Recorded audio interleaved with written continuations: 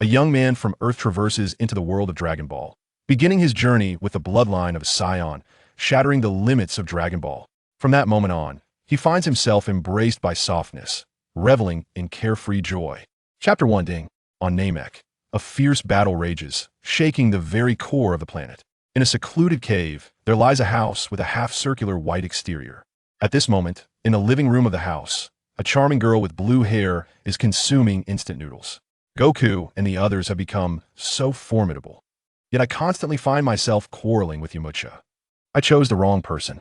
Fortunately, I kept my wits about me. Ever since Yamcha lost his fear of girls, he has become infatuated, or else I would have given him my first time. The blue-haired girl is Bulma. Reflecting on the years spent with Yamcha, she feels a pang of bitterness. Although Yamcha often retreats to train, leaving her alone, it is disheartening that when he does have time, he chooses to frolic with other girls. They have not gone shopping or on dates together for at least 9 out of the last 10 years. He shows no regard for her feelings, leading to countless arguments. Heaven and earth. Could he be so certain I cannot live without him? A thought suddenly crossed Bulma's mind. She quickly shook her head. Forget it. He's dead now. It's pointless to say anything. After finishing her noodles, Bulma felt the ground tremble beneath her, sighing, their battle is so grand now, and I am powerless to assist. Having gathered a few pieces of clothing, Bulma entered the bathroom. Her garments glided over her fair skin, falling away. Turning on the hot water, she began to shower. Suddenly, a figure appeared in the bathroom. Jiangling held a bowl in one hand and chopsticks in the other, staring blankly at the changing scene. Who are you? Goku, save me! Bulma exclaimed upon seeing the man who had appeared so suddenly. However, to Jiangling's ears, her words sounded like screams, followed by unintelligible chatter. He was momentarily taken aback, then took a bite of his food. Ding! System activation successful. Please select your gender. 1. Male. 2. Female. 3. Hermaphrodite. 4. Asexual. What the heck? Jiangling was astonished to see such options. I must choose the first one. Ding! Selection successful. Please choose your gift pack. 1. Saiyan bloodline, 10 cents of beans. 2. Three-eyed people bloodline, 20 cents of beans. 3. Invisible people bloodline, 50 cents of beans. 4. Jiangling. Invisible people bloodline? If I were in my original world, I would have chosen that, but now I choose the first. In the Dragon Ball world, many powerful beings can sense energy, making invisibility rather useless. Ding! Selection successful.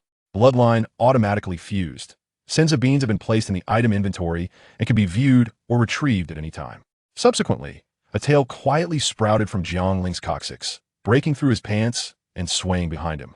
Why are you so silent? How did you get in here? A big man like you must be here to spy on me bathing, engaging in lewd acts. Am I destined to lose my virginity here? I've never given it to Yamcha, and he's always off training, being a lecher. At this moment, Bulma had wrapped herself in a towel, her face tense, continuously talking to ease her nerves and bolster her courage. Jiangling suddenly realized he could understand her words. Ding! This is one of the invisible benefits provided by the system. Fluency in Dragon Ball language. Jiangling nodded, gazing at the wary Bulma. Hello. Don't think that just because you're handsome and acting polite, you can win me over. Let me tell you, I have many powerful friends. Listening to Bulma's barrage of words, Jiangling felt his head buzzing, unable to absorb any of it. He set down his bowl and chopsticks, cleared his ears, and displayed a hint of impatience. Extending his hand, he directly covered Bulma's mouth, a threatening look on his face. If you keep talking, I won't just silence your mouth. Their postures were uncomfortably close. Bulma blinked her large eyes, fearfully nodding. Seeing this, Jiangling licked his dry lips. He had to admit, Bulma's figure was exquisite, and he was struggling to maintain his composure. He released her mouth, picked up his bowl and chopsticks, and turned to leave the bathroom. Watching him exit, Bulma let out a long breath, patting her chest as her ample bosom quivered, creating ripples that were utterly enchanting. Yet, a new question arose within her. Approaching the mirror, she glanced at her figure from side to side. Am I not pretty enough? Not charming enough? Why did that lecher remain unmoved earlier? Girls often grapple with such conflicting emotions. Jiangling walked into the living room, only to discover the ground trembling beneath him. He hastily finished the last few bites of his meal, set down his bowl and chopsticks, and stepped outside. Cave. A sense of foreboding crept into Jiangling's mind as he approached the cave entrance, gazing at the scenery beyond. The land stretched infinitely before him, dotted with sparse trees unlike any he had seen on Earth. They resembled the trees from a comic, the ones on Namek. Jiangling paused, piecing together the clues, and concluded that he was indeed on Namek. This indicated that the storyline of Dragon Ball had progressed to this point. However, there was a significant drawback during this period: the rapid escalation of combat power, with leaps of thousands to billions. Feeling the vibrations of the ground, Jiangling contemplated that they were likely caused by the battle between Sun Wukong and Frisia. He turned around and walked back into the house, where Bulma had just finished her shower. Jiangling, without hesitation, took a seat beside her, his tail swaying behind him, his expression blank as he pondered. Bulma noticed the tail and was momentarily startled, cautiously asking, "Are you also a Saiyan?" At her words, Jiangling turned to look at her, initially intending to deny it, but then remembered he had transformed into a Saiyan moments ago. He shrugged and offered a polite smile, nodding as he replied, "Yes." The living room fell into silence once more. After a while, Bulma cautiously glanced at Jiangling, recalling his behavior from start to finish. She felt he posed no real danger. Rising, she retrieved a beverage from the refrigerator. "Hey, what would you like to drink?" Jiangling looked over and noticed a carton of milky liquid in the fridge, saying, "Just milk will suffice." "This." Bulma took out the milk and handed it to him. "Thank you," Jiangling replied with his usual politeness. Bulma relaxed her guard and inquired, "What is your name?" "You can call me Jiangling, and if you don't mind, you can call me husband." Jiangling responded with a serious expression, his sincerity palpable. Bulma wiped away a bead of sweat, realizing that this handsome individual had a rather unique way of thinking, even finding him somewhat adorable. Fortunately, her long acquaintance with Sun Wukong had fortified her mental resilience. Otherwise, she would have surely coughed up blood. "Then why were you in my bathroom earlier, carrying a bowl and chopsticks?" Bulma cast a glance at the utensils on the table and continued her questioning. Chapter 2. Unveiling potential in a moment of unexpected intrusion. As I was savoring a delightful meal at home, poised to grasp the last morsel of braised pork, you suddenly materialized before me. Jiangling shrugged, his expression tinged with helplessness. Were it not for his extensive reading of Dragon Ball novels, he would surely have attempted to berate Bulma for her impertinence in bathing in his presence. Observing the curiosity etched on Bulma's face, Jiangling continued, "I am Jiangling, male. I have one final question," she prompted. "You mentioned that all Saiyans are malevolent, with the exception of my Saiyan friend. Yet you appear quite amiable and have a gentle demeanor. What is your perspective?" Jiangling pondered for a moment before fabricating a benign lie. "I am different from those Saiyans. I was lost on another planet since childhood. Perhaps it is the environment that shaped me." "Ah, I see," Bulma exclaimed, enlightenment dawning upon her. The living room descended into a tranquil silence. Jiangling, by nature reticent, preferred solitude, quietly engrossed in his own pursuits. At this moment, he closed his eyes, summoning the system within his mind. System. Open the menu. Name. Jiangling, gender male. Bloodline Saiyan. Combat power 100. Nutrition sign. Combat power of 100. Even Gohan could dispatch me with a mere finger. "I suppose I can only bully Bulma," Jiangling remarked wryly. His attention then shifted to the lottery section, revealing the presence of a lottery chance. "The system truly adores me." Beep. "Host, I cherish you." Sending hearts. System. Initiate lottery. As soon as Jiangling issued this command, a spinning wheel materialized in his consciousness, adorned with an array of splendid items and skills. With a whirl, the wheel spun faster and faster, until a flash of light illuminated the pointer, landing on a skill, flight technique. Jiangling nodded appreciatively. This skill was remarkably practical, an essential asset. Upon opening his eyes, a glimmer of excitement flickered within them. Just as he was about to venture outside to test his newfound ability, the ground trembled violently. Bulma, seated on the sofa, was jostled precariously. Cracks began to spiderweb across the ceiling. Jiangling is gas sharpened, sans signe impending danger. In the next instant, the ceiling shattered and debris rained down, one piece hurtling towards Bulma. She noticed it too, but the tumultuous shaking rendered her unable to steady herself and evade. The stone loomed larger in her vision, terror compelling her to scream. Seeing this, Jiangling levitated, unaffected by the tumultuous ground, and delivered a powerful punch. With a resounding thud, the stone was deflected aside. "Ouch, that hurts!" Jiangling exclaimed, cradling his reddened hand and blowing on it fervently. While the large stone would have been lethal to an ordinary person, it posed no mortal threat to Jiangling, whose combat power rendered him capable of withstanding such an impact. After all, the average human's combat power hovers around 35. Gradually, the earth ceased its shuddering. Bulma, with sincere gratitude, expressed her appreciation. "Thank you, Jiangling." It's quite normal for a man to protect a woman, Jiangling remarked, waving his hand dismissively. At that moment, the living room became dim. Jiangling turned his gaze towards the entrance, realizing that dusk had fallen. Didn't we just summon the dragon? Bulma pondered aloud. The dragon's second appearance, Jiangling mused, resting his chin on his hand, contemplating the narrative at play. This second manifestation of the dragon was prompted by the Elder's resurrection. As the dragon's wishes remained unfulfilled, Jiangling recalled that the current wish was to transport all inhabitants of Namek to Earth, leaving only Goku and Frieza to engage in battle. Alas, Krillin must have perished in the process. Jiangling sighed, lamenting the loss of witnessing Krillin's sacrifice and Goku's furious transformation into a Super Saiyan, a quintessential moment in Dragon Ball lore. Lost in thought, the silhouettes of him and Bulma vanished from the room. In a remote area of Earth, lush trees surrounded a verdant meadow dotted with delicate flowers. The melodious chirping of birds harmonized with the gentle babbling of a brook. Suddenly, over 100 figures materialized, adding a touch of congestion to this picturesque scene. "We're back," Bulma exclaimed joyfully. Gohan, Piccolo, and Vegeta wore serious expressions, clearly aware of their relocation to Earth. Krillin, however, was absent, having met his demise at Frieza's hands, thus igniting the Saiyan saga. Jiangling inhaled the fresh air deeply, exhaling slowly. Nearly 100 Namekians encircled the tall, elderly Namekian seated upon a chair, their revered elder. "Elder, what is happening now? Elder, it's so good to see you," the crowd exclaimed in a cacophony. Jiangling pondered for a moment before squeezing his way to the front. "Elder, I have heard you possess the ability to unlock potential. Could you assist me in this endeavor?" The elder glanced at him, momentarily startled by the tale behind him, mistaking him for yet another malevolent scion.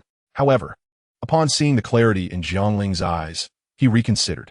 This young man does not appear to harbor ill intentions. At that moment, other young Namekians chimed in. "Please, do not trouble the elder. His time is limited. Let him enjoy his remaining days. You must be an evil scion, right? If you wish to fight or kill, I shall accompany you, but please do not trouble the elder." The elder, with wrinkles etched on his face and age spots evident, smiled gently and said, "It is of no consequence. This skill will not harm me." "But elder, there are no buts. I shall assist him," the elder pronounced with authority. Hearing this, Jiangling expressed his gratitude. "Thank you, elder. Come here, child," the elder beckoned, extending his hand for Jiangling to approach. The large palm rested upon Jiangling's head, initiating the unlocking of his potential. Jiangling instantly felt a warm sensation enveloping his body, as if shackles were being released. "Ding! You have received the elder's potential unlocking, enhancement of strength acceleration." Jiangling glanced at the system menu, astonished to find his combat power had reached 500 points. Remarkable. If only a few more were to come. Alas, this phenomenon cannot be stacked unless the ancient Kai's latent potential is unlocked. Chapter 3. The Killing Intent of Piccolo. Jiangling observed the status displayed by the system, feeling quite pleased. The enhancement he had received was immensely beneficial, having arrived late with relatively low strength. He now believed that with this newfound advantage, it would not be long before he caught up with the main forces. "Your potential has been fully developed. Thank you, elder." Jiangling expressed his heartfelt gratitude. "It's no trouble. I hope you will support my kin in the future." The elder waved his hand, casting a glance at the other Namekians present. He cleared his throat and recounted the events that had transpired on their planet during this period to his people. "Dear sons, this planet is called Earth. Before my life comes to an end once more, I shall share the story with you." Jiangling listened to the introduction, then quietly withdrew from the group of Namekians, returning to Bulma's side. At that moment, the Earth warriors absorbed Gohan's narration, coming to understand the reality of Krillin's sacrifice and Goku's transformation into a Super Saiyan. The others expressed their sentiments. Vegeta's expression darkened. The detestable Kakarot had actually surpassed him in attaining the Super Saiyan form. Feeling disgruntled, he cast a glance at the crowd and suddenly noticed Jiangling's tail. "You are a Saiyan? Does it matter whether I am a Saiyan?" Jiangling replied. Vegeta, taken aback by the Scion's retort, felt his irritation intensify. "Since you possess a tail, you must be a Saiyan. Should you pay your respects upon seeing me?" Hearing this, Jiangling narrowed his eyes.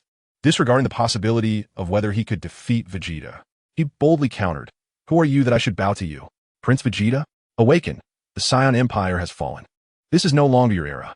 Are you still proud of your princely status? Or is it the bloodline of elite warriors that you cling to? Look at the remaining Saiyans. Besides you, me, Kakarot, and his son, how many are left in the universe? What use is your identity? What value does your pride hold? A deposed prince posturing before the subjects of another nation? With that, Jiangling vented the pent-up frustration that had been brewing within him. Yet, he suddenly recalled that Vegeta likely possessed a combat power of at least 1 or 2 million, which made the situation somewhat awkward. Vegeta clenched his fists, glaring intently at the weak Saiyan before him. The energy surrounding him surged, hinting at an impending eruption. At that moment, the severely injured Piccolo was healed by Dend. The healer. Piccolo swiftly positioned himself before Vegeta, demanding, "What do you intend to do?" He had never been fond of Vegeta, and now that someone was rebuking him, he was elated. Vegeta regarded Piccolo, his gaze flickering. He was aware that Piccolo's strength had significantly increased. Engaging him would likely yield no decisive victory. Vegeta turned away, heading toward a nearby tree, resting his back against it and closing his eyes to meditate. Deep down, he understood. Jiangling's words were not without merit. It was merely a matter of pride. Upon witnessing Vegeta's departure, Piccolo nodded at Jiangling. "Thank you, Piccolo," Jiangling responded with a smile. "No need for gratitude. I've always found that fellow rather disagreeable," Piccolo remarked, a faint smirk tugging at the corners of his mouth. Beside them, Bulma exhaled, placing a hand on her chest. That Saiyan was terrifying. "Are all you Saiyans so intimidating?" Jiangling quickly interjected. No, I am quite gentle." On King Kai's planet, Yamcha, Tien, and Kaiatsu, who had perished during the Saiyan invasion, gathered on this diminutive celestial body. Their expressions were tense as they gazed at King Kai, who wore sunglasses, his antennae trembling slightly, and beads of cold sweat dotting his brow. The explosion of Namek may have claimed Goku as well. Yamcha, Tien, and Kaiatsu were taken aback. Oh dear, why must he provoke Frieza? Now, facing death a second time, the Dragon Balls are powerless. King Kai sighed, realizing he must convey this grim news to his friends. After all, Goku was, in a sense, his half-apprentice. Techniques like the Kaioken and Kamehameha had been learned from him, fostering a bond between them. "I will take the initiative," Yamcha declared, establishing a connection with Bulma on Earth through King Kai. Bulma, it's Yamcha." Hearing his voice, Bulma responded, "Yamcha? Yes. I'm communicating with you through King Kai. I have some news." "Go ahead," Bulma nodded, her tone noticeably more subdued than before. Yamcha continued, "Goku may already be dead." "It's all right. The Dragon Balls can bring him back," Bulma reassured. "The Dragon Balls cannot resurrect someone a second time." "What should we do then?" Bulma's composure shattered at this revelation. She had forgotten that the Dragon Balls could not grant a second chance at life. "So let us mourn. You must also inform Chi-Chi," Yamcha said gravely. Jiangling, listening nearby, turned to Bulma. "The Dragon Balls on Namek can grant unlimited revivals." "Really?" Bulma's sorrow transformed into surprise. Then approached, nodding emphatically. "Indeed, our wish orbs can revive without limit, but only one person per wish." King Kai exclaimed, "Goodness!" Yamcha echoed, "Goodness! So we grieve for nothing?" Yamcha then pondered a pressing concern. However, if Namek has exploded, the eternal dragon would perish upon resurrection. Bulma, as previously ignited hope, dimmed again. After the explosion, there was no air, and Goku's revival would lead to asphyxiation. Could we not summon my father's soul and then resurrect him? Or revive him on Earth? Gohan looked up at Bulma, his eyes innocently questioning. "Ah, that's a splendid idea. We could indeed do that," Bulma exclaimed, slapping her thigh and causing ripples across her fair skin, which captured Jiangling's unwavering attention. King Kai remarked, "Goodness." Yamcha echoed again, "Goodness." The elder recounted the events leading up to the present, and the Namekians appeared enlightened. Suddenly, someone inquired whether the inhabitants of Xeno village had not been resurrected. "How peculiar." Vegeta, with his eyes closed in contemplation, replied nonchalantly, "You must be referring to the village I annihilated. I have since severed my ties with the Frieza force. Hence your wishes did not restore those lives." The Namekians clenched their teeth in frustration, powerless against such a formidable adversary. Piccolo's gaze sharpened as a resolute determination surfaced within him. He had assimilated with the Namekian warrior Nail, acquiring his memories, and his sense of identity with his race surged profoundly. At that moment, a true murderous intent ignited within him. Cough, cough. "As I mentioned, my time is nearly at an end. Muley, the position of elder shall henceforth be entrusted to you, and the Dragon Balls will shine once more." The elder's voice gradually faded. "Understood," Muley nodded solemnly. "May peace eternally embrace Namek." With those final words, the elder transformed into countless specks of light, vanishing from sight. Elder! Elder! The Namekians called out in unison, but received no response. A profound sorrow enveloped their hearts. To them, the elder was akin to a parental figure, and indeed, this was the truth. Rest in peace, elder, Piccolo murmured softly. Dondi glanced at Piccolo, his eyes gleaming with realization. I understand now. You have merged with Nail. Piccolo regarded him silently, a faint smile gracing his lips. Chapter 4. Bulma's profound impression. Jiangling silently observed the elder's departure, a sigh escaping his lips. The elder's legacy would endure. After all, he had unlocked Jiangling's potential. Soon after, the newly appointed elder Muley approached. I apologize, Earthling. Might you provide us with a place to rest? We shall seek a habitable planet once the Dragon Balls are restored. Bulma responded with a sweet smile. You are welcome to stay at my home. It is quite spacious, and we will need your assistance with the Dragon Balls. Thank you very much. Muley replied with a smile. Hey, Jiangling, do you have a place to stay? If not, you can come live at my house, Bulma casually suggested, glancing at him. Jiangling was taken aback, a grin spreading across his face. I come from an unknown origin. Are you not afraid of me? Bulma blinked, her cheeks flushing as she recalled their first encounter, where Jiangling had done nothing to warrant fear. She felt a sense of trust towards him. After a brief pause, Bulma declared, You are a good person, but do not let my beauty lead you astray. Jiangling nodded. Staying at Bulma's home for a while would be beneficial. He could also utilize the gravity training room to enhance his strength. Bulma glanced at Vegeta, who leaned against a nearby tree, hesitating before calling out, Hey, you should come stay at my house too. After all, you have nowhere else to go. Vegeta, overhearing her loud declaration, wiped a bead of sweat from his brow, muttering, What an uncouth woman. Aunt Bulma, may I come stay with you? Gohan asked, appearing as if he had committed a misdeed. Bulma scratched her head in confusion. Why? Oh, why? Chi-Chi must be heartbroken. She sighed, I haven't touched my homework at all. I'm going to be scolded. Gohan pouted, poking his fingers at each other. Laughter erupted among the crowd, filling the air with a lively atmosphere. Soon, Bulma's father arrived in an enormous airship, transporting over 100 Namekians to the company in West City. The company occupied a vast area, comfortably accommodating more than 100 Namekians. Jiangling followed Bulma to her home. I have a favor to ask of you. Bulma replied with a teasing smile. Oh, you were so aloof on Namek. And now you need my assistance? Jiangling remained silent, gazing at her intently. This girl, she even dares to tease me. All right, Bulma chuckled lightly. What do you need? I need you to help me create a gravity training chamber. Jiangling explained. Ah, you mean like the one in Son Goku's spaceship? That is simple enough, but how will you compensate me? After a moment of contemplation, Jiangling replied earnestly, I shall dedicate myself to you. As if I would want you. Bulma's cheeks flushed slightly as her gaze inadvertently drifted to his handsome face, his tall stature, and his well-defined yet perfectly proportioned muscles, causing her heart to flutter unexpectedly. Bulma's private laboratory was a treasure trove of research equipment. She had been a prodigious genius since childhood, inventing laser guns at an early age. Who could deny her brilliance? In her youth, she even acquired gravity technology from the Galactic Patrolman, GAC, making the construction of a gravity training chamber a piece of cake for her. As Bulma diligently worked on the gravity training chamber, Jiangling immersed himself in studying the system, yet he could not discern its intricacies. Suddenly, a notification startled him. Beep! Congratulations to the host for arriving on Earth. You have one opportunity to extract Earth skills. Do you wish to proceed? Such fortune? Without a moment's hesitation, Jiangling opted to extract. Extracting. Beep! You have obtained the energy ball. Are you kidding me? This move is as common as dirt in the universe. Jiangling scoffed. Although the technique was weak, it could be unleashed in rapid succession, something that anyone with a modicum of combat ability in the universe could perform. Do you know how to use it?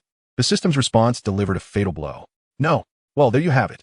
Jiangling felt a sense of unease creeping in, scratching his head as he suspected he had been deceived by the system. After waiting for half an hour, he inquired about the progress. What is the rush? I've already completed the core components. The external framework just needs to be sent to the factory for the workers to handle. Bulma rolled her eyes, wiping the sweat from her brow with a white towel. Despite the air conditioning, the environment was quite warm due to the core component construction, making it impossible to lower the temperature sufficiently. The sweat soaked through Bulma's clothing, revealing the blue fabric beneath. Were your eyes wandering? Bulma noticed Jiangling's gaze and immediately placed her hands on her hips, glaring at him. Coughing, Jiangling hastily looked up at the sky, insisting no. Bulma retorted, "You were so serious when you weren't dressed, but now that you're fully clothed, you become so untrustworthy." While she complained, she settled onto the sofa and lowered the air conditioning. "This job is exhausting." Hearing her grievances, Jiangling's expression shifted as he retrieved 2 beans. He had been pondering how to repay Bulma for her creation of the gravity training room, and now the beans were perfectly suited for the occasion. "Here, these are beans." Beans?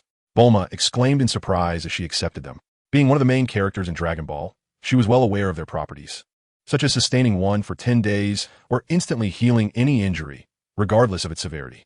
Given that Korin Tower produced only a few beans each year, they were incredibly precious. Bulma solemnly handed them back, but Jiangling stopped her, assuring her that he had plenty and she needn't be polite. His generous demeanor left a deep impression on Bulma, reminding her of the first time she had encountered Jiangling in the bathroom. Chapter 5. At Chi-Chi's house. Jiangling contemplated the current avenues for enhancing his strength. The options were limited to the hyperbolic time chamber of the Supreme Kai and the gravity training room that Bulma was nearing completion on. However, given that the Supreme Kai did not know him, would he allow him access to the chamber? Jiangling pondered this dilemma. At that moment, Bulma, having regained her energy from a bean, emerged from the bathroom, freshly bathed. "Jiangling, accompany me to Chi-Chi's place." "What for?" Jiangling asked, somewhat perplexed. Bulma shrugged her shoulders, exasperated. "I can't have Gohan staying here indefinitely, can I? The poor kid is still too afraid to go home." Jiangling recalled that Gohan, having neglected his homework, had ended up at Bulma's house with the rest of the group. "All right." He nodded and headed towards the door. "Hey," Bulma called out, stopping him. Jiangling turned, his eyes filled with curiosity. "What is it?" Bulma looked at him, rolling her eyes at his puzzled expression. "You're going out in that outfit? It's filthy and reeks." With that, she displayed a look of disdain. Jiangling glanced down at his attire. "Well, this is what I brought with me during my travels. It does seem a bit odorous." Embarrassed, he scratched his head and admitted, "I don't have any clean clothes." "I'll have someone buy you some," Bulma replied. With that assurance, Jiangling promptly entered the bathroom.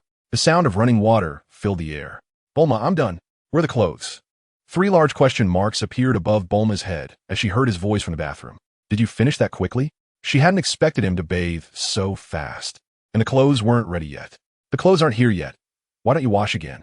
Suddenly, the bathroom door swung open, and Jiangling stepped out. Bulma shrieked, instantly turning away. "What are you screaming for?" Jiangling scratched his head, bewildered. "Are you not wearing any clothes?" "I'm not, but I have a towel." Bulma turned to glance, and indeed found herself wrapped in a towel. However, upon seeing his physique, her face flushed. He was robust and perfect, embodying a golden ratio with 6-pack abs, and his tail swayed behind him. Unwiped droplets of water trickled slowly down the lines of his muscles. Coupled with his handsome features, he presented a captivating image of a wet, alluring man. Bulma's cheeks instantly reddened. Her voice softened. The clothes haven't arrived yet. Please wait a moment." With a bashful expression, she lightly bit her lip, her hands clutching the edges of her towel, her body feeling slightly awkward. Jiangling waved his palm in front of her. "What is wrong?" Startled by his action, Bulma regained her composure and chuckled. "It's nothing. Nothing at all." After a brief wait, the clothes finally arrived. Bulma's family, being the wealthiest in the world, had procured only the finest luxury garments. Once Jiangling donned the attire, his handsome appearance transformed his aura entirely. Upon exiting the laboratory, Bulma's mother, Mrs. Brief, approached them. With her beautiful visage always adorned with a smile, her golden curls made her look almost like Bulma's sister. Upon spotting Bulma and Jiangling, Mrs. Brief's eyes sparkled. "Oh, Bulma, is this your new boyfriend?" "He is even more handsome than the last one." Bulma shot her a glare. "Mom, he is not my boyfriend, okay?" "Oh, is that so? Can I have him then?" Mrs. Brief teased, covering her mouth with a playful grin, her gaze sweeping over Jiangling. "No way," Bulma promptly refused. Mrs. Brief, with a teasing smile, remarked, "You say he is not your boyfriend, yet you want tea, let me have him. You truly break your mother's heart." Bulma, Jiangling was taken aback.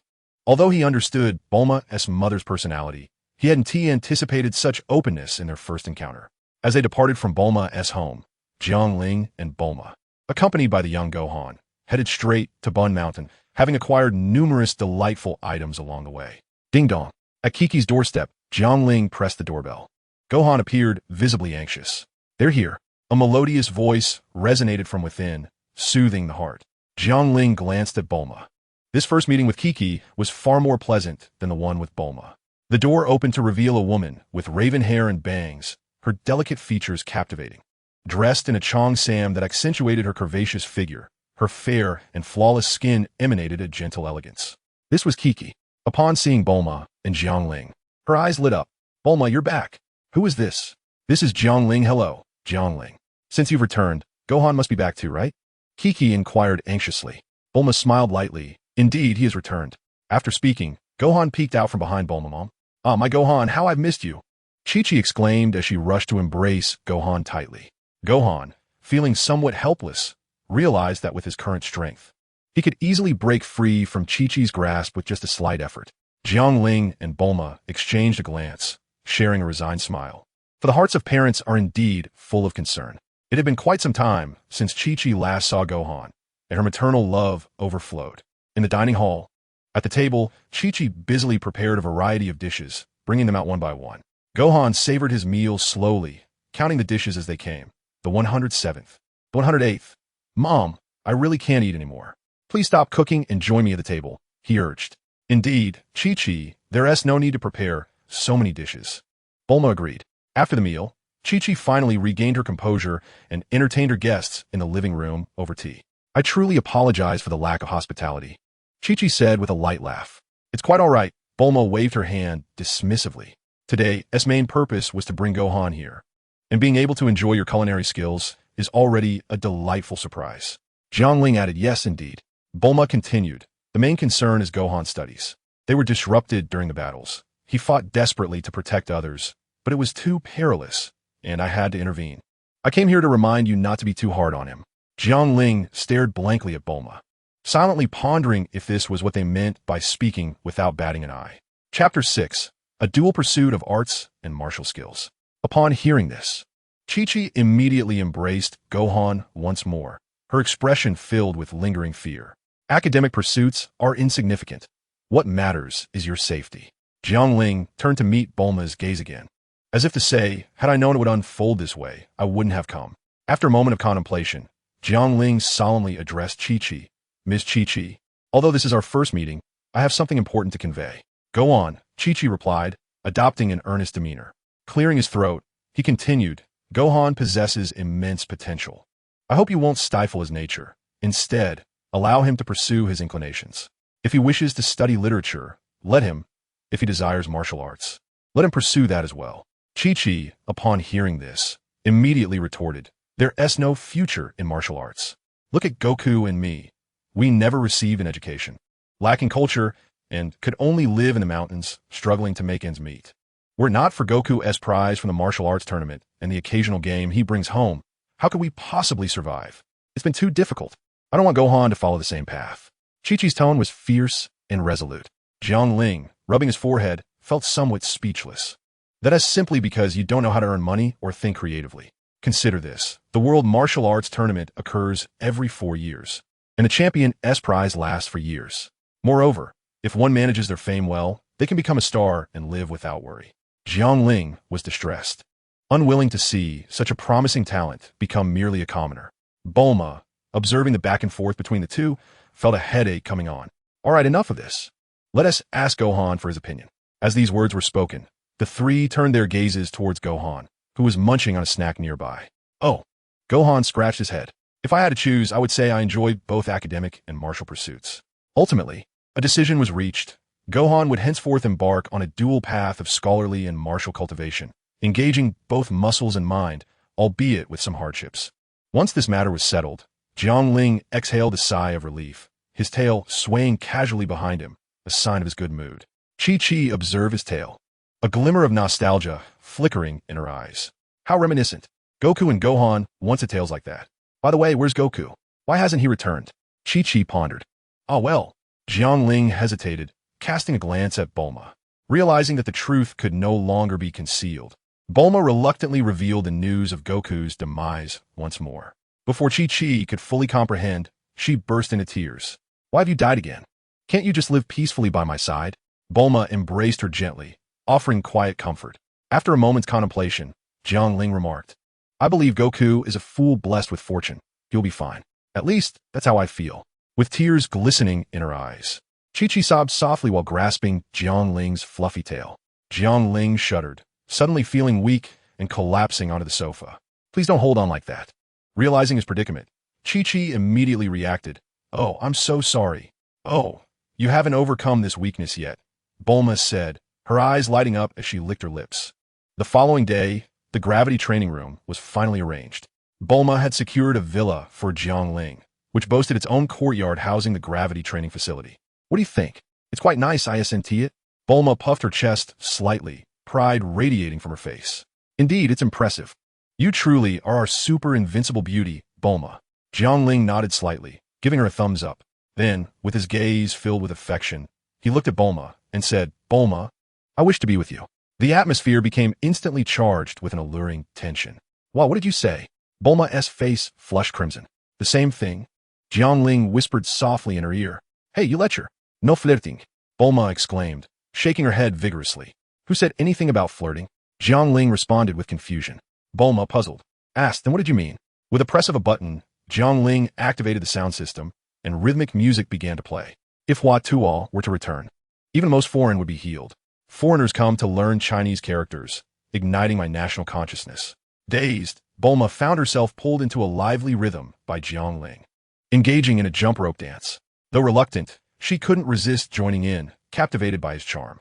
An hour later, Bulma collapsed onto the sofa, her face flushed and breathless, clearly exhausted from the vigorous exercise. Unbeknownst to them, time flew swiftly, and over 100 days passed in the blink of an eye. Jiang Ling had diligently trained in the gravity room for more than 100 days, progressing from an initial gravity of twice his weight to an astonishing 20 times. Considerable progress has indeed been made. Furthermore, there is delightful news. The Dragon Balls of Namek are now usable. Bulma gathered everyone at the expansive lawn of her company, including Jiang Ling, Master Roshi, Launch, Piccolo, Vegeta, and a multitude of nearly 100 Namekians. Where are Krillin and Gohan? Bulma remarked, glancing at her watch with mild exasperation. Just then, Gohan arrived, soaring through the air with Krillin on his back. Aunt Bulma, he exclaimed, waving enthusiastically. Why are you so late? Bulma inquired. Well, we had some extra tutoring before coming, Krillin replied with a smile. Dressed in a chi-pao that accentuated her perfect figure, Chi-Chi applied a light touch of makeup. She had changed outfits in anticipation of Goku's return. Bulma, you look even more beautiful, Chi-Chi complimented, addressing her long-haired friend. Oh, I've just aged a bit. You are truly the beautiful one, Bulma said, waving her hand dismissively, though a smile betrayed her delight at seeing her dear friend after 6 months. Hello, Aunt Bulma, Gohan said, looking up at her. At only 6 years old, he was still quite small. Gohan, you've grown a lot. But you should call me sister now, Bulma replied, squatting down with a grin. Okay, Aunt Bulma, Gohan cheerfully responded as he ran over to greet Piccolo with a radiant smile. Uncle Piccolo, long time no see, he exclaimed. Piccolo merely nodded coolly in acknowledgement, saying nothing further. Now that everyone is gathered, let us summon the eternal dragon, Bulma declared loudly, turning her gaze towards Dandy. Jiang Ling followed suit, aware that the Dragon Balls of Namek could only be summoned using the Namekian language. Dandy raised his hands and began to chant, Come forth, Purunga, and grant my wish. Jiang Ling tilted his head, realizing he could understand this. Ding, a reminder, the host is proficient in the Dragon Ball language, which encompasses all languages within the Dragon Ball universe. What a revelation. Jiang Ling had initially thought it was a universal language, only to discover it encompassed all dialects of the Dragon Ball realm. As he pondered this, the sky grew dark and the Dragon Balls on the ground shimmered. With a swift sound, a colossal dragon materialized before them. Bulma gazed in awe at the Namekian dragon. It's enormous. Chapter 7. The Resurrection of Yamcha. A massive figure shot forth from the Dragon Balls, transforming in midair into a mighty dragon with 2 robust arms. Brave warriors who have gathered the 7 Dragon Balls. I shall grant your wish to the best of my ability, the celestial dragon declared expressionlessly. At that moment, the Grand Elder Muley stepped forward. Earthlings, this wish shall be granted to you. We shall wait for the next time, he announced. Thank you, Grand Elder, Bulma replied with a smile. For the first wish, let the souls of Krillin and son Goku be transferred here, Dandy stated, nodding as he turned and articulated the wish in Namekian. As the dragon's eyes flickered with a crimson light, it spoke. Klin's soul has been transferred, while son Wukong's soul cannot be moved, for he is not yet deceased. Wukong is still alive. Then why does he not return home? Kiki exclaimed loudly. The others began to murmur among themselves. Master Rashi tapped his smooth head and declared, I understand. He must be afraid of Kiki. How rude, Kiki retorted. Master Rashi continued, let's first revive Klin. Bulma furrowed her brow. Dandy then made his second wish. The dragon nodded, and a small figure materialized before the group. The shiny, bald head gleamed under the lights, capturing everyone's attention. It was none other than Klin, his face still wearing a look of bewilderment, clad in the attire of Frisia's army, commonly referred to as burial garments.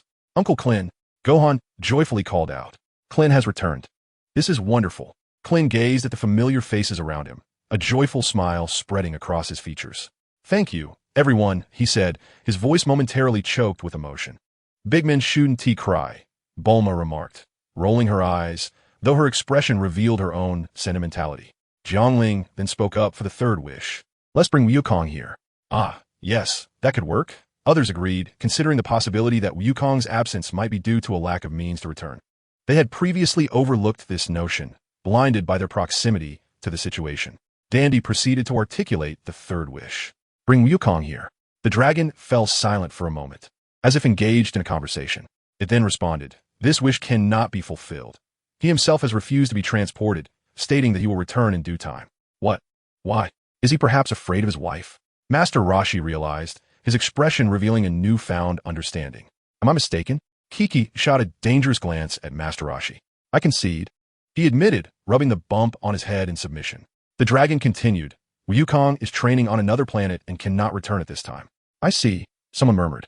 It makes sense, he is indeed a training fanatic. In the corner, Vegeta's gaze sharpened. Damn it, Kakarot is still relentlessly training since becoming a Saiyan. He vowed to himself, I will surely attain Super Saiyan status. With this thought, Vegeta turned his eyes toward the latest spacecraft designed by Bulma's father, Dr. Briefs. He stormed inside and activated the ship.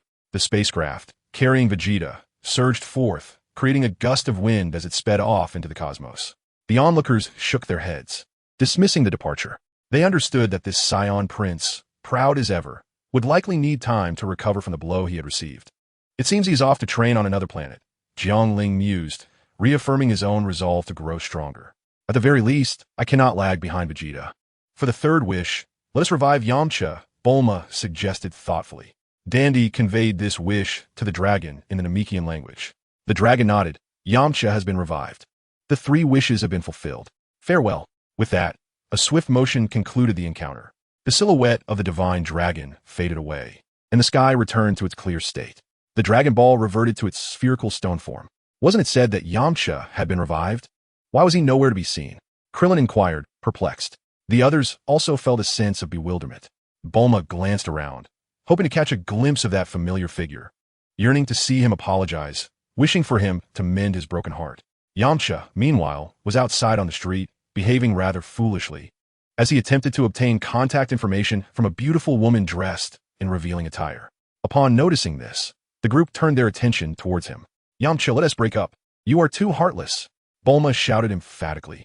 Yamcha, upon hearing her, jumped 3 feet in the air. Oh yeah, we're finally breaking up. Woohoo. Bulma, feeling a surge of relief, was approached by Jiangling, who patted her shoulder gently and said, let us celebrate your return to singlehood with a party. Before long, the festivities commenced, with the Namekians singing and dancing joyfully. Mrs. Brief circulated among the guests, serving juice and refreshments. Others gathered around the dining table, enjoying food and engaging in lively conversation. Bulma reclined in a lounge chair, holding a wine glass, gently swirling its contents while gazing dreamily at the stars above. Jiangling noticed her and approached, holding his own glass, softly asking, what are you thinking about? Nothing, Bulma replied with a slight shake of her head, forcing a bittersweet smile as she looked at the handsome Jiangling. In her current melancholic state, she felt no interest in anything, such as love. Jiangling too gazed at the starry sky, his thoughts drifting among the celestial bodies, pondering the nature of companionship. Some individuals remain devoted for a lifetime, while others may change partners multiple times in a single week.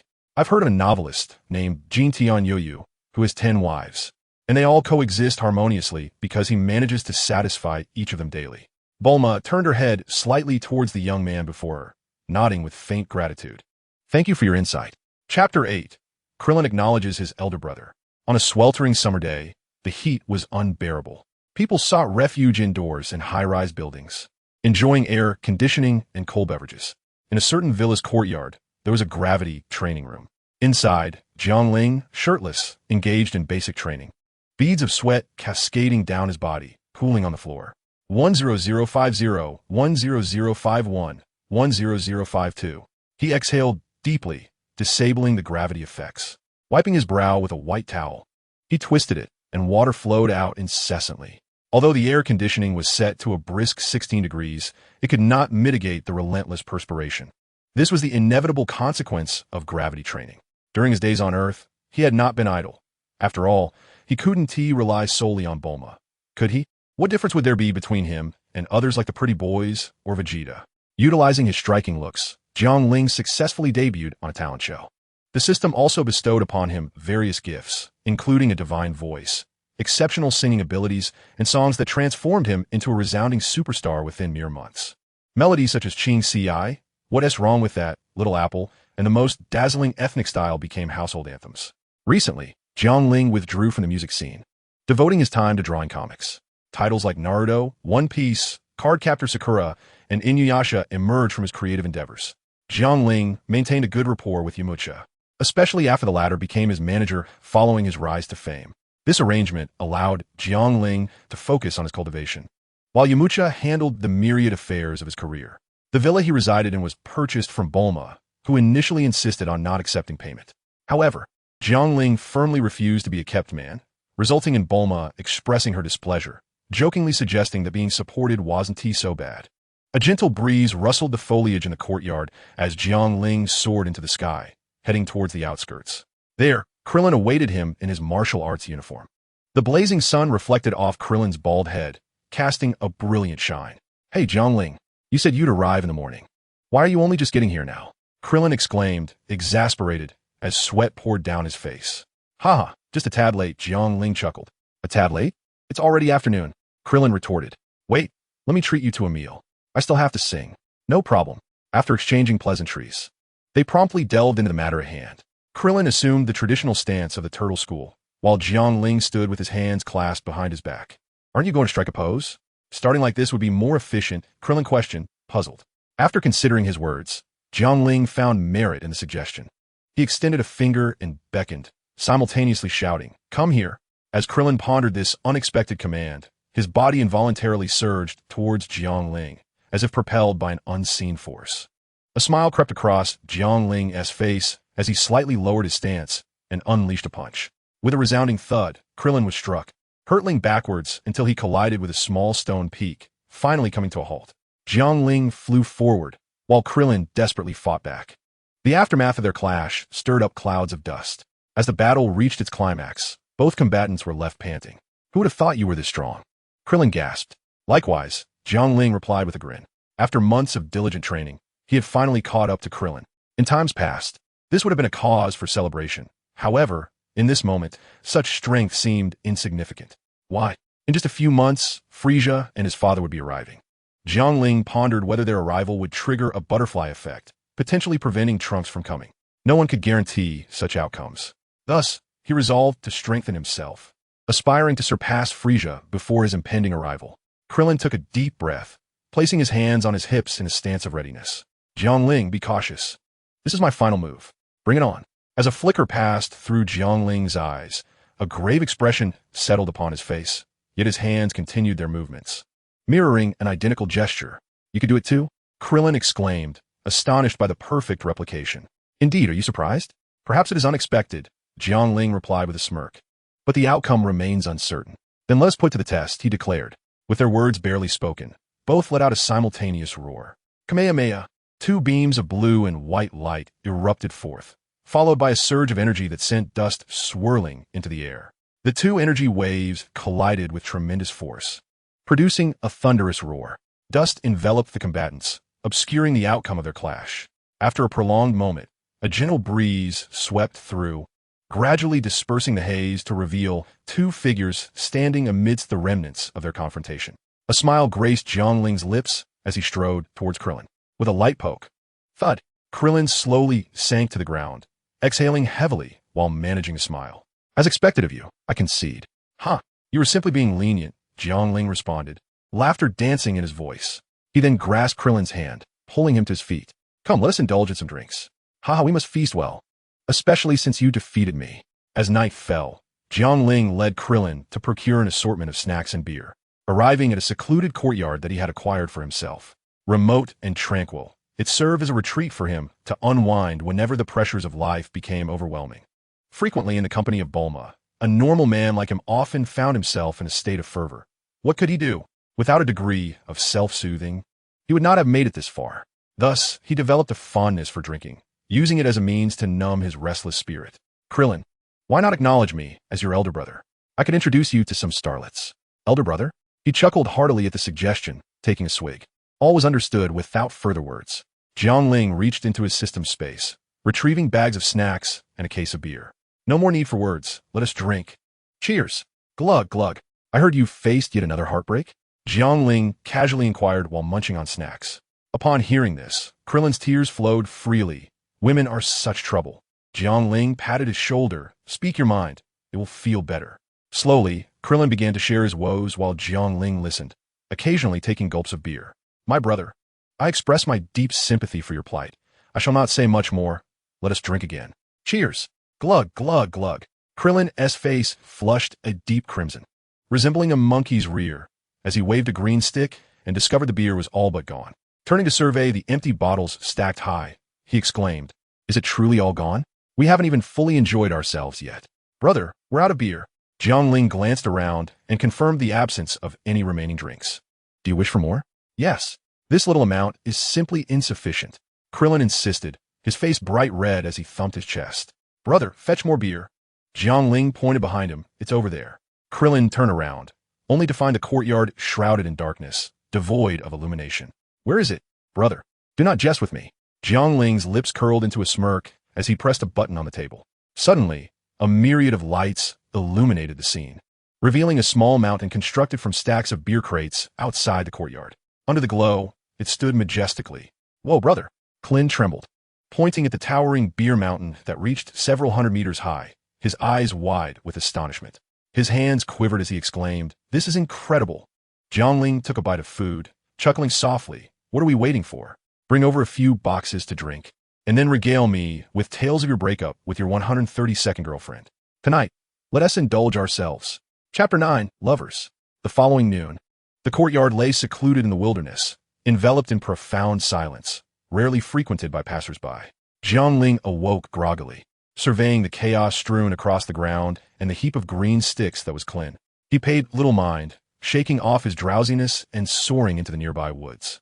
Jiangling understood that it was likely beyond his grasp, yearning to break free from his shackles. A forcibly restrained fruit is never sweet.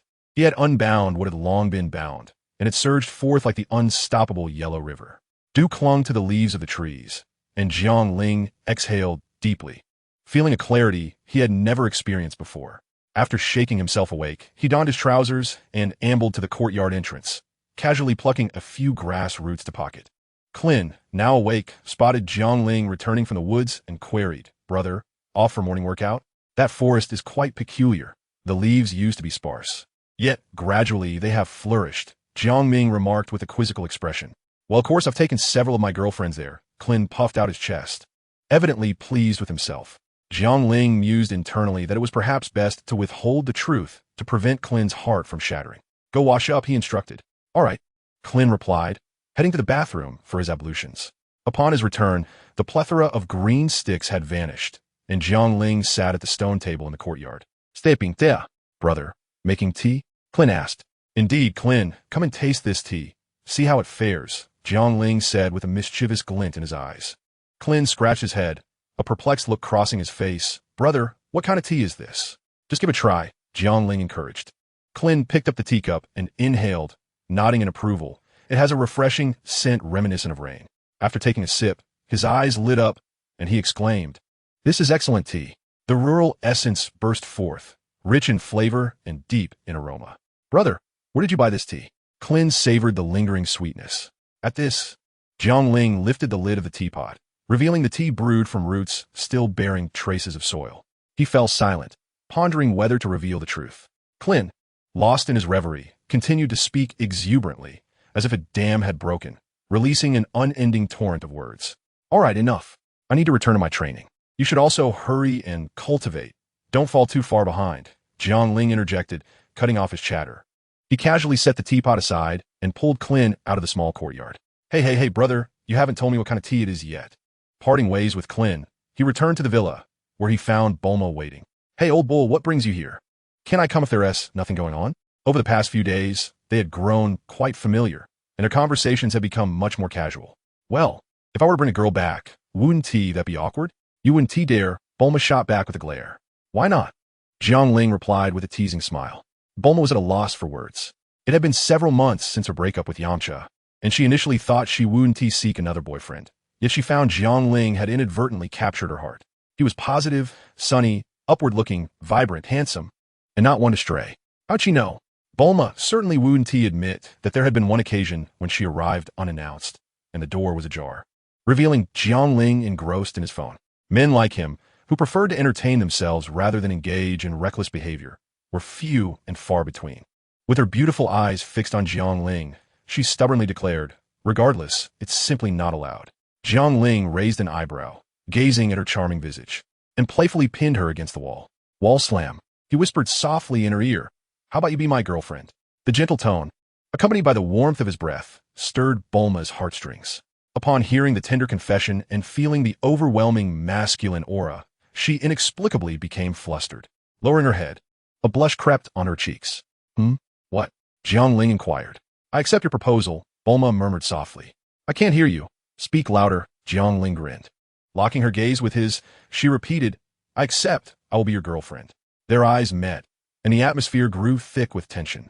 Jiang Ling tilted her chin, and she closed her eyes. Their lips met, breaths mingling. Hey, what are you doing? Bulma swatted Jiang Ling's wandering hand away, playfully scolding. We just defined our relationship, and you're already getting handsy? Well, it's perfectly normal for a couple to be a bit affectionate. Jiang Ling chuckled awkwardly, scratching his head.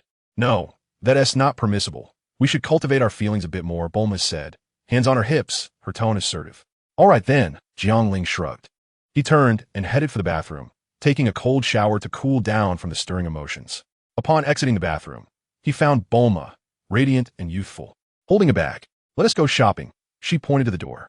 Jiang Ling hesitated. Can't we skip it? What do you think? Jiang Ling lamented. It seemed that having a girlfriend came with its own set of complications, at least a few more trivial matters to attend to. Chapter 10. Rising Above the Darkness. Time flowed gently onward, and the bustling life filled each of Jiang Ling's days. His strength steadily progressed. One day, after calculating the time, he felt it was about time to head to Corinta. Beneath the towering Corinta, a few tents housed a father and son, the enduring guardians of the Corinta sanctuary. Jiang Ling chose not to disturb them, instead employing his aerial technique to ascend to the lofty heights of the Corinta. Upon entering, he was greeted by the sight of a bipedal white cat, wielding a scepter and exuding a cheerful demeanor. Beside it stood a rotund figure clad in warrior attire, a sword sheathed at his side, who merely glanced over, indifferent, as he indulged in snacks. Those familiar with the original tale recognized the white cat as the master of Corinta, known colloquially as the Corinta sage. The plump figure, infamous for consuming centuries' worth of magical beans, is none other than the nefarious Akarobi, masquerading as a flesh-clad Yasuo. Brave warrior who has ascended to Corinta, what brings you here? Inquired the Corinta cat. To partake of the divine water, one must climb from the base of the tower, step by step, and endure my trials. Jiang Ling waved his hand dismissively. No need for the divine water. It requires a pure heart to avoid succumbing to its poison. While I believe my heart is indeed pure, I would not dare to gamble, for I, Huang, am sworn against the treachery of poison. His words rang with righteous conviction. The Corinta cat responded, Then, what is the purpose of your visit today? With a smile, Jiang Ling produced a bounty of chicken breast from his system space. Corinta sage, I must confess, I wish to exchange these for magical beans. The Corinta cat, initially puzzled, found itself salivating at the aroma of the chicken. As its paw reached out, Jiang Ling took a step back, retracting the meat. Might I inquire if this could be a fair trade? It is well known that a cat's desire for chicken or bird meat is deeply ingrained in its nature. Fish are but a last resort for them. Certainly, the Corinta cat nodded vigorously, its eyes gleaming with longing, fixated on the chicken breast. How much do you possess? Jiang Ling, grinning, gazed intently at the Corinta cat.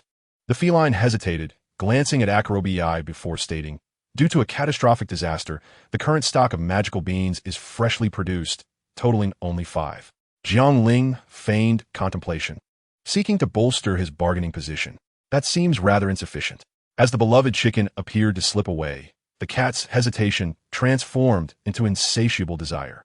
It declared in truth, "I possess over 50 treasured beans." However, upon hearing of the additional beans, Jiang Ling's heart soared with delight, an unexpected boon. Yet, he maintained a composed facade, merely inquiring, "However, what? You must deliver chicken to me weekly. These magical beans are exceedingly precious." "Not a problem," Jiang Ling promptly agreed, subsequently receiving the 50-plus magical beans. From his system space, he retrieved a capsule, pressed a button, and tossed it to the ground. With a resounding boom, the refrigerator materialized. The Corinta cat, having long shunned the outside world, was bewildered by this contraption. Akirabai possessed a modicum of knowledge regarding this matter, having spent a period of time in the city, albeit retreating to Corinta due to social anxiety. Jiang Ling patiently elucidated the concept. This contraption is known as a multifunctional solar refrigerator. It allows one to preserve or freeze any leftover meat, which can be retrieved for cooking at a later time.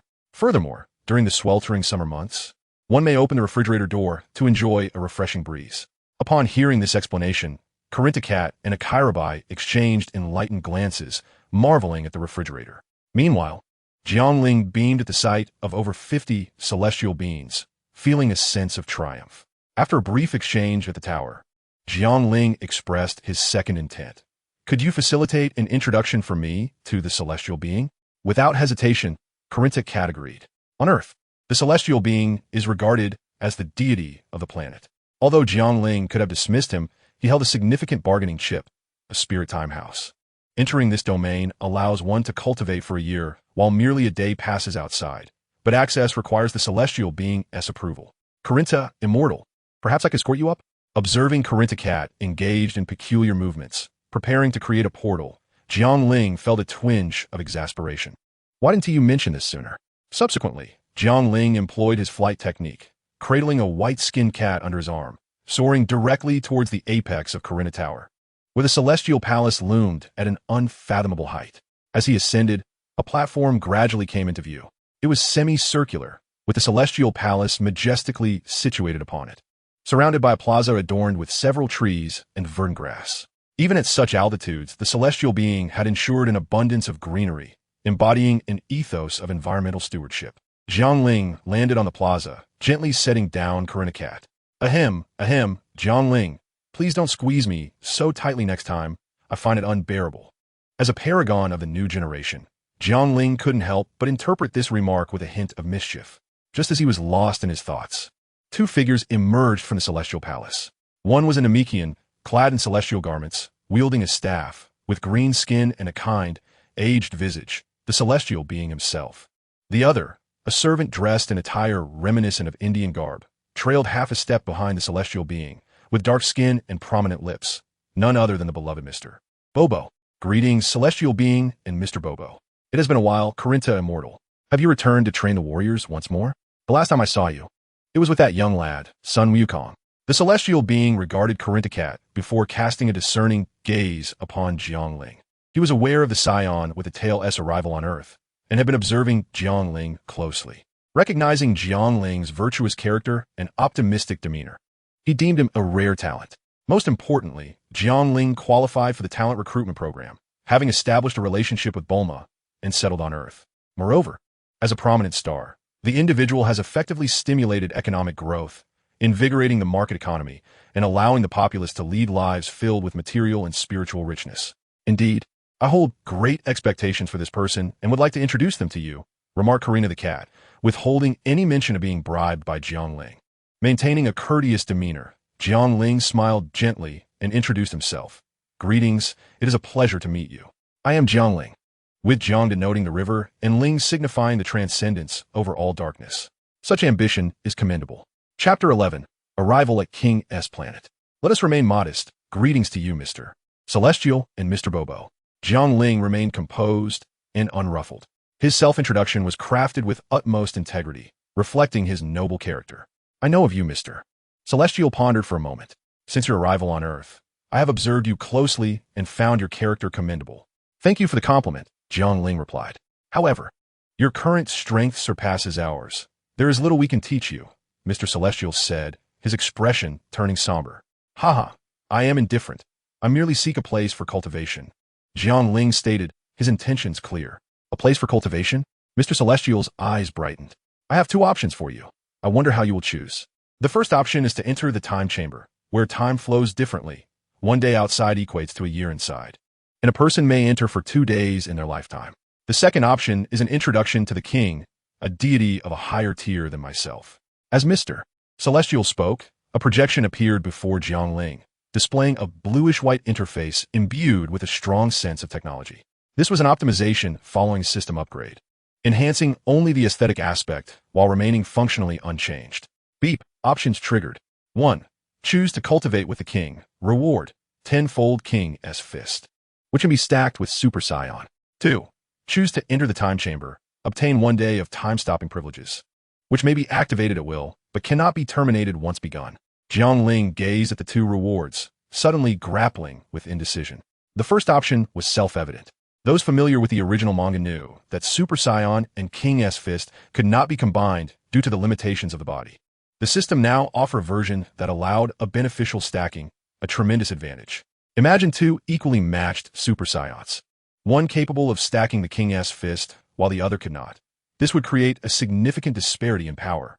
The second reward was even more extraordinary, the ability to stop time. While it had certain limitations, such as being irreversible once activated, the implications were profound. The potential applications in both battle and daily life were immense, particularly regarding his long-standing pursuit of Bulma. After a moment of contemplation, Jiang Ling suddenly laughed. Only children make choices. I shall take both. Mr. Celestial was taken aback before bursting into hearty laughter. Very well, you possess great resolve. After a while, Mr. Celestial invoked an ancient incantation, transporting Jiang Ling before the imposing figure of the King of Hell. Jiang Ling gazed up at this colossal being, momentarily taken aback. The King of Hell, impeccably dressed in a tailored suit, sat at his desk, attending to official matters. Are you heading to the King of the Realm? He inquired. Indeed, Jiang Ling nodded in response. I wish you good fortune, the King of Hell remarked, allowing Jiang Ling to embark upon the serpent path. Once he traversed this serpentine route, he would arrive at Planet King, where the King of the Realm resided. For Jiang Ling, with his current capabilities, this was a mere trifle. Unlike the original tale, in which Wukong took half a year due to his limited strength, Jiang Ling, with a deft maneuver, vanished in an instant. As he soared through the air, he pondered the king's seemingly fortuitous farewell. Suddenly, he spotted a pavilion below. Curiosity compelled him to halt and investigate. Upon entering, he was immediately captivated. A multitude of alluring maidens, clad in revealing attire, posed before him. Could a young man like Jiang Ling possibly resist? Just as he was about to indulge, several beauties revealed their true forms. Large serpent demons. Sister, it's been ages since I've savored flesh, one hissed. Indeed, sister. Delectable meat is a rarity, another echoed. Alas, we missed the chance to feast on Sun Wukong's flesh.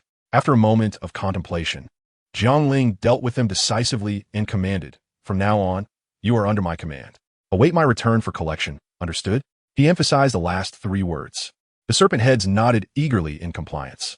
Transform into human forms, Jiang Ling ordered with a stern gaze. Instantly, several stunning maidens knelt before him, their forms enchanting. Taking a deep breath, he recited the heart-purifying technique and turned to leave. He was still a boy, and this was not the place for such entanglements. He would resolve matters with Bulma upon his return before attending to these little demons. Jiang Ling silently vowed and resumed his journey toward Planet King. With his current swiftness, it was not long before he beheld the serpent's tail. Standing atop the tail, he gazed skyward, where a diminutive planet loomed. So small was it that the number of characters the author updated in a day could circle it several times. After a brief observation, Jiang Ling ascended into the air. The moment he set foot on Planet King, the system's voice chimed. Ding! The first option has been completed. Rewards have been credited. There is a second option. Please continue your efforts. A smile graced Jiang Ling's lips. Feeling the 10-fold gravity of Planet King, he stretched his shoulders, unfazed, for he had long since acclimated to such weight.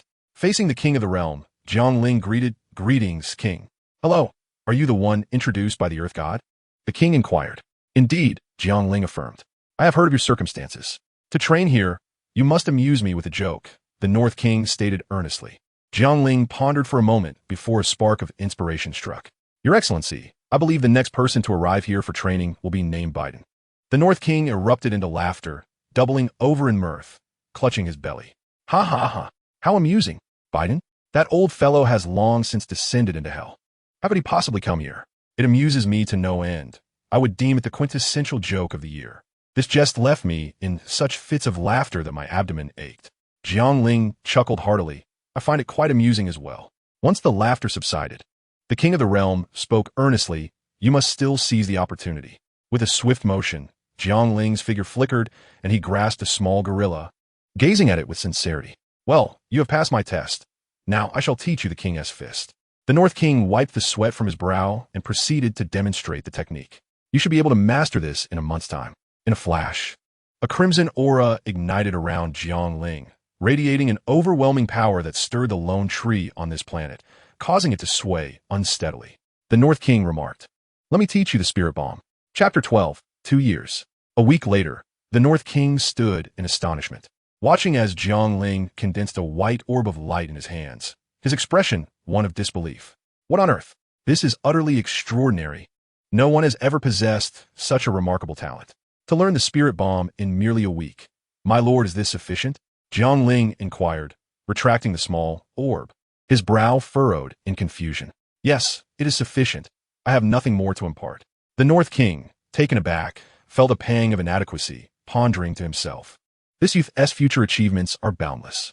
With a hearty laugh, Jiangling stretched, draping his arm around the North King's shoulders as they sat at a table. Raising a glass of beer.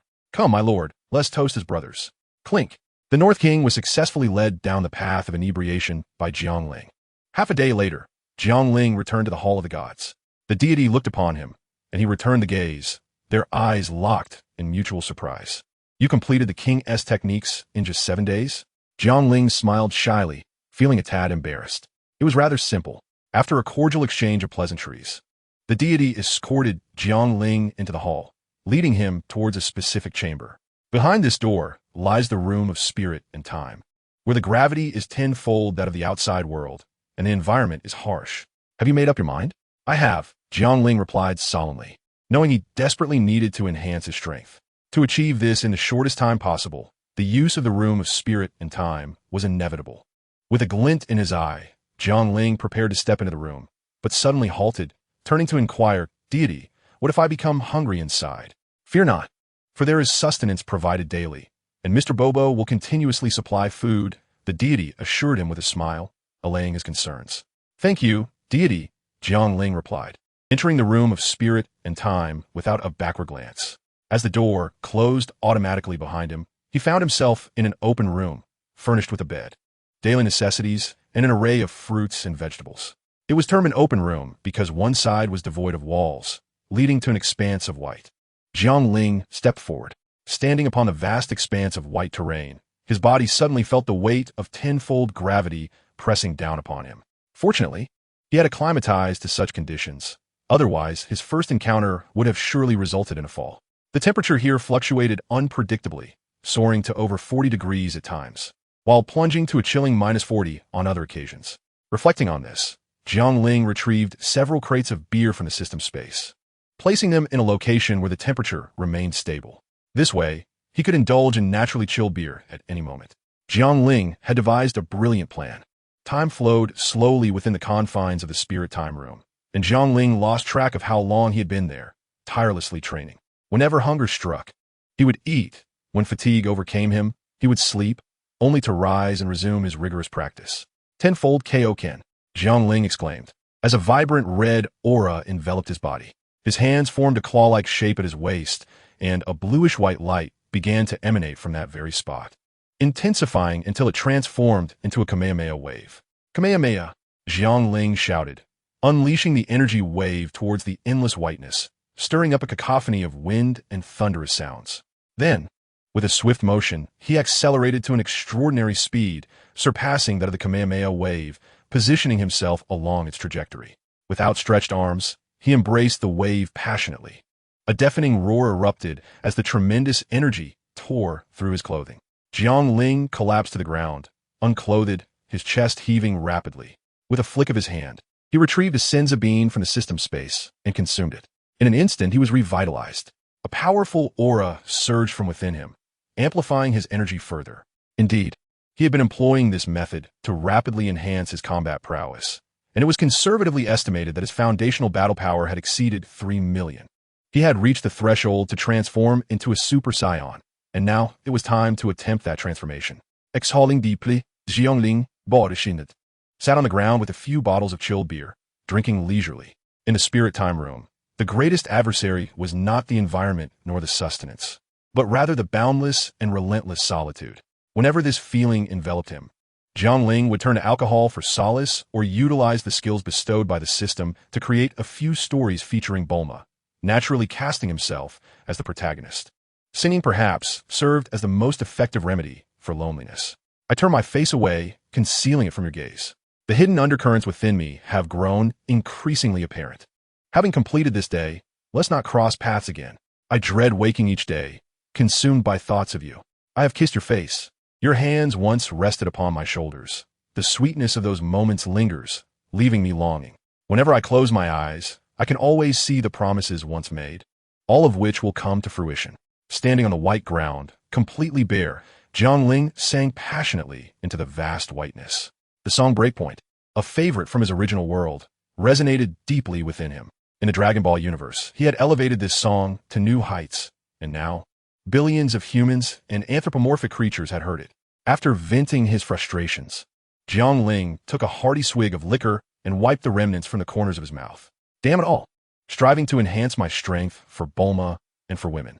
Suddenly, a surge of power coursed through him, prompting him to hurl the beer bottle into the distance. He then unleashed an energy blast that struck the bottle with precision. Hurrah! With a carefree demeanor, Jiangling, undraped, commenced a new round of training. Outside the Temple of the Gods, 2 days passed swiftly. The deity and Mr. Popo were meticulously tending to the grass in the plaza, engaging in idle banter about amusing happenings on Earth. Have you noticed? There is an online author named Today has words who has taken 10 wives as beautiful as Jade. The deity remarked with surprise. Can he truly handle that? As far as I know, humans typically adhere to monogamy to protect the male, he continued. Mr. Popo shrugged. Indeed, that is the norm, but this author is exceptionally gifted, managing to satisfy them all and reveling in nightly festivities without a care. Remarkable, the deity mused, reflecting on the extraordinary individuals in the world. Shifting the conversation, he added, however, have you noticed that celebrity promoting erroneous values and leading others astray? Mr. Popo pondered for a moment and replied, are you referring to that Akun? Precisely. Chapter 13. The task in the bustling plaza of the Temple of the Gods. The wind stirred the trees. Both the deity and Mr. Popo wore contemplative expressions. At that moment, Jiangling emerged from the temple, his handsome visage reminiscent of the stars. His tall figure showcased perfectly sculpted muscles, clad in a white shirt and shorts, exuding an air of serene detachment. Greetings, deity Mr. Popo. It's been 2 years since we last met. Jiangling beamed with a natural, sunny smile, as if time had not diminished his spirit. The deity paused, then chuckled. For you, 2 years have passed, while for us, merely 2 days. Haha, true enough.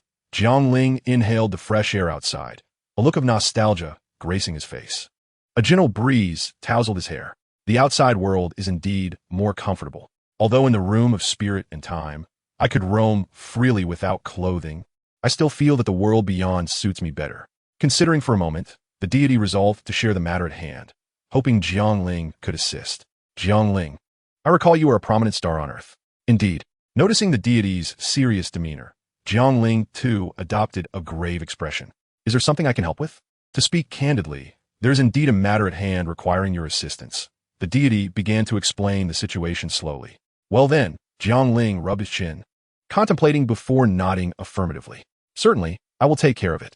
I entrust this to you, the deity stated solemnly. The future of the new generation of youth on Earth relies on you. Understood, Jiangling replied, then leapt off the platform of the Temple of the Gods. Soaring through the air, he felt the wild winds rush past him, clouds sweeping by, while his mind sank into an unparalleled tranquility as he glided past Corinta. The Carden cat and Yakalobe were left utterly astonished. It was only when they descended closer to the ground that Jiangling activated his aerial technique and soared into the sky, heading directly for West City. Soon, he arrived at Bulma's residence, which sprawled over an expansive area. Although Bulma lived with her parents, she resided in a separate dwelling. At that moment, she was indulging in a bath, relishing the soothing warmth. Meanwhile, Jiangling appeared outside the house, effortlessly entering the premises. Following the sound, he navigated his way to the bathroom, opened the door, and stepped inside. "What are you doing here? Get out!" Bulma exclaimed, her eyes wide with surprise. Jiangling took a deep breath. Throughout the 2 years in the hyperbolic time chamber, thoughts of her had consumed him. He reminisced about her laughter, her beauty, her tenderness, and even her fiery temperament.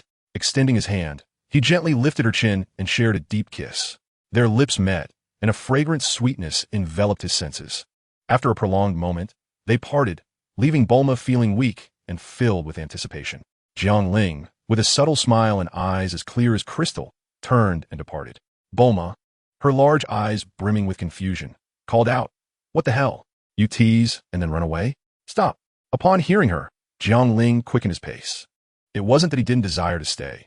He had a mission to complete and lacked the time for any frivolous romantic interlude. "You're not a real man," Bulma shouted indignantly. "You'll understand soon enough." Jiangling's voice echoed back as he continued to leave. How infuriating. Bulma stomped her foot, sending ripples of agitation through the air. In West City, outside a concert venue, a throng of teenage fans queued eagerly to enter. They brandished glow sticks, neon boards, and various support materials, their faces alight with fervor as they chanted incessantly, "Akun, Akun," above and below. Only Akun reigned supreme. At the back of the line stood a strikingly handsome man, wearing a mask and sunglasses, silently observing the scene. This Akun has transformed his fans into a cult, Jiangling murmured to himself. He made several calls on his phone, issuing commands to revoke Akun's artist, singer, and actor statuses, effectively erasing all traces of his identity. He ordered the withdrawal of all related resources, including films, television shows, and music, forbidding any further public performances or concerts. As these directives were executed, a few staff members emerged from the concert venue. "The Akun concert has been canceled. The next date is to be determined. We kindly ask all fans to exit in an orderly manner." At this announcement, the fans erupted in discontent. "Do you even know what you're saying? You've just offended Akun. Do you have any idea how hard he has worked? By canceling his concert, what are you expecting him to do? We, the fans, won't let this slide." "Very well. You think this is a good idea? Tomorrow, no. Today your stock market will plummet, and your company's value will evaporate." Just then, a luxurious, elongated vehicle arrived on the scene, and a group of individuals descended from it. 10 bodyguards, 2 assistants, 2 makeup artists, 1 agent, 1 financial manager, 1 lifestyle manager, 1 chef, and 1 fashion designer stood outside. Yet, the main star had yet to make an appearance. The luxury car swayed, emitting a series of indescribable sounds from within. Upon witnessing this, fans were moved to tears. My beloved Akun is working so hard, still practicing his dance in that cramped, shabby vehicle. Indeed, despite being such a prominent star, he drives such a modest car, which speaks volumes of his frugality. Moments later, a creature of avian descent, Akun, emerged slowly, his steps unsteady. He was accompanied by a woman clad in revealing attire, her figure alluring and her complexion as rosy as a peach. The fans erupted in excitement once more. "Oh, my Akun is so caring. That woman clearly looks unwell, and he has been tending to her for quite some time. Yes, Akun is so gentle. I feel immense pride for having such a remarkable star." Akun gazed at the fervent fans, cleared his throat, and offered a slight smile that was both enchanting and captivating. "Cough, cough, dear fans, I have been silenced. Let's take up arms and identify the culprits." "What? Akun? So gentle, and they dare to silence him? Who could it be?" The fans shouted in a frenzy, filled with venomous words. Observing these fanatics, whose rationality had been eclipsed, Jiangling believed that with a mere command from Akun, the fans could easily topple the entire concert hall before them. He shook his head and walked out resolutely, ready to soar into the air at the mention of Akun's name. Chapter 14. Bulma's thoughts in a desolate wilderness. Akun was unceremoniously cast onto the ground. His delicate features bore a fierce glare as he fixed his eyes upon Jiangling. "I care not for the tricks you used to bring me here. You had best release me. Should you refuse, my fans, my company, and the deity of entertainment, Jiangling, will undoubtedly seek retribution." Jiangling chuckled, a cold smirk dancing upon his lips as he casually removed his mask and sunglasses, revealing a sun-kissed, handsome visage that radiated masculinity. Akun, a half-animal creature, widened his eyes in disbelief at the man before him. Jiang, Jiangling, why have you silenced me? My breakout hit, your beauty is too much, was penned by you. I owe my rise to you.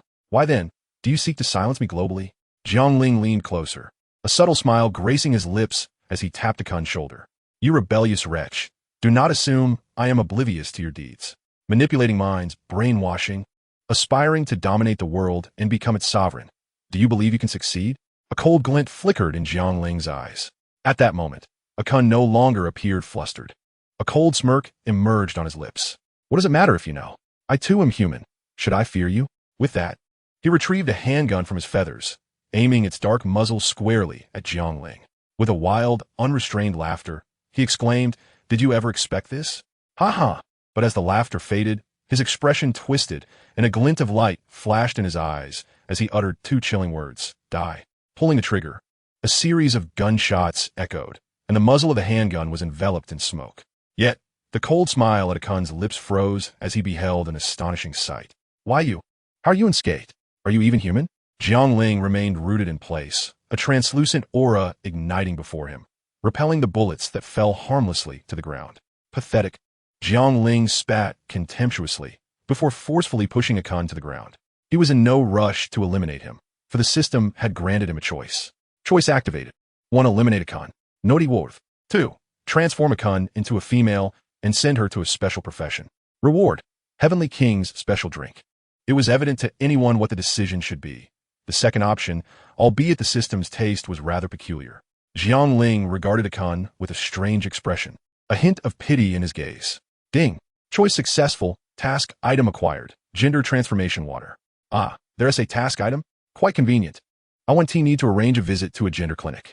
Jiangling smiled as a vial of liquid materialized in his hand. Do you wish to live? Akun, lying on the ground, nodded fervently. Yes. Then drink this vial of water. Jiangling extended the bottle towards him. Without hesitation, Akun gulped it down, his will to survive evidently strong. He would grasp any glimmer of hope. Gulp, gulp. The bottle was drained, and his physique began to transform. His posterior rounded and plumped, while his chest gradually swelled. Curves formed, and his cheeks became charmingly rosy, with a pair of alluring, watery eyes that ensnared the heart. Jiangling inhaled sharply, astonished by the formidable potency of the gender transformation water. At that moment, he felt compelled to exclaim, "Incredible! Rise, I grant you your chance at life." Jiangling said with a gentle smile. Thank you, Jianggod. Huh, my voice. Akun sensed something was amiss. Her voice now resonating with a feminine timbre, and upon touching her body, she realized something was amiss. What the hell, Jiangling? How did you turn me into this? Akun exclaimed angrily, though her voice was surprisingly melodious. Jiangling chuckled. Well, if you wish to survive, this is your only option. Ah, you pervert. You've robbed me of my manhood. Akun cried in frustration. Just forget about the eggs I laid for you. Fine, I won't, Jiangling replied dismissively, before swiftly knocking her unconscious. He then made a phone call. Shortly thereafter, a discreet van arrived, and from it emerged a burly man alongside a flamboyantly dressed madam. Ah, young Master Jiang, I see you have a task for me, the madam cooed, wrapping her arms around Jiangling's. His arms sank into the softness of her embrace, yet he remained unfazed, subtly withdrawing his arm as he pointed to the unconscious Akun. This one is for you. No problem. This is my specialty, she replied with confidence. The matron patted her chest, sending ripples of amusement. Jiangling's eyelids twitched as he turned away, gesturing for them to leave. Lacking in charm. The matron scoffed, feeling slighted despite her vibrant appearance. She then directed the burly men to load Akun into the vehicle before climbing into the van and driving away. Jiangling watched their departure, exhaling a sigh of relief, as if he could be tempted. Not to mention, he had a hungry Bulma at home, with several enchanting serpentine beauties awaiting him on the road. Nonetheless, the matron indeed possessed a stunning physique. Upon returning to the villa, he found Bulma waiting for him. Her blue hair cascaded elegantly over her shoulders, her bright eyes sparkling with allure, and her delicate cheeks bore a hint of melancholy. She wore a tank top that revealed her flat abdomen, complemented by short shorts that showcased her long, slender legs, dazzling Jiangling with their brilliance. Ahem.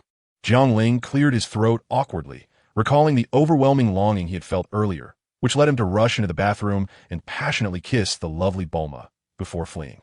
Now, he was at a loss on how to explain himself. Bulma spoke softly. You are my boyfriend. After teasing me, you can't just run away, you know. What do you want? Jiangling thought of Bulma's fiery temperament and anticipated that it would not be easy. What do you want? Bulma stepped forward, seizing the tail behind Jiangling. He instantly slumped into the chair. Since acquiring his Saiyan bloodline, he had not practiced with his tail, and now, with Bulma as his girlfriend, she discouraged any training. Feeling weak, Jiangling gazed silently at Bulma, only to be taken by surprise as she crouched before him and swiftly shed any hindrance. In mere moments, the little bird transformed into an eagle. Subsequently, Bulma wrapped her arms around his neck, their eyes locking as she slowly settled onto him. Outside the villa, the moonlight was radiant and the breeze whispered softly. Chapter 15. The Arrival of Frisia. The next morning, within the villa, Jiangling sat on the sofa, with Bulma nestled against him. Grapes. At this, Bulma plucked a grape and fed it to him. Pineapple. Jiangling continued. Bulma speared a piece of pineapple with a skewer and offered it to him. Milk. Jiangling paused before speaking again. Bulma took the milk and gently fed it to him, her actions tender and her gaze filled with affection. In her eyes, there was only Jiangling. Clearly, this fiery maiden had been successfully won over by him. As Jiangling reveled in her service, a thought suddenly struck him. Bulma, call me sister. Sister Bulma, the Namekian should be gone by now, right? Bulma nodded in affirmation. A few months ago, the Dragon Balls became usable, so we resurrected Tien and Kaiotsu. The third wish was for them to relocate to a suitable planet. What is the matter? Jiangling felt a wave of nostalgia. Unbeknownst to him, he had already been on Earth for a year. Indeed, a year has passed. How swiftly time flies, Bulma echoed with sentiment. A year ago, she had her first encounter with Jiangling in a rather comical manner in the bathroom. A year? Jiangling furrowed his brow, realizing that the situation was more complex than it appeared. A year had passed, which meant Frisia was about to invade Earth. At that very moment, he sensed numerous malevolent presences approaching the planet, two of which were particularly formidable. Jiangling rose to his feet, his gaze directed toward the sky. Simultaneously, a telepathic message from King Kai reached him. Jiangling, Frisia, and his father, King Cold, are on their way to Earth. With Goku absent, we must rely on you. Understood, Jiangling replied, his expression grave. Bulma, we have enemies again. It's Frisia from last time. What? He is still alive? Goku didn't kill him? Bulma could hardly believe it. I don't know, but I must go join the fight. Wait for me at home, Jiangling said solemnly. Bulma shook her head. I want to go. Stay here and wait for me, please. Jiangling gently ruffled her hair. Take me with you. After all, we have a Dragon Balls to bring us back. If we must die, let's die together. Tears welled in Bulma's eyes. Her concerns were not unfounded. Jiangling's strength was nowhere near that of Super Saiyan Goku. Very well, Jiangling conceded, but you must keep your distance. He placed a kiss on her forehead, then embraced Bulma and soared into the sky, possibly never to return. With that thought weighing on him, he departed, unaware that his arrival would herald Trunks' timely appearance. Across the globe, Tien Shinhan, Vegeta, Yamcha, Krillin, Gohan, Piccolo, Master Roshi, and others sense Frisia's ominous aura. Such a powerful evil presence. Why are they invading Earth? Hey, it's Frisia's energy. Didn't T-Dad eliminate him? Damn it, Kakarot, you fool. You failed to finish him off. In a remote, mountainous region stood a gravity training room. Vegeta had returned months prior and had been secluded there, training diligently. He felt the sinister energy and gritted his teeth, launching himself into the sky. He was aware that his strength might not be enough. Yet he still headed to the battlefield. The other warriors of Earth followed suit, pressing onward without retreat. Soon, Jiangling, with Bulma in his arms, reached a location a fair distance from the landing site. He closed his eyes, meditating quietly, awaiting the arrival of the others and Frisia's descent. Before long, the other Earth warriors arrived, including Vegeta. Humph! Vegeta noticed the gathered individuals and then Jiangling letting out a scoff. The Earth was on the brink of destruction, and no one could stop Frisia now. The Earth warriors regarded Vegeta with disdain, having previously experienced his wrath. Oh, it's Vegeta. Let us have a spar next time. Who is afraid? If you scream for your mother, don't blame me. Vegeta remarked with a huff. Then, a spaceship descended nearby. Vegeta spoke in a low voice. Quickly suppress your combat power. They possess detection instruments. Let us approach and discern their intentions. No need, Jiangling replied, shaking his head and soaring into the air. Arrogant fool, Vegeta retorted angrily. Jiangling turned back to cast a glance. Since you assert that we are all destined to die, what difference does it make whether it is sooner or later? Vegeta, sensing the logic in this enigmatic Saiyan's words, chose not to argue further. From Piccolo's gaze, he discerned agreement regarding the flight. Very well, if we must fly, then a swifter demise matters little. Vegeta conceded with a shrug. Jiangling instructed Bulma to remain still and await their return, then affectionately kissed her on the forehead. Bulma nodded in response. You too? Yamcha exclaimed, eyes wide as he observed the intimacy between Bulma and Jiangling, momentarily at a loss for how to react. In his youth, he had failed to appreciate Bulma's worth. Now, witnessing her gentleness, he felt a pang of regret. However, she was both his superior and friend, leaving him in a quandary. The sky whispered softly as a breeze swept through, causing the trees to sway. A single green leaf fell onto Yamcha's head. My esteemed father, you must aid me in avenging this wrong. Frieza, covered in pudding, spoke with malice. Beside him stood a formidable creature, his father, King Cold. Huh! This insignificant planet is ripe for destruction, Frieza declared, shaking his head. I wish to witness the despair of these humans as I eliminate them one by one upon his return. Ambitious, King Cold nodded in approval. Minions, assemble. Scour the earth and capture the humans. Do you understand? Understood. The minions began to disperse, but in the next moment, several energy blasts rained down upon the gathered soldiers. The blasts erupted, and with a resounding boom, a number of minions were obliterated, leaving only a few fortunate enough to evade the devastation. Who dares? King Cold and Frieza furrowed their brows, gazing at the figures atop the hill. At the forefront stood a tall, striking figure with raven black hair, exuding charisma even in casual attire. Among the group, his presence was particularly distinguished. It was Jiangling, accompanied by his companions. Chapter 16, Predicament. The wind howled as a gentle breeze swept across the battlefield, stirring up a cloud of dust. Jiangling, Yamcha, Tianjinhan, and Vegeta observed Frieza and his father below with cold resolve. The disparity in strength was evident, yet the warriors of Earth did not falter. Jiangling, endowed with the system, could not afford to retreat. At that moment, the system's voice resonated within Jiangling's mind. Choose to activate. 1. Flee from the battlefield. Reward. An everlasting tombstone. 2. Endure and await rescue. Reward.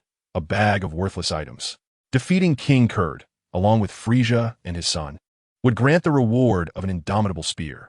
Jiangling could not help but scoff internally. The reward truly necessitated the selection of 3. Although the current situation was already quite gratifying, with several encounters in a single night, one could not deny that a man often yearns for even more. Selection successful. Please do not perish, host. Jiangling shot a glare back at the system, retorting, even if you perish, I shall remain unscathed. Curse this wretched system. A cold glint flashed in Frieza's eyes as he slowly uttered sentence. Jiangling rolled his eyes in exasperation, asking, what is this nonsensical language? Speak plainly. King Kurd glanced at his fallen subordinates with a detached expression. Indifferent to life, he regarded the loss of a few servants as inconsequential. Who are you? Since you have slain my subordinates, you shall now serve me, he proclaimed with a smirk. Jiangling chuckled lightly and introduced himself. I am Jiangling, affectionately known as Jiangshun by my fans on Earth. He gestured towards his companions. This is Yamcha, Tenshinhan, Piccolo, Krillin, Gohan, and Vegeta. Oh, Gohan and Vegeta, your son Frieza is familiar with. Pausing briefly, Jiangling continued. What brings you to Earth? What is the purpose of your visit? Frieza echoed the question before erupting into a sinister laugh. You inquire about my intentions?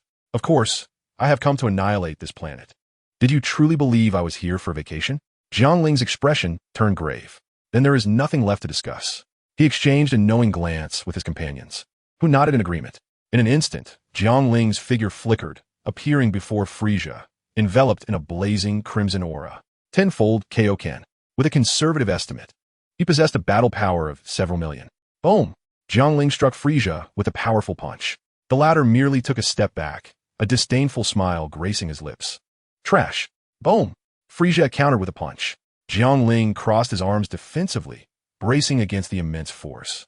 His body was sent hurtling backward, crashing into the rocky wall, and he spat out a mouthful of blood, causing the wall to shatter significantly. Kamehameha. Magic Flash. Energy Cannon. Demon Energy Wave. Multiple energy blasts surged from various directions, sealing Frieza's escape routes, leaving him no chance of evasion. Boom, boom, boom, boom. The energy wave struck Frisia's body relentlessly, stirring up a cloud of dust. Did we succeed? Krillin gazed hopefully at the dust cloud. What a naive thought, Vegeta scoffed, anxiously observing the direction of the dust. Meanwhile, Jiangling, clutching his chest and fighting through the pain, sat up with great effort. Damn it, this battle is truly inhuman, he gasped, his expression grave as he regarded Frisia's direction. He understood that such minor attacks would not suffice to defeat Frisia, unless he could transform into a Super Saiyan. The notion of the Super Saiyan struck Jiangling like a flash of inspiration. Indeed, Dragon Ball Super has taught the method to transform into a Super Saiyan. I should give it a try. With that thought, he resolved to push forward. Jiangling rose to his feet, embarking on the experiment. He concentrated all his energy into his back, and then unleashed a powerful impact. The agonizing pain in his back caused him to grimace. Yet for the sake of achieving Super Saiyan, he persevered. With a thunderous roar, the aura enveloping Jiangling transformed into a brilliant gold. A formidable force surged forth from within him. Is this the Super Saiyan transformation? Jiangling stared at his hands in disbelief, realizing that the power was not the original 50-fold increase he had anticipated. However, the golden aura was undeniable. Lacking a mirror, he could not see whether his hair and eyes had changed color. Just as despair began to set in, a spark of realization struck him. He glanced downward and noticed that his hair had not changed to gold. Thus, he must have attained the state of pseudo-Super Saiyan. With resolute determination, Jiangling thought to himself that he now possessed a combat power of 70 to 80 million. As the dust gradually settled, two figures emerged, standing firm. Indeed, there was no consequence. Kamehameha, Jiangling exclaimed, channeling his energy into a powerful wave that surged toward the diminutive figure before him. Frisia. The ground trembled beneath the force of their confrontation, and the surrounding earth crumbled under the pressure. A blinding radiance dazzled the eyes of onlookers. Before the light could fade, a figure dashed forward, colliding directly with Frisia. It was Jiangling. The two engaged in fierce combat, exchanging blows with such intensity that the clouds above were dispersed. Jiangling seized Frisia's tail, swinging him around before hurling him violently to the ground multiple times. Frisia, reeling from the assault, retaliated by sending Jiangling soaring through the air with a powerful punch. Jiangling then faced a barrage of relentless strikes raining down upon him. The sounds of impact echoed, bang, bang, bang, and boom, boom, boom. Frisia, seemingly bored, slammed Jiangling into the ground, creating a massive crater. Even if you have grown stronger, you are still no match for me. That tail of yours pales in comparison to Son Goku. None of you are worthy opponents, Frisia sneered, surveying the assembled crowd with disdain. Frustration erupted among the spectators, who let out cries of defiance. Demon Flash. Gohan, unable to contain his rage, launched an attack. But Frisia effortlessly deflected it. Vegeta, gritting his teeth, unleashed his fury and charged forward. However, with a swift motion, Frisia sent him crashing back to the ground. Trash. Wasting my time, he scoffed.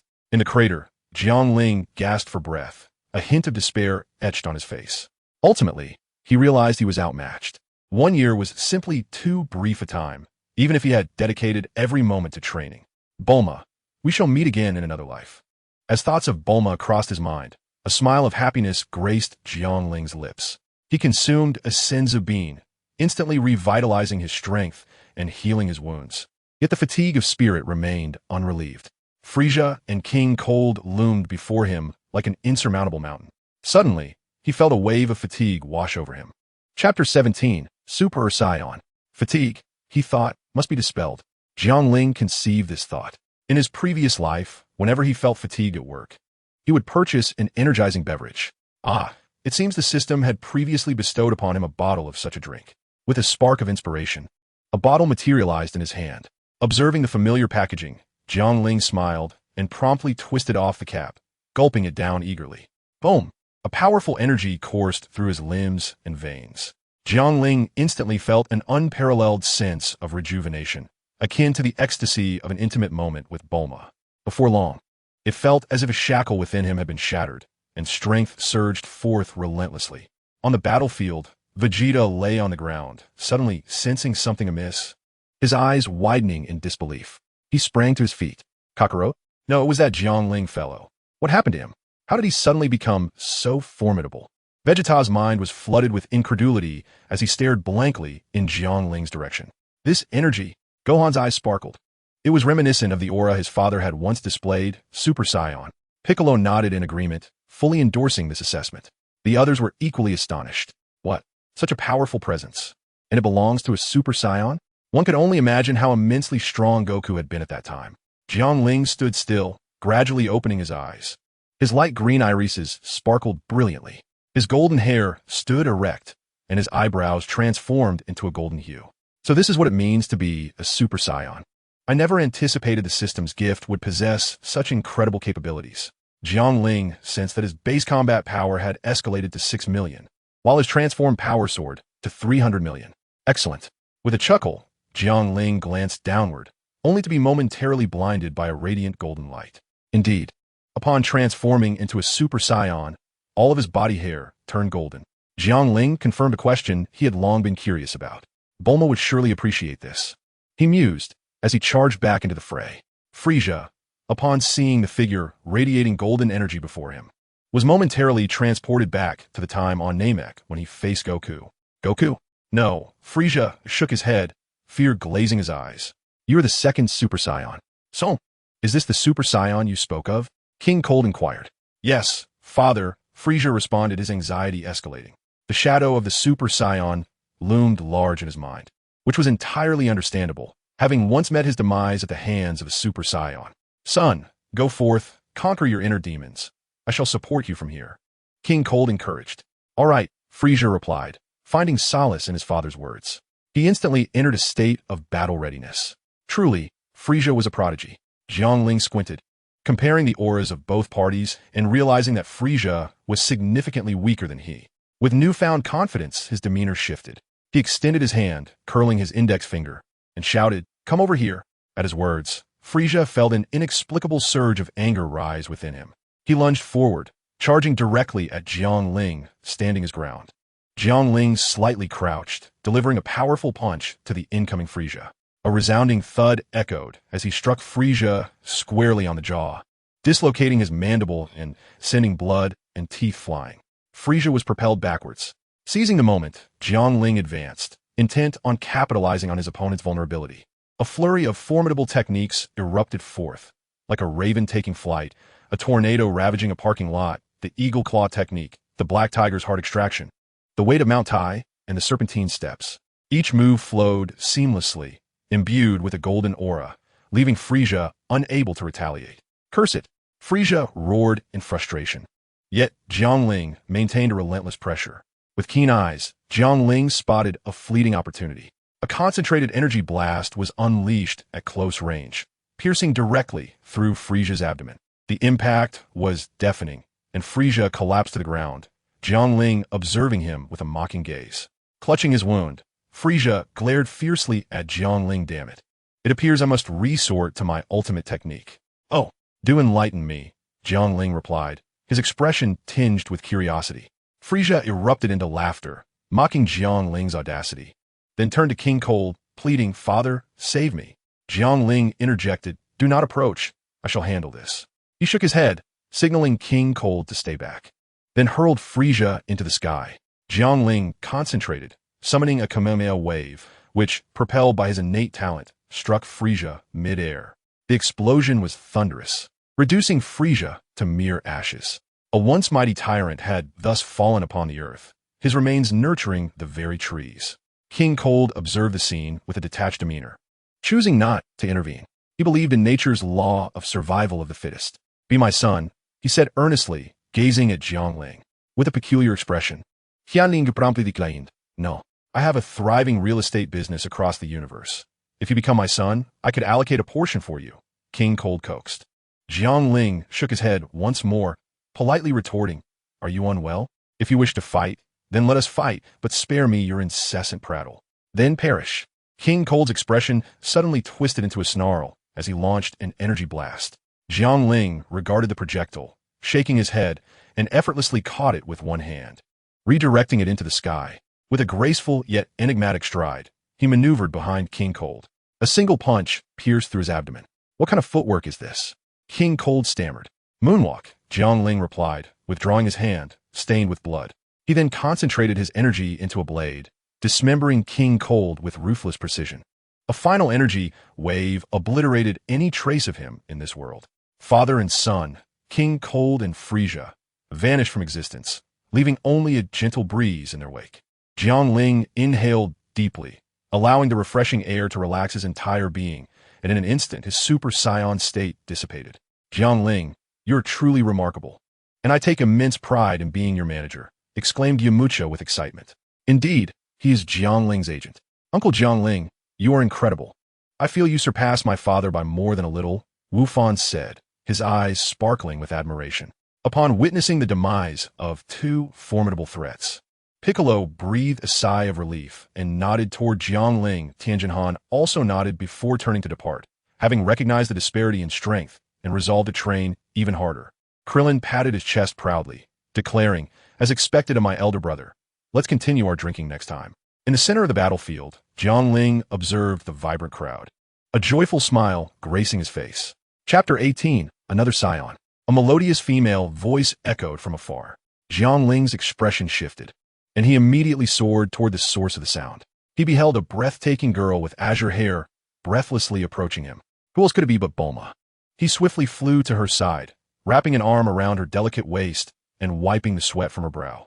Didn't I tell you to wait for me? Seeing Jiangling, Bulma's initially worried expression transformed into one of delight. I'm just relieved you're safe. I was so worried. You may not be that capable, yet you insist on showing off. Not capable? Jiangling raised an eyebrow mischievously. Tonight, I shall demonstrate just how capable I truly am. Bulma's cheeks flushed as she retorted, you can't be lewd. Suddenly, Jiangling's demeanor grew serious as he deeply kissed her lips. Bulma's eyes widened in surprise. Taken aback, she gradually embraced Jiangling, reciprocating the kiss. After a long moment, their lips parted. Jiangling held her tightly, reluctant to let go. Jiangling, what's come over you? Bulma's face was slightly flushed, perplexed, for she had never witnessed such behavior from him before. Nothing. I just wanted to hold you, Jiangling murmured softly. Bulma gently caressed the back of his tall frame, remaining silent. The two lingered in the air, enveloped in each other's embrace, savoring the tranquility of the moment. Not far away, a group of Earth warriors cast a glance in their direction, but chose not to intrude, granting the couple their privacy. A gentle breeze rustled the leaves, lifting them skyward. Among them, two green leaves landed atop Yamucha and Vegeta's heads. As the battlefield was cleared, and everyone prepared to disperse, a boy with light purple hair appeared, a large sword slung across his back. He surveyed the gathered crowd, expressing surprise. Has Frisia been defeated? Indeed. Who are you? And how do you know of Frisia? Piccolo inquired, his brow furrowed in confusion. The others shared his bewilderment. They did not recognize this boy. So how could he be aware of Frisia? The mysterious youth shook his head. I cannot disclose that information. Bulma, keen-eyed, noticed the emblem on the boy's attire. Where did you get that outfit? How do you possess the insignia of our capsule corporation? The mysterious boy shook his head again. I cannot reveal that either. What on earth? Bulma murmured, her tone laced with curiosity. This person is truly peculiar. The young man glanced at the time and addressed the group. Everyone, Mr. Sun Wukong is soon to arrive on Earth. Those wishing to meet him, follow me. With that, he soared into the sky in a specific direction. The others exchanged looks, concluding that since he knew Wukong's name, he must be a friend of his. Yet, how did he know that Wukong was approaching Earth? I have no idea, Piccolo replied, observing the scene before following suit. Vegeta snorted and took to the air as well. Seeing their lead, the rest of the group followed suit. Jiangling let out a breath. Trunks had indeed arrived, albeit a tad later than expected. With this thought, he swept Bulma into his arms and ascended alongside the others. They arrived at a designated spot where Trunks produced a capsule that transformed into a compact refrigerator, emblazoned with the Capsule Corporation's logo. Opening it revealed a variety of beverages, each adorned with the same branding. Trunks retrieved a bottle and waved it towards the group. Help yourselves to the drinks. Thank you, young man, Bulma responded as she approached. Picking up a bottle, she scrutinized the can, her brow furrowing further. Our company certainly doesn't produce these drinks. How strange. Bulma found herself nestled in Jiangling's embrace, sharing whispered words, the unmistakable scent of romance permeating the atmosphere. Trunks observed the scene with a hint of bewilderment. What's going on? According to my mother, she and yet parted ways with Yamcha at this time. Who is this man, and why do they seem so close? Noticing Trunks' gaze, Jiangling grinned widely. I am Jiangling, and this is my girlfriend Bulma. After this declaration, he fell silent. Upon hearing this, Trunks pondered, who is Jiangling? I've never heard his name from my mother in the future. Jiangling, noticing Trunks' confusion, couldn't help but chuckle. He approached and draped an arm over Trunks' shoulder, suggesting, "Shall we chat over there?" He pointed to a quieter corner. Just as Trunks was about to decline, Jiangling leaned in and whispered, "Trunks, you wouldn't want your name to be spread around, would you?" Trunks' eyes narrowed, taking a deep, scrutinizing look at Jiangling before conceding. "All right, let us go." The two made their way to a secluded area. Jiangling offered Trunks a cigarette, which he declined with a wave, asserting, "I don't smoke." "Who are you? And how do you know my name?" "I am Jiangling, Jiang of Jiangling," he replied with a smile. "Your father is Vegeta, and your mother is Bulma. Am I correct? You've come from the future." "Yes, how do you know?" Trunks replied, his expression shifting. "You may not be born at all. Bulma is now mine." "What?" Trunks exclaimed, his eyes widening in disbelief. Nearby, Piccolo's eyelids flickered, a tempest of emotions stirring within him, though his composure remained intact as he silently observed the unfolding drama. "I know you are also a Super Saiyan," Jiangling remarked with a smile, as a tail emerged from behind him. Trunks, noticing the tail, exclaimed in astonishment, "So it was you who defeated Frieza and King Cold. I was wondering who it could be." With that, he transformed into a Super Saiyan, golden aura erupting around him, his light purple hair standing upright before morphing into gold, complemented by golden eyebrows and light green eyes, the epitome of a Super Saiyan. Jiangling smirked and swiftly transformed into a Super Saiyan as well. The two stood enveloped in golden flames, mutually illuminating each other. Not far away, Vegeta shook off the leaves resting on his head, incredulously gazing at the duo. "What's happening? This is impossible, absolutely impossible. In this world, aside from me, Kakarot, and his son, there are no other Saiyans. How could another one appear?" Vegeta stared blankly at the two Saiyans. What he found most difficult to accept was that while Kakarot had been the first to become a Super Saiyan, perhaps by chance, this mysterious youth, Jiangling, had also transformed. Yet Vegeta, the prince of all Saiyans, a warrior of noble blood, had yet to achieve this transformation. This led him to question his own capabilities. Chapter 19. The necessity of training. Jiangling and Trunks stood opposite each other, quietly observing one another, sharing a smile before simultaneously reverting to their normal forms. "I initially thought it best to inform Mr. Goku alone. I didn't expect you to already know that I came from the future," Jiangling said, hastily interrupting, indicating that it was not his concern and suggesting that Trunks should speak directly to Goku. He had little interest in listening to such matters. After an hour of waiting, a familiar energy signature appeared on the horizon, unmistakably signaling Goku's return. Everyone turned to gaze in that direction. Suddenly, a spaceship streaked down from the sky, crashing into the ground and creating a large crater.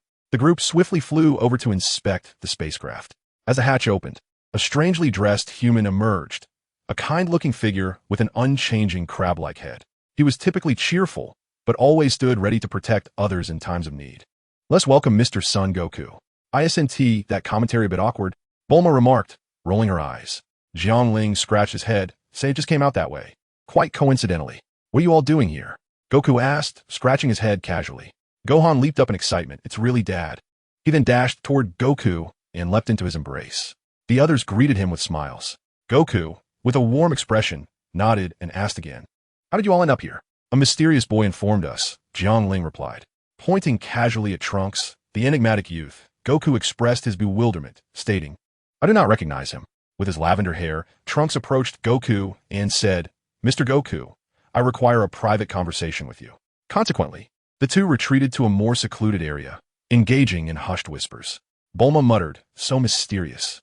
The onlookers observed Goku's ever-shifting expressions, their curiosity piqued by the shocking news he had received. Piccolo, with his keen ears, attempted to eavesdrop on their dialogue, yet his expression remained inscrutable, regardless of what he heard. For reasons unknown, Goku and Trunks transformed into Super Saiyans and began to spar. Vegeta, watching from a distance, felt a twitch in his eye. Kakarot has grown even stronger. How infuriating. Trunks drew forth his mighty sword and struck fiercely. Goku extended a single finger, radiating energy. After a flurry of exchanges, Trunks sheathed his sword. Jiangling observed from the sidelines, prepared for any eventuality. After several more exchanges, the two concluded their sparring, reverting from their Super Saiyan forms. "I concede. You are indeed Mr. Goku," Trunks remarked with a sense of admiration. "You are formidable as well. I'm genuinely astonished," Goku replied. The technique I just employed was learned from an extraterrestrial source. The two then engaged in quiet conversation once more.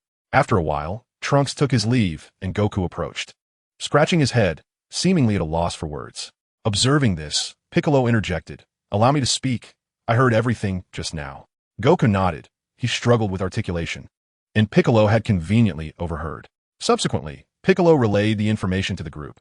Approximately 3 years hence, 2 extraordinarily powerful androids will bring about the world's destruction. What? Are we all doomed? That boy is from the future? Remarkable. He must be Jiangling's son. There is a striking resemblance. Jiangling nodded, acknowledging the possibility. Sensing no further business of his own, he took Bulma's hand and departed, aware of the content Trunks had intended to convey, which prompted his early exit. After a swift flight through countless landscapes in reverse, the duo arrived at a secluded courtyard. This was Jiangling's usual retreat for enjoying a drink, and it was Bulma's first visit, filling her with curiosity. The area was devoid of human presence, surrounded by vast woods and meadows, with a gentle stream nearby. The courtyard nestled within this natural haven was serene. Inside, Jiangling reclined in a lounge chair while Bulma sat upon him, the two embracing and sharing whispers of affection. The breeze rustled the trees, accompanied by the sounds of chirping insects and birds, as well as the gentle babbling of the stream. It was undeniably a tranquil sanctuary. Suddenly, a voice echoed in Jiangling's mind, emanating from the system. "Congratulations on completing the task. You have received the reward, an unyielding spear." "Oh, a lottery draw?" Jiangling recalled the last lottery draw, during which he had obtained the skill of void dance. He pondered what prize awaited him this time. Without hesitation, he initiated the draw. The wheel in his mind whirled with fervor before finally coming to a halt at a particular location. Ding! Congratulations, host. You have acquired the Super Saiyan Full Power transformation. You have been automatically advanced to Super Saiyan Full Power. Jiangling's eyes sparkled with excitement. This reward was indeed splendid. It is widely acknowledged that the transformation into a Super Saiyan exudes a formidable aura, capable of wreaking havoc in the surrounding environment if not carefully controlled, especially for those less adept at managing their ki. The Super Saiyan Full Power, however, allowed the ki to be contained, preventing any leakage and significantly enhancing sustained combat abilities without causing destruction to the surroundings. Suddenly, a thought struck Jiangling as he turned to Bulma, who was cradled in his arms. "Bulma, my Saiyan lineage has upgraded during battle. Would you like to see it again?" "Oh, let me have a look." Bulma inquired with curiosity. She had witnessed this transformation once before, but only from a distance when Jiangling transformed alongside Trunks, and she craved a closer view of the Super Saiyan transformation. Upon hearing her words, Jiangling stood up and transformed into Super Saiyan Full Power. Throughout the transformation, his aura was seamlessly unified, with no energy escaping. His golden hair and brows framed his pale green eyes, standing slightly erect. "Wow, you've turned golden.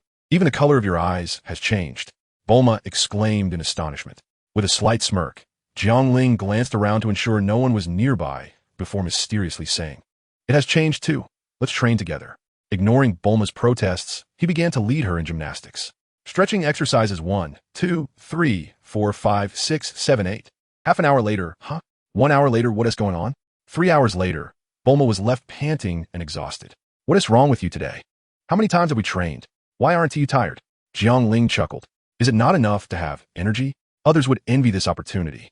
Bulma, I must say, you really are quite weak. It seems I must compel you to train." Bulma pondered. "I don't want to train." "No, it's imperative that you do." Chapter 20. I am Jiangling. Jiangling and Bulma enjoyed a period of sweet and blissful life together. Sun Wukong paid a special visit, and Jiangling was pleased, forming a close friendship with him. A month later, a mysterious visitor caught Jiangling off guard. He gazed at the boy before him with light purple hair, somewhat astonished. "Aren't you supposed to have returned?" Trunks shook his head and replied with a smile, "No, I find you quite intriguing." Jiangling nodded and invited him into the house, asking Bulma to prepare tea. Bulma served tea to Trunks, who immediately stood up to graciously accept it. This display of politeness took Bulma by surprise. Trunks internally mused, "Even if you are not with Vegeta in this timeline, you are still my biological mother," though he refrained from voicing this thought. After a brief exchange, Jiangling dismissed Bulma, watching her retreating figure with a faint smile gracing his lips. He then turned to Trunks and directly broached the subject. "Trunks, what brings you to me this time?" Jiangling was skeptical that Trunks had lingered for a month without purpose merely to seek his company. After a moment's hesitation, Trunks replied, "Indeed, I have an important matter to discuss with you. You are aware of my circumstances, even those I have not disclosed, almost as if you possess prophetic insight. May I extend an invitation for you to visit my world?" Trunks gazed expectantly at Jiangling as he spoke these words. Jiangling scratched his head, taken aback by this unexpected proposition.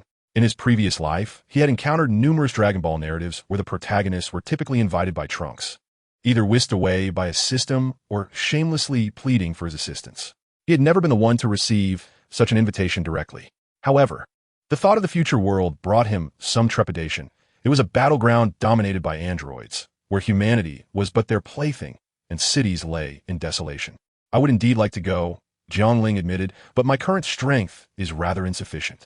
Trunks, with a smile, responded, "We can progress together. Don't you find that training alone leads to slow improvement?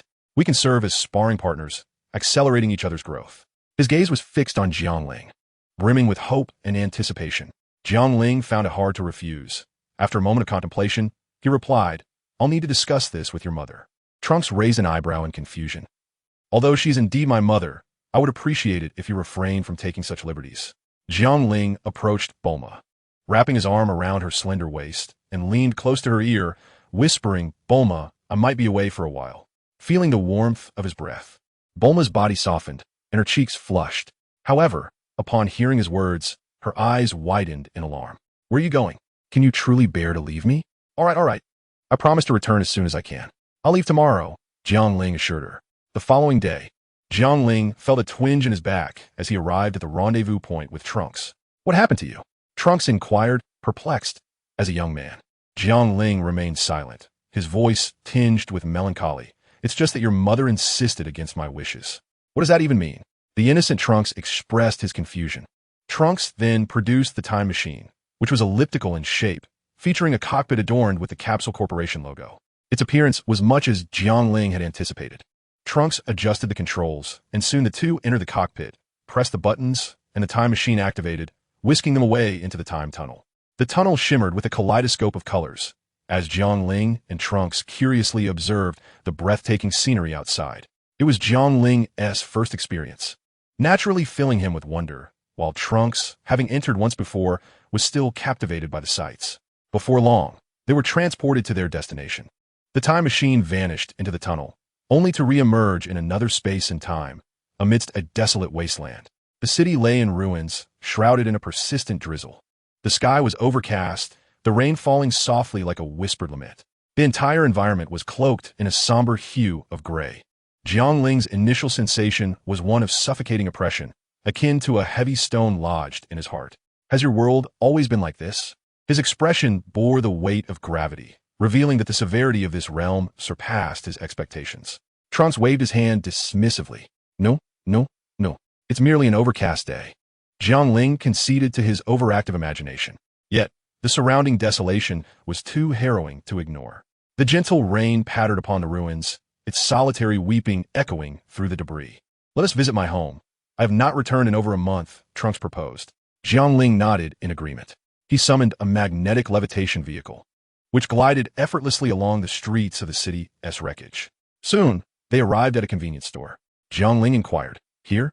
Trunks affirmed with a nod, then maneuvered a container, revealing an iron door behind it. Producing a key, Trunks unlocked it.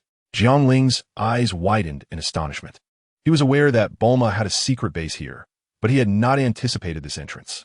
Once inside, Trunks restored the exterior and secured the door, then descended the stairs. Their footsteps echoed in the stairwell, creating a somewhat oppressive atmosphere. Before long, another door was opened, revealing what appeared to be an entirely different realm. A stark contrast to the outside world. One area cultivated vegetables and fruits, while another raised poultry, all essential for daily sustenance. Passing through this section, they arrived at a living quarters. Tap, tap, tap. Trunks knocked on the door, announcing his return. "Coming." A melodious and mature voice responded from within. The door swung open to reveal a beautiful woman. Time had matured her, the fine lines at the corners of her eyes serving as evidence. Yet, her beauty remained largely intact, perhaps even enhanced by a unique charm. Her long blue hair cascaded gracefully, her skin was fair, her figure voluptuous, and her smile warm. In that moment, Jiangling felt as though he had traversed through time. Just moments ago, the youthful and beautiful Bulma had been saying her reluctant goodbyes. Now, he stood before the more mature version of her. "Mother, this is Jiangling. I brought him from the past to assist us," Trunks introduced. "Hello, I'm Jiangling," he stated with a familiarity that felt entirely natural. After all, in his own world, he shared an intimate bond with Bulma, spending countless evenings playing games together. Bulma's gentle smile widened as she nodded. "Hello, welcome, Jiangling." She invited them into the living room for tea, and then her gaze fell upon the table behind Jiangling, instantly transporting her memories back to their childhood adventures with Goku, followed by a hint of perplexity. "Jiangling, are you Saiyan? Why is it that I have no recollection of you? Did you know me in the past?" Bulma inquired, perplexed. Jiangling cleared his throat and replied, "I am indeed a Saiyan, but I have never manifested in your timeline. In my own reality, I am acquainted with you, and you are my partner." Bulma, taken aback, blinked and turned to Trunks, her eyes filled with curiosity. "Yes, Mom," Trunks affirmed. "I saw him living with the young you. Even sharing kisses. How shameless." Smack! Bulma playfully tapped Trunks on the head. She then turned to Jiangling with an apologetic smile. "This child is straightforward, lacking understanding." Jiangling nodded with a smile. It's time for him to learn. Having grandchildren sooner rather than later would be beneficial. "Ah, as a woman, it's rather inconvenient. Might I trouble you?" "Absolutely," Jiangling readily agreed. Bulma scrutinized Jiangling for a moment and nodded in approval. Indeed, this young man aligns with her aesthetic standards. Handsome, striking, and powerful. Bulma chuckled behind her hand. "So it seems he is one of us now."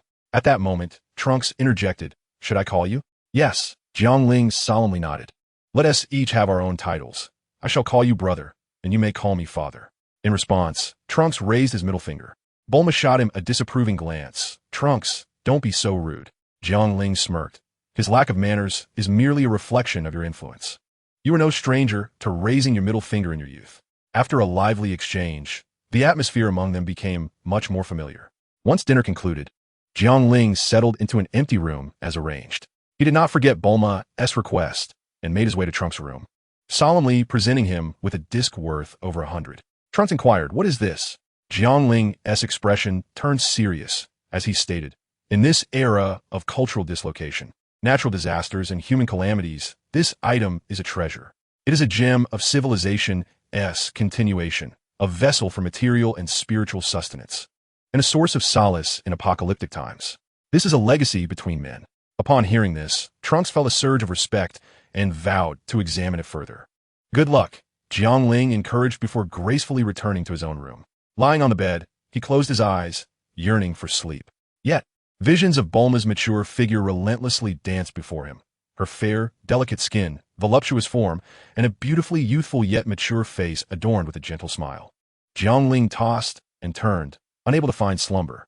It was not until the midnight hour that he finally drifted off. The following morning, Jiangling, sporting dark circles under his eyes, made his way to the dining area. Trunks, yawning widely, bore even more pronounced dark circles on his face.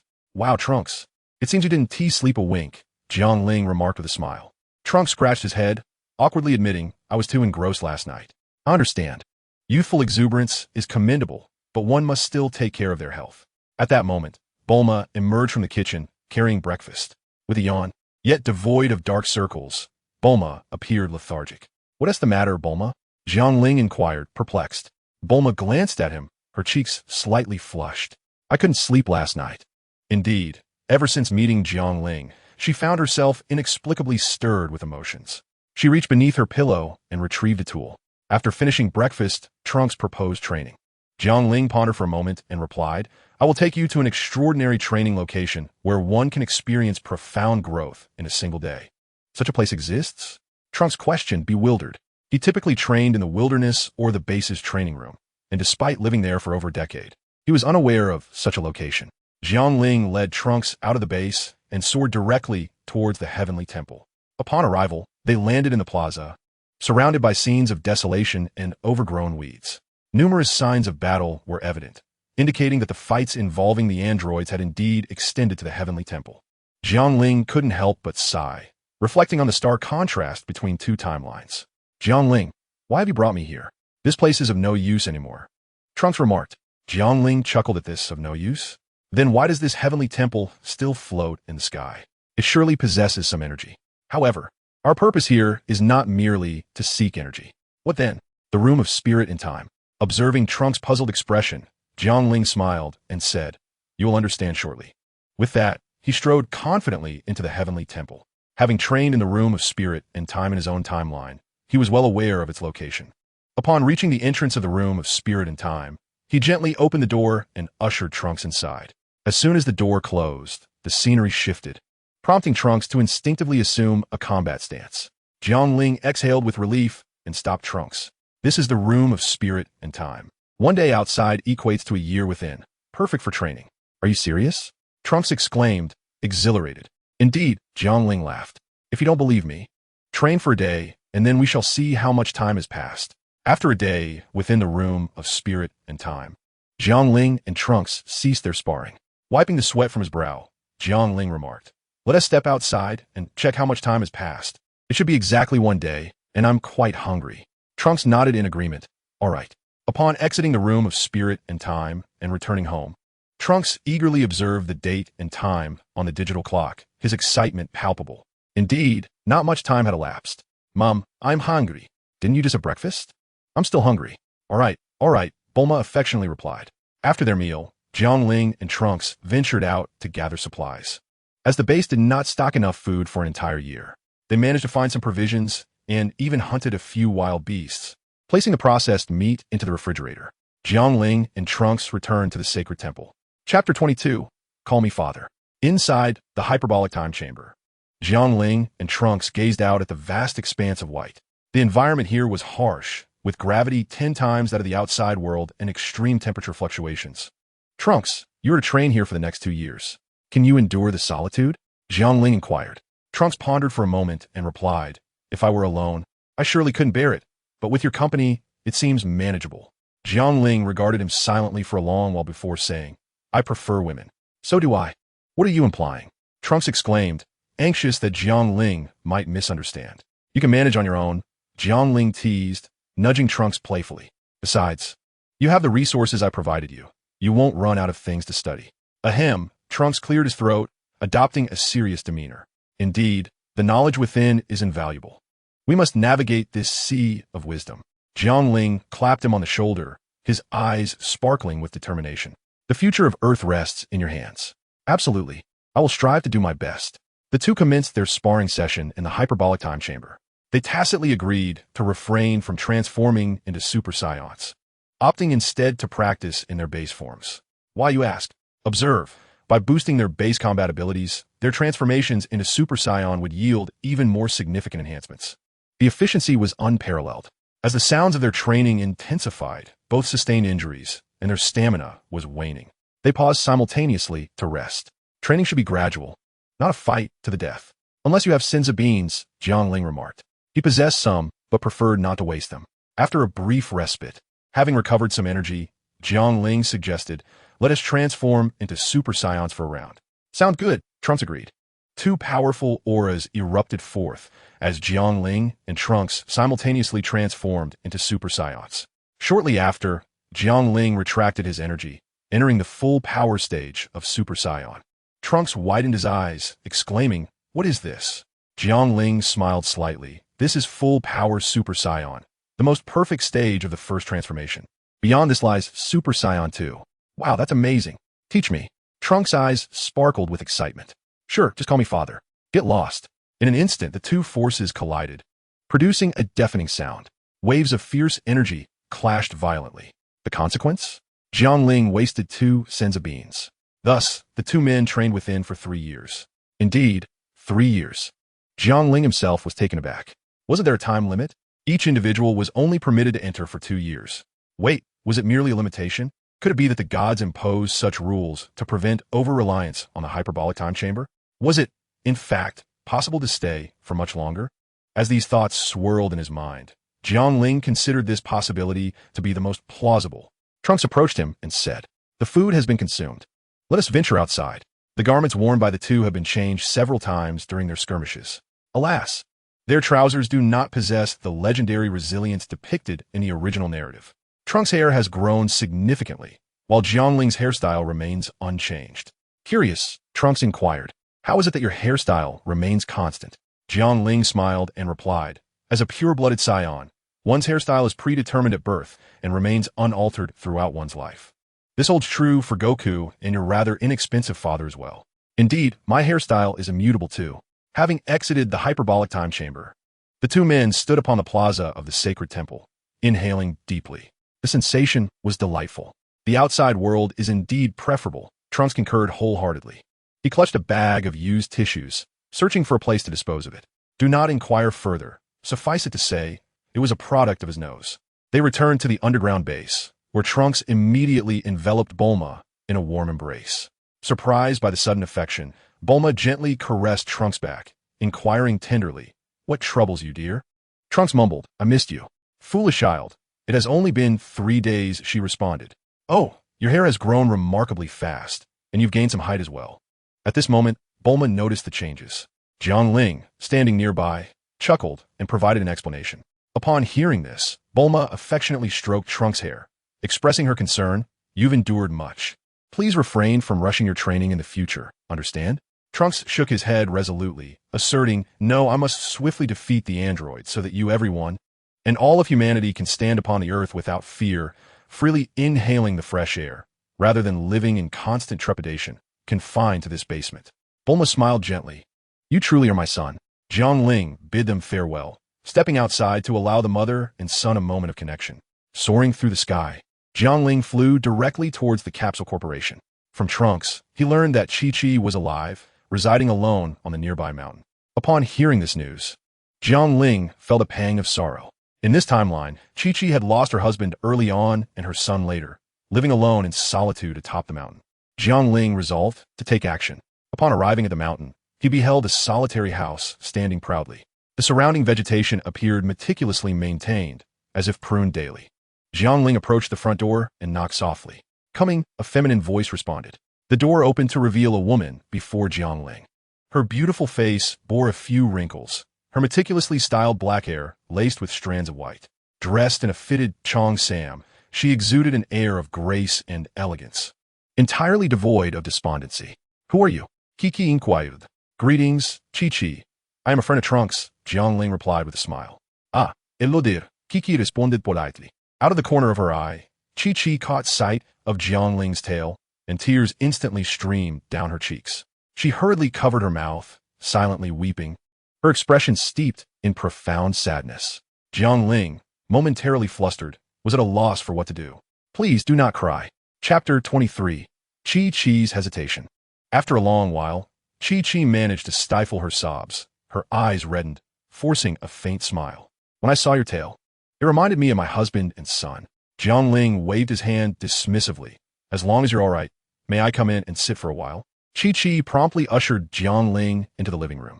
Jiang Ling surveyed the layout of the house, which resembled his own from another time and space. Passing by the dining table, he noticed a bowl of rice and a plate of light, ungreasy dishes. Unable to restrain his curiosity, he inquired, "Chi-Chi, is this all you eat daily?" Chi-Chi nodded. "Since Wu Fan left, I've lacked the motivation to cook. It's just me, so I eat whatever." Jiang Ling fell silent. The house, though somewhat aged, was meticulously clean. Finding it curious, he posed a question. Chi-Chi smiled in response. "I fear that one day, those two might return. So I try to keep things tidy and presentable, not wanting them to see me in a state of despair." "Why not stay with Bulma?" Jiang Ling asked. "I worry that if they come back home, they won't find me." Jiang Ling, after hearing this, was at a loss for words. He then summoned the system in his mind.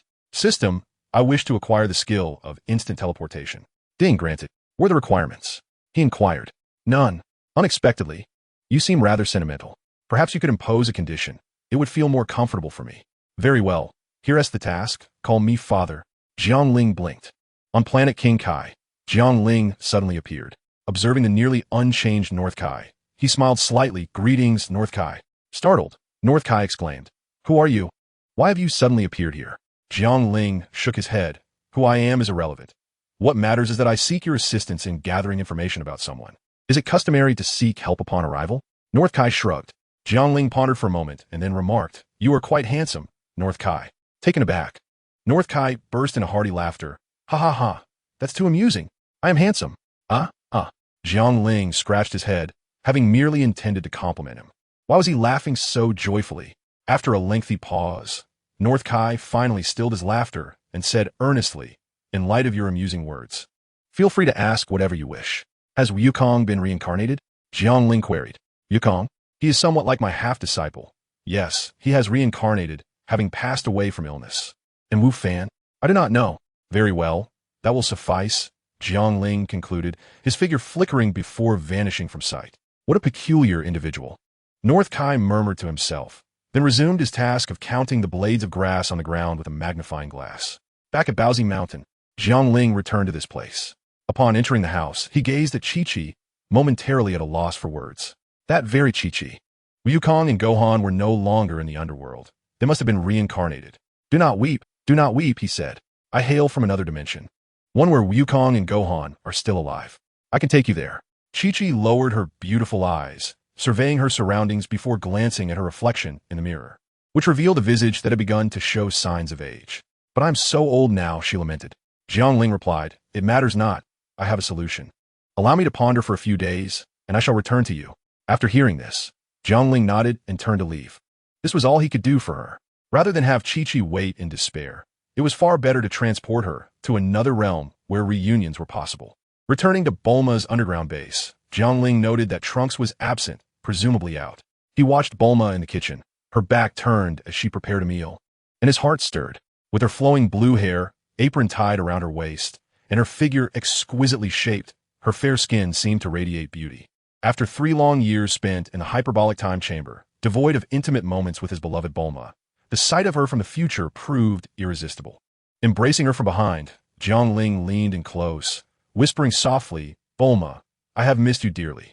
Future Bulma felt the warmth enveloping her, inhaling the intoxicating scent of masculinity, as the heat at her ear made her body go weak, devoid of strength.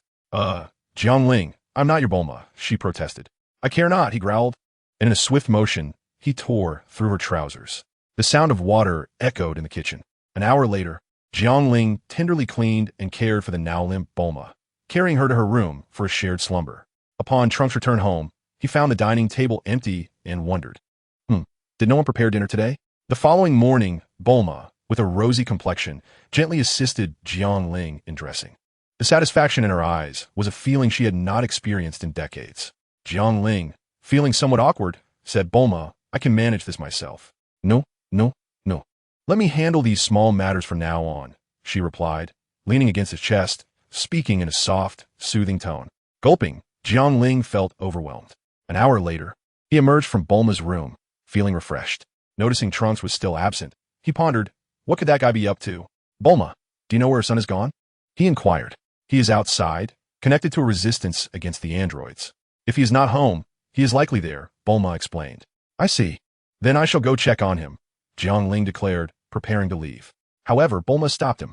Wait, breakfast is ready. Eat before you go. After working, you need to replenish your strength. Jiang Ling gazed at the lavish spread laid out on the dining table, and upon feeling his belly, he recalled the events of the past few days.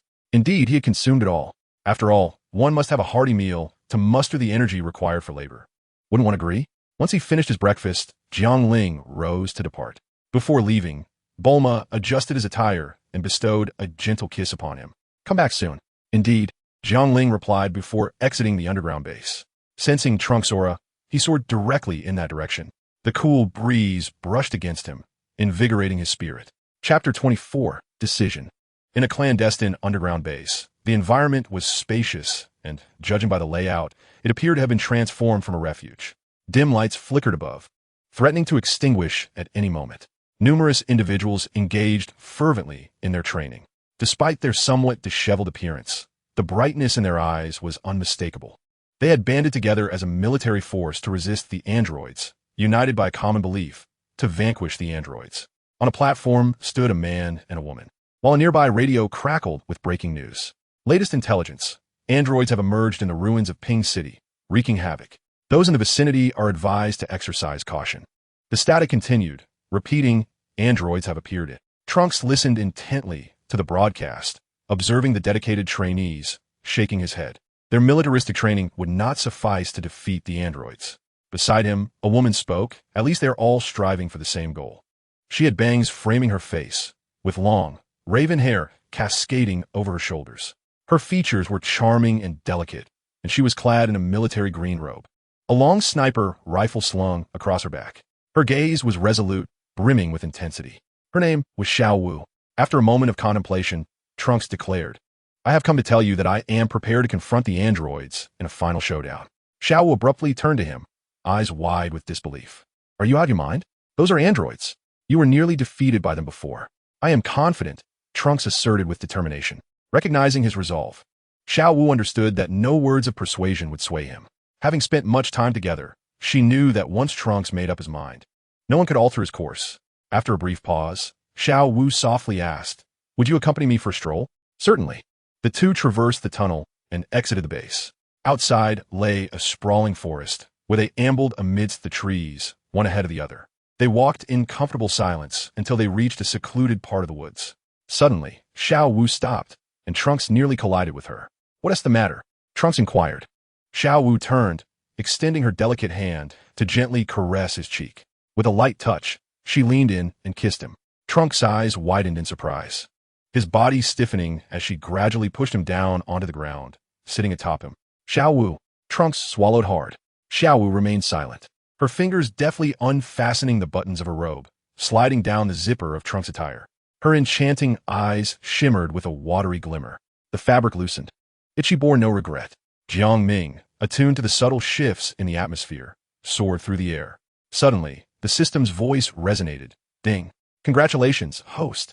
You have acquired the supreme breath-holding technique, enabling you to perfectly conceal your presence."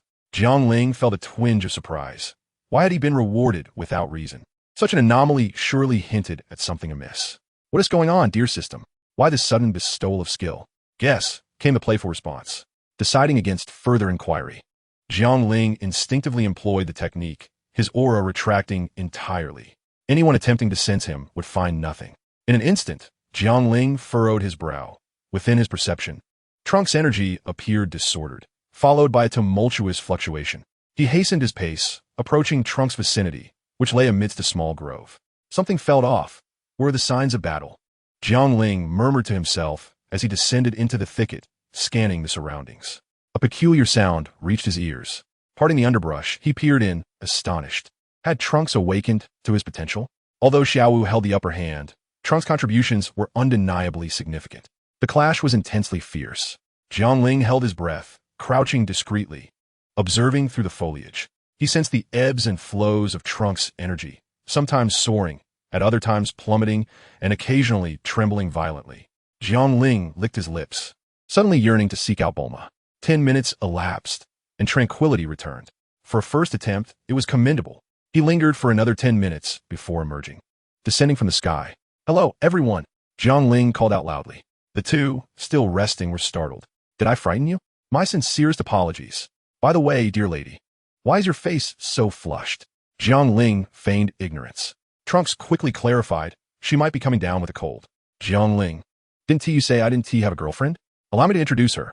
This is my girlfriend, Xiao Wu." Jiang Ling nodded with a smile. "Pleasure to meet you. Xiao Wu, are you acquainted with Tang San?" "Hello, hello," Xiao Wu replied after a moment's thought. "Tang San, the elderly janitor? He passed away last year." Astonishingly, Jiang Ling had not expected anyone to share the name Tang San. Nevertheless, it was merely a casual inquiry. Turning to Trunks, he asked, "Are you prepared? It's time to confront the androids." Trunks nodded affirmatively. Xiao Wu interjected, her expression laced with concern. "You should rest a bit. After all, what just transpired?" Trunks contemplated briefly but felt assured, deciding against resting. He resolutely bid farewell to Xiao Wu. "Wait for my return. I too hope for your safe return." Xiao Wu's voice, imbued with blessings, floated away with the wind. Watching their departing figures, her eyes reflected a reluctance to part. Continuing, he felled a nearby tree, skillfully manipulating the tool to cut and carve. Under his masterful craftsmanship, an object gradually took shape, revealing itself to be a memorial tablet. Xiao Wu sobbed softly to herself, lamenting, "With such resolute determination and having established this, it seems highly likely that you shall not return." She tenderly caressed her abdomen, stifling her tears. "I will carry on with our child, living life to the fullest." If Trunks were present, he would undoubtedly wear a look of incredulity. What a guy, cursing my demise right from the start. The weather was splendid, with not a cloud in sight. Today was a rare day of fine weather. In the sky, Ling and Trunks soared through the air. Suddenly, Trunks sneezed. Rubbing his nose, he remarked curiously, "What is going on? At my level, I shouldn't be sneezing." He pondered in confusion. Ling mused. Could it be possible that someone is speaking ill of you behind your back? Impossible. I can't believe my social standing is that good, Trunks retorted without a second thought. Indeed, he had garnered a commendable reputation everywhere, especially on Earth, where he was regarded as a savior. Who would dare to insult him? Perhaps Xiao Wu is cursing you, Ling suggested. That is even less likely. What were you just doing? Ling teased, casting a playful glance at him. Trunks turned his head away, his face slightly flushed. It's nothing. Chapter 25, The Final Battle. The two continued to fly through the sky, the scenery below whirling past rapidly. Suddenly, Ling posed a question. Trunks, the androids lack a presence. Where shall we find them? Trunks replied, I have intelligence. They're in Pingsheng. We should head there. Very well. The two adjusted their course, flying in the opposite direction. They had just been flying the wrong way. In the ruins of Pingsheng, Evil 18 unleashed a barrage of energy blasts, mercilessly bombarding the already dilapidated remains, reducing them to rubble. Her golden hair and azure eyes sparkled as she laughed heartily. Beneath her alluring figure lay a dark heart. Beside her, Evil 17, with his jet black hair, crossed his arms, a roguish smile playing on his handsome face. 18, is this all you've got? You still haven't improved at all. Evil 18 rolled her eyes and tossed an energy blast in his direction. With a casual flick of his wrist, 17 deflected it effortlessly. The redirected blast struck a nearby building, erupting in an explosion. Unfazed, 18 paused her assault of energy blasts. As if you made any progress. At least I'm better than you. In truth, we are invincible. Life is dull, and whether we improve or not is of little consequence. 17 nodded in agreement. Acknowledging her sentiment, let us venture to another city. How about Song City? I recall there being a gas station there. We could have some fun blowing it up. 17 licked his lips. 18's eyes sparkled with excitement. Why didn't you mention this sooner? Sounds like a blast. What are we waiting for? Let us go. Evil number 18, on the verge of departure, was halted by number 17, who remarked, there's no need to rush. Our playthings have arrived, and they come with a companion. Today shall be truly entertaining. Indeed, the newcomers were toys. Evil number 18 gazed upon Ling and Trunks, chuckling softly. Trunks, you've been absent for several days. Do you have any idea how much I missed you? Without you to amuse me, I find myself dreadfully bored. With a scoff, Trunks retorted, number 17, number 18, let us dispense with the trivialities. This time next year will mark your demise. Taken aback, both number 17 and number 18 erupted into laughter. Ha ha ha, did you hear that? Number 17? Trunks claims he will annihilate us. Indeed, quite humorous, they wheezed, doubled over in mirth. To be confronted by a former plaything now declaring intent to eradicate them was undeniably amusing. Then do not blame me for my lack of courtesy. In an instant, Trunks transformed into a full-powered Super Saiyan. During their time in the hyperbolic time chamber, Ling had imparted this ability to him, and now he wielded it effortlessly. A wave of energy surged forth, and number 17 and number 18 immediately sensed a shift, an ominous feeling drawing near. They swiftly evaded their positions as the energy blast struck the ground, erupting into a mushroom cloud. What is happening? How have you grown so powerful? Number 18 inquired, astonished. I shall not disclose my secrets, Trunks replied. Then you shall perish.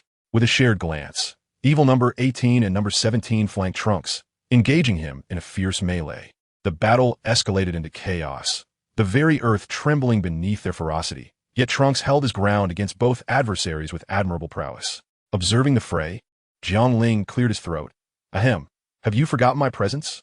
In an instant, he transformed into a Super Saiyan at full power, interjecting himself into the conflict.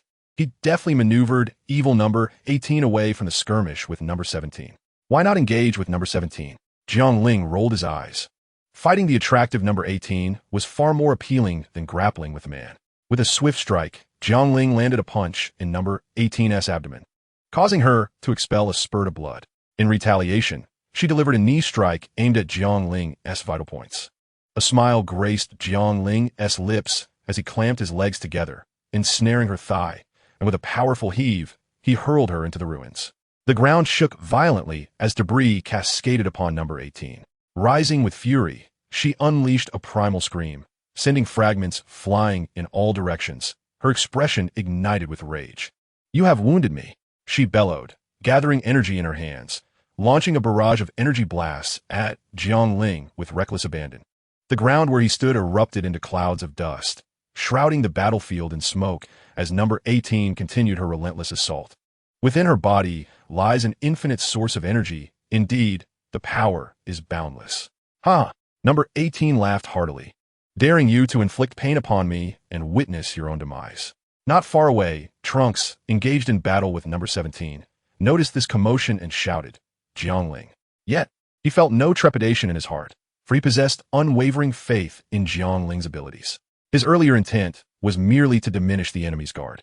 As expected, from the haze emerged a figure, radiating a fierce golden aura, braving the energy blasts, and confronting number 18 with a powerful punch to her abdomen. How is this possible? Number 18's eyes widened in disbelief as her body was sent flying. Jiangling wiped the corner of his mouth and coldly remarked, "It is my turn now. You shall pay for the lives of those humans you have mercilessly slain." Number 18 retorted, "Those humans were nothing but ants. What wrong have I committed?" Jiangling placed his hands at his waist, forming a lotus shape as a piercing blue-white brilliance emanated from between his fingers. "Then you may speak to the king of hell." Kamehameha wave. The pupils of the malevolent number 18 constricted, and she swiftly turned to flee. Jiangling narrowed his eyes, a cold smile gracing his lips. "Do you think this will spare you? You underestimate me gravely." As he spoke, his hand moved slightly, redirecting the Kamehameha wave straight towards the wicked number 18. It struck her directly. Boom! The explosion was deafening, obliterating a significant portion of the city's ruins. Number 18. Witnessing his sister's demise, number 17 roared in anguish, his eyes ablaze with fury. "I will kill you."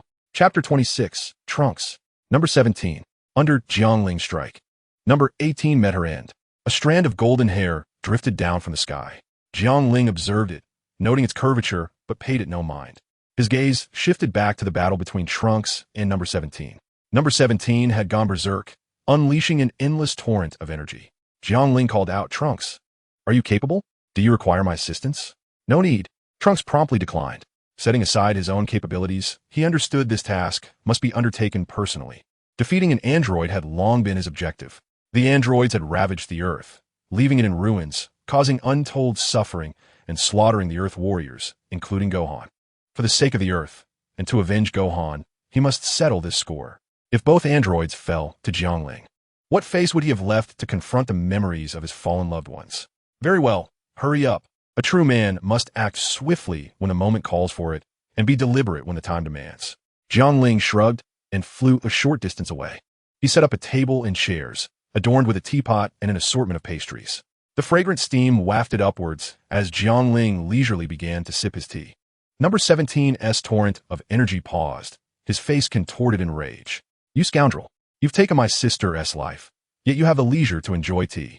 In an instant, number 17 unleashed a barrage of energy blasts. Whoosh, whoosh, whoosh. Trunks moved with remarkable agility, intercepting the majority of the energy blasts, leaving only a few stray ones. Jiangling savored his tea, casually deflecting the remaining blasts without a hint of concern. "Your opponent is me," Trunks declared with a cold snort as he drew the colossal sword from his back and charged forward. With a single slash, the fierce dragon's cut sent number 17 flying. Caught completely off guard, what followed was Trunks' fist, a blur of motion that struck mercilessly. Boom! Boom! Boom!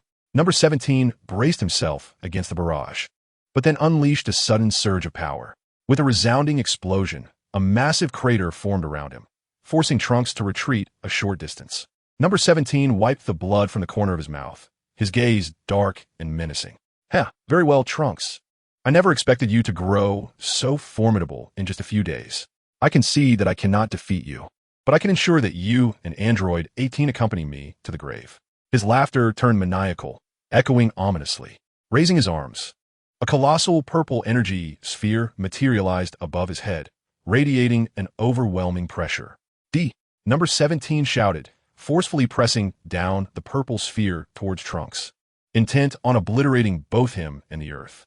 In that moment, Jiangling, the one who had slain his sister, would not escape either. The sphere loomed larger in Trunks' eyes, and he wore a grave expression. He had anticipated this dire scenario and had prepared adequately. "Behold," Trunks called out, his voice firm. Phantom sword dance.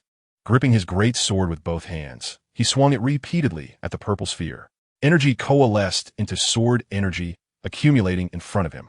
In an instant, he unleashed hundreds of strikes, the air thick with his blade's fury. Go! With another decisive sweep, a massive wave of sword energy, combined with the previous accumulations, crashed against the purple sphere.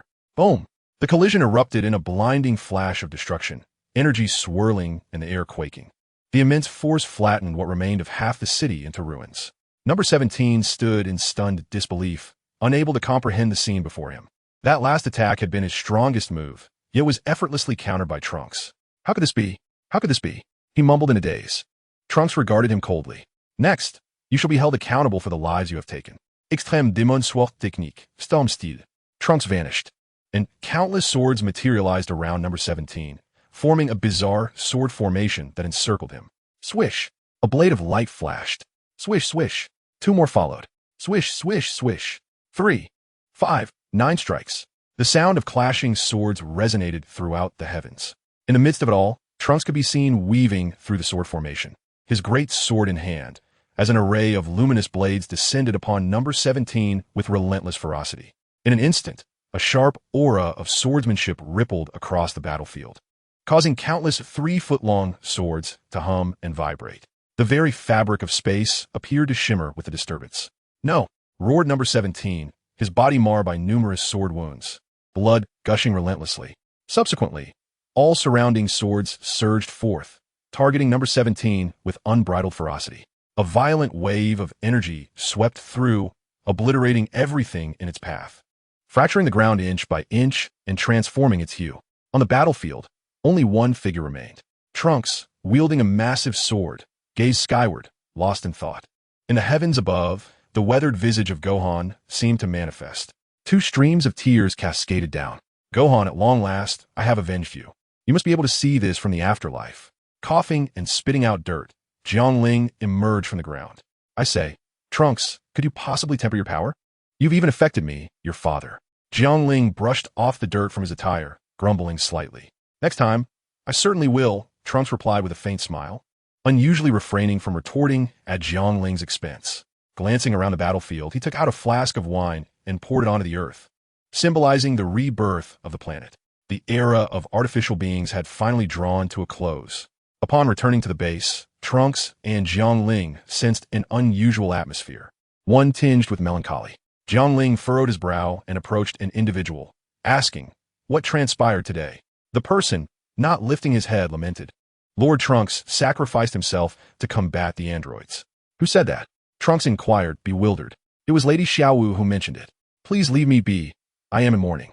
Lift your gaze and behold who I am. Upon hearing this, the individual looked up, his face transforming into one of sheer terror as he collapsed onto the ground. Scrambling backward, exclaiming, why you? Are you a human or a ghost? His voice immediately attracted the attention of everyone within the base, all eyes turning toward him. By heavens! Lord Trunks, you're alive? How splendid! Goodness! If Lord Trunks has defied death, surely he is destined for great fortune. I shall marry my sister to him. Enough of that.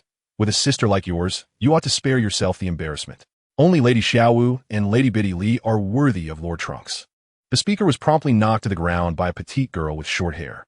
Her face bore a spirited expression as she huffed. I hold no interest in him. Jiangling, observing the scene, was momentarily taken aback. Biddy Li is here too? She hasn't perished? This was something he had not anticipated. Trunks ascended to a platform where a woman with long black hair and bangs awaited him. Xiaowu appeared flustered, concealing her hands behind her back and offering a sheepish grin. I didn't mean to. I thought you would. Never return? Trunks replied, a sardonic smile playing on his lips. Xiaowu nodded. Fool, Trunks teased, gently poking her forehead with affection. At that moment, he noticed the hidden hands behind Xiaowu's back and inquired curiously, what do you have back there? Xiaowu, upon hearing this, shook her head vigorously. No, it's nothing. Show me. Trunks, uttering his words, embraced Xiaowu, his hands retrieving an object from behind her. Upon inspection, it revealed itself to be a memorial tablet. Goodness, have you even prepared a tablet? Chapter 27, The Banquet. Trunks stood upon the platform, Xiaowu by his side. Everyone, please be quiet and listen to me. The moment Trunks spoke, an immediate hush fell over the crowd. His esteemed presence commanded such respect that his words were met with absolute obedience. Jiangling Li, hands clasped behind his back, observing the two on the platform. Biddy glanced at him briefly before averting her gaze. The reason was simple. She had nearly lost control, yearning to claim this man for herself. Having been single all her life, she had never found a man worthy of her affection. That fleeting look had etched a profound impression of Jiangling in her heart. On the platform, Trunks commenced his address. As you all know, I recently engaged in battle against the androids, correct? The crowd nodded in acknowledgement. Trunks smiled slightly. Not long ago, with the efforts of my friend Jiangling and myself, the malevolent androids have finally been vanquished. A profound silence enveloped the atmosphere, soon shattered by thunderous cheers that nearly shook the very foundation of the base. At long last, the androids have been eradicated. Xiao Chui, can you hear me up there? The androids have been defeated. You can rest in peace now. Mom and Dad, the androids are gone, came the weeping cries. But I shall never see you again. Many battle-hardened men, who had endured countless trials and training without a word, found themselves weeping uncontrollably upon hearing this news.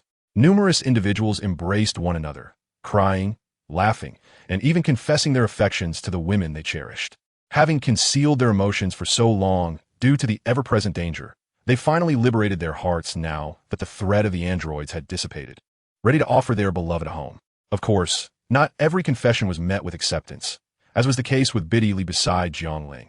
He observed as at least a dozen men professed their feelings to her, only to be met with rejection each time. Jiangling, with a smile, inquired at nearly 30, "How do you intend to find a boyfriend?" Biddy shot him a cold glance, delivering a curt reply. "What concern is it of yours?" Jiangling shrugged. Subsequently, the crowd celebrated with a grand banquet, a festive occasion.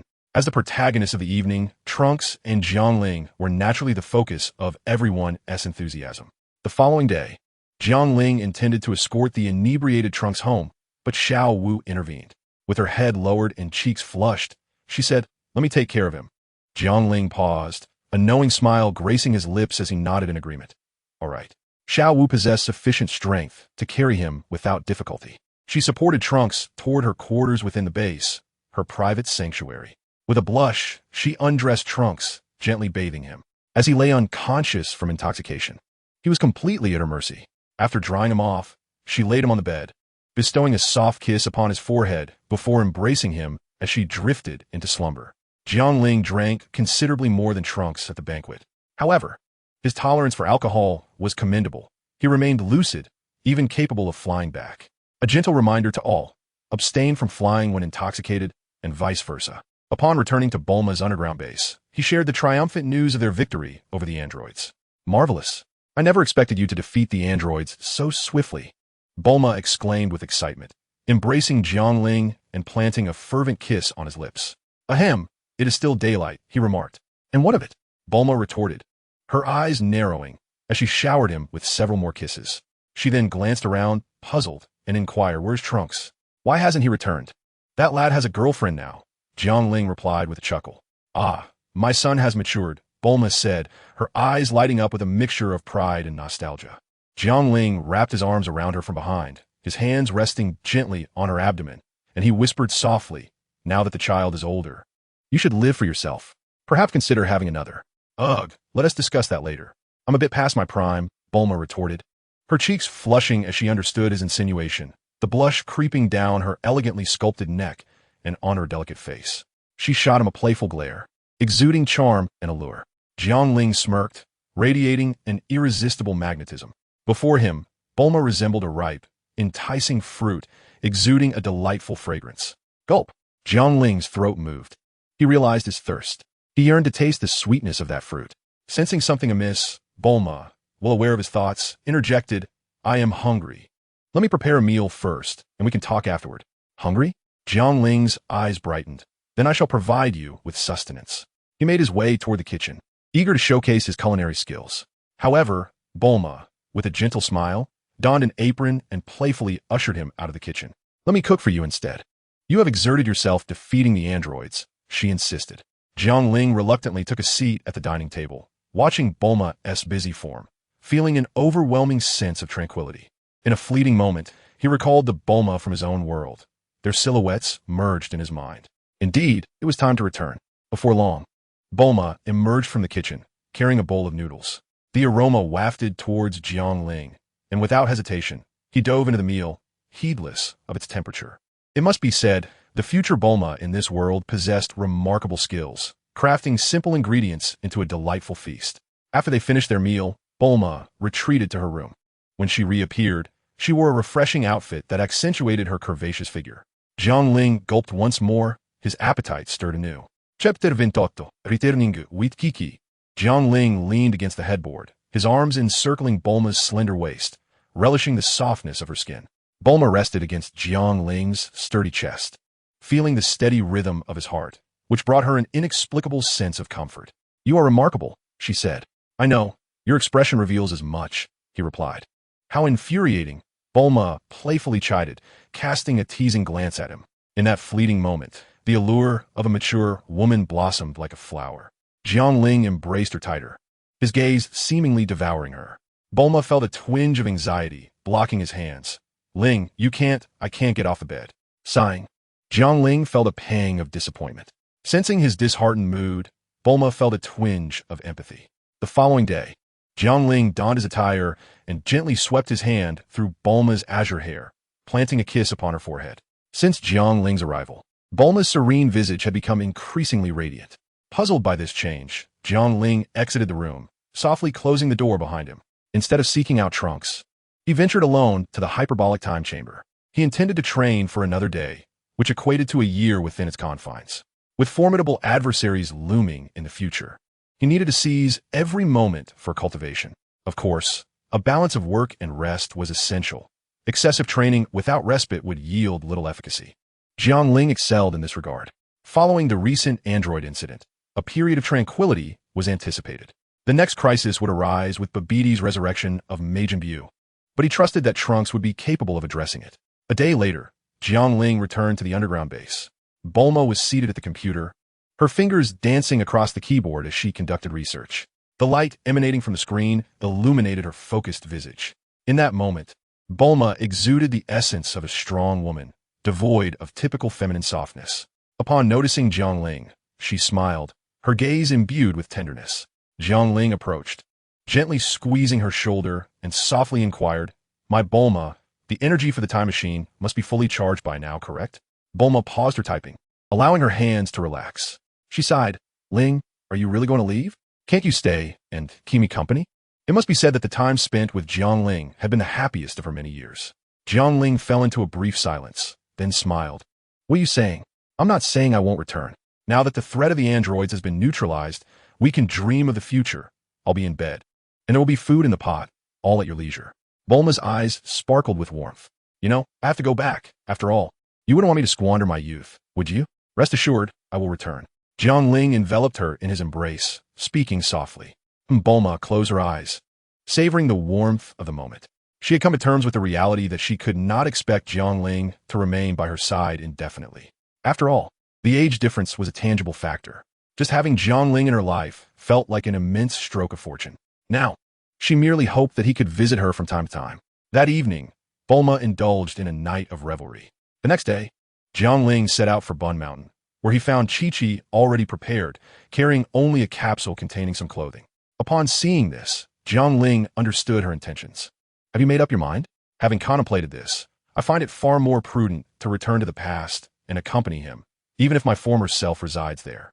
Let us proceed, then, amidst the ruins of West City."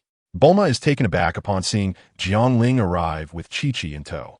After a brief explanation from Jiangling, she comprehends the situation and steps forward to grasp Chi-Chi's hand. "Chi-Chi, congratulations. Be sure to embrace life in the past and refrain from dwelling on sorrowful memories." "I will." "Bulma, what about you? Why don't you come along?" Chi-Chi inquires. "As for me, what would I gain from going there? My time with Vegeta was but a fleeting year, and now, after more than a decade, those feelings have long since faded." Bulma watches as Jiangling and Chi-Chi board the time machine. A gentle breeze caresses her attire, and through the transparent glass, Jiangling offers her a faint smile and waves, exclaiming, "Wait for my return." In an instant, the time machine vanishes from sight. Bulma remains rooted in place, her azure locks fluttering in the wind as she softly murmurs, "I shall await you." In Jiangling's original timeline, atop the Baozi Mountain, Chi-Chi chastises son Wukong. You spend every day merely training, neglecting the need to earn a living. While it's acceptable for you to train with Gohan, why must you encroach upon his study time? Thanks to Jiangling's previous counsel, Chi-Chi has become more accepting of Gohan's training, provided that he maintains his studies. However, Wukong's decision to dedicate all of Gohan's time to training, leaving no room for education, infuriates her.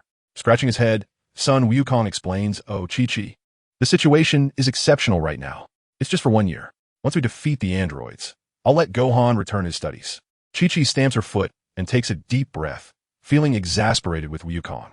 Although he does not argue with her, once he makes a decision, he is steadfast, resigned. She sighs, "All right, as your father wishes. Just take Gohan to hunt some beasts and gather firewood. Otherwise, we shall have no dinner." "Sure thing." Wukong grins widely. But at that moment, he suddenly gazes skyward, his expression turning serious. A machine descends slowly from the heavens. Is the time machine. The time machine Wukong uses. Has it only been a short while since Trunks returned? Chi-Chi looks at the time machine, puzzled by its significance. Gohan rushes over, joining them in watching the craft land. With a click, the glass cover of the time machine opens, and Jiangling's head emerges. "Hello. Long time no see, everyone." "Oh, it's Jiangling." Wukong exhales, taking a sip from his water cup. "Where is Trunks?" Jiangling chuckles. He did not return. Then, with a sudden, enigmatic smile, she adds, "Look at what I have brought." "What?" The family of three responds in unison, puzzled. Another head emerges from the time machine, this one belonging to a future Chi-Chi. Donned in a chi-pao, her hair elegantly styled, and her face bearing a few wrinkles. Wukong gasps in astonishment. "Huh? Chi-Chi?" Gohan was taken aback. "Two mothers?" Kiki, shocked, gently covered her slightly agape mouth. "How could there be another me?" Future Kiki gazed at the familiar face, tears streaming down her cheeks. This was the visage she had longed to see in her dreams every single day. Now that she finally beheld it, standing vividly before her, how could she not be overwhelmed with joy and weep? Chapter 29. Enlightening Goku. Jiangling led future Kiki downstairs and explained the events that would transpire in the future. Kiki's eyes brimmed with tears as she empathized with the situation, for it concerned her own future. She grasped future Kiki's hand and entered the house, exchanging words like close sisters. Meanwhile, Goku and Gohan remained frozen in place. "Jiangling, what you just said is true. Gohan and I will perish at the hands of androids." Jiangling nodded solemnly, affirming, "Indeed, it is as such. Trunks came by earlier to warn you of this. If preparations begin now, the androids will pose no threat." Jiangling refrained from disclosing that he could already defeat the androids, fearing it might lead to complacency. He understood that while Goku would not become complacent, it was wise to exercise caution. After all, the future of Earth depended on them. He merely desired a warm family life. Goku and his son nodded. "Two Kikis?" Goku felt a headache coming on. One Kiki was already a handful. Now there were two? Gohan appeared dazed, as if envisioning the scene of his two mothers supervising him while he completed his homework. Jiangling glanced at them, noticing Goku's reaction and furrowing his brow slightly. He turned to Gohan and said, "Gohan, why don't you go inside and keep your mother company? I need to have a word with your father." "Okay." Gohan departed. Jiangling placed an arm around Goku's shoulder and inquired, "Goku, do you have strong feeling for Kiki?" "Of course I do." Goku replied without hesitation. "How often do you two, Jiangling asked, sensing that a woman as inherently gentle as Kiki might develop a more matronly disposition for a reason. It was likely that certain aspects of her nature remained unexpressed, leading to increasingly absurd behaviors. "What do you mean?" Goku scratched his head. Jiangling leaned in closer to Goku's ear and whispered about the intimate matters between men and women. Upon hearing this, Goku's face flushed. "I don't think I've ever done that," he stammered. "Really? Then how did Gohan come to be? What about kissing?" Jiangling pressed. Goku appeared somewhat disgusted. "Isn't that dirty?" Jiangling. "Goku, think again. Are you certain you've never been intimate with Kiki?" Goku bit his finger deep in thought, when suddenly a light bulb went off in his mind. "Oh, right. On the night of our wedding, I got drunk and vaguely remember Kiki taking off my clothes." "I see," Jiangling remarked, realizing the source of Kiki's temper. He expected Goku to be so straightforward. Jiangling contemplated for a moment and resolved to alter Wukong's perspective, seeking to bring a semblance of completeness to their family. He procured a disc, presenting it to Wukong as a learning resource.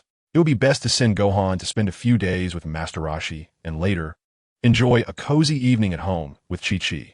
Wukong, somewhat perplexed yet compliant, accepted the disc, assuring Jiangling of his intent to follow through.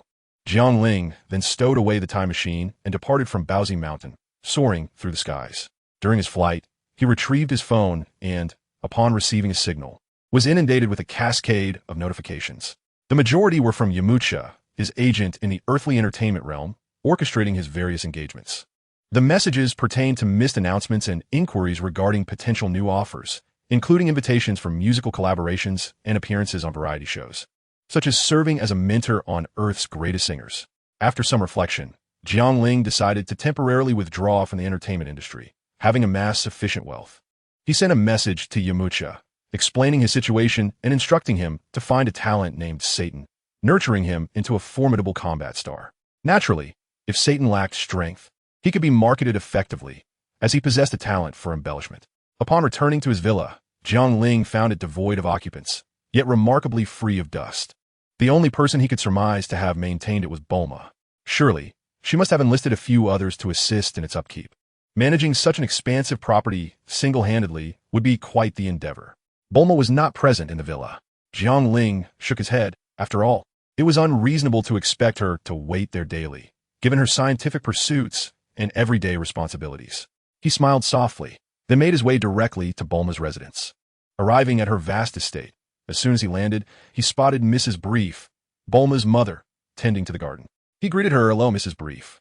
Upon turning, Mrs. Brief's lovely face lit up with a smile, recognizing Jiangling as Bulma's boyfriend. "Are you here to see Bulma?" she inquired. "Indeed, Mrs. Brief," he replied. "Call me Mom," she insisted. Mrs. Brief, Annie?" He conceded. "That works. Bulma is in the lab. You know the way, right?" "I do," Jiangling confirmed, bidding farewell to Mrs. Brief as he proceeded to the laboratory. Upon entering, he beheld the youthful Bulma clad in work attire, diligently repairing machinery. Her eyes brightened at his arrival, and she dropped her wrench, leaping into his embrace, exclaiming, "I've missed you so much." Jiangling tenderly ruffled her short blue hair, smiling indulgently. "I missed you too." Suddenly, Bulma sensed something amiss. Her delicate nose detected the fragrance of another woman on Jiangling. Pushing him away, she demanded sharply, "Have you been fooling around with someone else?"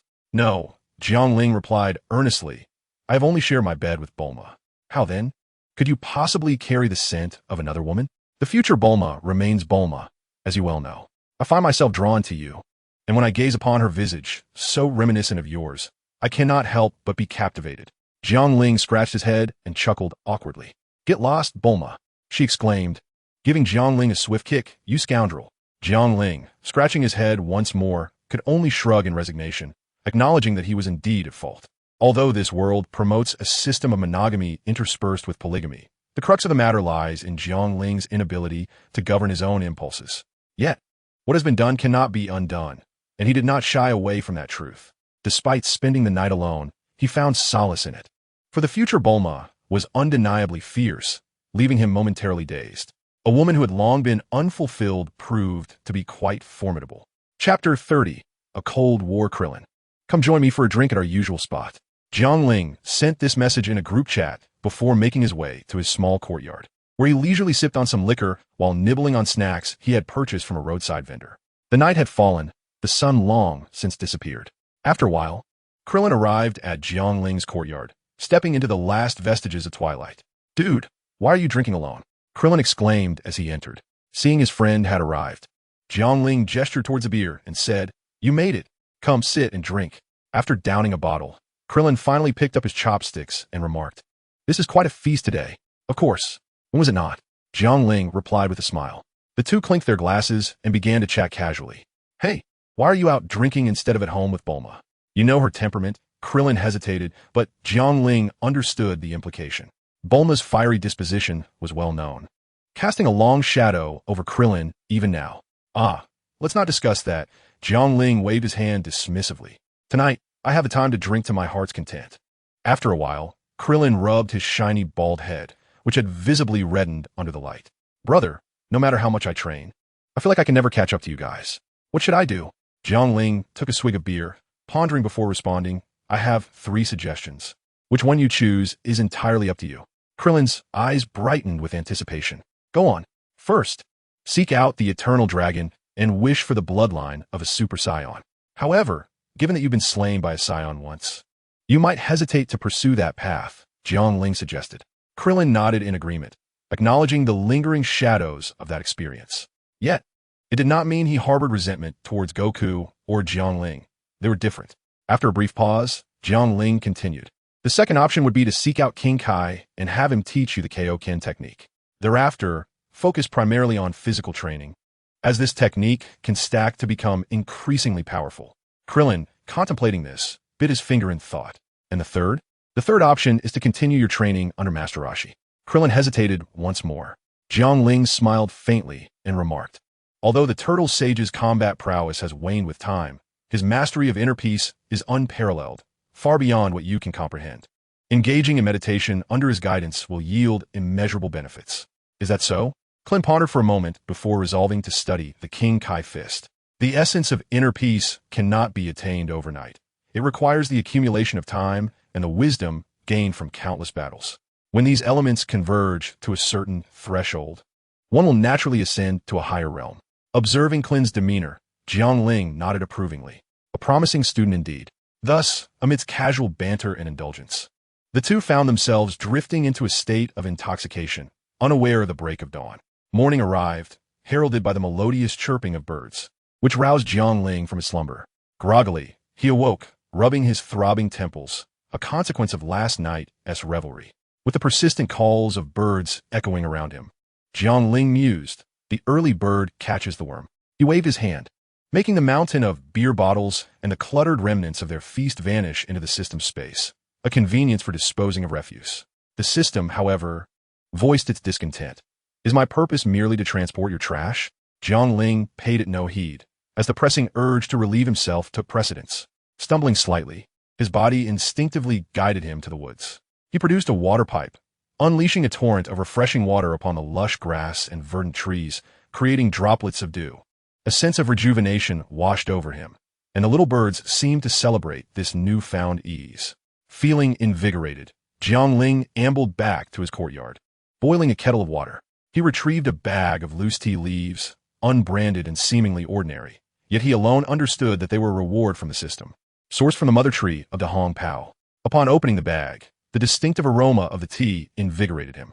After preparing the tea, the steaming fragrance wafted through the courtyard, enchanting the air. He savored a sip, his eyes lighting up as the exquisite flavor enveloped his palate, leaving a lingering essence. Klin, still in the throes of sleep, gradually awoke, drawn by the enticing scent. Brother, what kind of tea is this? It smells wonderful. Wonderful, indeed, Jiang Ling prompted. Can you describe its fragrance in one sentence? Klin, after a moment's contemplation, blurted, wow, it smells amazing.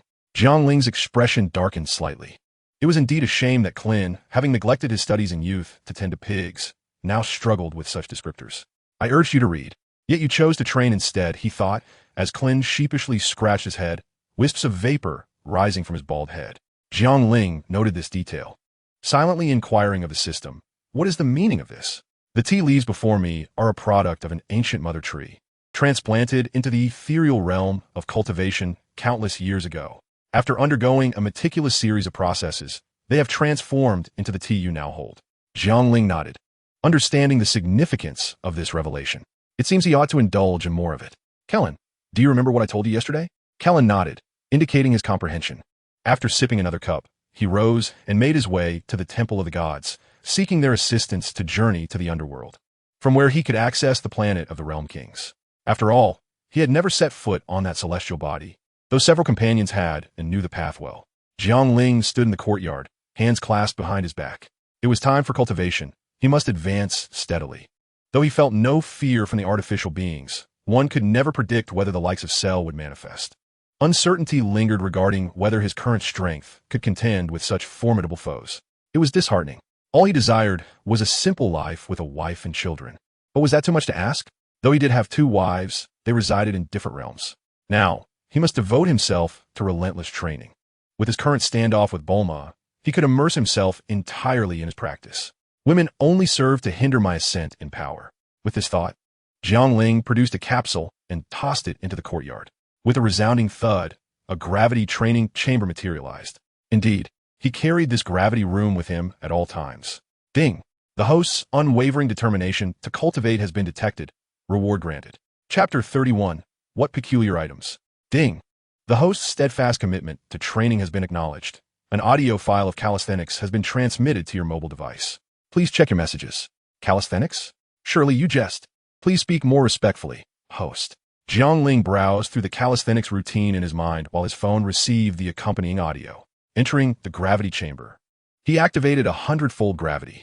This level of gravity was far from his limit. He had long since acclimated to it. It had merely been a while since he had utilized the gravity room, and he sought to stretch his limbs. After some contemplation, he concluded that performing calisthenics would be the most beneficial. He then retrieved his phone and played the audio he had just received. Calisthenics commenced now. A familiar voice resonated, and Jiangling, momentarily lost in nostalgia, felt as though he had returned to his original Earth. His body moved instinctively to the rhythm of the music. March in place. 1, 2, 3, 4, 5, 6, 7, 8. 2, 2, 3, 4, 5, 6, 7, 8. Stretching exercises. 3, 2, 3, 4, 5, 6, 7, 8. 4, 2, 3, 4, 5, 6, 7, 8. As he completed the sequence of movements, he suddenly regained awareness, drenched in sweat. With a thud, he collapsed to the ground, utterly exhausted. It was astonishing that he, with his current prowess, found 100-fold gravity so easily manageable, and calisthenics were supposed to be simple exercises. How could they have drained his energy so completely? Jiangling pondered this in confusion and consumed a celestial being, restoring his vitality to its fullest. Simultaneously, the innate talents of the Saiyans were harnessed, significantly enhancing his cultivation. The calisthenics seemed to have greatly aided his progress. With the gravity turned off, Jiangling ascended to his bed, longing for a restful slumber. Even after consuming the mystical beans, he yearned for sleep, as the previous night's revelry had been excessive, compounded by the fatigue from his recent exertions. As he collapsed onto the bed, he fell into a deep sleep almost instantaneously. His countenance bore the marks of profound exhaustion, evoking a sense of pity in those who beheld him. Unbeknownst to him, time swiftly passed.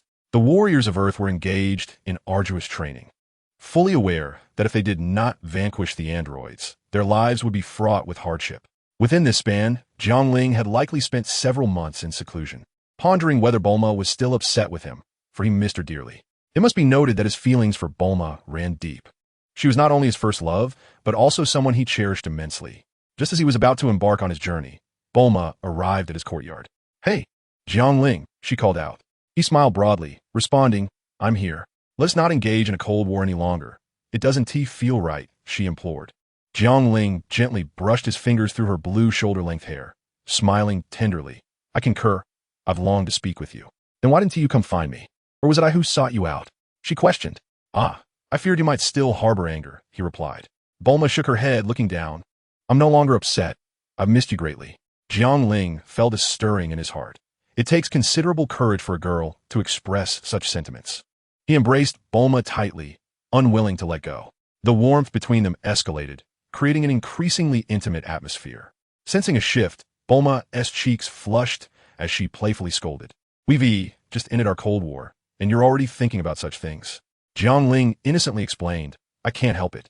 It's been months since I last saw you, and perhaps I missed you too much. Besides, your scent has awakened certain feelings." "Oh, no teasing, please. My monthly visitor has arrived," she admonished. Time flew by, and 2.5 years swiftly passed. With a beautiful companion by his side, Jiangling's training continued unabated, soaring to new heights. One day, while performing push-ups with one hand, he suddenly heard someone calling him from outside the gravity chamber. His expression shifted as he appeared beside the voice, belonging to none other than Goku and Gohan. "Jiangling, it's time. We must go," Goku announced. Jiangling nodded, observing the subtle signs of maturity in Goku's demeanor, his gaze momentarily lost in thought. Goku was increasingly embodying the role of a father. Turning to Gohan, Jiangling smiled and asked, "Gohan, you've grown a bit taller over the past 3 years. What of it? I'm still young. It's only natural I might surpass you in height one day," Gohan retorted. "Haha, I shall await that day," Jiangling chuckled. "Let's be on our way." The two others nodded in agreement, and the trio set off together. Along the way, they encountered other comrades. Upon reaching the city on the brink of devastation by the androids, they found a rocky outcrop to pause and gather their strength. Soon after, Piccolo, Yamcha, and others arrived as well. At long last, Vegeta made his entrance, wearing a disgruntled expression. Rather than joining the group, He chose to stand aside and close his eyes in contemplation. Jiangling rose to his feet and cleared his throat. Since everyone has gathered, allow me to offer a brief introduction. In the city below, it is not the 17th and 18th androids wreaking havoc, but rather the 19th and 20th. That is all. The crowd appeared bewildered. Is that it? You speak only half of what is necessary. Are you jesting with us? Piccolo, the team strategist, stepped forward to outline the battle plan. Jiangling retreated slightly, a faint smile gracing his lips. If you were to ask him why he did not eliminate the androids 3 years prior, thus ensuring a permanent solution, he would muse that it might be wiser to allow them to grow stronger before confronting them. Moreover, Android 18 was one of his childhood idols. He wished to see if he could win her heart. Therefore, he had no desire to interfere too much with the unfolding narrative. In truth, history had already been altered unbeknownst to him, beginning from the moment he became involved with Bulma. Piccolo continued to elaborate on the tactical plan. So, do you all understand? Yes, we do. Very well. Everyone disperse and commence the search for the androids. With a wave of his hand, Piccolo sent the group off, each member scouring the city for any signs of the androids. Should they locate them, they were to unleash their fury and summon their nearby companions. Do not act rashly. Otherwise, you'll find no place to rest. Jiangling shook his head and leapt off the cliff, plunging into the city to begin his search for the androids. These two androids were quite distinctive, one tall and slender, the other short and stout. Jiangling mingled within the crowd, casting a cold gaze around. Nothing. He began to search earnestly. The city was bustling with hurried pedestrians, each engrossed in their own affairs. Chapter 32, Vegeta and Android 19. They were well hidden indeed. Jiangling murmured to himself, his gaze locking onto a target as he strode purposefully forward. A cup of pearl milk tea, less ice and extra spice, please.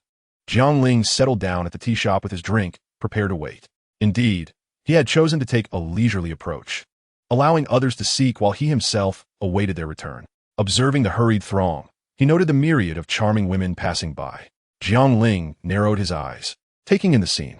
There were petite girls with playful pigtails, sophisticated urban ladies in professional attire, and, predominantly, alluring mature women whose glances and smiles exuded an intoxicating charm. Jiangling merely savored the view, resolutely refraining from any inappropriate actions. Even when an unclad individual strolled past him, he remained unfazed, at most raising his phone to take a quick picture. Unbeknownst to him, his cup of milk tea was nearly empty. Just as he considered ordering another, he sensed a surge of energy nearby. Yamcha's presence. Jiangling paused. To his astonishment, just as in the original tale, it was indeed Yamcha who first detected the androids. With a leap, Jiangling soared into the air, leaving behind a bewildered tea shop employee. Good heavens, a superhero! Meanwhile, Yamcha stood face to face with the two androids. A mere burst of breath was swiftly quelled as the corpulent android seized Yamcha by the throat, lifting him off the ground. The surrounding pedestrians had long since retreated to safety. Those who failed to escape had become lifeless corpses, leaving a vacant expanse nearby. Yamcha felt the android's grip, as unyielding as steel, rendering him incapable of breaking free. Gradually, his breath became labored, and the energy from his body was relentlessly siphoned away. What manner of android is this, capable of absorbing energy? I can hardly endure this. Someone please save me. Yamcha's vision began to blur, and his consciousness slowly dissipated. Suddenly, with a sickening sound, the corpulent android's other hand pierced through Yamcha's abdomen, blood gushing forth onto the ground. At that moment, a powerful shout rang out, "Stop!" The overweight android, designated as number 19, and the slender android, number 20, looked skyward, only to witness a swift kick descending from above. With a resounding crash, the two androids were sent hurtling backward, colliding against the wall, which crumbled under the impact. Beside Yamcha stood a strikingly handsome man, his eyes glimmering like stars. Jiangling Yamcha lay on the ground, a gaping wound in his belly, his eyes wide open, filled with profound unwillingness. Jiangling sighed, wiped Yamcha's face, and gently closed his eyes. Alas, I have come too late. Rest in peace. In the next moment, Yamcha's eyes fluttered open, as if refusing to succumb to death. Weakly, he uttered a few words, "I believe I can still be saved." Jiangling replied, "Very well. Who am I to deny my agent?" He shrugged, producing a magical bean and administering it to him. At that instant, others arrived at the scene, each descending from the sky. Yamcha's gaping wound healed instantly, and his internal energy was fully restored. "Thank you for the magical beans, Jiangling. Without them, I would have perished Yamcha expressed gratefully. Jiangling waved his hand dismissively, indicating no need for thanks. Yamcha turned to the group and cautioned, "Be careful. These two androids possess devices capable of absorbing energy, and they are exceedingly formidable." The others nodded in understanding. Vegeta scoffed, "Enough, you may step aside now." Yamcha began to speak. "Do you know that I—" Suddenly, a laser beam swept toward the group, compelling them to hastily evade. The laser sliced through the surrounding buildings, cleaving them in two. The Earth Warriors felt a surge of fury. After all, they had narrowly escaped death moments ago. Gazing at the stout and slender androids, Vegeta felt insulted. In a fit of rage, he charged forward. With a resounding blow, he struck. The android number 19 extended a hand, effortlessly catching the punch. Vegeta countered by seizing its arm and executing a shoulder throw, slamming it into the ground, creating a deep crater. "Is this all you've got?" Vegeta smirked, relentlessly pummeling number 19, each punch driving its abdomen inward. The ground beneath them cracked, forming a vast web of fissures.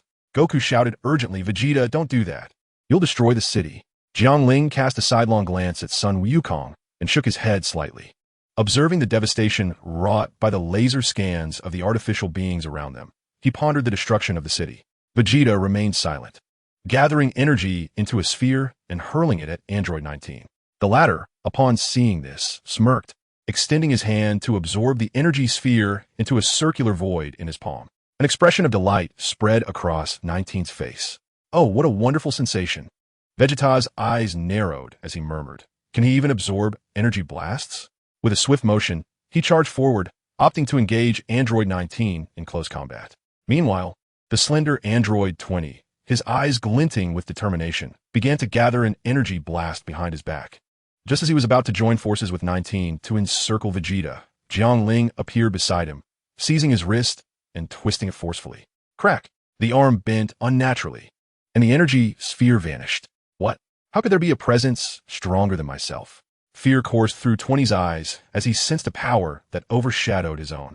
In response to his terror, Jiangling calmly declared, "Withdraw your tricks, or you shall perish this very moment." Turning his attention back to Vegeta, the prince was engaged in a fierce exchange with Android 19, employing a variety of techniques that had nearly obliterated the surrounding structures. Each punch Vegeta landed on 19 resonated like metal striking metal. The onlookers had retreated to a safe distance, poised to intervene at any moment. Goku, feeling restless, sensed the battle instinct within him stirring. He called out, "Vegeta, if you can't handle it, let me take over."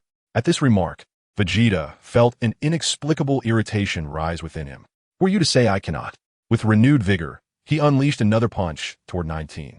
The android squinted, a smile playing on his lips as he extended his palm to firmly grasp the punch. Yamcha, watching from a distance, shouted urgently, "Be careful. He'll absorb you." In that instant, Vegeta felt a powerful pull siphoning away his energy, not just his energy, but seemingly his very vitality. Lowering his head, he trembled. "Ah, my energy! Androidino kakala triumphant. At last, I've seized my chance." Yet at that moment, Vegeta lifted his gaze, a mocking glint in his eyes. "Gotcha! What?" Boom! Vegeta's aura erupted in a brilliant display, surging geometrically in intensity, transforming him instantaneously into a golden Super Saiyan. Chapter 33. Piccolo's power reigned supreme. What was happening? How could that guy Vegeta become a Super Saiyan? Wukong, wasn't it said that only Saiyans with a positive mindset can transform into Super Saiyans? Upon hearing this, Goku shook his head innocently. "I don't know. That's just the information I received." How could such an evil person like Vegeta turn to a good guy? Krillin exclaimed loudly. Others echoed their strong objections. At this moment, Vegeta was enveloped in a golden aura, his golden hair standing even more erect than before, and his eyes shimmering with a faint green light. Indeed, I'm a good person. He scolded himself, lamenting how he could not surpass Kakarot, especially as even a later arrival like Jiangling had transformed into a Super Saiyan. He trained tirelessly, day and night, and just as he reached the pinnacle of his fervor, he transformed into a Super Saiyan, laughing heartily. Now do you understand? The golden aura surrounding Vegeta surged explosively. Number 19's eyes widened in fear as he attempted to release the grip on his draining energy, only to find himself firmly grasped by Vegeta. The energy, surpassing his limits, surged wildly into his body. Boom! It exploded. The android 19, unable to withstand the overload of energy, burst apart. Jiangling sighed in reflection. Just like in the original story, Vegeta had transformed into a Super Saiyan. Now, there were already 3 Super Saiyans in this world. Piccolo, standing behind, sparkled with intensity in his eyes, contemplating damn Vegeta, growing stronger by the moment. How am I to keep up? As everyone was lost in their thoughts, Krillin noticed something amiss. Hey, where did that skinny android go? Right? Wasn't he over by Jiangling just now? Jiangling scratched his head and chuckled. I wasn't paying attention. He must have run off. In truth, he was aware that number 20 had escaped but chose not to intervene. Why? It was simply to allow 17 and 18 to make their entrance. What should we do now? Yamcha shrugged. The androids have no energy signature. We cannot sense them. Exactly. It's infuriating that he escaped. Who knows how many more humans will suffer because of him? We should ask Jiangling, Piccolo said solemnly. He must know more. With that, he turned his gaze towards Jiangling, and the others followed suit. Jiangling cleared his throat. I indeed possess more information. The number 20 that just fled is Dr. Gero. He transformed himself into an android, thereby acquiring unparalleled power and longevity. Krillin remarked, wow, that old man is ruthless. What happens next? Jiangling continued. His laboratory should be located in North City. Upon hearing this, Vegeta's eyes gleamed, and he took the lead, flying towards North City. His confidence was swelling. He intended to eliminate the androids ahead of everyone else to prove his strength and then defeat Kakarot. The others shrugged in resignation and followed suit, leaving only Jiangling and Piccolo behind. Why aren't you leaving? Piccolo inquired. I'm not in a hurry, Jiangling replied with a smile. What about you? Why aren't you following? Piccolo shook his head. I thought that after 3 years of training, I would be strong enough, but I still feel so insignificant. So I must seek out the Supreme Kai to accomplish that one task, Piccolo stated. Jiangling nodded in agreement. You should have done that long ago. You've delayed for too long. Indeed, if not for this incident, it might have taken even longer. I'll take my leave now, Piccolo concluded, flying off in another direction. Jiangling watched him depart, a slight smile playing on his lips. Piccolo and the Supreme Being are about to merge. Now, allow me to conquer the challenges ahead. In the temple of the Supreme Being, he and Mr. Popo stood at the edge of the platform, quietly observing the events unfolding in the world below. Soon, Piccolo arrived beside them. You've come, he said. I have arrived, Piccolo replied. You should have come sooner, but I have only just now made my entrance. The 2 Namekians, one aged and the other youthful, exchanged silent glances. Mr. Popo, sensing the impending events, grew tense. Supreme Being, he began, I am grateful for your care over the years. The Supreme Being's voice trembled slightly. Farewell. Upon uttering these words, he turned to Piccolo. Place your hand upon my chest, and the merging shall commence. Piccolo spoke solemnly. You must yield to my will. Are you capable of that? The Supreme Being smiled gently. Indeed, my body has aged. My time is limited. I shall impart my vast knowledge and strength, but it will be your essence that prevails. Very well. Piccolo placed his hand upon the Supreme Being's chest. Let's begin. With a thunderous roar, an immense force erupted. The winds spiraled violently. The Supreme Being transformed into countless specks of light, merging into Piccolo's being. His power surged exponentially. As they soared through the sky, Goku, Vegeta, and Jiangling paused in unison, turning their gaze toward the temple of the Supreme Being. That is Piccolo's energy. Why do I feel that he surpasses even the Super Saiyans? Vegeta's expression darkened, reluctantly acknowledging that this Namekian now eclipsed his own strength. Goku's face lit up with excitement. With Piccolo's newfound strength, we can train together.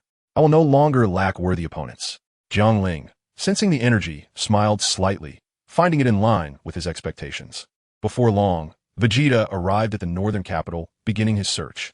The others soon followed suit. Let's also seek him out. Allowing this menace to roam free is not an option. Indeed, you all go ahead. I will join you shortly, Goku said with a smile. The group, without hesitation, dispersed to search. Meanwhile, Gohan sensed something amiss and looked curiously at his father. Goku. Dad, what is wrong? Goku smiled faintly. It's nothing. You should go ahead. I will catch up soon. All right. Gohan then followed the main group in their search. Watching them drift farther away, Goku could no longer contain himself, collapsing to the ground. Breathing heavily, he had been suppressing his discomfort, not wishing to burden them with worry. This was his nature. He preferred to shield others from concern. Clutching his chest, he wore a pained expression, trembling as he retrieved a vial of medicine from his waist. He opened it and swallowed its contents. This was the medication Trunks had brought him, a precaution enforced by Chi-Chi from the future to prevent a recurrence of past tragedies. Indeed, it was now of great use. Damn it, has the heart condition returned? In recent years, life had been relatively peaceful. Wukong had believed he was immune to heart disease, but unexpectedly, Jiangling flew in from behind, noticing Wukong's condition and approaching with concern. Has your heart condition flared up? He inquired. Yes, Wukong replied. Have you taken your medication? I have. Fortunately, Chi-Chi insisted that I carry my medicine with me at all times. Jiangling nodded. You should rest well. I will handle the remaining matters. As he spoke, he conjured a bed and gently assisted Wukong onto it. I entrust you with this, Wukong said, gazing at Jiangling, unable to shake off his worries. Rest assured, Jiangling reassured him. Chapter 34. Sharpening the edge. Suddenly, a powerful aura erupted from a distance. It was once again the presence of Yamucha. Jiangling sighed in exasperation. Goodness, it's Yamucha again, always teetering on the edge of danger. Either he participates in a martial arts tournament or is the first to get eliminated. Jiangling, go, Wukong urged. Yes, take care of yourself. Jiangling nodded before soaring towards the source of the aura. As Yamucha passed by a cave, he was struck forcefully against the wall by the approaching Dr. Jero, who then entered his research facility. Realizing he could not defeat Jero alone with the entrance to the laboratory now closed, Yamucha unleashed his energy. Before long, others arrived by his side. Well, it's Yamucha again. Looks like if we lose a cow at home, we can count on you to find it, someone joked. Stop the banter. The android is in this cave, Yamucha retorted, rolling his eyes and gesturing towards the cave. Jiangling examined the heavily reinforced steel door and suggested, let us just blow it open. The group nodded in agreement, finding this plan feasible. Meanwhile, Dr. Jero hurried back to his laboratory, where several white cryogenic chambers stood. It seems I must release these two ultimate weapons, he declared, casting furtive glances towards the door. Suddenly, one of the chambers opened, revealing a striking young man with black hair, whose looks were slightly less handsome than Jiangling's. He slowly opened his eyes and gazed at the elderly Dr. Jero. Jero quickly grasped the control panel on the table, ready to press the stop button at the first sign of trouble. It was evident he could not perfectly control his creation. Number 17, can you hear me? Jero asked cautiously. The boy, known as Number 17, noticed Jero's remote control, his eyes sparkling with intrigue. He smiled slightly. Esteemed doctor, how may I assist you? Are you speaking to me? Jero replied, surprised, loosening his grip on the remote. Number 17 maintained a polite smile. Yes, Dr. Jero. It appears my transformation was successful. Jero felt a surge of excitement and proceeded to open the adjacent cryogenic chamber, which revealed a blonde girl with a delicate, fair complexion and striking features. She slowly opened her eyes. At first glance, Dr. Jero stood before her. She then turned to her brother, Number 17, who cast her a knowing glance, indicating that the controller in the doctor's hand should not be disturbed. Number 18 also noticed the controller and offered a polite smile, nodding slightly. Hello, doctor. How may I assist you? Dr. Jero, filled with skepticism, inquired. Do you truly obey my commands? Indeed, doctor. I am, after all, a product of your modifications. Number 18 replied with a smile. Doctor. Jero nodded and gestured towards the outside, instructing the two androids, I want you to eliminate the enemies outside. Certainly, Jero, Number 17 began, but before he could finish, his black eyes flashed dangerously. With a swift kick, he severed Dr. Jero's arm, causing the controller to clatter to the floor. There was no blood. Instead, a network of wires pulsated with flickering electricity. What? Dr. Jero exclaimed, incredulous. Did you not swear allegiance to me? Number 17 smirked coldly. That was merely a ruse. Had you not clutched that controller so tightly, would I have gone to such lengths to deceive you? Infuriating, Dr. Jero cursed, rushing towards the corner to reclaim the controller, only to find Number 18's hand piercing through his chest the very next moment. Electricity crackled violently. Number 17 followed up with a lethal blow, obliterating Dr. Jero's head with precision and efficiency. Thus fell a once-renowned genius of biological science. A thunderous roar erupted from outside as the laboratory doors were blown apart, revealing the Earth Warriors. Number 17 and Number 18 exchanged glances but remained unfazed, walking instead to a nearby stasis pod and opening its door. Inside lay a tall, robust man with an unusual hairstyle, an unmistakable pineapple top, embodying a profound philosophical aura. It was Number 16. Legend had it that he was a pure robot modeled after Dr. Gilles. Outside, Krillin furrowed his brow, pondering how that slender android could have been slain, questioning their allegiance. Perhaps not, Yamcha offered his assessment. Goten contemplated and suggested. It's possible they rebelled against their superior and eliminated him, taking charge themselves. Goten's reasoning appeared sound. After all, education imparts wisdom. With a sheepish grin, Goten admitted, I just watch a lot of television. Jiangling stepped forward to clarify, strictly speaking, that Dr. Gero was a villain who abducted these siblings to conduct modifications. I see. That's enlightening, came the response. Number 16, 17, and 18 regarded Jiangling with surprise at his articulate discourse. I don't care whether they are villains or not. These two are my adversaries, Vegeta declared fiercely, addressing the crowd, but directing his words at Jiangling. Jiangling shrugged in response. Vegeta cast a malevolent glance at the three androids within, a flicker of malice dancing in his eyes. He raised his hand and hurled 2 energy blasts into the cavern. Boom! The ground shook violently as the blast detonated within the cave. The others hastily retreated into the sky above. The mountain housing the cave crumbled under the force, billowing clouds of smoke spiraling into the air. What happened? Krillin inquired anxiously. Jiangling waved his hand dismissively. Such minor damage cannot harm them. Indeed, 3 figures burst forth from the smoke, standing defiantly before Jiangling and the others, their gazes fixed intently upon them. You've sullied my attire. Number 18's eyes sparkled with fury as she stared directly at Vegeta. And so what? Vegeta scoffed, his disdain evident. In an instant, number 18 vanished, reappearing before Vegeta and delivering a swift kick. Caught off guard, Vegeta was struck by a tremendous force, sent hurtling backward into a stone pillar, which shattered upon impact, debris raining down upon him. Blood spattered from Vegeta's lips as he struggled. Jiangling observed from the sidelines, feeling that Vegeta had grown overly arrogant. Now transformed into a Super Saiyan, he had become insufferably proud. This was the perfect opportunity to temper his arrogance. Chapter 35. Bobo, here's one for you. Number 18 charged at Vegeta, placing her foot squarely on his head. That energy blast was your doing, wasn't it? Beneath her foot, Vegeta caught a glimpse of the scene from her skirt. Yet his eyes bore no hint of admiration, only a fierce, resentful glare. Ah, the humiliation. With a roar of fury, Vegeta transformed into a Super Saiyan, golden flames enveloping him, forcing number 18 to retreat momentarily. Oh, have you dyed your hair? She smirked, but you still cannot defeat me. Boom! Their fists collided with a resounding impact. And to Vegeta's disbelief, he was forced back several steps. He could hardly fathom that as the mightiest Super Saiyan, he was being outmatched by a mere woman. Enraged, Vegeta unleashed a flurry of punches, yet number 18 deftly countered each one.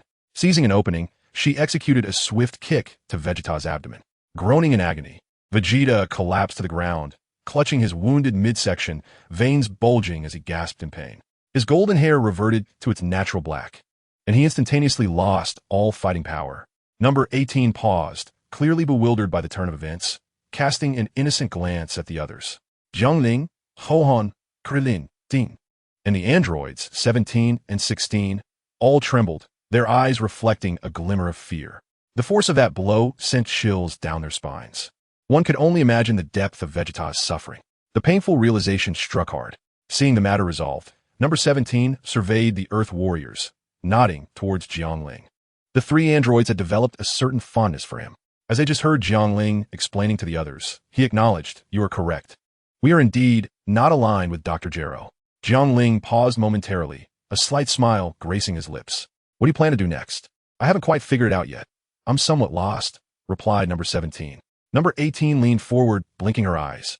Since we are all bored anyway, why not take a shot at killing that Sun Wukong? After all, old Gero previously instilled that command in us. Good idea, number 17's eyes lit up. However, Jiangling interjected, I consider myself your friend. Number 17 and number 18 nodded. Although their acquaintance was brief, it felt genuine. Could we perhaps refrain from troubling Wukong? I will join you in the fight. If you defeat me, you may pursue Wukong, Jiangling proposed. Very well, number 17 nodded. The others exchanged puzzled glances. What just happened? In a matter of moments, these androids have befriended our elder brother. Jiangling's charisma must be quite formidable, they murmured among themselves. No. 18 crossed her arms and addressed Jiangling. I will fight you. Then I shall humbly oblige, Jiangling replied as they faced one another. Observing number 18's tall stature, Jiangling swallowed hard. This is hilarious. I hope Bulma doesn't find out. Otherwise, life will be anything but peaceful. With a roar, Jiangling transformed into a Super Saiyan. A brilliant golden aura enveloped him, which he then contained within, not a trace escaping. Ah, so you've dyed your hair too? Number 18 teased. Without further ado, Jiangling executed a swift movement, appearing before number 18 in an instant, his speed so remarkable that even she could scarcely perceive it. With a resounding clash, their fists collided. Jiangling launched a palm strike, and although number 18 attempted to evade, Jiangling's speed prevailed, landing a blow in a rather sensitive area. No, 18 was momentarily stunned. Then her expression shifted to one of indignation. You can hit me, I don't mind, but what was that grab for? She retorted. With a swift kick from her long legs, she sent Jiangling crashing to the ground, creating a large crater. As dust billowed, Jiangling sprang back to his feet, launching number 18 into the air with a flurry of energy spheres that exploded upon contact, leaving her battered and her clothing riddled with holes. Her fair and tender skin caught Jiangling's attention, yet he showed no mercy. In the arena of battle, one must not show leniency simply due to the opponent's gender. To do so would signify defeat. Jiangling charged toward her again, exchanging several blows, forcing number 18 to retreat until she ultimately conceded, I cannot defeat him.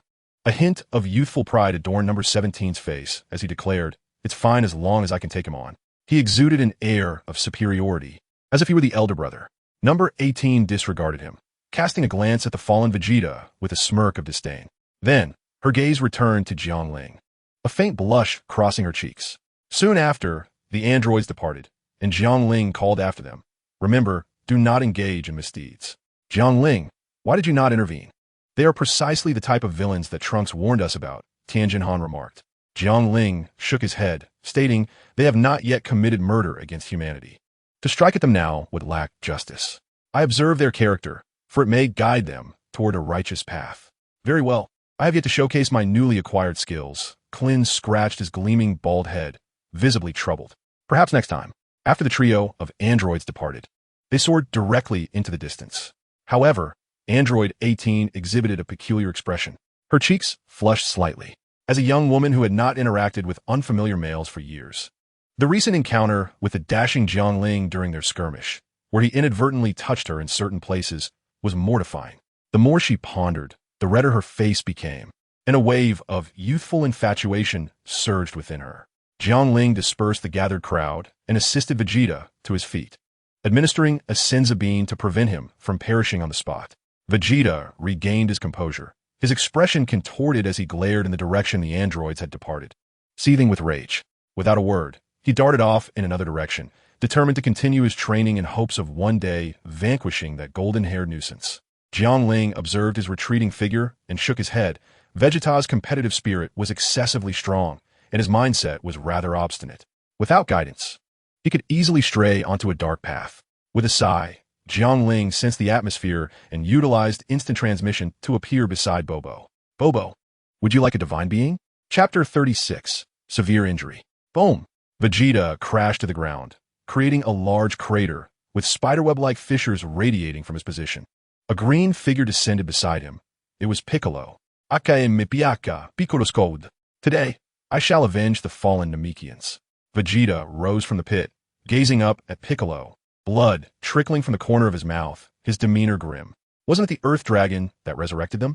Standing over 2 meters tall, Piccolo towered above Vegeta, asserting that it was indeed the Earth Dragon's grace, which could not erase your massacre of my kin. More importantly, I simply find you displeasing. Vegeta glared fiercely at Piccolo. You may think your current strength allows you to eliminate me, but I will ensure you pay a price. Come at me. I fear you not. Boom. Bang, bang, bang. The two combatants, one green and one yellow, clashed violently. Their speed was so rapid that the naked eye could scarcely perceive it. In mere moments, they exchanged hundreds of blows. Vegeta unleashed a powerful punch toward Piccolo, imbued with a chilling energy. Had it connected, it would have pierced a significant hole through his body.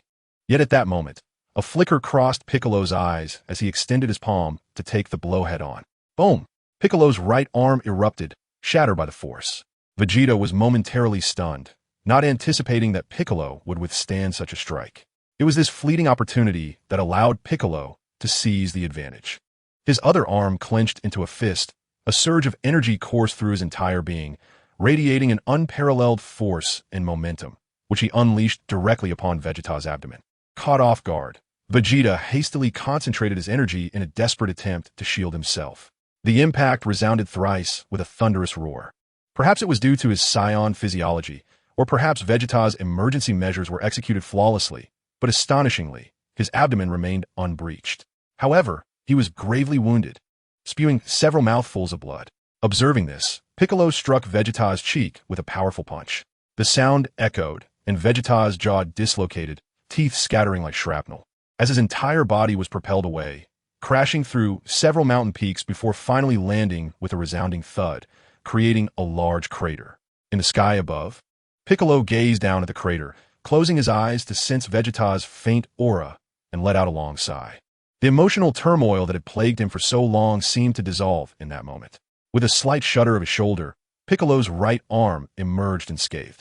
Perhaps influenced by the memories of the Supreme Kai, or perhaps due to the release of his emotional burden, he ultimately refrained from delivering a fatal blow to Vegeta. Shaking his head, he turned to leave. Am I going to die? Vegeta pondered. Well, I have found satisfaction in becoming a Super Saiyan. Yet, there remains one regret. I could not surpass Kakarot and Jiangling. His consciousness began to fade. Time passed, though he could not tell how long. When he regained awareness, he was engulfed in pain. Vegeta struggled against the agony, forcing his eyes open to behold a rudimentary wooden ceiling and some simple furnishings. The faint fragrance wafting from the blanket beside him sparked a sense of confusion within him. Am I not dead? Where am I? His body felt as though it had been dismantled, utterly devoid of strength. Even the slightest movement brought waves of pain. At that moment, a small door creaked open, and a charming young girl entered.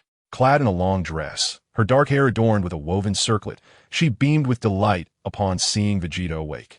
Approaching the bedside, she crouched down to observe him. You're awake. You've been asleep for an entire week. If it weren't for your pulse, I would have thought you wouldn't wake up at all. Gazing at the girl, Vegeta's voice came out hoarse as he asked, Who are you?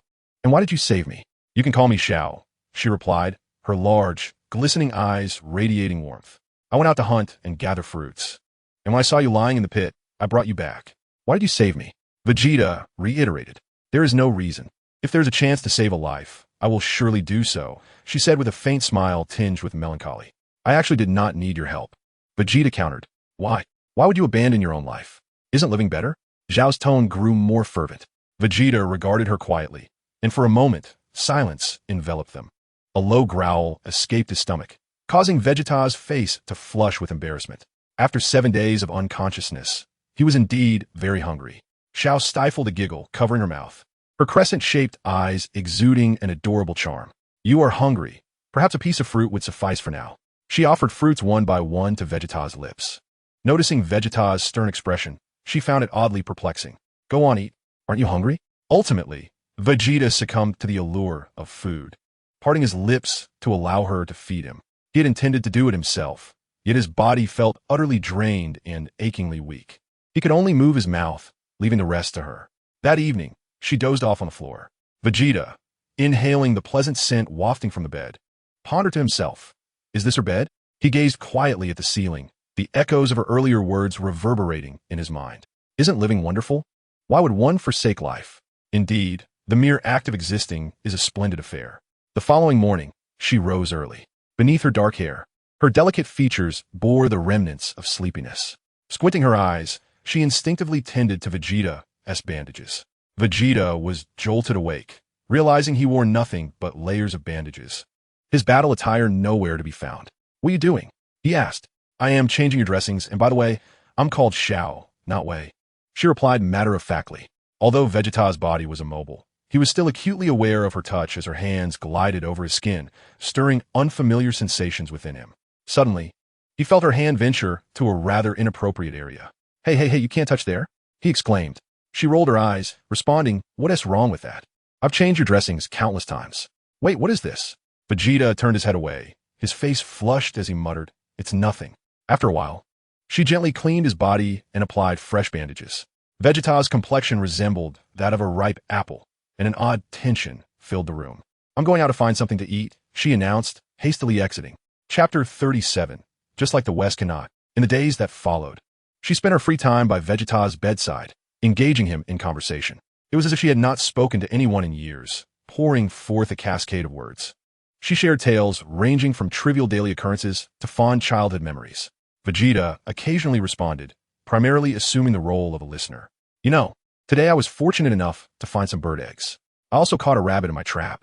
Earlier while chopping wood, I miscalculated and nearly dropped it on my foot.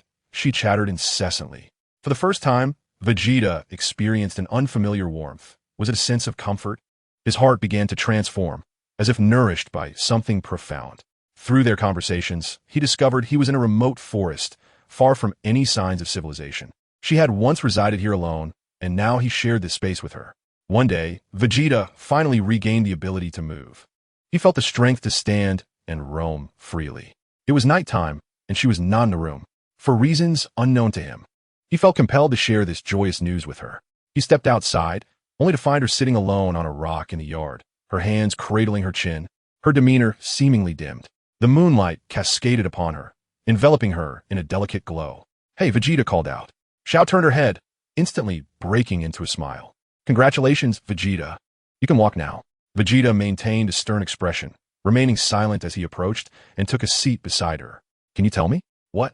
Xiao inquired, momentarily taken aback. "You seem troubled tonight." "You noticed?" Xiao replied with a faint smile, yet her demeanor darkened once more. "I miss my parents. They left me due to a snake bite, and they didn't receive timely treatment." Vegeta listened intently, taking a deep breath. He stood up and gently pulled Xiao into his embrace, remaining silent for a long while. Xiao lifted her head and smiled at him, akin to a blossoming flower. In the subsequent months, Vegeta's physical injuries gradually healed, allowing him to partake in hunting. Meanwhile, Xiao took charge of gathering fruits and planting small vegetables, while Vegeta hunted for sustenance. Gradually, life improved. Over the months, their cooperation became increasingly harmonious, leading them to a life of mutual toil. One day, upon returning with his catch, Vegeta discovered Xiao was not at home and presumed she had gone fruit gathering. As he began to prepare the game, a rustle in the nearby bushes caught his attention. A figure emerged and sprinted towards him. It was Xiao. Her expression was panicked as she ran, frequently glancing over her shoulder. Chasing her was a small dinosaur, a velociraptor, towering over 2 meters. Vegeta's eyes narrowed, and he charged forward. Suddenly, Xiao stumbled and fell to the ground. As the velociraptor lunged towards her, Vegeta's heart raced, his vision filled only with her image. He unleashed the limited energy within him, his speed multiplying as he collided with the velociraptor. The creature was sent tumbling to the ground. Vegeta stood protectively in front of Xiao, shielding her behind him, his gaze fierce like that of a war deity. The velociraptor regained its footing, and sensing Vegeta's intimidating presence, it instinctively fled without a second thought. Vegeta turned and helped Xiao to her feet, pulling her into his embrace. Previously, he had been uncertain about his feelings for her, whether it was affection or pity. In that moment, clarity struck him. "I was so scared," Xiao said, her body trembling slightly. "Fear not. I am here," he reassured her. They held each other tightly, Vegeta's hands awkwardly stroking her back as he carried her back to their room. "You should rest for a while." "Okay." As night fell and the lights dimmed, Vegeta lay on the makeshift bed beside her, as was his custom. Suddenly, a voice emanated from the small bed nearby. "Vegeta, I am scared. Come sleep with me. I am here beside you." Xiao remained silent. After a moment, Vegeta felt someone burrowing into his bed.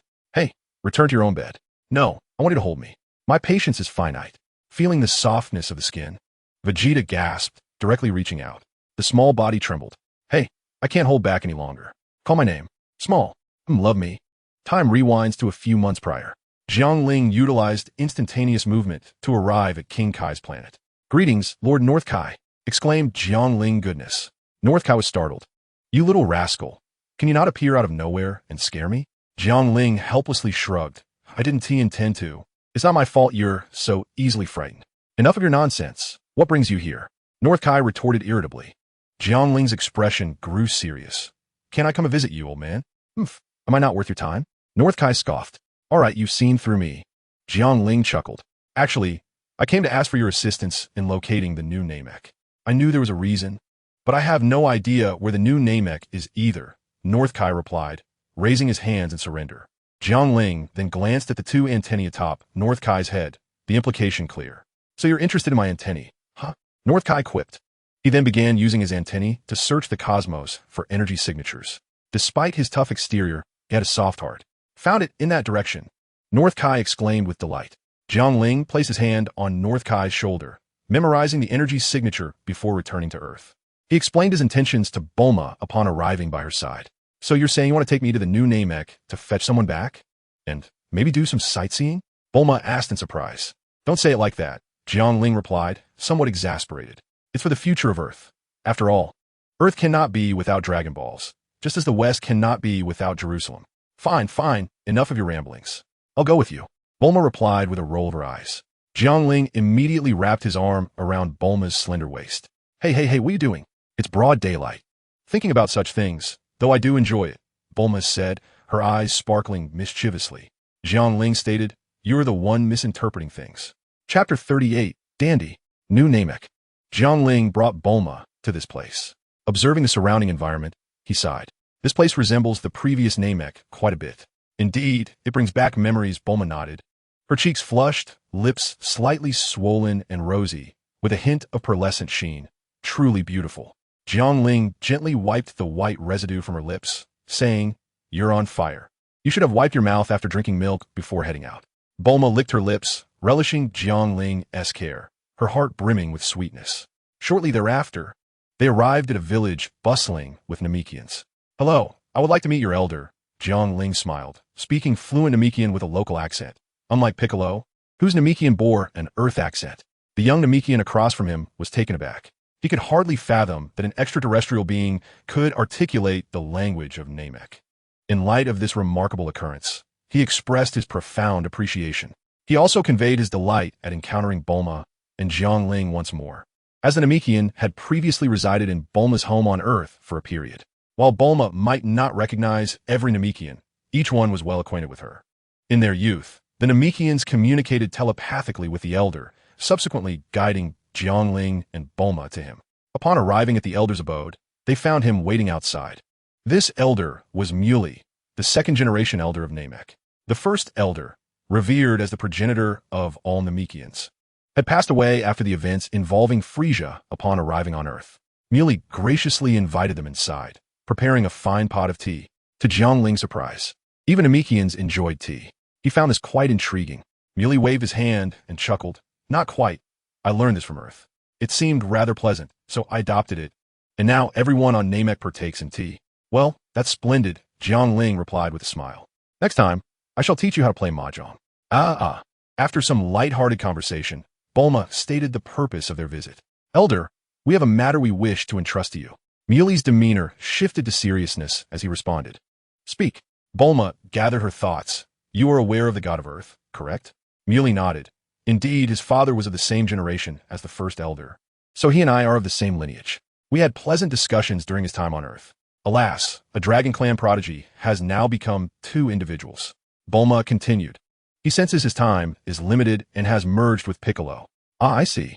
That is indeed a fitting conclusion, allowing him to continue to shine.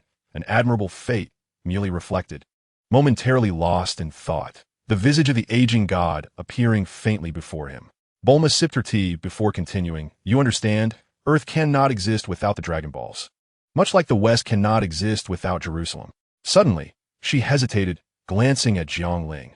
He placed his hand over hers, signaling her to remain composed, and interjected. Earth cannot exist without the Dragon Balls, just as the West cannot be without Jerusalem. So, it is, she acknowledged. Thus, we have come to inquire if there are any suitable candidates for the position of God. Muley pondered for a moment, his eyes brightening. There is indeed one. Dondi, the young boy you know? Bulma appeared puzzled. Can a child truly fulfill such a role? She recalled Dondi, a Namekian child saved by Krillin and Gohan during their time on Namek, with whom she had formed a good rapport. While on Earth, Dondi had also been captivated by animated series. Muley summoned Dondi telepathically, addressing Bulma's doubts simultaneously. Dondi has matured, and he is one of the few Namekians capable of creating Dragon Balls. He would undoubtedly be competent for the role of Earth's god. Bulma smiled. With the elder's endorsement, I am reassured. Before long, a young Namekian boy entered the room. Elder, have you summoned me for something? Dandy, look who has arrived. Upon glancing over, Dandy's eyes sparkled. Aunt Bulma, you're here. Bulma's previously cheerful expression faded instantly. How many times must I remind you? Call me sister. All right. Aunt Bulma, no problem. Dandy replied without hesitation. Bulma shot him an annoyed look, utterly exasperated. Jiangling burst into laughter beside them. Aunt Bulma, even your father is laughing at you. Jiangling's mirth abruptly ceased, his face darkening. This time, it was Bulma who found amusement in the situation. Jiangling stroked his thick beard, contemplating whether it was time for a shave. After clarifying his purpose for visiting, Dandy's eyes gleamed with excitement as he readily agreed. Absolutely, I will go to Earth and become the god of Earth. That's marvelous. Subsequently, Jiangling escorted Bulma and Dandy, bidding farewell to the elder before returning to the goddess temple. There, he encountered an unexpected visitor, Piccolo. The signs of battle were evident on him, as if he had just emerged from a fierce skirmish. Hey Piccolo, have you just fought? Jiangling greeted him. Piccolo nodded. Yes, I just dealt with Vegeta. I spared his life, but whether he survives now depends on his fortune. Jiangling furrowed his brow slightly. He still needed Vegeta for the crucial task of propagating the Saiyan race. Where is he? Jiangling inquired, having sensed a faint energy signature earlier, which he attributed to Vegeta's weakened state. Are you planning to save him? Piccolo shook his head. I've stated before, his survival is contingent upon his own fate. After all, he must atone for the lives he has taken.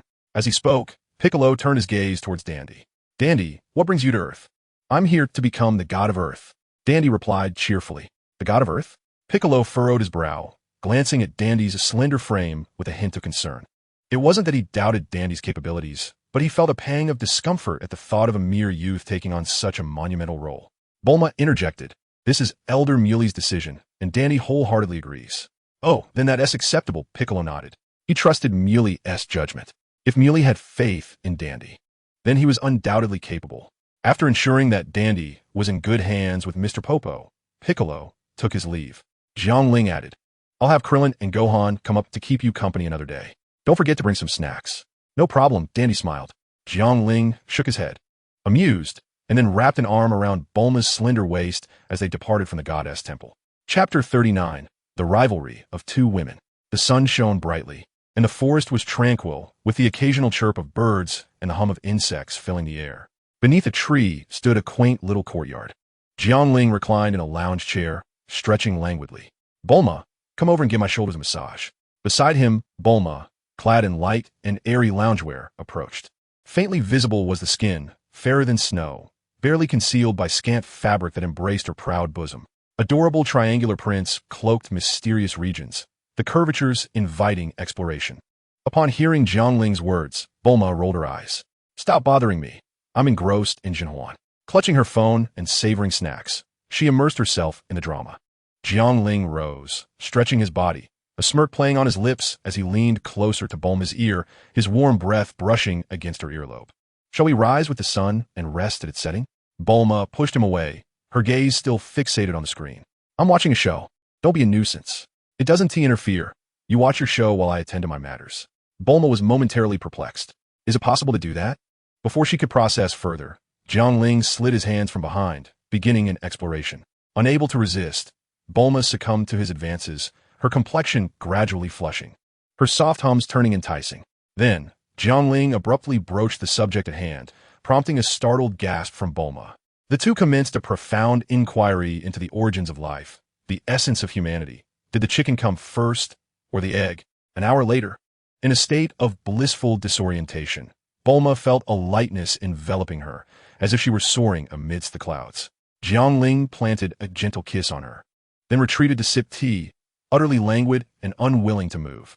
Bulma shot him a disapproving glance, rising to reveal her alluring form, preparing to head to the restroom while muttering, straight man. Can't even utter a sweet word afterward? Jiangling pondered, acknowledging his oversight with a grin. Bulma, could you give me a massage? No time for that, she retorted. It seems you don't respond to tenderness, but to firmness. Oh, what brings you back? Jiangling chuckled. This is what they call a wise wife under the rod. Observing Bulma, he continued to laugh. Now you know what to do, right? Truly, I am at your mercy. Bulma protested verbally, yet her body betrayed her, warmth radiating as her legs instinctively tightened. Throughout the day, Bulma remained unclothed. As night fell, Jiangling held her fullness, embracing her as they drifted into slumber. In the wilderness, a bonfire crackled. Androids 16, 17, and 18 sat upon rocks, relishing freshly roasted dinosaur meat, a delectable catch of the day. To be precise, it was 17 and 18 who feasted, for 16 was purely mechanical. What shall we do next? 18 inquired, her beautiful eyes momentarily clouded in thought. Unable to best Jiangling, they adhered to their agreement, refraining from confronting Sun Wukong. As the younger sibling, 17 scoffed, tomorrow, I shall defeat Jiangling. Just because you cannot does not mean I cannot. After all, I am the strongest. A mysterious confidence illuminated his features. 16 interjected, based on energy readings, 17, you cannot defeat Jiangling. How do you know? Because I possess a radar that detects energy intensity within me. Oh, that must be malfunctioning, 17 retorted disdainfully. It would be best to avoid fighting, suggested number 18. Deep down, she, too, doubted the accuracy of number 16's radar, believing her brother's strength to be unparalleled. For reasons unknown, she wished to shield Jiangling from harm. Number 17 cast a teasing glance her way, saying, oh, since your brawl with Jiangling, you seem a bit off. Have you developed feelings for him? Number 18 shot back with a glare. How could I possibly like him? Young girls often instinctively refute such claims. You still won't admit it, number 17 shrugged. Fine. Tomorrow I'll bring Jiangling over to stay by your side and serve you. Number 18 twisted her body slightly, contemplating the suggestion. Meanwhile, number 16, sipping on gasoline, raised her hands in confusion over human emotions. The next day, Jiangling arose on time, sitting on the edge of his bed, supporting his waist. He glanced at Bulma, who was sprawled beside him, revealing considerable skin. With a sigh, he muttered, little enchantress, shaking his head as he entered the bathroom to freshen up. In the hall, he retrieved goji berries and longan from the system space and brewed them for a drink. At a young age, he believed in strengthening his body through his own efforts. Enjoying the cool breeze in the yard, he savored his concoction, relishing life. Before long, Jiangling's gaze sharpened as he noticed 3 figures flying towards him from the distance. They landed before him. Number 16, 17, and 18. Number 16 was tall and imposing. Number 17 was elegantly slender, and number 18 possessed an alluring figure. Jiangling addressed them coolly. What brings you here? Number 17 smirked. To defeat you and take you back as my sister's man. Jiangling looked questioningly at number 18, who lowered her head, her cheeks flushed, not denying the truth. She realized she indeed harbored feelings for him. If so, she should be bold in her pursuit. Just then, a female voice echoed from the house. Who dares to steal my husband? Bulma emerged, clad in a qipao, her long blue hair cascading down her shoulders, her figure curvaceous. Her exquisite face bore an assertive expression, akin to a tiger guarding her territory. Number 18 glared in surprise. Her desired man had a woman. Yet, her heart was not yet resigned. Love should be pursued. What is your relationship with him? Are you married? Number 18 inquired, her spirit unyielding. I am Jiangling's girlfriend. We are not married, so what? Bulma declared, hands on her hips. Hearing this, number 18's expression brightened. Not to mention there are no laws enforcing monogamy. You are in team married, which leaves everything open to possibilities. Shameless woman, how dare you compete for my man? Bulma retorted. And why shoot Ti? I like him, so why not strive for his affection? As tensions escalated between the two, Jiangling and number 17 sighed in exasperation, while number 16's pineapple head began to emit faint wisps of smoke. Chapter 40, The Green Figure. I can indulge in intimate moments with Jiangling daily. Can you? Bulma provocatively challenged number 18. The latter's face flushed crimson as she blurted out, I can do it too. Who is afraid? What you can achieve, I can achieve as well. As the two girls grew increasingly outrageous in their quarrel, Jiangling hastily intervened to separate them. Meanwhile, number 17 and number 16 stood frozen, utterly bewildered, for they were still youthful and inexperienced. Enough of this nonsense, you two, Jiangling exclaimed vehemently. Bulma gazed at him, her small hand covering her mouth, her eyes shimmering with unshed tears. Oh, so you're fierce with me now. You must not love me anymore. Jiangling. Observing this, number 18 immediately clasped Jiangling's arm, her beautiful eyes fixated on him. Jiangling, I like you. Please don't associate with this troublesome woman. Be with me instead. Bulma, unwilling to relinquish her beloved so easily, moved closer to grasp Jiangling's other arm. Jiangling, you're mine. Don't be deceived by this blonde-haired woman. You shouldn't be swayed by this blue-haired woman. Jiangling. Suddenly feeling overwhelmed by the tug-of-war between the two girls, Jiangling exclaimed, enough with the bickering. Displaying his masculine dominance, he declared, only children make choices. I want both. Impossible, both Bulma and number 18 retorted simultaneously. Jiangling immediately felt deflated, glancing at both women. Ladies, I recognize my fault. It is my excessive charm that has attracted you both. I do not wish to hurt either of you. So what do you propose we do? Oomph. The two girls simultaneously turned away from him, each facing the opposite direction. Relieved that the conflict had temporarily subsided, Jiangling approached number 17 and number 16.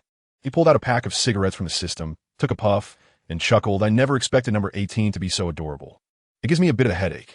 Number 17 exhaled a long plume of smoke, coughing slightly. I wasn't aware my sister held such deep feelings for you, to go to such lengths. Number 16, the larger of the two, took a drag from his cigarette, letting the smoke billow from his ears. Observing the pack in his hand, he remarked, "This cigarette is quite good. Where did you purchase it?" Jiangling glanced at the red packaging and replied, "This brand cannot be bought. Men often forge strong friendships over a single cigarette, a film, or a game." Just as the trio was puffing smoke and engaging in conversation, Bulma and number 18 approached them, glaring fiercely. Each seized one of Jiangling's ears. "You're not allowed to smoke." "Oh really? Have you taken up smoking now? Do you want to fight?" Jiangling yelped, hastily discarding and extinguishing the cigarette. "Ladies, I apologize. I promise I won't smoke again. Now that's more like it." Both girls replied in unison, then exchanged a knowing glance before turning their heads away. Oomph. Subsequently, number 18 placed her hands on her hips, glaring ominously at her brother. Number 17 and the pure robot, number 16. The two trembled in fear. In that moment, a realization struck them. Never provoke an angry woman, regardless of her strength. They each tossed their cigarettes into the air, unleashing an energy wave that obliterated them completely. We don't smoke. Look at the 18th. That seems more acceptable. Baozi Mountain. Wukong lay on the bed, lost in a deep slumber. He had originally been placed in the wilderness by Jiangling, but the crisis of the artificial beings had subsided, and Gohan had brought him back home. Beside the bed, the future Kiki had red-rimmed eyes, recalling the scene when Wukong succumbed to heart disease due to untimely treatment, causing her to faint several times. My poor Wukong, having taken his heart medication, should be fine, right? Kiki wiped away her tears, her sobs never ceasing. "Wukong, please be okay. Otherwise, how will I live?" At that moment, Gohan took on the burden of the eldest son, comforting both mothers. "Do not worry. Dad has taken his heart medication. He is merely asleep." Outside the house, the sound of eerie footsteps echoed. A humanoid green creature appeared outside. Its body was a mix of orange and green, adorned with black spots, towering at nearly 2 meters. If Jiangling were present, he would undoubtedly recognize it as the second stage of Cell. Cell gently pushed against the wall, causing it to crumble and revealing the room's interior. Wukong lay on the bed while the two Kikis wept beside him, and the eldest son bore a heavy responsibility, as if the galaxy had fallen from the heavens. "Who are you?" Gohan immediately assumed a combat stance. The two Kikis appeared alarmed. "Kiki, who am I?" "Kiki," Cell laughed menacingly. "I am Cell, here to slaughter you." "Then let's see what you've got."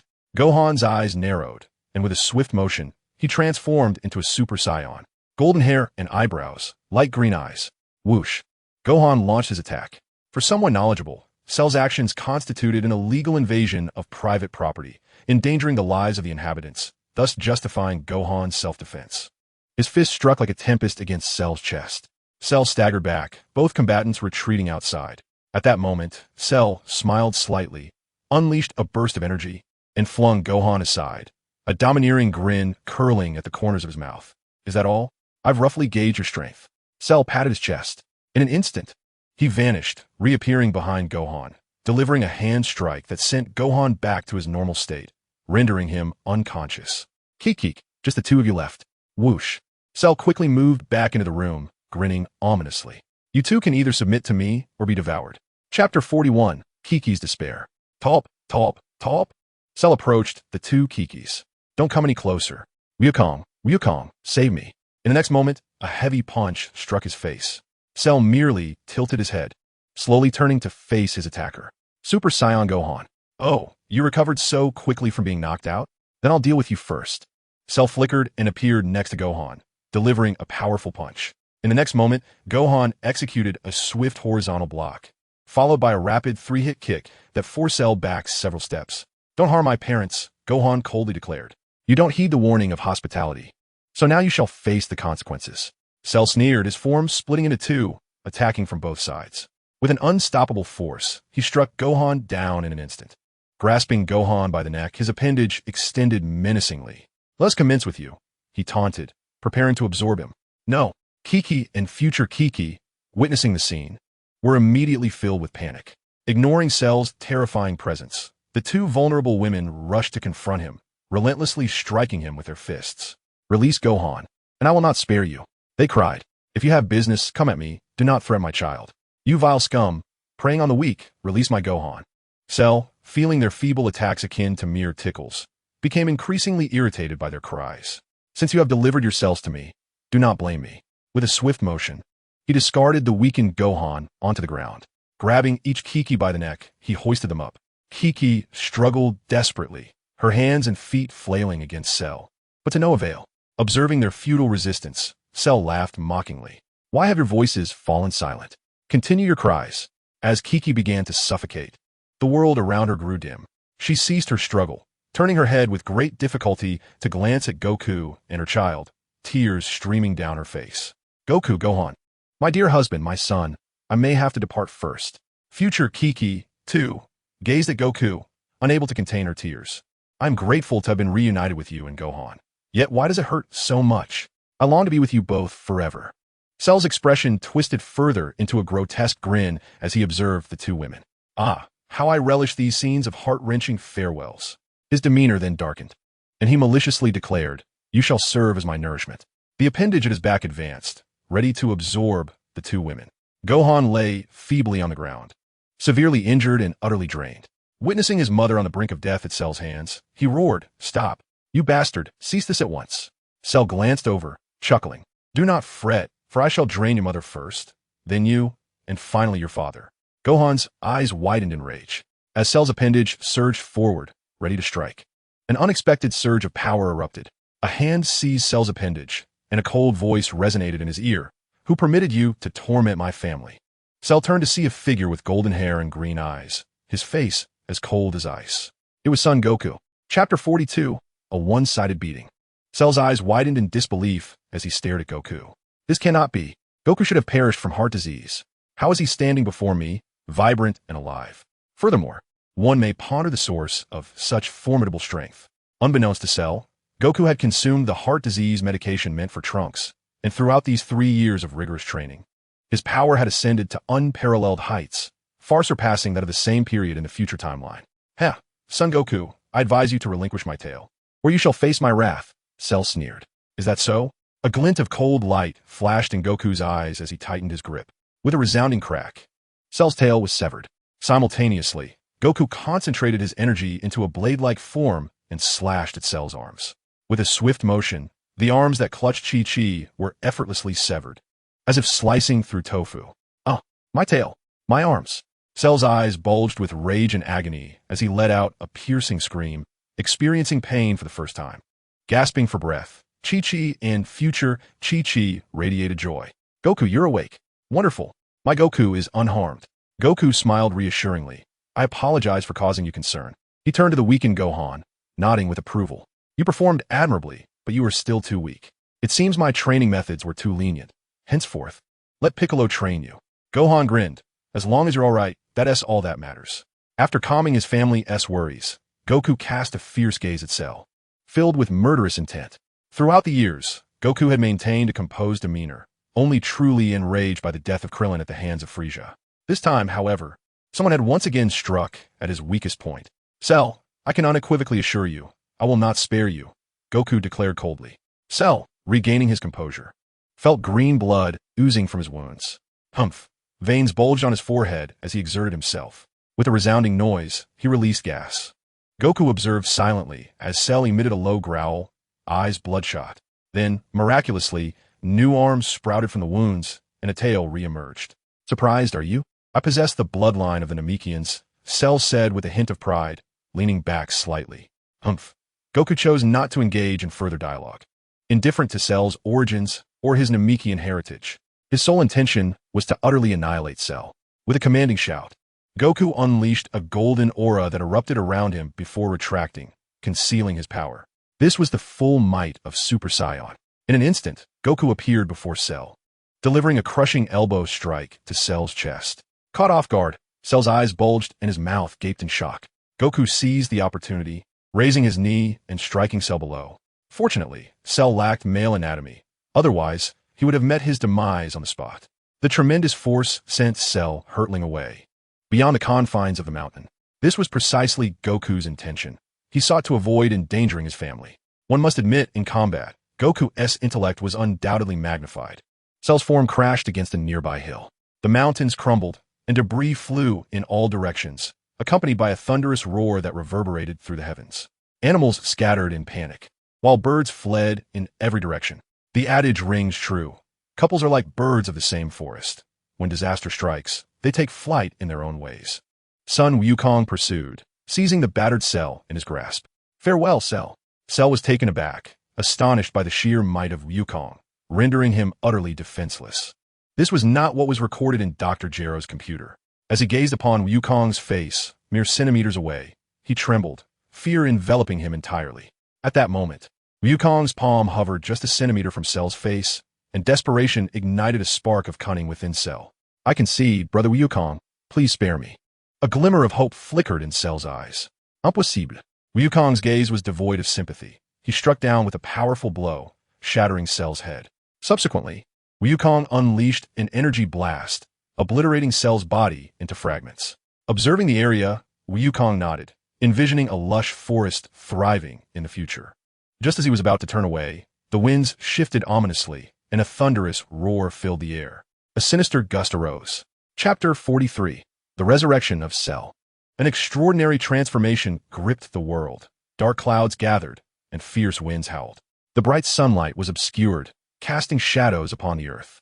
Wukong stared gravely at the unfolding scene when a figure materialized beside him. It was Jiangling, who had sensed the unusual energy from the battle and had teleported over. Wukong, what happened? Jiangling's expression was serious. He recalled a certain individual. Initially, he thought that this entity would remain absent, but unexpectedly, upon seeing Jiangling, Wukong expressed mild surprise, but did not dwell on it. A creature named Cell attempted to harm my family, so I eliminated him, and then this phenomenon occurred. Wukong recounted the series of events. So it was indeed Cell, Jiangling pondered. Perhaps after my arrival, Cell had already existed in this timeline, thus remaining unaffected by my presence. Just then, a raucous laughter echoed through the air. Ha ha! I never expected to be resurrected. The recently vanquished Cell reappeared above, transformed into his perfect form, strikingly handsome, albeit slightly inferior to Jiangling perfect Cell. Ha! Jiangling chuckled, shaking his head, brimming with confidence in his current power. Just as he was about to engage in battle, Wukong intervened, fixing Jiangling with a serious gaze. Jiangling, had I not awakened in time, Chi-Chi and Gohan would have perished at Cell's hands. Therefore, refrain from intervening. I will handle this. Acknowledging Wukong's intent, Jiangling nodded, understanding his perspective. If anyone dared to harm Bulma, he too would ensure their utter destruction. But Wukong, I fear your current strength may not suffice against perfect Cell unless... Before he could finish, Wukong grasped the implication. Unless one reaches the Super Saiyan beyond Super Saiyan, correct? Jiangling gazed at him in astonishment, recognizing that the transformation into Super Saiyan 2 indicated his mastery. Goku nodded affirmatively, for he indeed had mastered it, which bestowed him with considerable confidence. Jiangling, you have mastered it too, haven't you? And you can teleport as well. Indeed, Goku, when did you become so astute? Haha, I may be a bit naive, but that doesn't imply I lack intelligence. With a hearty laugh, Sun Wukong soared to face Cell, turning back to Jiangling and stating, let us spar sometime. Of course, Jiangling replied with a smile. Meanwhile, Cell, left to simmer in frustration, seethed inwardly. Do they disregard my existence? I have attained my perfect form, the strongest fighting entity in the world.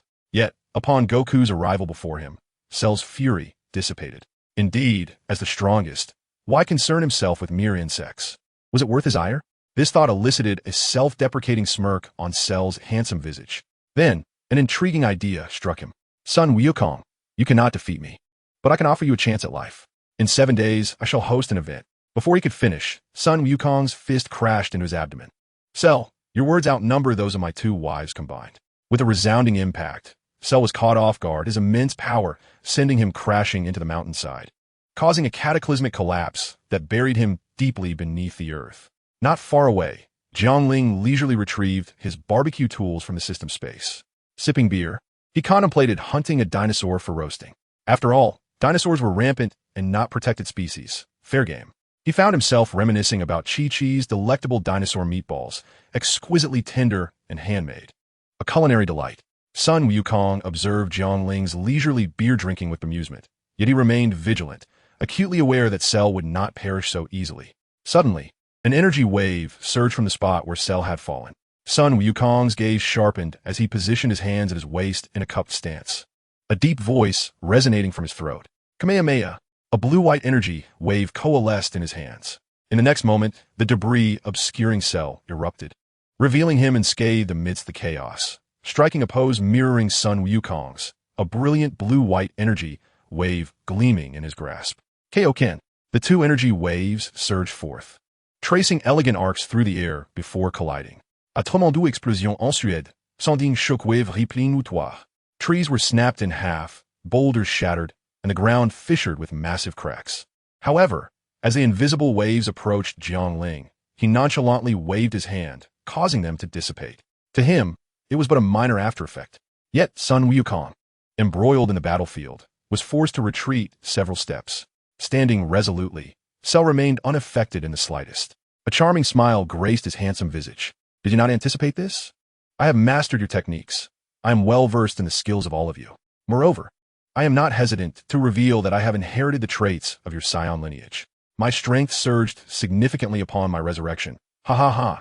Goku nodded seriously, acknowledging the revelation. It is evident now. You are a mere abomination. Furious, Cell erupted with a surge of energy. It seems you are refusing to heed my warnings. I shall become serious now. Listening to Cell's incessant prattling, Goku was reminded of Chi-Chi's nagging. While he could not strike his beloved wife, could he not retaliate against an enemy? Moreover, this creature had nearly harmed Chi-Chi. With this thought, Goku's inner fury ignited as if doused in gasoline, boiling over. Kiki, since my current strength cannot surpass yours, allow me to demonstrate the power of a Super Saiyan beyond the Super Saiyan level. I shall call it Super Saiyan 2. Goku concentrated his energy, his body slightly bending as a golden aura surged forth from within. Ah! With a thunderous roar, the golden flames shot skyward, blazing fiercely. His hair, now standing straight up, shimmered with the golden hue. Goku's expression was one of icy determination, surrounded by small arcs of lightning, exuding an imposing presence enhanced by the golden flames. It is about time for you to transform into Super Saiyan 2, Jiang Ling remarked. Acknowledging that Goku's ability to achieve this transformation at such a moment was likely due to his early entry into the room of spirit and time. Cell's eyes widened in disbelief as he sensed Goku's overwhelming power. Impossible. While he was still ranting, Goku swiftly appeared before him. This speed was beyond the comprehension of even Cell's perfected form. With a swift motion, Goku condensed a key blade in his hand and plunged it into Cell's heart. Splutter. Cell spat out a stream of green blood, grinning maliciously. Ha ha ha, you cannot kill me. With one hand pressed against his wound, he gathered an energy sphere in his other hand and hurled it at Goku. Goku chuckled coldly. Although Cell's movements were rapid, they appeared sluggish, akin to a snail in his eyes. Transforming his fist into a claw, he seized Cell's arm and crushed it with a fierce grip. Boom! Cell's arm shattered into a grotesque mass. Subsequently, Goku unleashed the Kamehameha wave. Realizing he could not evade, Cell ripped a piece of flesh from his abdomen and cast it to the ground, which was then obliterated by the Kamehameha, leaving no trace behind. That should suffice, right? Goku murmured to himself. From a distance, Jiang Ling's voice echoed. No, he is not dead yet. Why? Goku inquired. As he roasted meat over a fire, Jiang Ling patiently explained. Did you see the piece of flesh Cell discarded? That contained his core. As long as the core remains intact, he cannot perish. Understanding dawned upon Goku. The gaze searched the ground, yearning to find the remnants of flesh discarded after the recent slaughter. No need to look further, Jiang Ling declared, retrieving a piece of green roasted meat from the fire, within which lay a core. He had just tossed it my way. Sun Wukong, whoosh. At that moment, the core in Jiang Ling's hand, along with the roasted meat, soared skyward with a swift whoosh, its tail emitting a trail of vapor. Boom! The sky pulsated with energy, giving rise to a colossal cloud of smoke. A sight both magnificent and vividly colored. Powerful waves of energy coalesced into a figure trailing a tail. Ouch! That burned me alive. Jiang Ling, Sun Wukong. Cell observed the two, instantly engulfed in fury, his aura escalating beyond its previous intensity. Upon his first revival, Cell's energy transformed to a golden hue. Now, in his second revival, not only did he radiate golden energy, but small bolts of lightning accompanied it, akin to the Super Saiyan 2 Sun Wukong at that moment. Ha ha ha, did you not expect this? I have revived once more, and I am even stronger, thanks to your bloodlines. TSK, the Saiyan bloodline enhances strength upon near-death recovery. I have inherited the same.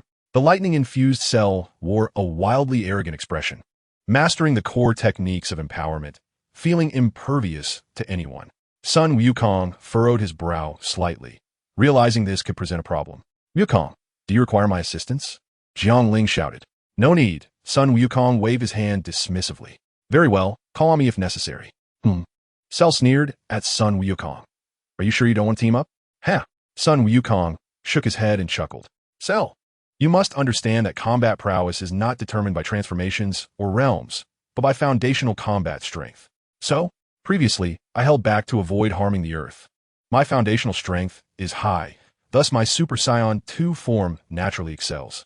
Sun Wukong unleashed his fury, releasing his full power.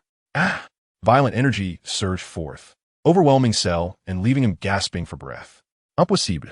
Fear filled Cell's eyes, a deep-rooted terror welling up within him. Whoosh. Sun Wukong materialized directly behind Cell. One punch. Two punches, three punches. One kick, two kicks, three kicks. In an instant, Sun Wukong unleashed a torrent of attacks. Bang, bang, bang, bang. After the flurry, Cell's body was instantly shattered into fragments. Sun Wukong exhaled, his hands positioned at his waist, gathering terrifying energy into a singular point, which culminated in a colossal shockwave. Boom! Cell's remnants, crackling with small lightning bolts, disintegrated into dust in that moment. Had it not been for the traces Cell left on the battlefield, there would be doubts about his very existence. Jiangling savored the dinosaur meat, sipping beer, his gaze solemnly fixed on the battlefield. Little did I expect, influenced by me, Sun Wukong surpassed the original narrative by leaps and bounds. Facing him now truly poses a challenge. The two great green figures clashed as Jiangling and Sun Wukong, having just emerged from a fierce battle, reveled in camaraderie over drinks. Beside them, Kiki and future Kiki were brought over by Gohan to join the barbecue party. Dad, you're amazing. You must keep working hard, Kiki exclaimed. Goku smiled and affectionately ruffled Gohan's hair. Darling, you're so impressive. You're incredibly strong. Both Kiki and future Kiki praised in succession. Goku scratched his head and chuckled, momentarily taken aback by the sudden compliments after being frequently nagged. Jiangling, observing the scene with a bemused expression, felt inundated by what he perceived as a barrage of affectionate banter. He resolved to bring Bulma and Android 18 over. Arguing? Suppression. He declared, what are you two bickering about? You both belong to me. Jiangling admonished the two girls with a stern glance, deciding to assert his masculinity.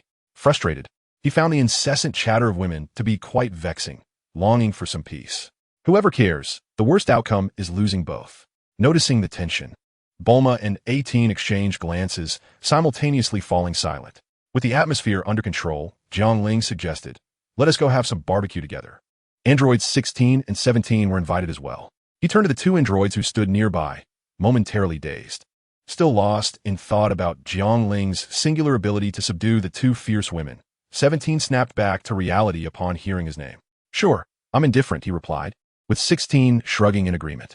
Thus, the five of them were led by Jiangling to the same outdoor spot where he had previously enjoyed barbecue with Goku. The barbecue party commenced merrily. Jiangling, 17, and Goku sat together, indulging in grilled delicacies and drinks. 17, Goku, these oysters, chicken kidneys, and grilled leeks are excellent.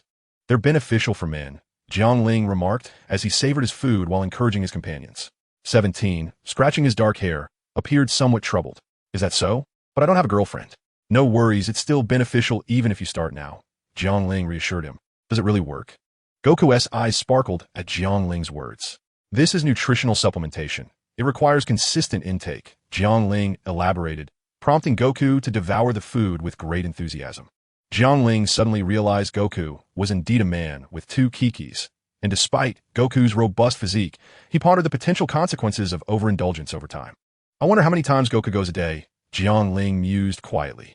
Android 16, being a pure robot, held a beer in one hand while grilling various meats. Although he could consume food, He had no preference for it. Thus, he was assigned to focus solely on providing grilled dishes for the group. As for the four girls, Bulma and 18 were subtly competing, each pulling a kiki to inquire about cooking techniques. In truth, Jiangling was indifferent to their domestic skills. He could cook himself or simply order takeout if he felt lazy. However, Bulma and 18 were determined to outdo one another. The chapter featuring the androids concluded ambiguously, but the outcome turned out to be quite favorable. Unlike the original narrative, Trunks does not make a second journey through time, as the time machine was brought here by Jiangling. The three androids inexplicably form a bond with the Earth Warriors and embark on a path of righteousness. A stark contrast to the future timeline. In that future realm, the androids emerge with minds as blank slates. After avenging Dr. Gero's death, they find themselves devoid of purpose. However, they encounter individuals with malicious hearts, which darkens their souls, akin to a glass of clear water tainted by a single drop of ink, rendering it entirely black and leading them astray. In this timeline, the androids are fortunate to meet Jiangling, a commendable youth, and thus naturally walk the path of virtue. Days later, Android 17 grows weary of his sister 18's flirtations with Jiangling, while Android 16 expresses a desire to explore the natural scenery, prompting the two to embark on a journey together. One day, within the villa, a room filled with intricate research apparatus finds Bulma seated before a large screen. Engrossed in her work, Jiangling approaches, feeling a headache coming on from the complex data displayed. "My Bulma, what are you up to?" he inquires. Bulma, not turning around, furrows her brow. 18, also known as Lazuli, confided in me about a secret, which is also her emotional burden. Each of the androids harbors a bomb within, and although there is currently no method to remotely detonate it, it remains a latent threat. She has entrusted me to see if I can dismantle it. Furthermore, they possess a device that can immobilize their bodily functions. The sole controller is in Dr. Gero's possession, and since they eliminated him, there is no immediate concern. Jiangling listens attentively, a smirk playing on his lips. "Bulma, how did your relationship with 18 become so amicable?" Bulma pouts. "I wouldn't say we have a close relationship, but since she is with you, she is practically family. I can't just ignore her." Observing her contradictory demeanor, Jiangling chuckles. "All right, have you found a solution?" "There's one," Bulma replies, "but it involves making an incision in her body to extract the bomb. This will inevitably leave scars." She frowns, acknowledging her limitations as a scientist. She cannot guarantee a scarless procedure. Dr. Gero, being a top-tier biologist, could undoubtedly achieve that. As a woman, Bulma understands the pain of bearing scars, which is why her distress is palpable. "Isn't this straightforward?" Jiangling smiles gently. "We can simply summon Shenron." "Oh, how could I have overlooked that?" Bulma exclaims, slapping her thigh with newfound clarity. Jiangling affectionately tousles her blue hair. "Go on, share this good news with Lazuli, and tell her it was your own idea." Bulma pauses, then gazes at him intently, her expression laden with significance. Jiangling leans down and places a kiss on her cheek. "You may refer to each other as sisters." Bulma cast a sidelong glance, harboring doubts about your intentions. Yet she bore no resentment. After all, who could blame her for being entangled with a man like you? Through these few days of shared meals and companionship among the three of them, she had come to a profound understanding. The arrival of Android 18 did not diminish Jiangling's affection for her. Their interactions remained as harmonious as ever. Moreover, Jiangling, this old lecher, had not yet made his move on 18, indicating he was considerate of her feelings. After a moment of contemplation, Bulma rose and made her way to 18's room. Soon, the sounds of their playful banter echoed through the air. Jiangling sighed in relief. After all, what man does not desire a harmonious home filled with prosperity? The following day, Bulma and 18 set off hand in hand in search of the Dragon Balls, leaving Jiangling behind. He had no desire to join them, as this was an opportunity for the two to cultivate their bond. With the arrival of the new Supreme Kai, Dandy, the Dragon Balls on Earth had undergone an upgrade, allowing for 3 wishes to be granted. Before long, Bulma and 18 had successfully gathered all 7 Dragon Balls and expended their wishes. That evening, in the villa, Jiangling yawned. Estimating that Bulma and 18 would not return for the night, he rose from the lounge chair in the courtyard, intending to retreat to his room for some rest. Their return was inconsequential, as they possessed a key. Just then, 2 enchanting young women descended from the sky, their blue and golden hair creating a striking spectacle as they landed gracefully before him. It was none other than Bulma and Android 18 returning home. Having learned to fly through Jiangling's guidance, Bulma now soared through the skies, albeit at a leisurely pace. In contrast, 18, being an android, inherently possessed formidable combat abilities, including flight. The two women walked hand in hand, resembling intimate friends, completely devoid of the tension that had characterized their earlier encounters. Jiangling could not help but marvel at the capricious nature of female emotions. Back already? Did everything go well? He inquired. Yes, all is well. 18 replied with a slight nod and a smile. Bulma wished to have the bombs removed from me, my brother 17, and 16. And the subsequent wish? Jiangling asked. Upon hearing this, 18's cheeks flushed slightly. The second wish was to remove the control devices from 16 and 17, Bulma interjected. Jiangling, still puzzled, asked. But why wasn't the control device on 18 removed as well? I'm off to take a shower, 18 replied. Her face still tinged with crimson as she entered the villa without answering. What is going on with her? Jiangling pondered, scratching his head in confusion. Bulma chuckled softly. This brings us to the third wish. The third wish was to upgrade the control device on her, making it unbreakable. Only this specific button can control her. As she spoke, Bulma produced a technologically advanced-looking controller and handed it to Jiangling. Given her immense power, I feared that being around you might pose a danger. Hearing this, Jiangling felt a warmth spread through his heart. He cradled Bulma in his arms, gently stroking her blue hair, soft and fluffy. Delightful sensation. Bulma, you are truly wonderful. Always consider my needs, he said. In response, Bulma playfully punched his chest a few times and retorted, What can I say? It's because you are my man. She then lightly pushed him away. Now go, and make sure to win her over tonight. Encouragement glimmered in Bulma's eyes. Jiangling slowly expressed his confusion with a raised brow. Bulma chuckled softly, leaning closer to his ear, and whispered, It's about the controller, silly. I've asked Lazuli, and she wants to be with you too. Hee hee. Bulma wore a knowing expression. However, Jiangling hesitated, unsure if he should voice his concerns, fearing it might trouble her.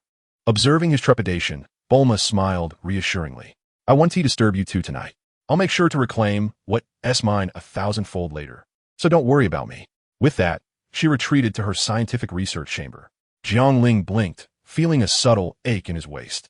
Nevertheless, upon seeing the controller in his hand, a surge of boundless energy coursed through him as he strode towards Lazuli's room. With a click, he opened the door, revealing Lazuli wrapped in a towel, her fair skin exposed to the air. She appeared bashful, her cheeks flushed with a rosy hue.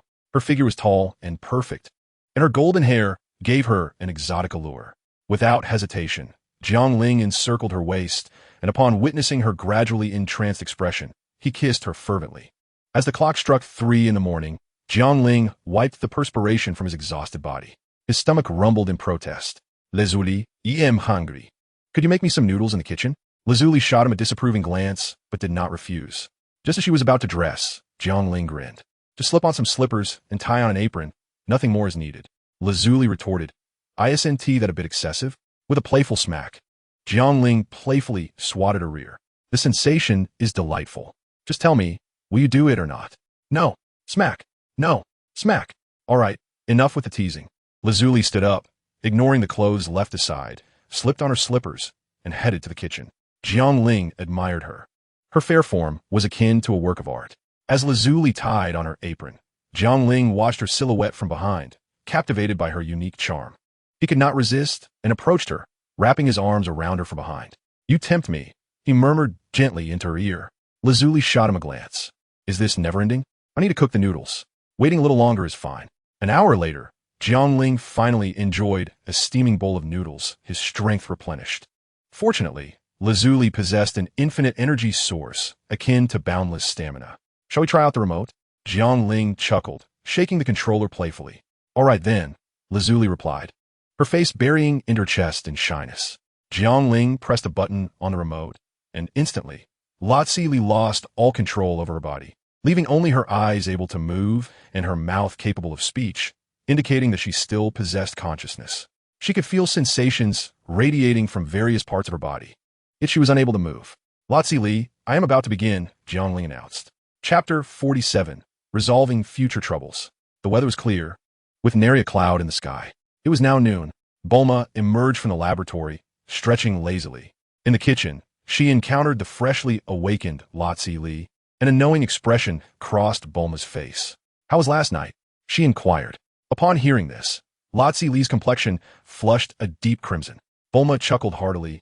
reminiscing about her own first experience. She then wrapped her arm around Lotzi Li's shoulder, saying, "Come on, we're like sisters now," and with Jiangling in the mix.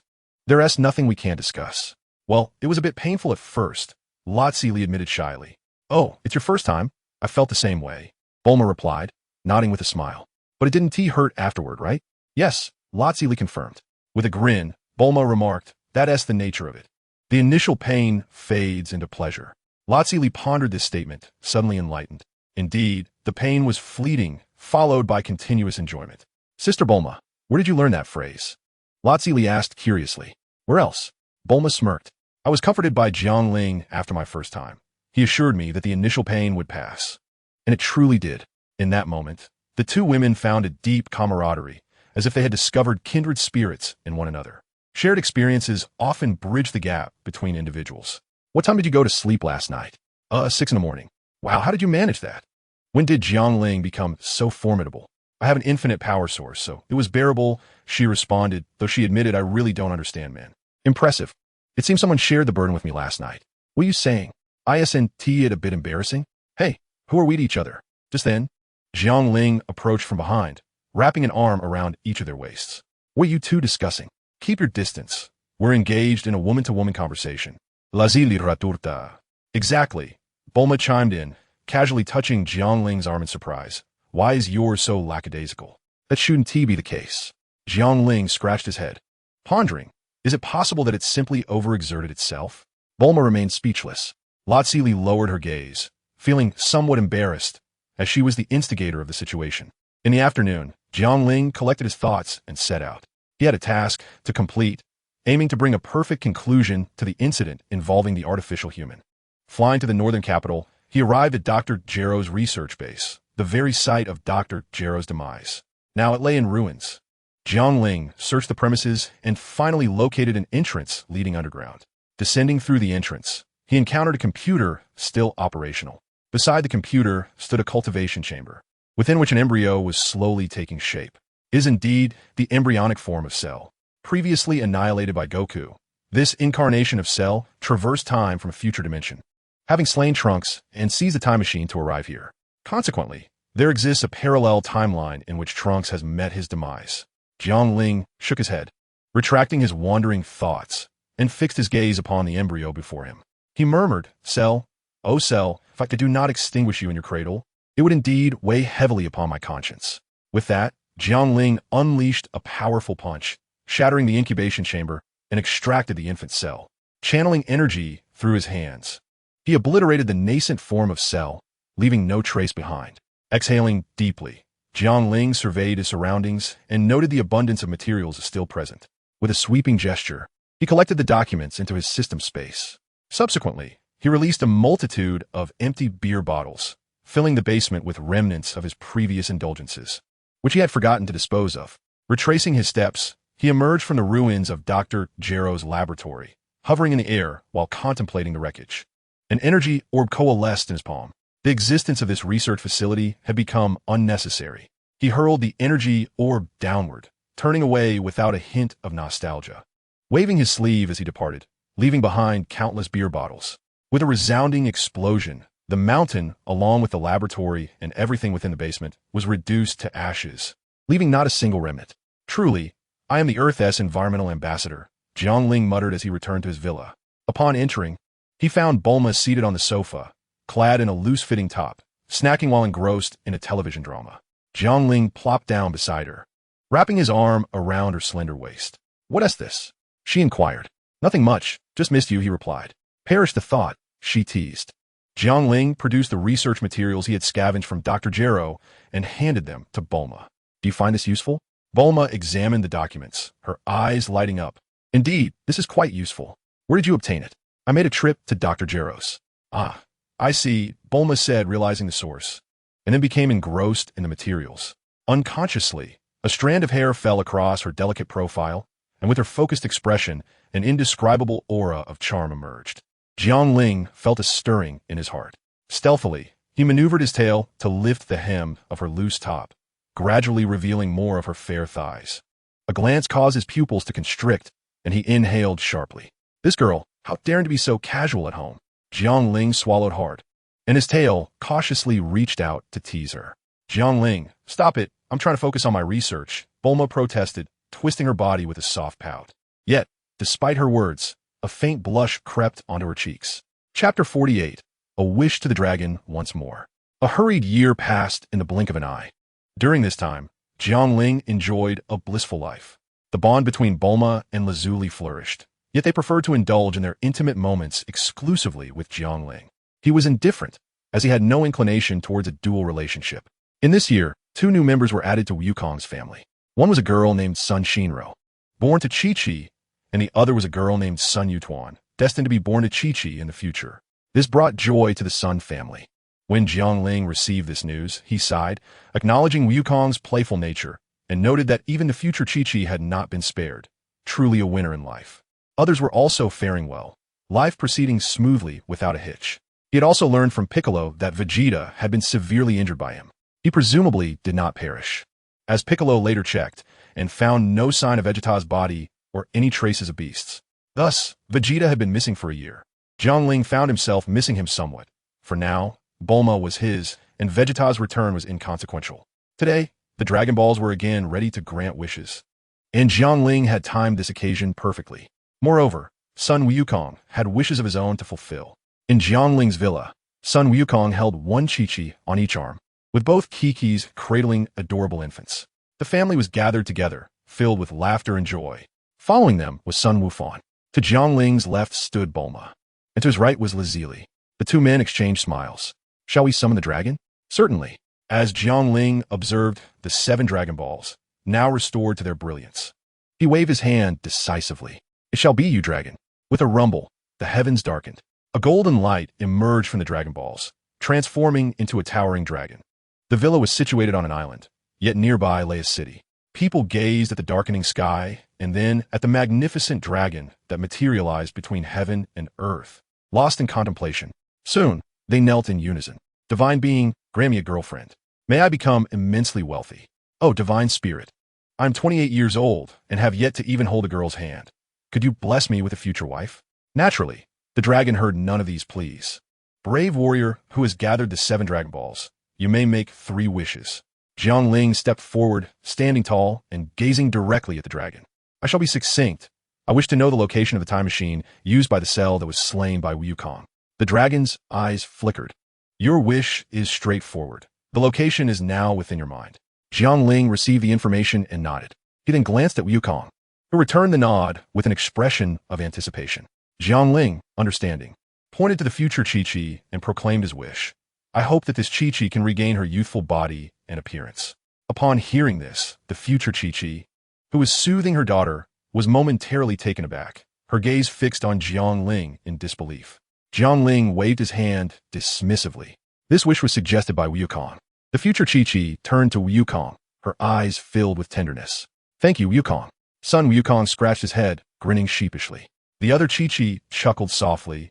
Oh, future me. Wukong still cares for us. Indeed, Wukong is increasingly embodying the essence of a responsible man. After Shenlong rejuvenated the future version of Chi-Chi, he lingered in silence, unable to contain himself any longer. Have you decided on your 3rd wish? He inquired. Jiangling, resting his chin on one hand, pondered for a moment before surveying the room. It appeared that he momentarily lacked any wishes. Seems like I have no wishes for now, he replied. Shenlong then asked, shall I take my leave? Yes, you may, Jiangling affirmed. In an instant, with a flash of golden light, the Dragon Balls transformed into stones and soared into the sky, dispersing across the globe. Jiangling glanced at the assembled guests. Since we are all gathered here, why not host a little celebration? Hey, Krillin, Yamcha, Tien, Kaiatsu, come over here. Let's throw a party. And please bring some food along, he added as he contacted the Earth Warriors. As for Piccolo, a simple instant transmission would suffice to inform him. The energy of ordinary humans is relatively weak, making it difficult to sense their presence for precise movements. However, Piccolo's energy was formidable, and he was constantly training, hence his aura was readily detectable to Jiangling. Chapter 49. The Time Machine Charging. Upon arriving at the villa, the group was taken aback by the sight of 2 families basking in happiness. I must ask, what is the deal with you 2 lovebirds inviting us single folks? They remarked, noting that the food was provided by the couples. Since they were all present, The conversation flowed easily among the familiar faces. They were usually scattered across various locations, so this rare gathering naturally sparked lively discussions. Today, the beer is limitless, Jiangling declared, surveying the bustling scene. On the strength of that proclamation, I shall not leave until I am intoxicated. Krillin, perhaps influenced by his prolonged association with Jiangling, had become rather loquacious. The fact that your two wives could raise such a remarkable brother speaks volumes about their beauty and grace, he commented, eliciting smiles from Bulma and Lazuli. Jiangling shot Krillin a glare. You talk too much. Now that you're older, it's high time you find a spouse instead of emulating Yamcha's gaming habits. Yamcha, flustered, exclaimed, how did this turn into a discussion about me? I've been quite devoted lately, dating a member of a girl group. It must be said. Yamcha was rather clever, leveraging Jiangling's status as a superstars manager to woo a girl group member. Uncle Piccolo, Gohan approached Piccolo with enthusiasm. Yes? Piccolo replied, taking a sip of beer and nodding slightly, his eyes softening with affection. Why don't you find a wife like Uncle Jiangling? Being alone can be quite lonely. Gohan queried curiously. Piccolo paused momentarily. I am a hermaphrodite, embodying both male and female traits. I do not require a partner. Piccolo antie? Gohan uttered the most soul-piercing of phrases. Upon hearing this address, Piccolo maintained his composure, setting down his drink. Gohan, allow me to assess the results of your recent training. Gohan. Sensing the energy fluctuations emanating from nearby, coupled with Gohan's cries, Jiangling sighed softly. This was the consequence of his inability to articulate. After a brief interval, Piccolo returned, looking revitalized. Jiangling approached and patted him on the shoulder. Old friend, I have long seen through your facade. Despite your typically aloof demeanor, I suspect there lies a tumultuous spirit within. With a raised brow, Piccolo responded, oh, Jiangling continued, your ability to duplicate yourself. Is it truly solely for training purposes? I comprehend your intentions. There is something I wish to confide in you. Piccolo draped his arm over Jiangling's shoulder, and together they soared into the distance. Bang! Wow, Piccolo, you are shameless. Jiangling's voice echoed amidst the thunder's crash. Given the circumstances, you cannot fault me for being unrestrained. Super Saiyan 2. The clash of titanic energies erupted violently. Meanwhile, Sun Wukong, having set aside his wine bottle within the villa, felt his eyes gleam with excitement as he dashed towards the battlefield. Instantly, three forces began to engage in a chaotic skirmish. The occupants of the villa, feeling the tremors beneath their feet, were left speechless, bewildered by the turn of events. What began as a delightful gathering had devolved into a fray. The party concluded amidst laughter and merriment. Days later, Jiangling arrived at the designated location bestowed by the dragon.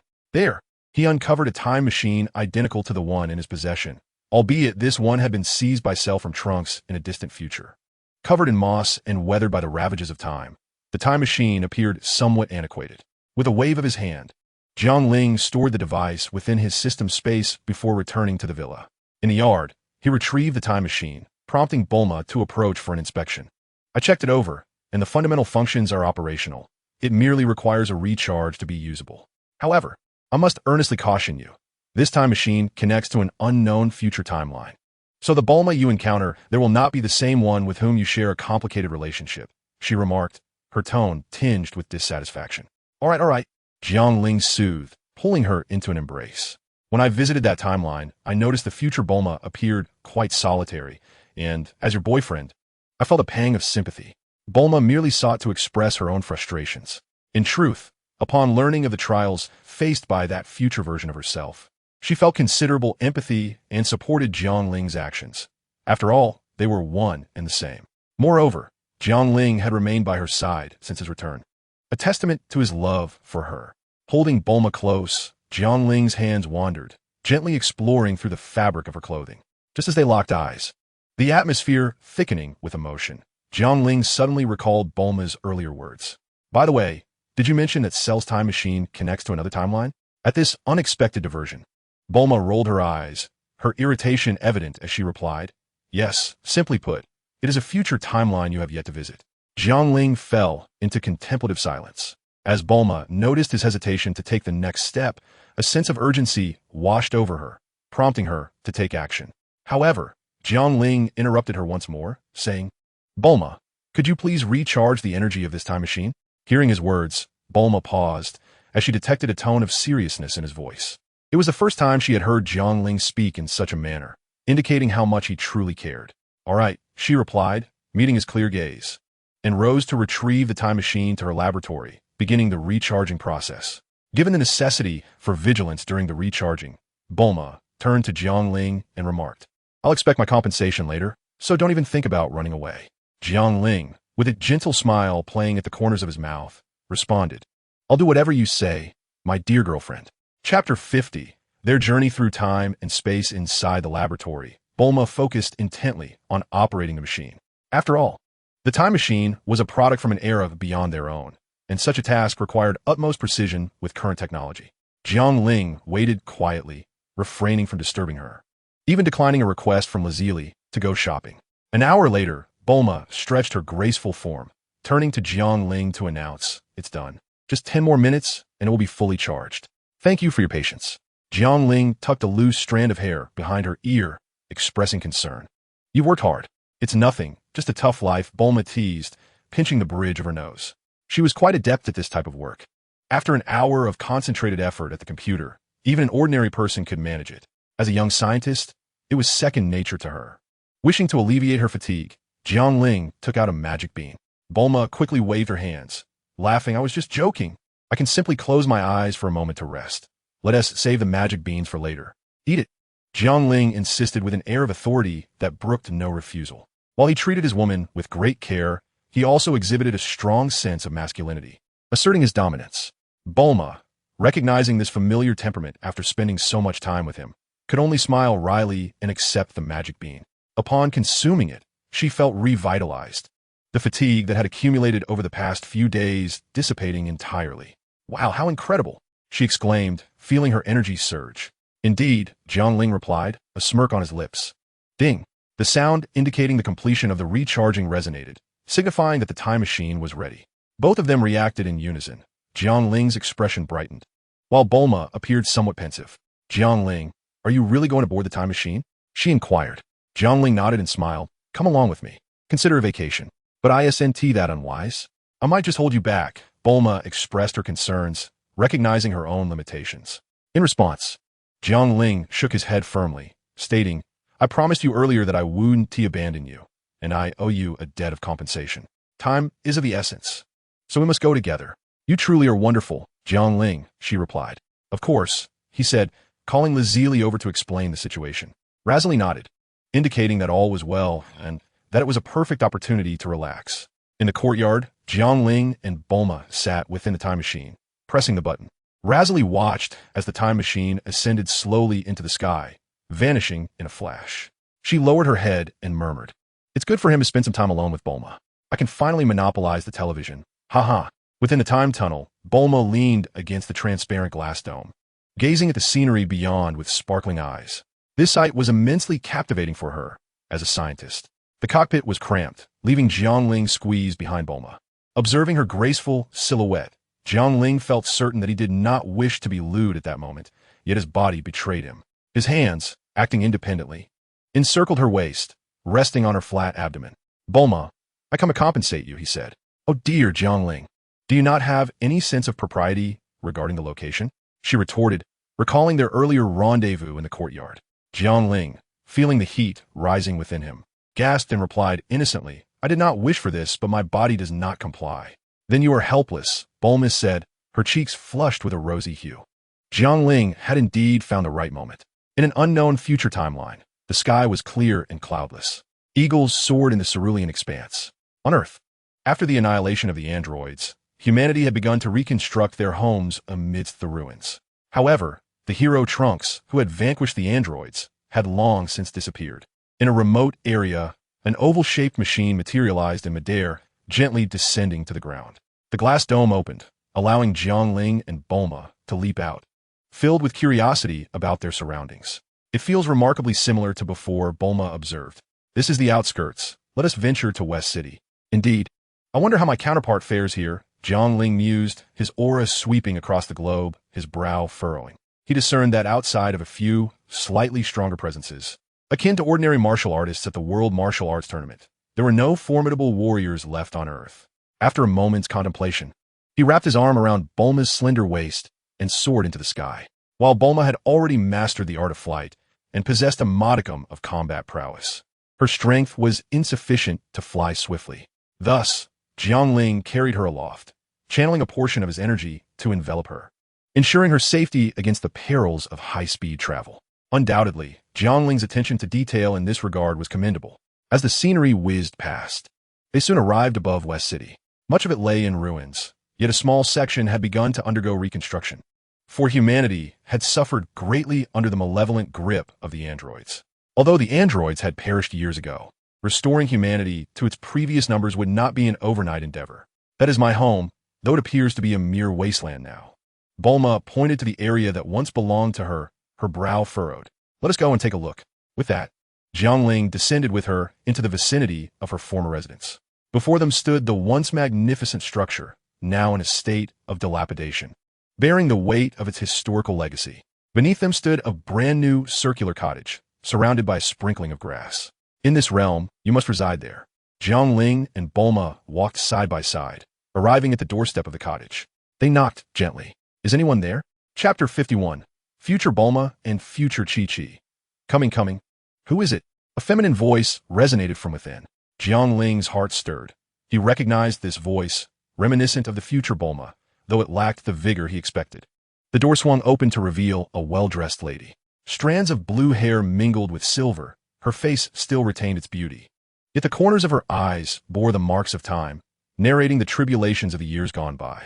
Aside from the abundance of white hair and the wrinkles at her eyes, she appeared to embody the maturity and grace of someone in her 30s. The two Bulmas exchanged a moment of astonishment, as if gazing across the chasm of time. In the living room, the fragrant aroma of tea wafted gently. The three settled onto the sofa. Future Bulma gazed at the affectionate pair before her, then glanced at Jiangling's fluffy tail, a nostalgic expression emerging on her face, recalling the delightful adventures shared with son Wukong in her youth. Alas, everything was irrevocably lost. Oh, past me, you seem so happy. That reassures me. This gentleman, I have not met before. May I inquire his identity? Bulma, taken aback, replied, Future me. Do you not recognize Jiangling? He's a Saiyan, my boyfriend. Jiangling placed his hand over hers, smiling as he explained, I am an anomaly, the sole existence across myriad timelines, and it is you who fortuitously encountered me. Hearing his tender words, Bulma's gaze grew distant, murmuring softly, Ahem. Future Bulma interrupted the blossoming affection between them. So that is how it is. No wonder I had not encountered you before. Bulma, puzzled, inquired, Then who is your partner? Future Bulma waved her hand dismissively. Let us not dwell on that. After enduring so much, over 20 years have passed, and I have nearly forgotten his visage. Why do you appear somewhat haggard? Bulma observed her counterpart with a twinge of sympathy for her future self. Future Bulma paused, touched her own face, and sighed deeply. Perhaps it is because my son Trunks has departed from this world that I have grown weary. Bulma felt a pang in her heart, her eyes moistening. Perhaps women are inherently sensitive beings. Though this tragedy unfolded in a different timeline, she unconsciously empathized with her future self, feeling profoundly distressed. Noticing the somber atmosphere, Future Bulma spoke soothingly, Do not mourn for me. After all, it has been several years, and I have long since come to terms with it. Jiangling sighed inwardly. The future Bulma of this timeline bore a heavy burden. All her companions had perished, her family was gone, and surviving felt more like a curse than a blessing. It was the awareness of such a timeline's existence that compelled him to venture here, yearning to alter this fate. May I refer to you as Future Bulma? Jiangling inquired. Future Bulma nodded in acquiescence. I have something I wish to convey to you, Jiangling said slowly. Pray, speak, Future Bulma urged, her ears attuned to his words. Jiangling paused for 2 seconds, finally articulating one of the reasons for his visit. Future Bulma, to be candid, I once traversed a realm akin to yours, where both you and Trunks are alive. Is that truly so? Future Bulma exclaimed, grasping Jiangling's hand with fervor, her eyes glistening with hope. I long to see Trunks just once more, even if only for a fleeting moment. I regretted not bidding him farewell. With this, Future Bulma attempted to kneel, but Jiangling swiftly assisted her, preventing her from lowering herself. As a citizen of Huaxia, he deemed kneeling a grand gesture, one he could not accept lightly. In Huaxia, one kneels to the heavens, the earth, and one as parents. Regardless of local customs, he would not kneel before others, nor easily accept such an act from anyone, save for his girlfriend. After all, in certain circumstances, a girlfriend may indeed need to kneel or squat. Ahem, his thoughts wandered. Jiang Ling cleared his throat and continued, Future Bulma, I can arrange for you to reside there permanently. You may gaze upon him as often as you wish. I am certain the Bulma there would wholeheartedly agree. Bulma listened intently, nodding in affirmation. Is that truly possible? Future Bulma's eyes sparkled with hope. Jiang Ling pounded his chest, giving a thumbs up, assuring her, absolutely, that Bulma is also my beloved. As soon as the words left his lips, he realized he had been overly boastful. Both Bulmas stared at him intently. Bulma's gaze was melancholic but devoid of reproach. After all, they were but reflections of one another, and she felt sympathy for her counterpart. She understood Jiang Ling's nature. As long as his feelings for her remained unchanged, she was content. Future Bulma's expression was peculiar. Is it truly permissible for such a situation? She scrutinized Jiang Ling, noting his handsome features and cheerful demeanor. Indeed, he embodied her ideal type. No wonder. Sensing the atmosphere shift, Jiang Ling deftly changed the subject. Well then, since you have agreed, please prepare to accompany us in the coming days. Wait, Future Bulma interjected. I wish to bring someone with me. Is that acceptable? Who? Jiang Ling and Bulma inquired in unison. Chi-Chi, Future Bulma replied, just as the front door swung open. A slender, raven-haired woman clad in a qipao entered. Though she was beautiful, the wrinkles at the corners of her eyes betrayed her age. This was Chi-Chi from this timeline. Ah, you too. After some discussion, both parties grasped the situation. Chi-Chi now resided with Future Bulma, as they shared similar circumstances and enjoyed each other's company. Chi-Chi had also learned of Jiang Ling's origins and intentions. Future Chi-Chi, you could join us in our timeline, where Goku and Gohan reside. There are already 2 Kikis there, so an additional one would not be a burden, Jiang Ling stated earnestly. Do not worry about me. Chi-Chi, you can live happily with your husband and children. It will be quite delightful, Future Bulma encouraged. She would not seek out Vegeta, for they had only truly lived together for approximately a year and a half. Following that, the androids attacked, leading to Vegeta's demise, and it has now been over 20 years, his visage nearly forgotten, let alone the emotions associated with him. In the future, Bulma's only connection is Trunks, whereas Chi-Chi's bonds are with Goku and Gohan. The thought of them brought tears to Chi-Chi's eyes as she nodded emphatically. All right, I will traverse in your timeline to be with my husband and children. Chapter 52, Flames. Unbeknownst to the passage of time, night descended. Kiki prepared dinner. After enjoying a meal, Jiang Ling and Bulma decided to stay the night in a vacant room, as the time machine required recharging. The charging station, located with Future Bulma, was equipped with a specialized charger that allowed for stable recharging without supervision, albeit at a slower rate. As night deepened, Jiang Ling and Bulma retreated to the empty room to rest.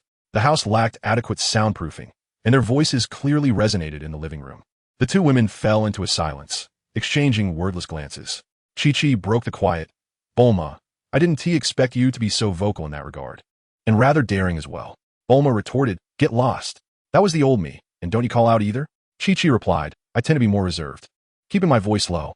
The 2 women, now of an age, began to playfully wrestle in the living room, their conversation becoming increasingly candid.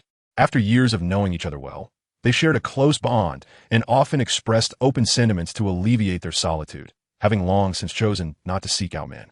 Exhausted from their playful banter, they paused to catch their breath. To be honest, I envy you. You return to Goku's side and have a man to accompany you. Future Bulma jested. Come now, at my age, it's hardly possible for me to engage in such things, Chi-Chi replied, a faint blush rising on her weathered yet beautiful face. Future Bulma countered, you merely have a few more wrinkles. Your face remains quite lovely, your figure intact.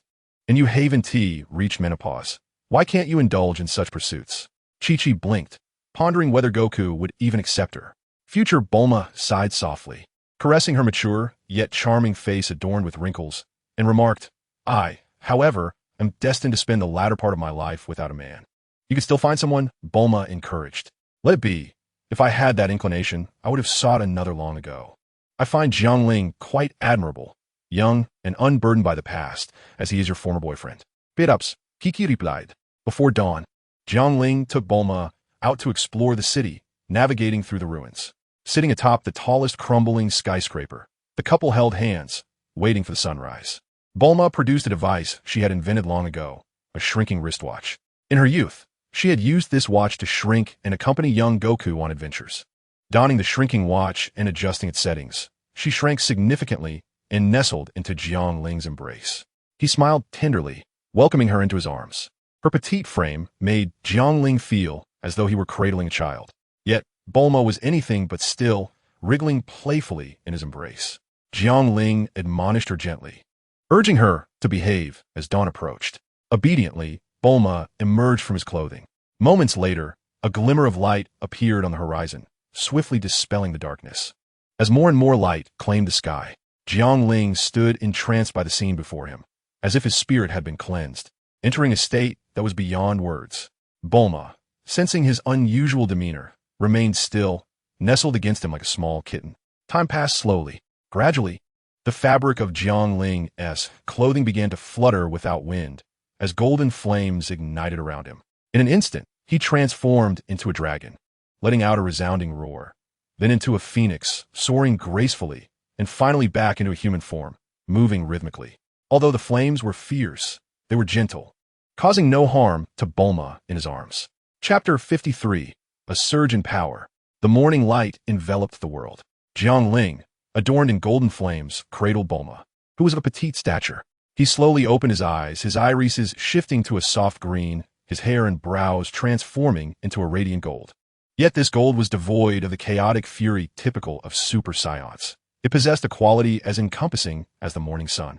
Jiang Ling gazed down at the small figure of Bulma nestled in his embrace. Bulma looked up at him, their eyes meeting with profound affection. My strength has inexplicably surged, Jiang Ling remarked. Bulma raised her delicate hand, golden flames dancing upon her skin. Jiang Ling observed her, sensing her aura, a look of delight blooming in his eyes. It seems my earlier state has greatly influenced you, enhancing your power significantly, he noted. Can I compete with you now? Bulma inquired. Not quite, she added, a hint of disappointment in her voice. Jiang Ling playfully pinched her petite nose, chuckling lightly. Why the desire to best me? Bulma lowered her head, hesitating. Speak freely. I'm not a stranger, Jiang Ling encouraged. If my strength surpasses yours, I could easily pin you down at night. Bulma finally confessed that S.Y. Jiang Ling lightly tapped her forehead, feigning annoyance. You and your unhealthy thoughts. If you wish to take the initiative, you need only tell me. It's certainly not out of the question. After tidying up, they descended to the streets below. Bulma chose not to deactivate her shrinking wristwatch, and they walked hand in hand, their height difference reminiscent of an adult accompanying a 10-year-old girl. The houses in this area appeared pristine and new. Years had passed since the androids had ravaged the land, and humanity was gradually returning to normalcy. However, the streets were sparsely populated. Jiang Ling, puzzled, perked up his ears, catching strange sounds emanating from various homes, his expression turning curious. Is this an effort to restore the human population and revive past prosperity? Well, that is quite commendable. Bulma's cheeks flushed, clearly having overheard the words. Let's go somewhere else and not disturb their work. Just as Jiang Ling intended to lead her away, a group of burly men approached and blocked their path. Hey kid, stop right there. Jiang Ling paused and turned to them. Oh, are you calling me? The leader, a robust man, eyed Bulma with a gaze that was unmistakably predatory. Jiang Ling furrowed his brow. Is there something you want? The burly man grinned ominously, kid. You're from out of town, aren't you? There's a rule here. What rule? Jiang Ling raised an eyebrow. For the future of humanity's kind. The woman beside, you must be handed over to us. As he spoke, the men behind him erupted in laughter, convinced that the girl was as good as theirs. Although Jiang Ling was tall, he exuded a pretty boy aura, which made him vulnerable in this era where strength reigned supreme. Moreover, his striking looks only fueled their jealousy. Why not let this pretty boy serve us for a while? The two women from the former wealthy family in the center possessed laser guns, which made them unapproachable. Surely they could bully an outsider. Jiang Ling felt a wave of disgust washing over him, ready to take action, but Bulma stopped him. Let me handle this. Her frosty tone caught Jiang Ling off guard. She wore a cold expression, clearly furious. Nodding in acknowledgement, Jiang Ling stepped back. Suddenly, Bulma's clothes billowed without wind. Her blue hair danced wildly, and a golden aura erupted from her, radiating immense power akin to Goku's first Super Saiyan transformation. Jiang Ling pondered briefly. Perhaps his recent epiphany had influenced her bloodline, causing this mutation. Lost in thought, he barely noticed Bulma spring into action. With a flash of golden energy, she struck, and before the sounds of her attack echoed, The men let out horrified cries as each bore a gash across their midsection, blood spraying forth and engulfing the area in a crimson mist. In an instant, their life force was extinguished. Bulma, having retracted the energy blade she conjured, appeared as if nothing had transpired. "Do you think I'm being too cruel?" she asked, concerned that Jiangling might disapprove. He shook his head. "Not at all. You were far too lenient with them." "Oh," Bulma questioned, "what should I have done instead? Wouldn't it be better to make them eunuchs?" Jiangling chuckled. "Perhaps." Bulma appeared contemplative, raising her hand to summon another energy blade, glancing between it and Jiangling's form. He shivered and quickly changed the subject. "I'll take care of the bodies."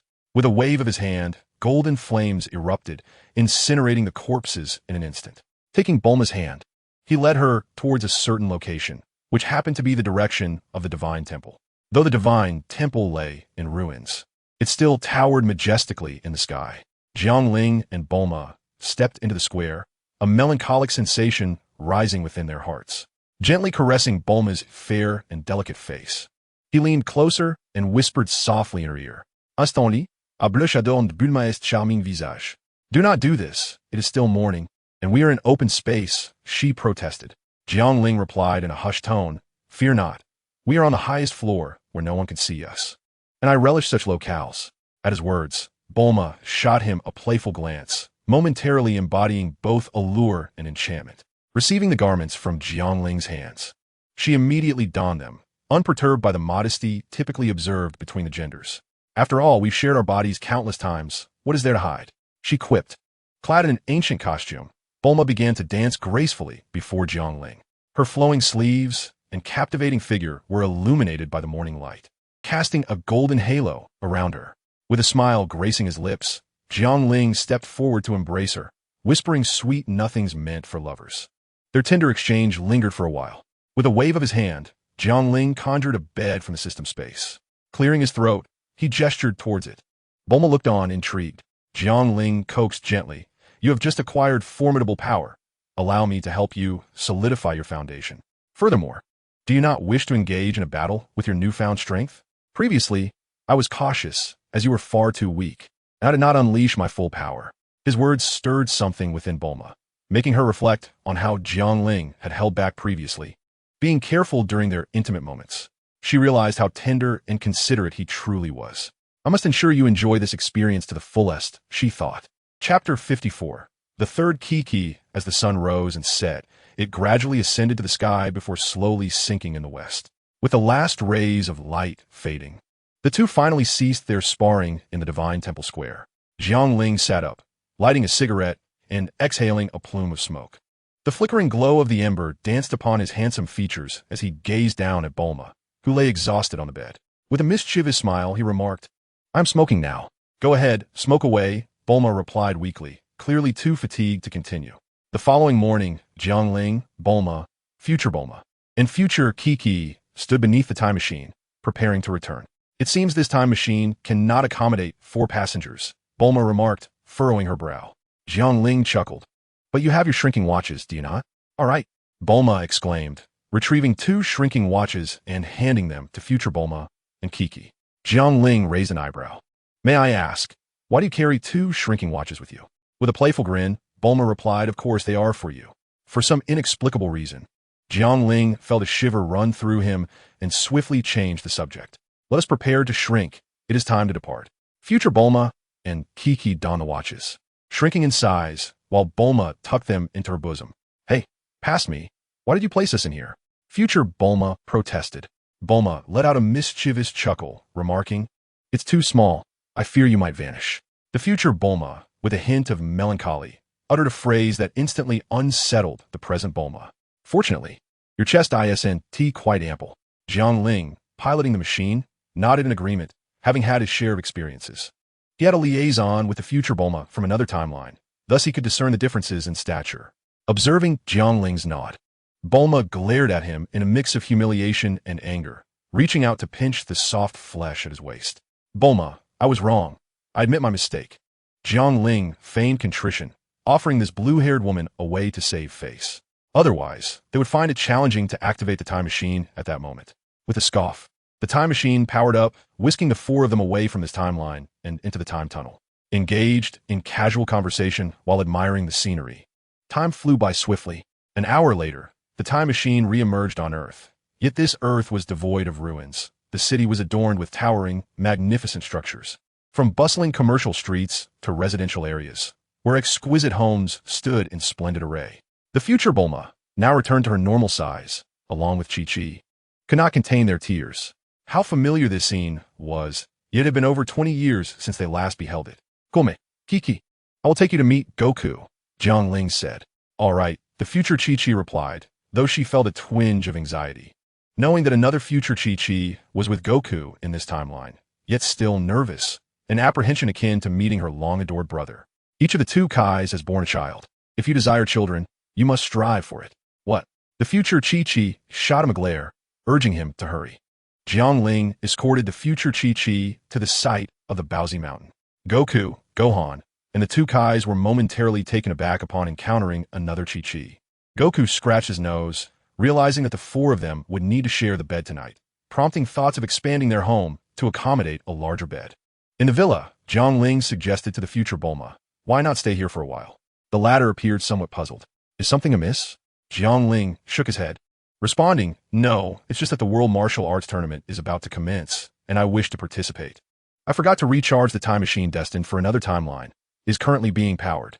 I see. The future Bulma's eyes reflected nostalgia, recalling cherished memories of her youth. Bulma chimed in, Sister Bulma, stay with me. It's perfect company. The future Bulma nodded, smiling gently. All right, I would like to stroll around here and reminisce about my youth. With matters settled, Jiang Ling felt relieved and devoted himself to training in the gravity chamber. In a forest, a house bore the marks of human habitation. This was the abode of Vegeta and Bulma.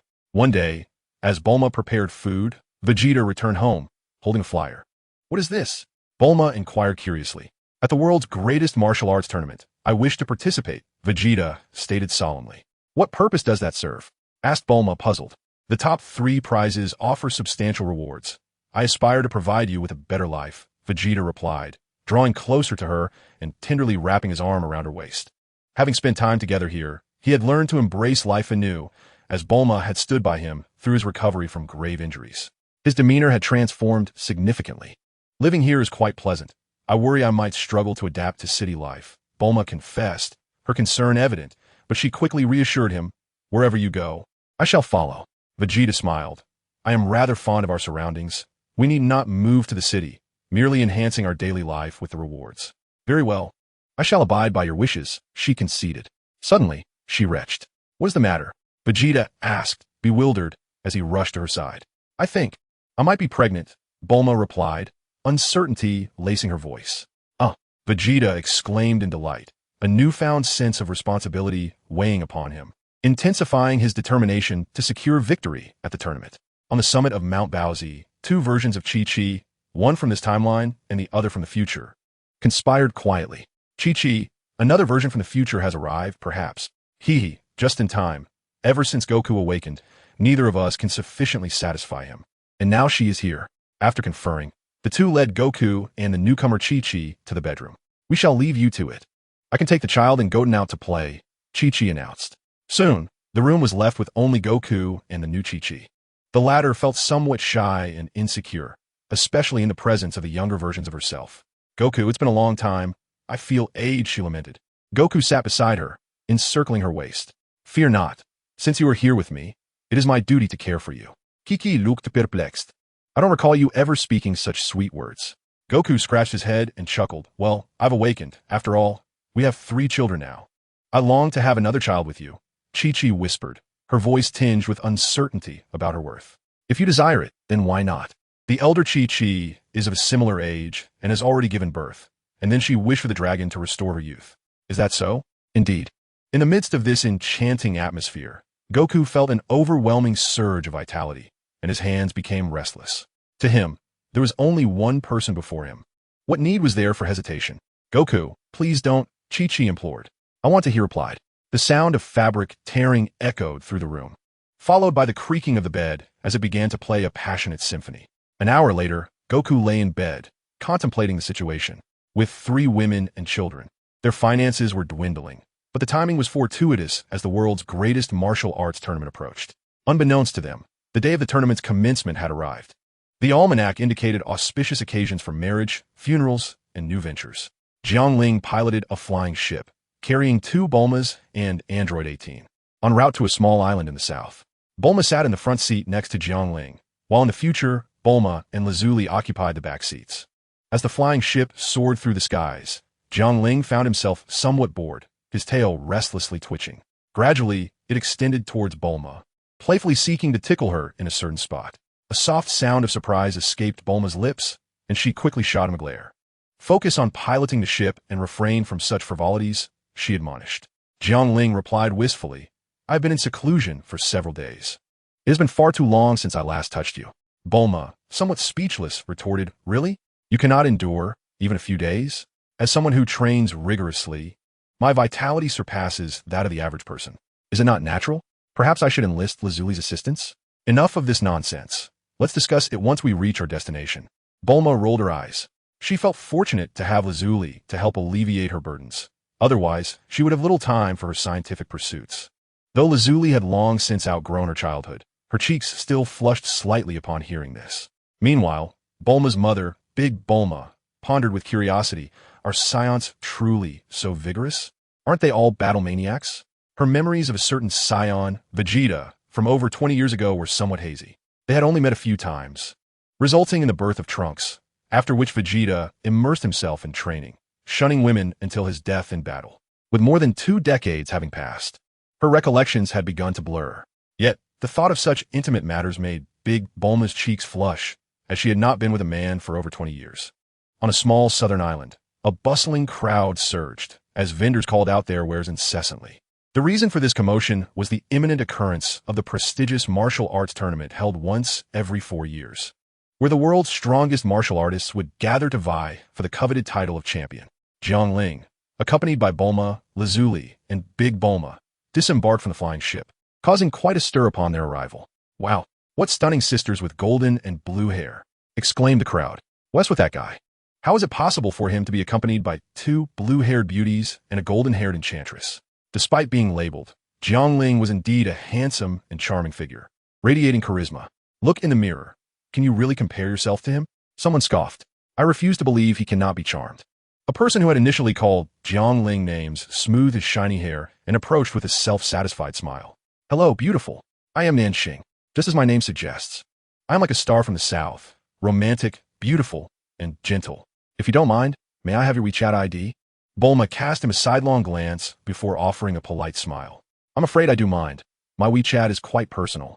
Nanxing stared at the enchanting woman before him, momentarily taken aback. He then glanced at the 2 beauties beside her, who were ignoring him as well. What infuriated him most was that the strikingly handsome Jiangling was also disregarding him, which filled him with humiliation. "Hey, pretty boy. I am participating in the Grand Martial Arts Tournament. If you have the guts, let us duel in the arena. Whoever wins gets to claim these lovely ladies." Jiangling, Big Bulma, Lazuli. What a lunatic. Jiangling cast a peculiar glance at Nanxing, muttering something under his breath before leading several women toward the registration area. "How I long to shatter that pretty boy on the arena." Nanxing's expression darkened, feeling utterly humiliated by the pretty boy. In his eyes, this pretty boy was nothing but a powerless dandy. Should they cross paths in the arena, he vowed to deliver a severe beating to that insufferable pretty boy. From a distance, Jiangling spotted Sun Wukong and Sun Wufan, accompanied by 3 Kikis, 2 of whom cradled infants in their arms. It was evident that the Sun family led a vibrant life. Jiangling greeted the 3 Kikis and turned to Wukong with a cheerful smile, inquiring, "Wukong, life treats you well, does it not?" Wukong shrugged and sighed. "Our home is becoming increasingly cramped, and the pressure is mounting. Otherwise, I would have come to the martial arts tournament." Wukong now exuded a maturity that was striking. He bore no resentment towards Jiangling for bringing along 2 Kikis. Instead, he embraced the responsibility they represented. No longer was he merely a Saiyan focused on battle, indifferent to his family. "Enough about me, brother. You seem to be struggling," Wukong remarked quietly. Jiangling inquired, puzzled. "1 Bulma is already quite enough for you. Now you have another, along with the formidable Lapis. I do worry for you." Wukong regarded Jiangling with deep sympathy. Jiangling contemplated whether he should reveal that, in truth, Bulma treated him quite well and had indulged his unreasonable demands on numerous occasions. Whether in the outdoor courtyard, within the time machine, or at the God Temple Plaza, perhaps it was best left unsaid. He feared Bulma's wrath. At that moment, a few more figures approached from the distance. Yamcha, Tianjin Han, Jiaozi, and Krillin, all donning martial arts uniforms, indicating their intention to participate in the tournament as well. Well, what brings you all here? Jiang Ling exclaimed. We heard you were coming to join in the fun, came the reply. A gust of wind swept by, and Piccolo, clad in his timeless attire, appeared before them. Ah, Piccolo has come too. How delightful! Wu Fan exclaimed with excitement. Piccolo nodded in acknowledgement. Just as they were about to head to the registration, a familiar yet somewhat foreign aura arose. What is this? Such a familiar presence. Jiang Ling thought, a figure surfacing in his mind, evoking a sense of nostalgia. It has been so long. He cast a sideways glance at Bulma, pondering how she might react upon seeing him. Wukong paused, confused for a moment before recalling the identity of the aura. Ah, it's that fellow Vegeta, who has been absent for quite some time. Piccolo raised an eyebrow. Having anticipated Vegeta's survival, he had intentionally left a fragment of life force for him. Without intervention, Vegeta would surely have perished. The fact that someone rescued him indicated that luck was on Vegeta's side. After all, luck can also be a form of strength. In any case, Piccolo felt he had avenged himself. Chapter 57, Satan. Vegeta descended from the sky, clad in garments fashioned from animal hides, cradling a young girl in his arms. The young maiden, charming and delightful, adorned with a woven circlet atop her head, donned garments crafted from the same animal hide. It was evident that the two had been living together for some time, their intimacy unmistakably solidified. Upon arriving at the scene, Vegeta's gaze met Piccolo's, their eyes sparking like lightning in a silent duel. Little nudged Vegeta, while Gohan poked Piccolo. Both exchanged subtle nods, breaking their intense stare. Well, old buddy, who would have thought? In just a few months, you've brought along a girl, exclaimed Goku, his demeanor carefree. He found it perplexing that Vegeta was with another girl, contrary to what Trunks had implied, while Bulma had ended up with Jiangling.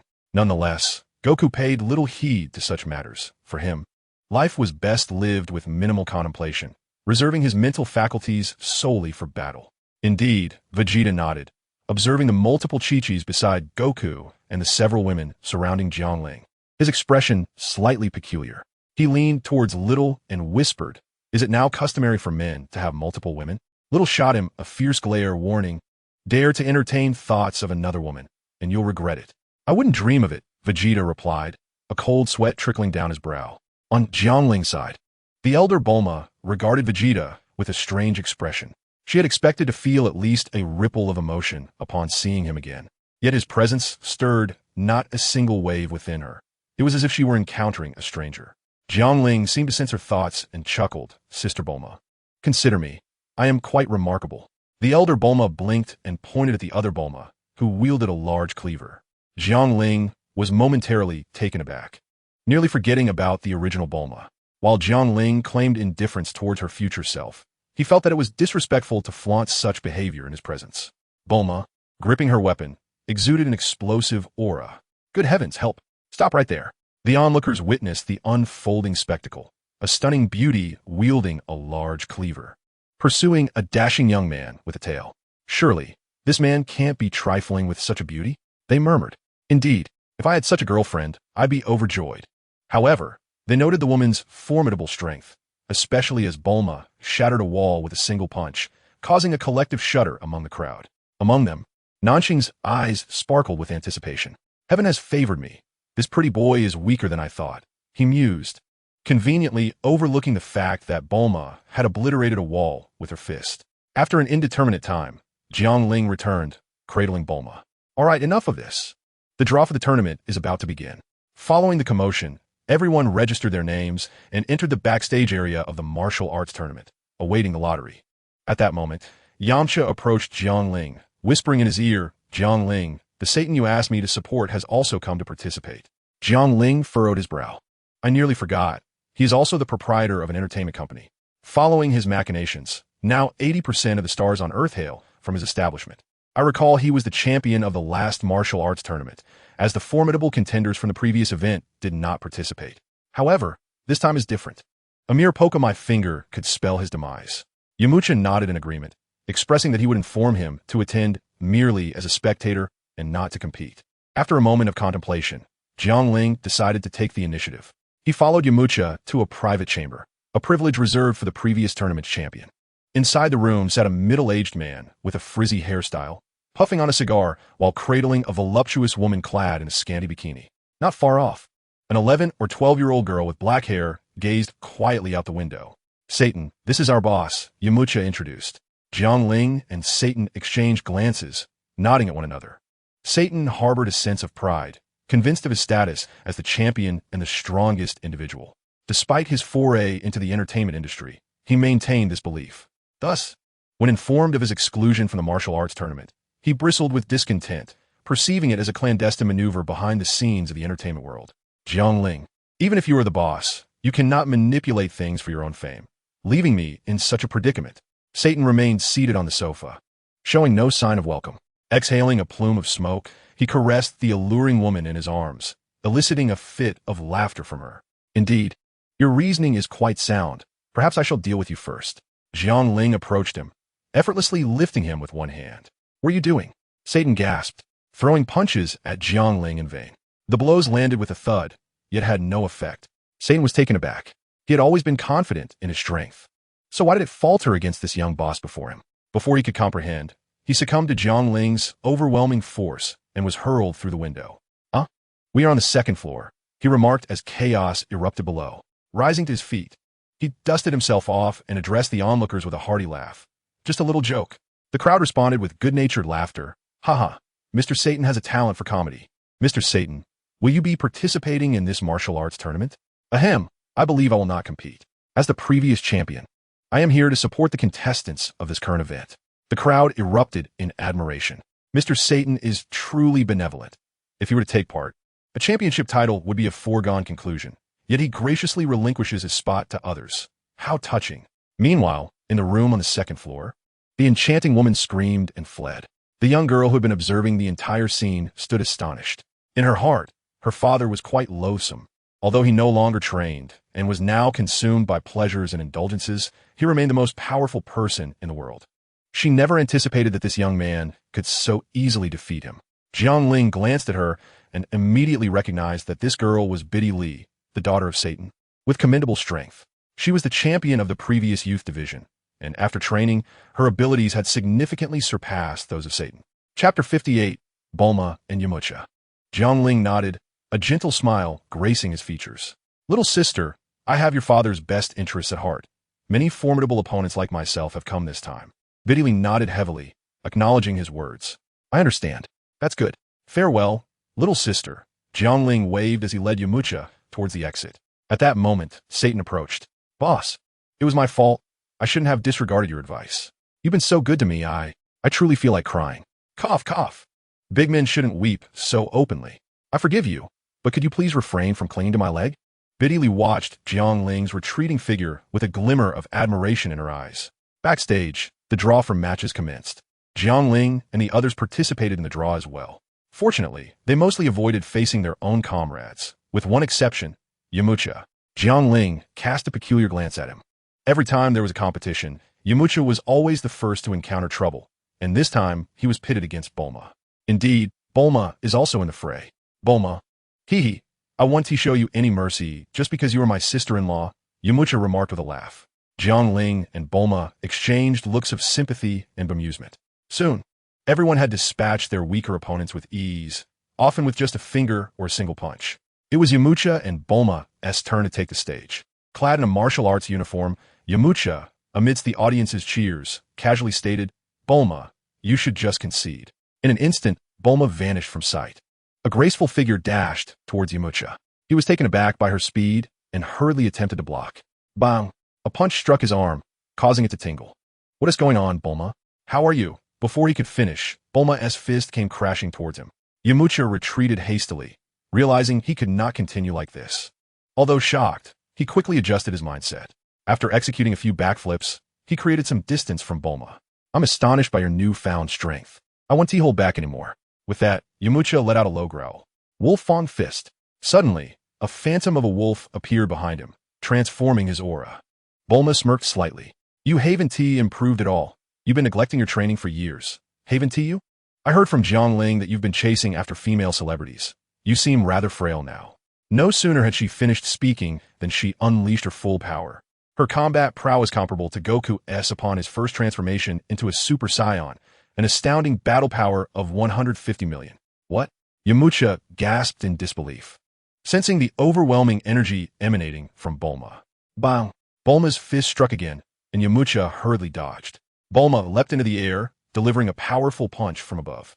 The fierce gust of wind forced Yamcha to roll away just in time.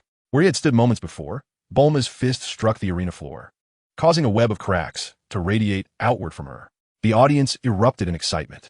Wow, this girl with blue hair possesses incredible strength. Indeed, she appeared delicate, yet her might was astonishing. Satan, observing from the second floor, trembled at the sight. Had that punch landed on him? Chapter 59. The system chose once more. When did Bulma become so strong? Yamcha exclaimed, his inner turmoil known only to him. After years of neglecting his training, how had a woman surpassed him? It seemed he had no choice but to unleash his ultimate technique.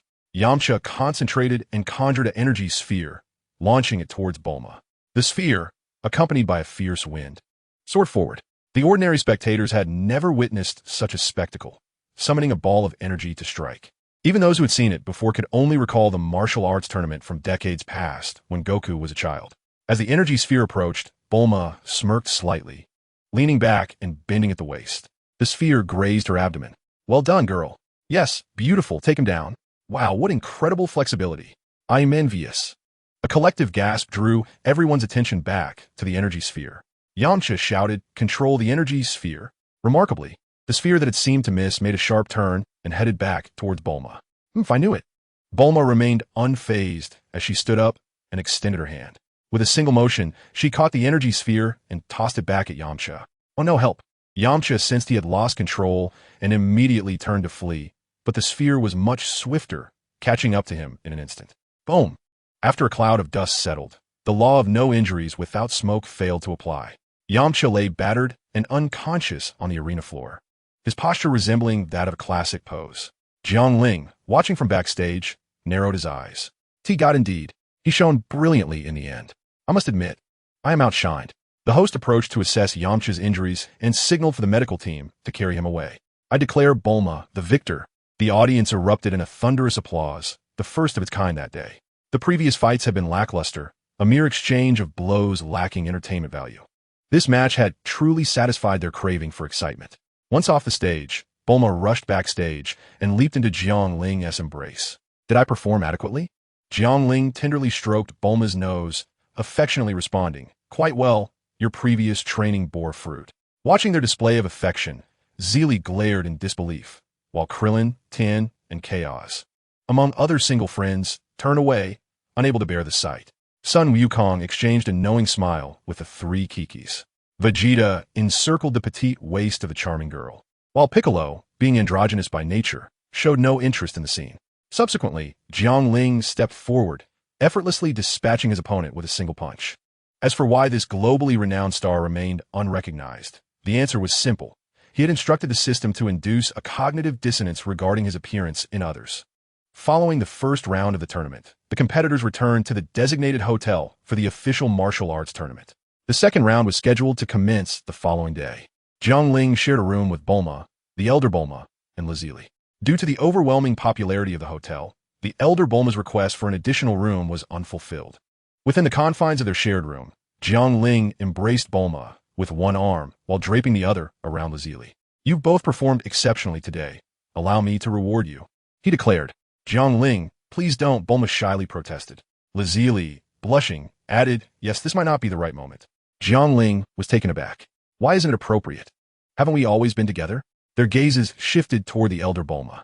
Sister Bulma, even though you and I are the same person, Jiangling hasn't quite made his choice yet. I apologize for the inconvenience, she replied with a smile. The elder Bulma's face flushed as she left the room in a huff, heading to the living area. Such impropriety in broad daylight, she muttered. Just as Jiangling was about to take action, a voice resonated in his mind. Ding! Host, a choice has been triggered. 1. Allow Bulma to win the title of champion of the martial arts tournament. Reward. Title of Bulma, S. Good Husband. Title attribute. All of Bulma's inexplicable attraction towards you. 2. Allow Lazili to win the title of champion of the martial arts tournament. Reward. Title of Lazili's good husband. Title attribute. All of Lazili's unconditional attraction towards you. 3. Allow other Earth warriors to win the title of champion of the martial arts tournament. Reward. Title of the most useless traveler. Title attribute. Contempt from all travelers. 4.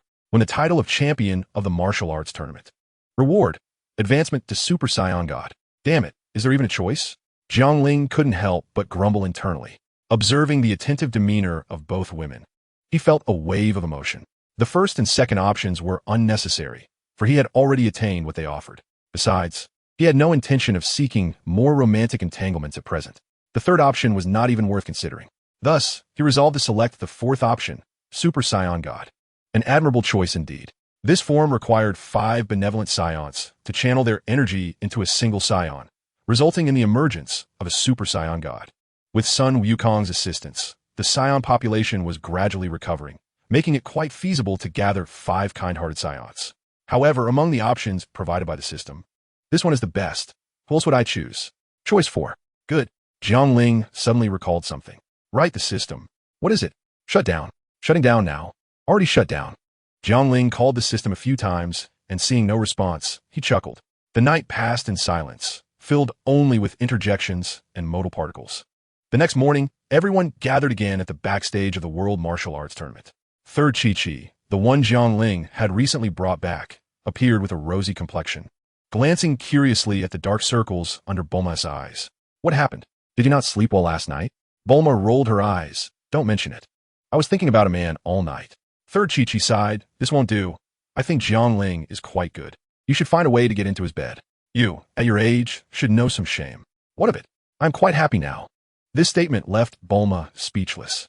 She understood that even if Jiangling took her to another dimension to live with that Bulma after all was said and done, she would still remain single. Bulma cautiously glanced at Jiangling, who, upon noticing, flashed her a charming smile. The sunlight accentuated his handsome features. Chapter 60. Jiangling and Nanxing welcome everyone to the World Martial Arts Tournament, exclaimed the host, with golden hair, sunglasses, and a suit, holding a microphone and speaking loudly. The audience erupted in applause, resonating throughout the venue. Today marked the second day of the tournament, as well as the second round of competitions. Backstage, a monk approached the contestants with lottery numbers. Each participant drew a number. This time, Bulma had to face Piccolo, who would even consider fighting. It would be best to concede immediately. Piccolo's strength was formidable. Meanwhile, Krillin was up against Tianjin Han. Others were not matched against each other.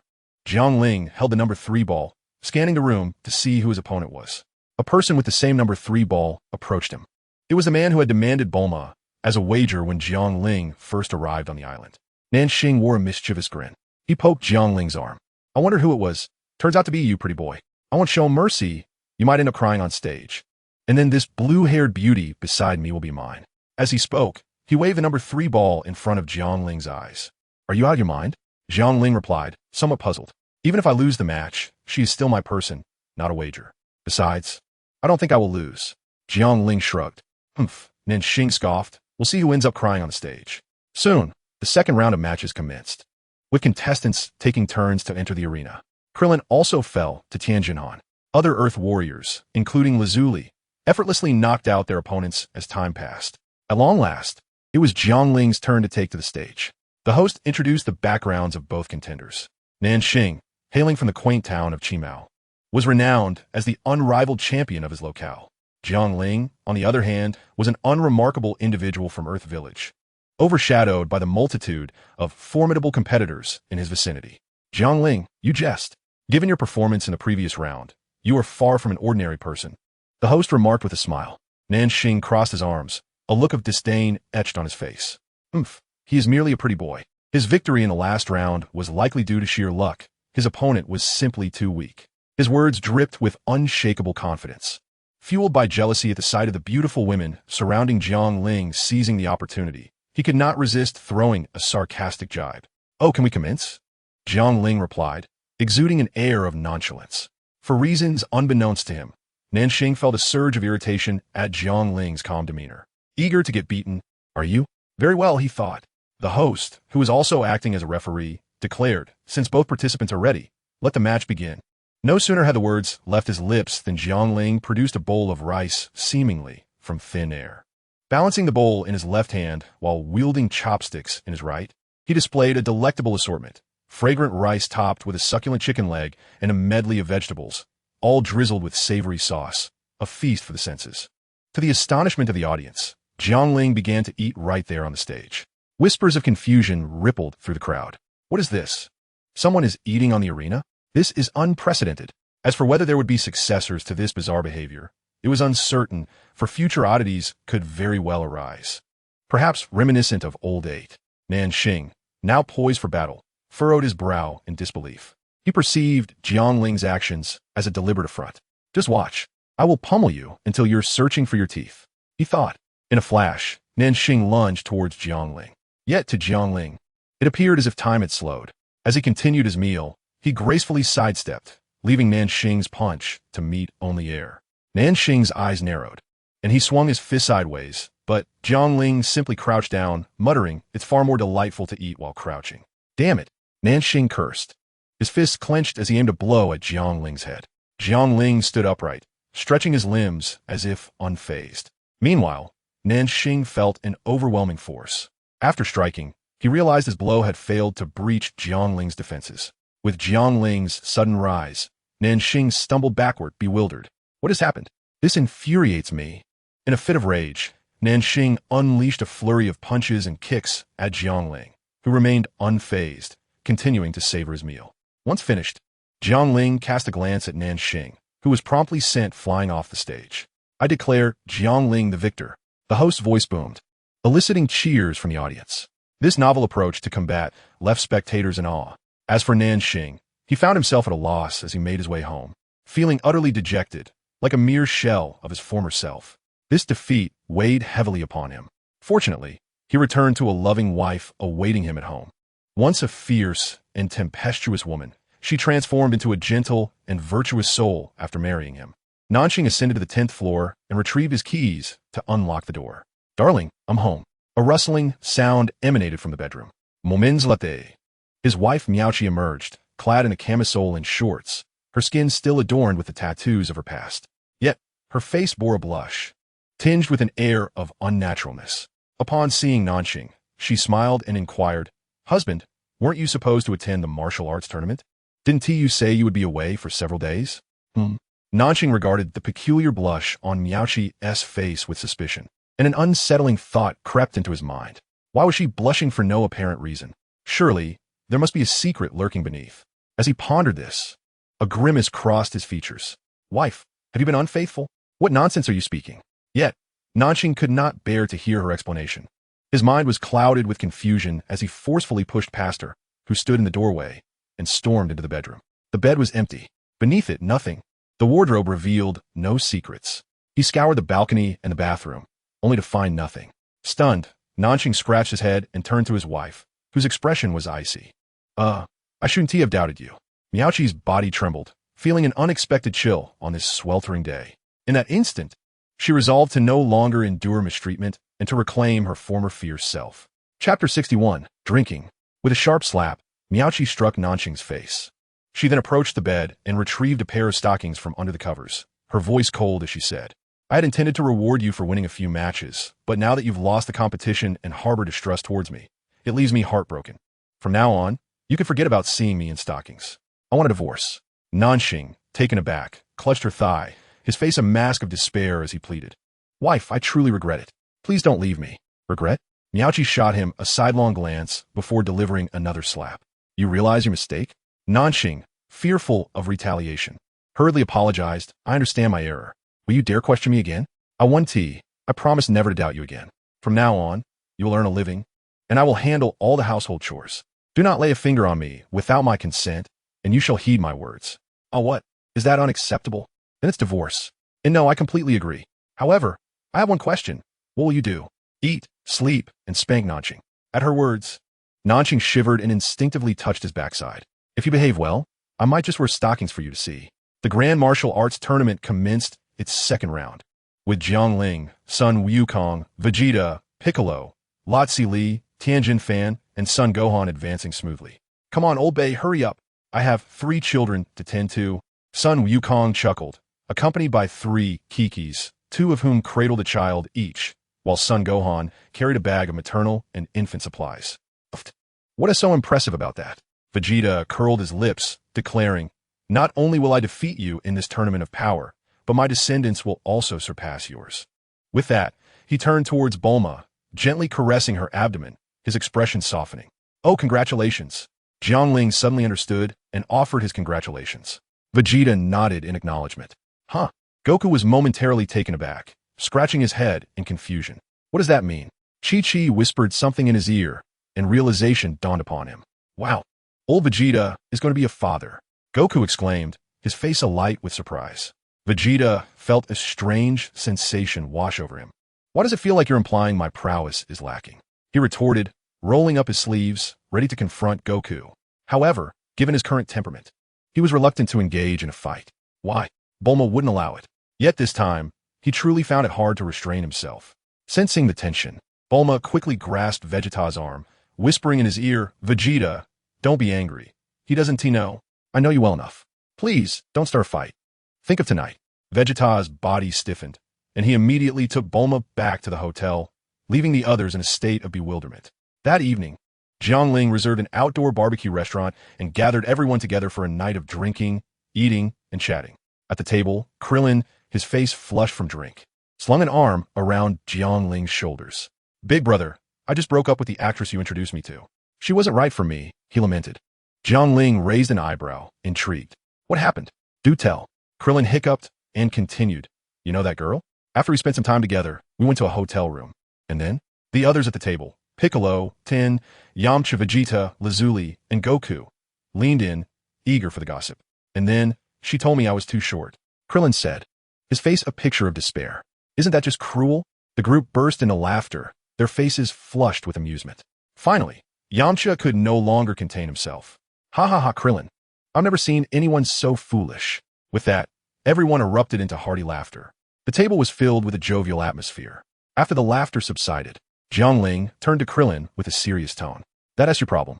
If you held enough weight in her heart, she would have willingly knelt to accommodate you instead of standing there to mock you." Upon hearing this, tears streamed down Krillin's face. "Why is it so hard to find someone to improve my genes?" Jiangling shook his head. "Let me teach you another trick. Have you considered the image of Master Roshi exerting his full power?" Krillin pondered for a moment. His teacher, Master Roshi, transformed into a muscular figure when he unleashed his full potential, his height soaring. "I remember, he was that tall in his youth," Krillin nodded. "If you continue to train diligently, is there a chance for a second growth spurt? After all, anything is possible. As long as you hold on to that determination, women will surely be drawn to you," Jiangling encouraged, guiding him gently. Krillin's eyes sparkled with renewed vigor as he set his sights on a new target, one that ignited a fervent motivation within him. "To Uncle Piccolo, I raise my glass." Gohan's face flushed as he staggered over to Piccolo's side. Piccolo regarded Gohan with a knowing glance, remarking, "You should have been trained to appreciate alcohol from a young age, lest you grow up like your father." Unable to hold his liquor, casting a sidelong look at Goku, who lay sprawled on the table, he lifted his glass to clink it against Gohan's. "Gohan, cheers." They both gulped down their drinks. Upon finishing, Gohan noticed a small amount of liquor remaining in Piccolo's cup and exclaimed, "Are you keeping fish?" Piccolo simply replied. The following day, the atmosphere at the World Martial Arts Tournament was still abuzz with excitement. The scene was grand, filled with the sounds of drums and firecrackers, and throngs of people. Today marked the third round, with the semifinals set to commence tomorrow, leading to the ultimate showdown to crown the champion. Behind the scenes, a monk held a box for the competitors to draw lots as per tradition. Gohan was matched against Lazuli, while Jiangling faced Tianjinhan. The others were similarly paired. On the arena, the time soon arrived for Gohan's bout with Lazuli. Lazuli shared a parting kiss with Jiangling backstage. "Wish me success," she said. Jiangling smiled and nodded, but inwardly he understood that Lazuli stood no chance against Gohan. Gohan had transcended to Super Saiyan 2 and had not suppressed his inner power. He was now stronger than in the original narrative. If Lazuli's fighting prowess was rated at 1 unit, Gohan's was at 25. Had Lazuli trained diligently every day alongside Jiangling, she might have reached a power level of 2, but she had not. Chapter 62, Gohan and Jiangling, Girlfriend. The match commenced as the host announced the start. Son Gohan and Lazuli faced each other on the stage. "Aunt Lazuli, I look forward to your guidance." Gohan said with a smile. Likewise, Gohan, Lazuli replied, her demeanor turning serious.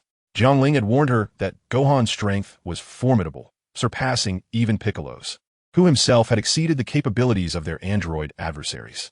Thus, she was acutely aware that the odds were against her, yet she resolved to give her utmost effort. With a rustle, a gust of wind swept through. Lazuli struck first, swiftly closing the distance to Gohan and launching a punch. With a crack, Son Gohan instantly transformed to Super Saiyan 1, effortlessly blocking Lazuli's blow with one hand. He retaliated with a powerful punch aimed at her midsection. The impact echoed as Lazuli quickly countered. The flurry of their exchanges created a blur of motion, leaving only the sounds of their clash resonating in the air. The audience was left bewildered. What has happened? They were fighting and then vanished. Indeed, a child and a beautiful woman in combat. How did that boy's hair change from black to blonde in an instant, and why is it styled? The spectators marveled at their astonishing speed. Host, what is happening? A resounding roar echoed through the arena, yet the source remained elusive. The host appeared utterly bewildered, encountering an unprecedented spectacle. Historically, there had only been instances of individuals soaring into the heavens, but never had two figures vanish from the stage in such a manner. The onlookers were perplexed, while Jiangling and the Earth Warriors exhibited keen awareness, clearly adapting to the swift movements of the two. Indeed, it was commendable. Gohan had not squandered his years of training. One ought to consider who his mentor is, a voice chimed in. It was astonishing to witness how the once timid boy had evolved into one of Earth's top 5 fighters. Truly, he was my son. Go, my dear. The crowd's attention shifted toward Jiangling. He shot back a glance. What? Is it forbidden for me to cheer for my wife? Gohan is not my son. Suddenly, a striking pair emerged, a tall man and a petite woman, both panting heavily. It was Gohan and Lazuli, their garments tattered and worn. Gohan, if you do not unleash your full potential, this battle may persist indefinitely, Lazuli urged, catching her breath. Gohan waved dismissively at Lazuli. I fear that my full strength may be too much for you to handle. With a playful smile, Lazuli encouraged, fear not, unleash your power. Very well, Gohan declared, taking a firm stance and letting out a primal roar. The atmosphere surged with energy, winds howled, and a brilliant golden light erupted. Spectators shielded their eyes, momentarily blinded, while the host remained unaffected, donning sunglasses. The Earth Warriors backstage did not flinch, their gazes fixed on Gohan. With a thunderous crash, Gohan transformed into his Super Saiyan 2 form, his golden aura enveloping him, hair standing tall, and a lock cascading down his forehead, exuding an aura of fierce charisma. Looking good, Gohan, Lazuli nodded, realizing she stood no chance against him. Let us settle this with one decisive move, she proposed. Are you certain? I fear you may be overwhelmed, Gohan replied cautiously. Nonsense. Lazuli waved her hand dismissively. All right then, Gohan readied himself, gathering energy for his signature attack. Wait, when I said one decisive move, I didn't mean for you to unleash your ultimate technique. A brilliant yellow light coalesced in Gohan's hand as he intoned, Special Beam Cannon. A colossal energy sphere surged forth, racing towards Lazuli. As the immense force approached, she retreated desperately, attempting to escape, but it was too late.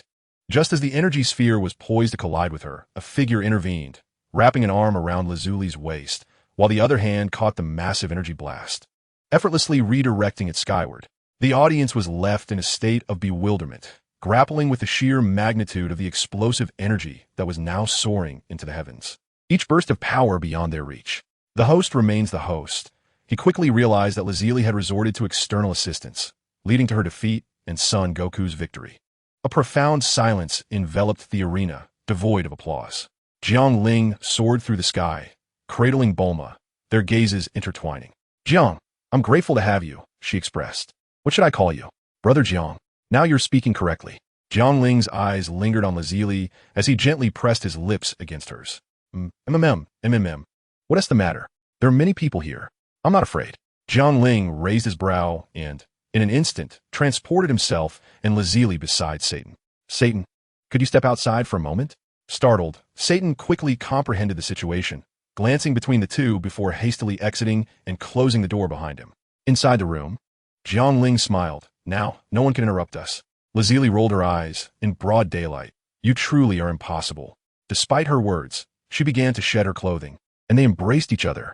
Jiang Ling, Lazuli. Their names intertwined as they drew closer, while a restroom door nearby subtly cracked open, revealing a pair of curious eyes. To Bulma's surprise, she and T left. She had merely been in the restroom and, unexpectedly, found herself eavesdropping. Half an hour later, Jiangling and Lazili hurriedly returned backstage. The matter was resolved swiftly, as Jiangling's turn to perform was approaching. Bulma pinched a bit of Jiangling's soft flesh at his waist, glaring at him. "You didn't T invite me along." Beside her, the larger Bulma blinked, as an idea dawned upon her, causing her cheeks to flush slightly. The Earth Warriors regarded Jiangling with peculiar expressions, taken aback by the unexpected turn of events before his appearance. Son Goku scratched his head in confusion, and only after Chi-Chi explained the situation did he grasp it. He whispered to Chi-Chi, "What if we also get lost?" Chapter 63, to be developed.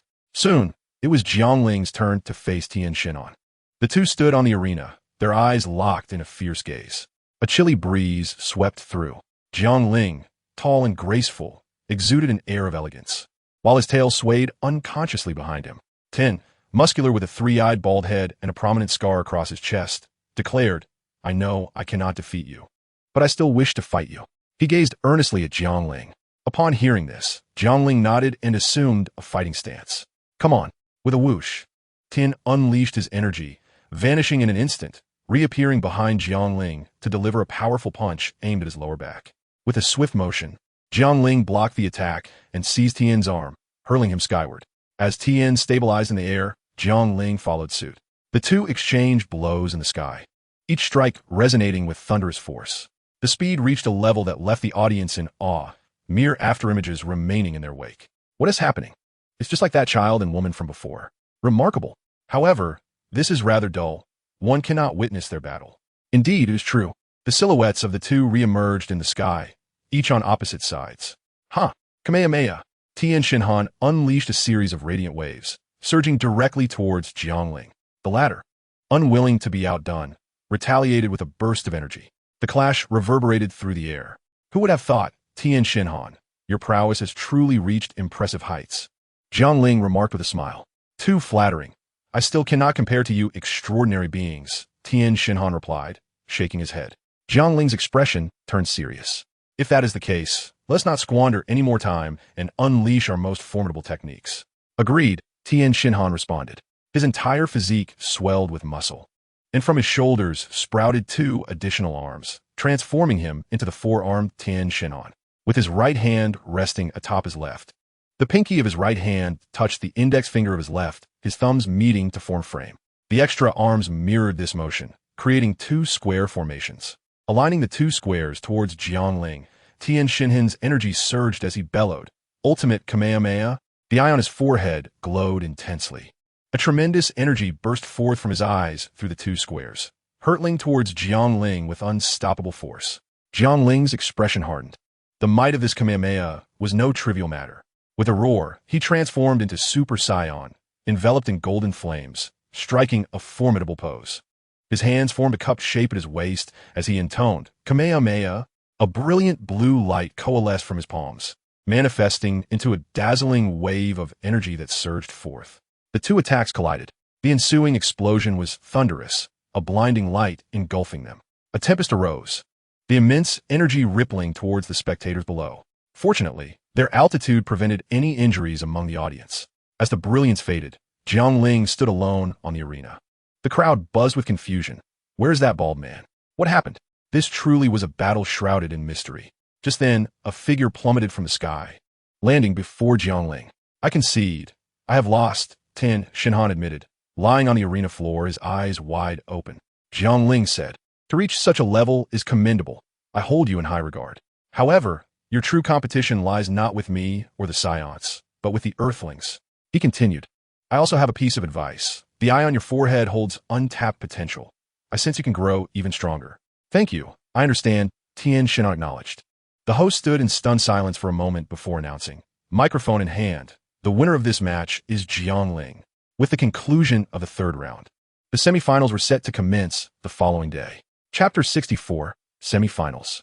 Time, often unnoticed, slips away quietly. A day has passed since Jiangling's confrontation with Tien Shinhan. Today, the martial arts tournament of the utmost excellence begins its semifinals. Only 8 contenders remain backstage, Sun Wukong, Sun Gohan, Jiang Ling, Vegeta, Piccolo, and 3 fortunate ordinary martial artists. Without any unforeseen circumstances, Jiang Ling successfully faced off against Piccolo. The others encountered mere martial artists. It seems that the martial arts tournament is being orchestrated from behind the scenes, demonstrating discernment by placing the strongest contenders for the finale. The semi-finals of the world's foremost martial arts competition are now underway. With sunglasses adorning his face, dressed in a suit, the host animatedly spoke into the microphone, his fervor igniting the audience's passion. Let us welcome the favored champion, Jiang Ling, alongside Piccolo. Jiang Ling donned a flowing robe, a fluffy tail swaying behind him, while Piccolo remained in his signature attire, a white hat and cloak, his green skin prominently displayed, towering over 2 meters. This stature left Jiang Ling feeling somewhat inadequate. Although Jiang Ling could also reach a height of 2 meters, he refrained from doing so, as the disparity would be too great when standing alongside Bulma. After a wish, now stood at around 1.60 meters, rendering their height difference more tolerable. As the match commenced, the host proclaimed the start of the contest. On the arena, Jiang Ling and Piccolo locked eyes, neither making a move. Piccolo, I finally have a chance to face you, Jiang Ling remarked. Indeed. Let me witness the extent of your growth, Piccolo replied. With that, both warriors unleashed their power simultaneously. Jiang Ling was enveloped in a golden aura, his hair and brows transforming to a brilliant gold, his eyes shimmering with a faint green light. The golden flames then receded into his body, Super Saiyan at full power. Conversely, Piccolo radiated a translucent aura, his form expanding, exuding an equally terrifying presence. In a flash, both figures sprang into action, their movements creating fleeting afterimages as they converged at the center of the arena. They unleashed a simultaneous punch, resulting in a thunderous collision. The shockwave reverberated through the audience, eliciting gasps of astonishment. What has happened? Why did I feel that pressure? It hurts so much, cried one spectator, clutching a fractured hand. Look, the arena beneath them, shouted another, as the remaining audience turned their gaze to the stage, witnessing the ground beneath the combatants splintering like a spider's web. Shouldn't we be in the air? One murmured. True, if we continue like this, the arena will be completely destroyed in just a few exchanges, and it wouldn't bode well for the ordinary humans. To everyone's surprise, the once malevolent Piccolo now displayed a sense of compassion. Haha, I'm not that useless father of mine, nor have I ever committed any wrongdoings. Now fused with the gods, I am even less inclined to act maliciously. As they conversed, the two ascended into the sky, only to engage in another round of fierce exchanges, their fists colliding with tremendous force. Jiang Ling delivered a devastating blow that shattered Piccolo's arm. The fist of Bic struck directly against Jiang Ling's abdomen, causing his eyes to widen in surprise. The two retreated several steps in midair, slightly panting as they began to regain their composure. Bic exerted his strength, causing his arm to regenerate. Meanwhile, Jiang Ling rubbed his aching stomach, grimacing in pain. In the next moment, their gazes locked, and they vanished simultaneously, only to reappear with varying degrees of injury to their faces, abdomens, and thighs. Most astonishingly, Jiang Ling had delivered a kick to Bic's groin, yet Bic's expression remained utterly unchanged. Surprised, aren't you? Bic remarked with a hint of amusement. I certainly am not. Taking advantage of Jiang Ling's momentary distraction, Bic landed a kick to his groin. Jiang Ling let out a pained cry, plummeting to the arena floor. In the audience, Bulma and Lazili's expressions changed dramatically. Oh no, that area, they exclaimed, hoping for the best. The surrounding spectators began to murmur among themselves. Isn't that Jiang Ling? How unfortunate. Indeed, but I feel no sympathy for him, perhaps even a bit of schadenfreude, since I noticed 3 beautiful women surrounding him, inflicting an indelible wound on our single crowd. Yet that is the most vulnerable spot. Poor Jiang Ling, lying on the arena floor, Jiang Ling took a deep breath. Rubbing his groin, he stood up. Bic, you lack martial ethics. Try to render me incapable of progeny.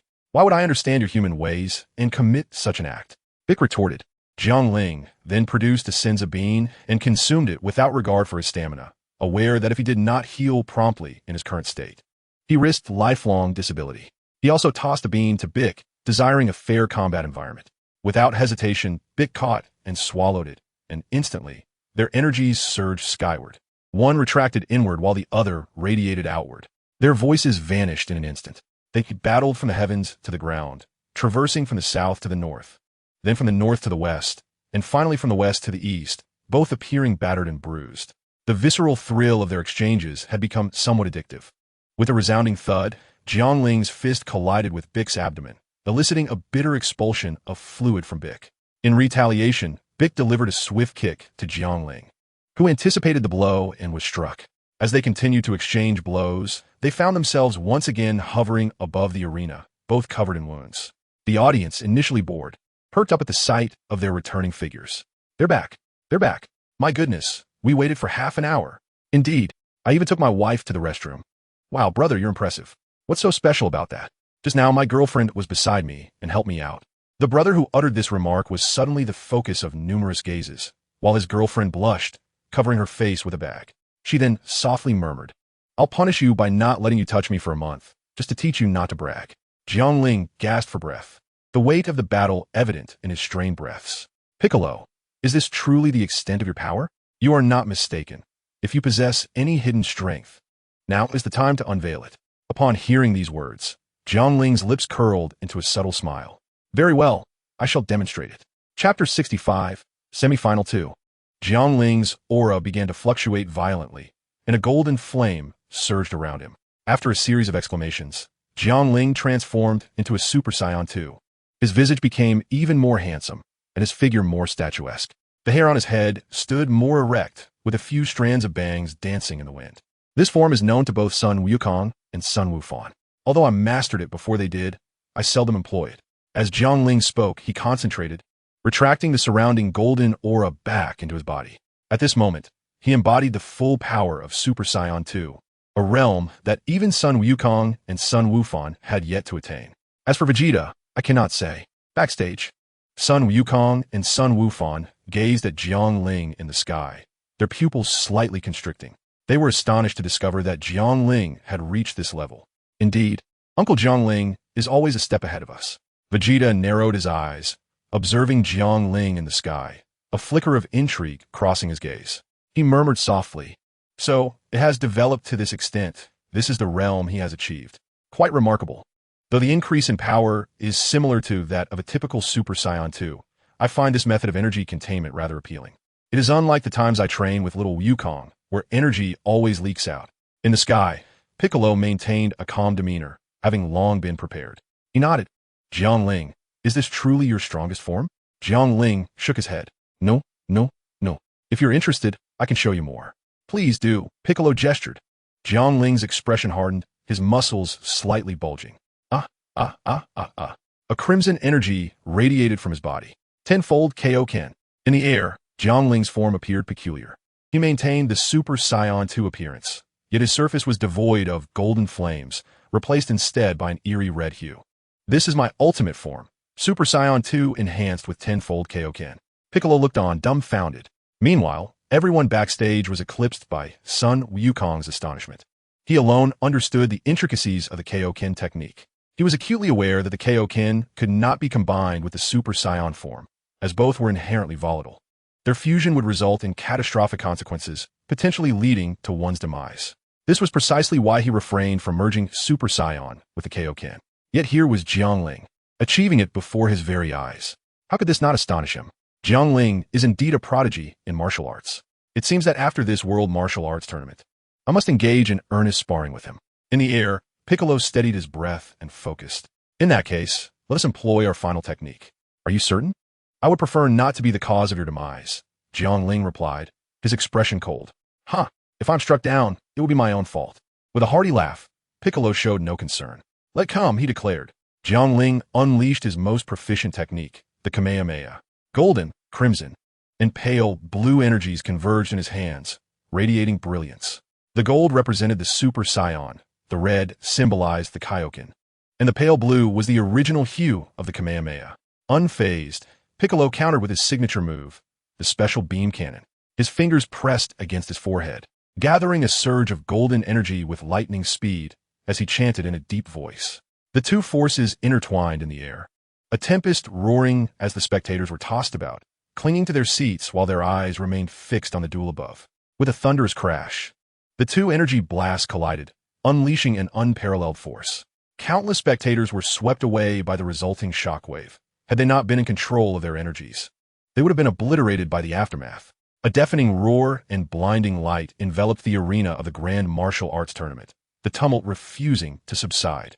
The audience began to murmur, their curiosity ignited despite the dazzling glare that made it difficult to see. Who do you think will win? Do you have any guesses? I guess, but you might not. What a wild guess. They were astounded by such a spectacle of combat, their eyes nearly blinded by the brilliance of the event. One man, clad in a suit and wearing sunglasses, murmured softly into a device in his hand. The energy fluctuations are unprecedented.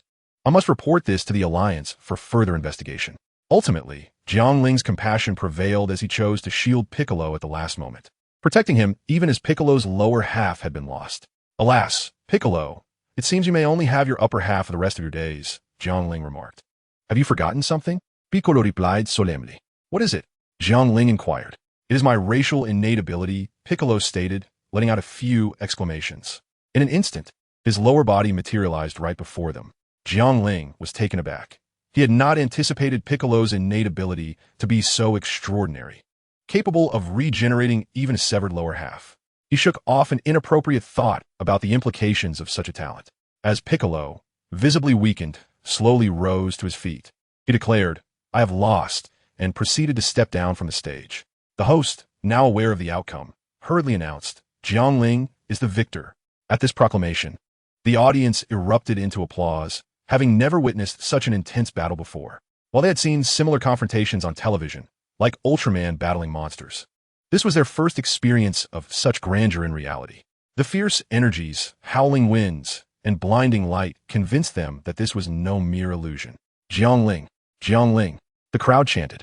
Jiangling, I wish to have children with you. Amidst the cheers of the crowd, Jiangling slowly withdrew from the stage, leaving behind a battered arena.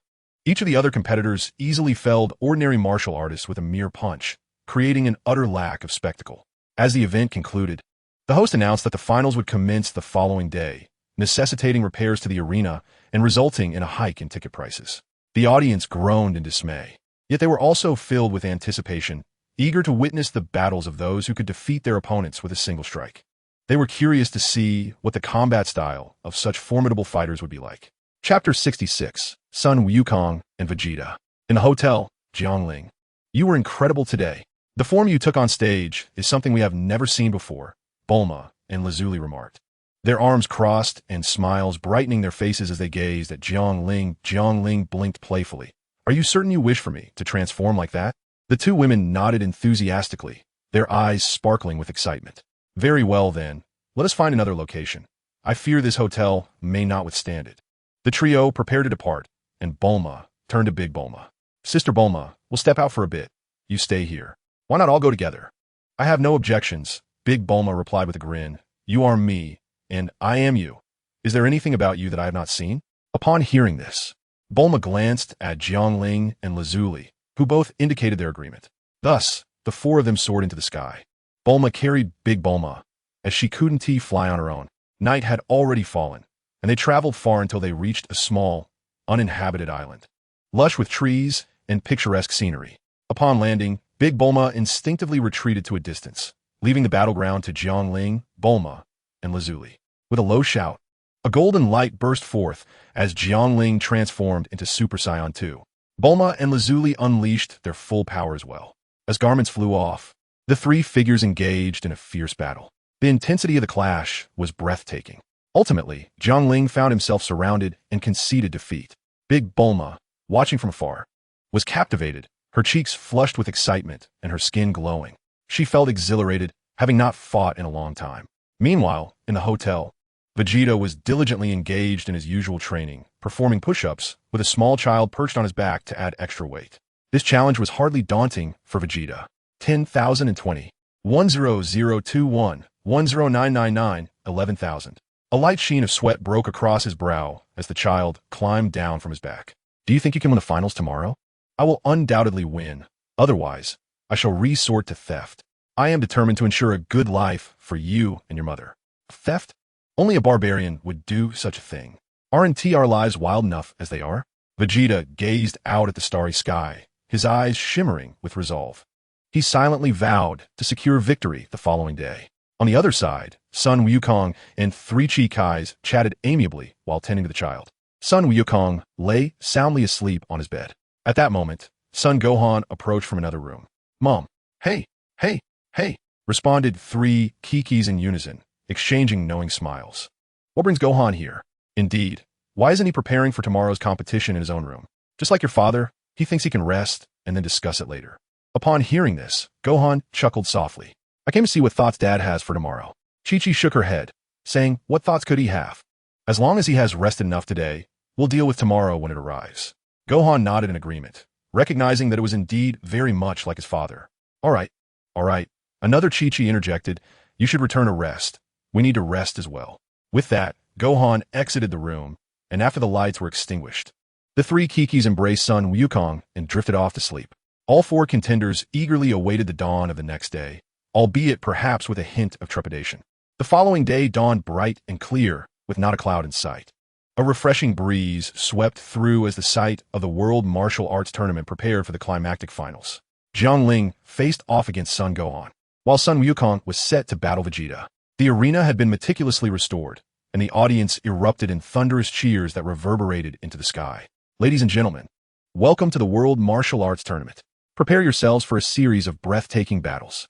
The host, clad in a formal suit with neatly combed golden hair and wearing gleaming black sunglasses under the sun, stirred the crowd into a fervor with his commanding presence. Jiang Ling is so handsome. He is sure to be the champion. Gohan, never give up. Wukong, unleash your power. Vegeta, you may be short, but we will always love you. I want to see all four of you as my personal champions. The chorus of voices wafted into the backstage, causing a slight blush to rise on a few faces tinged with embarrassment. Jiang Ling, however, was well accustomed to such attention. Recalling the numerous concerts he had performed before tens of thousands, this was but a trifling affair. Ahem, it's our turn to take the stage, Vegeta. Son Wukong announced with a light cough. Vegeta nodded in response. The two emerged from behind the scenes and stepped onto the arena. The audience erupted at the sight of their beloved champions, showering them with an array of fervent and exuberant remarks. The atmosphere was charged with excitement, as some even expressed a desire for Son Wukong and Vegeta to become their pretty boys. Among them was a robust 30-year-old man. Standing on the arena, Son Wukong and Vegeta disregarded the roaring crowd and locked eyes with one another, akin to two arch-rivals preparing for a life-and-death duel. Time seemed to come to a standstill in that moment. The wind ceased, and the rustling leaves fell upon the arena, creating a soft sound. But then, the wind stirred once more. Two potent golden auras clashed, whipping the leaves into a frenzy as they soared into the audience. The entire arena glowed with a radiant golden hue. In that instant, the two warriors on the stage sprang into action. Bang, bang, bang. Countless fists surged with unparalleled intensity, the explosive sounds reverberating throughout the venue of the World Martial Arts Championship. The audience was overwhelmed with terror. Why? The noise was deafening, nearly rendering their ears incapable of hearing. A chorus of anguished cries arose from the spectators, who finally comprehended why the previous fighters had refrained from battling on the stage, out of fear for their safety. In that fleeting moment, Son Wukong and Vegeta had exchanged hundreds of blows. They halted simultaneously, standing in their original positions as if they had never left. A light sheen of perspiration glistened on their bodies as they caught their breath. Vegeta glanced at the lamenting crowd, scoffed, and remarked, "Let us relocate. This place is too constrictive." Son Wukong grinned in agreement, and the two ascended into the air, soaring away with a series of sonic booms. Witnessing this spectacle, the audience began to converse in awe. Incredible. These two are truly remarkable, even though I've seen nothing. Agreed. Just witnessing their transformations is enough to satisfy me. Vegeta, Son Wukong, Gohan, Jiang Ling, forever legendary. Speaking of which, they've flown away. What do we do now? I have no idea. Fortunately, the host was prepared, promptly seizing the microphone to elevate the atmosphere. This host was not only the master of the martial arts tournament, but also a variety show presenter and a celebrated talk show personality. With a few well-chosen words, he transformed the martial arts championship into his own showcase. In the backstage area, Jiang Ling sighed, knowing this outcome was inevitable. He anticipated that his forthcoming battle with Gohan would likely unfold similarly. Gohan, allow me to gauge the fruits of your training. All right, I will give it my all. The 11-year-old Gohan replied earnestly. On a tumultuous sea, waves surged violently, soaring skyward. Two golden figures emerged, exuding a formidable aura. With a resounding boom, their energy ascended, coloring the clouds above in a brilliant golden hue. The sheer force sent waves crashing into the heavens, while small bolts of lightning danced around their forms. The two had unmistakably reached the stage of Super Saiyan 2. I never imagined, Vegeta, that after your months of absence, you would achieve a form that surpasses even Super Saiyan. Kakarot, your surprise is but a fraction of what I have experienced. As the two stood surrounded by crackling lightning, their golden hair stood even more erect. The sea roiled violently, as if it were poised to engulf them at any moment. Vegeta made his move, unleashing countless energy blasts directed at Sun Wukong. The latter's gaze sharpened, and with a swift motion, he evaded the barrage of projectiles. In an instant, Sun Wukong appeared before Vegeta, delivering a colossal punch to his abdomen. Boom! Vegeta's stomach caved in, his eyes bulging slightly, yet he refused to yield. With a swift kick, he countered, momentarily disrupting Sun Wukong's stance. Subsequently, countless fists rained upon Sun Wukong, generating an overwhelming momentum and an impressive display of power. Seizing the opportunity after enduring hundreds of blows, Sun Wukong grasped Vegeta and delivered a series of fierce kicks before hurling him into the depths of the ocean. A powerful energy blast followed suit, crashing down with a resounding boom. A vast chasm appeared in the sea. Surely, it must have struck him, Sun Wukong thought, wiping the cold sweat from his brow. Yet, he remained vigilant, fully aware that Vegeta was not one to perish so easily. Suddenly, a piercing voice emerged from behind, as Vegeta conjured two energy blasts in his hands, which merged into one brilliant orb of light. Final flash, he declared. Wukong reacted instantly, but the proximity left him no choice but to cross his arms defensively over his chest, bracing for the onslaught. After the blinding brilliance faded, Sun Wukong remained standing, though his attire lay in tatters. Kakarot, it appears we are evenly matched, Vegeta remarked with a smirk. Confused, Sun Wukong glanced down, realizing the chill beneath him and understanding Vegeta's implication. Not bad.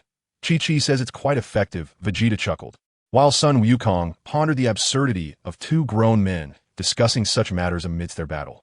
In a sudden stillness, Sun Wukong ceased movement, causing Vegeta's pupils to dilate in alarm as Wukong's form began to dissipate, revealing it as an afterimage. Just then, a voice echoed from behind him. It was indeed the afterimage punch. Vegeta spun around to find Sun Wukong with his palms raised before his eyes, fingers splayed wide. Solar flare. A blinding light erupted, immediately dazzling Vegeta. Vegeta cried out. Kamehameha. A massive blue and gold energy wave coalesced in Sun Wukong's hands, enveloping Vegeta in close quarters.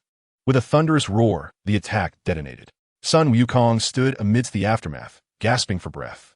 After exchanging blows for what felt like an eternity, enduring a powerful final flash. In unleashing his strongest technique, he now felt drained, teetering on the brink of exhaustion. After a prolonged wait, Vegeta's battered form finally reemerged. Kakarot, he exclaimed.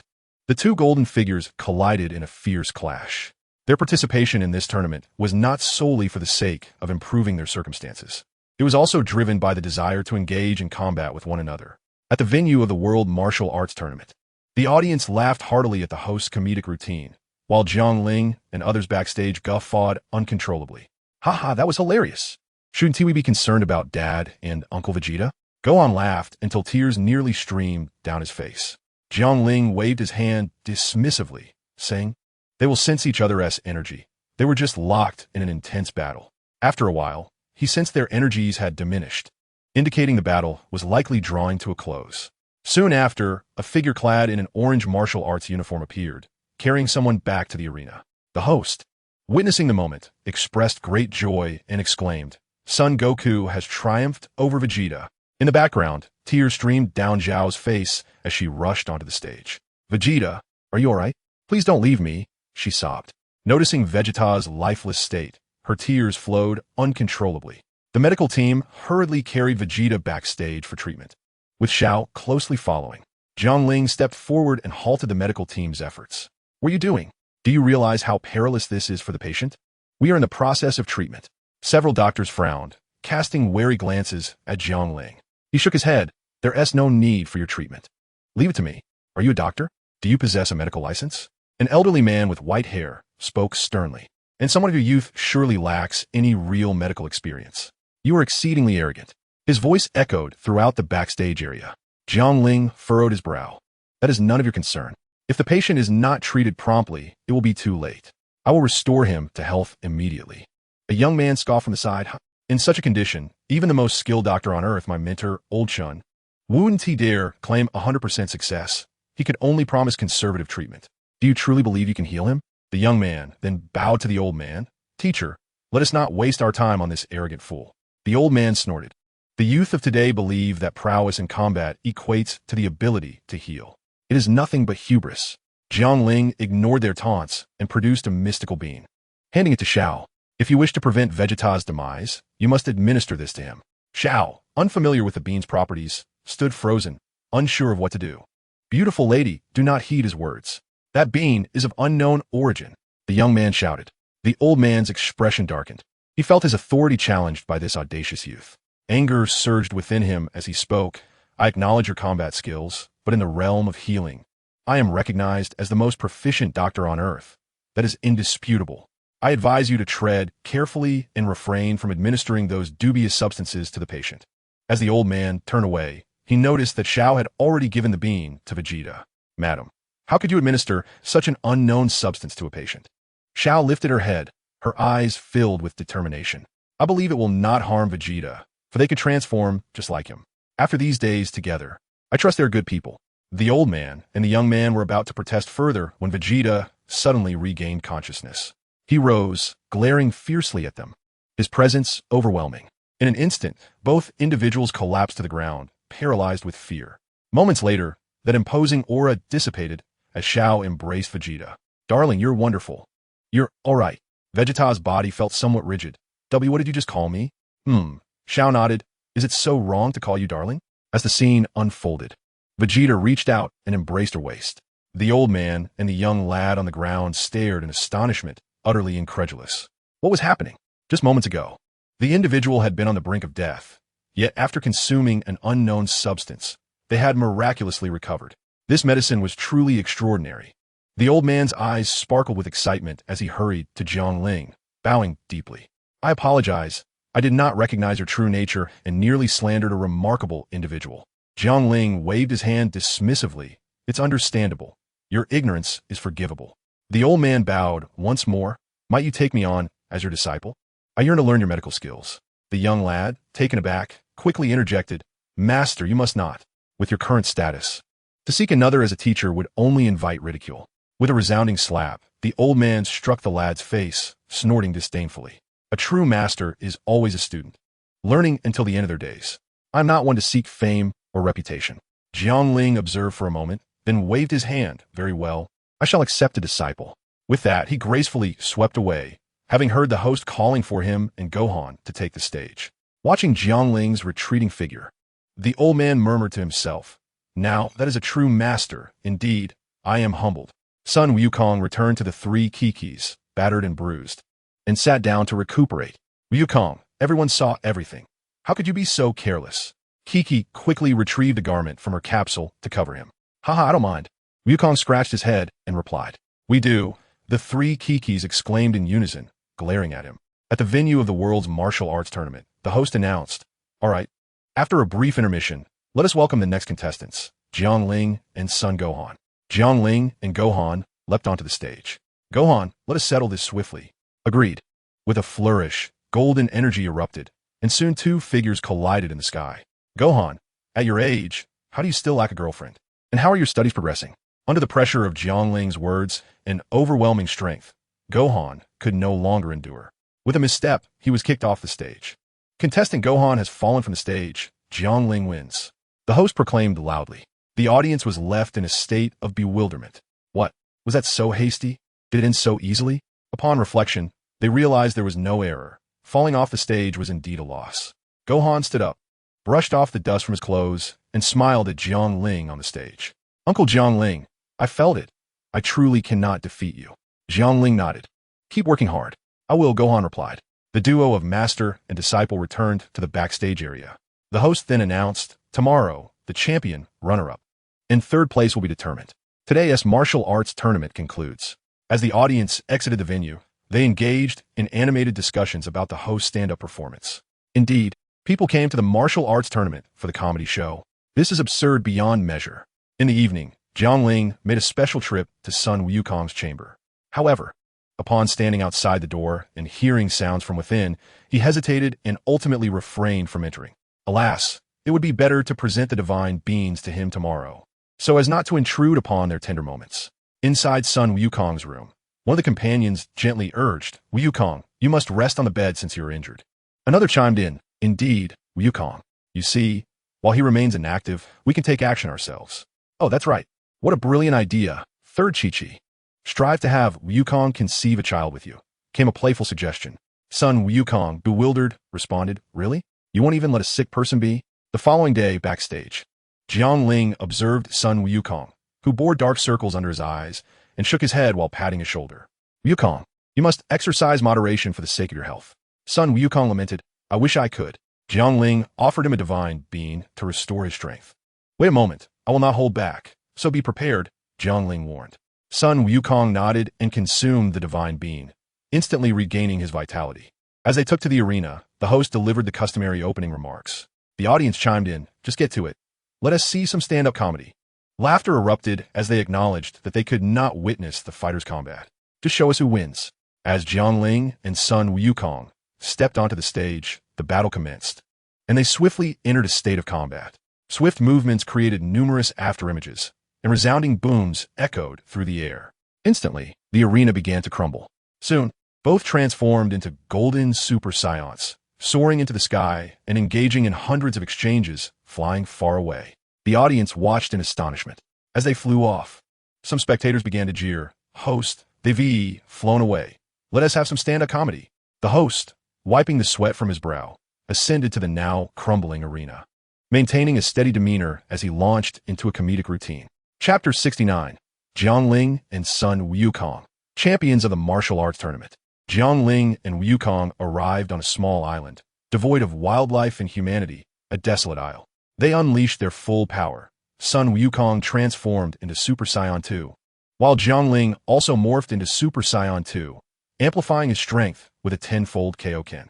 An intense aura surged skyward, painting the heavens in shades of red and gold, scattering the clouds with its might. The sounds of battle resonated across the island. With a thunderous crash, Sun Wukong was struck down, and from his position, a Kamehameha was launched directly at Jiangling unfazed. Jiangling retaliated, gathering his own Kamehameha to counter the attack. With a resounding explosion, Sun Wukong and the island vanished in the wake of the Kamehameha. The sea gradually reclaimed the spot where the island once stood, returning to a placid state. Yet, Sun Wukong remained absent. Jiangling furrowed his brow, pondering, Wukong should not be this weak. Thus, it is highly probable that he lurked in the shadows, poised to launch a surprise attack. At that moment, a brilliant golden wave of energy surged from the depths of the sea, reaching Jiangling in an instant. With outstretched hands, he summoned all his strength to deflect the energy blast before him, while his left hand ignited with a golden radiance, and his right hand blazed with crimson flames. The resounding clash of red and gold light neutralized the energy projectile emitted by Sun Wukong. Jiangling's appearance was striking, golden hair, skin adorned with flickering red flames, one hand engulfed in golden fire, and the other in a rising crimson blaze. Sun Wukong, standing atop the ocean's surface, narrowed his eyes. He sensed that Jiangling had far surpassed him. However, he was not one to concede easily. Super Kamehameha. A wave of blue and gold energy erupted from Sun Wukong's hands, hurtling directly towards Jiangling, with half-closed eyes and a flash of brilliance. Jiangling brought his hands together, merging the two flames. A resounding dragon's roar reverberated through the air as a magnificent golden dragon materialized in his grasp. Its body wreathed in red flames, charging headlong towards the incoming Kamehameha. The collision between the dragon and the energy wave produced little disturbance, for the golden dragon consumed the Kamehameha whole. In an instant, the dragon advanced before Sun Wukong, exuding an overwhelming presence. The next moment, with a flicker of its crimson eyes, the entire dragon vanished without a trace. Beads of sweat cascaded down Sun Wukong's brow. The sheer might of Jiangling's presence was suffocating.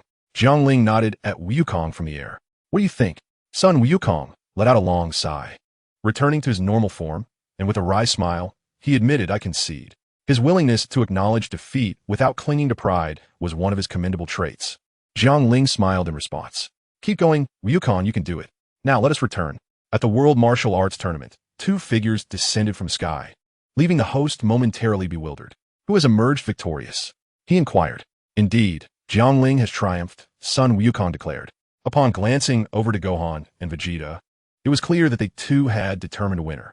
The host nodded, his eyes concealed behind sunglasses as he surveyed the audience. Friends, ladies, gentlemen, uncles, and aunts. The champion of the World Martial Arts Tournament is none other than Jiang Ling. The crowd erupted in jubilant cheers, the noise reverberating through the venue. Streamers and firecrackers filled the space with vibrant celebration.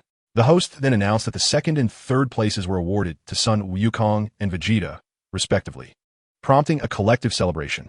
Surrounded by 3 Kikis and 3 children, Sun Wukong shook his head with a bittersweet smile. I am sorry, Kiki, but we won't be moving to a bigger house. It's all right, Wukong. Your intentions are what matter, Kiki replied reassuringly. Vegeta, wrapping an arm around the smaller one's waist, softly remarked, It's my fault for not improving our circumstances. At least you did your best. The child tilted their head, eyes sparkling like a crescent moon.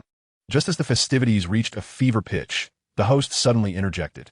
Gratitude is extended to Jiang Ling's special drink for its generous support of the World Martial Arts Championship, an event prominently sponsored by the Jiang Ling Group.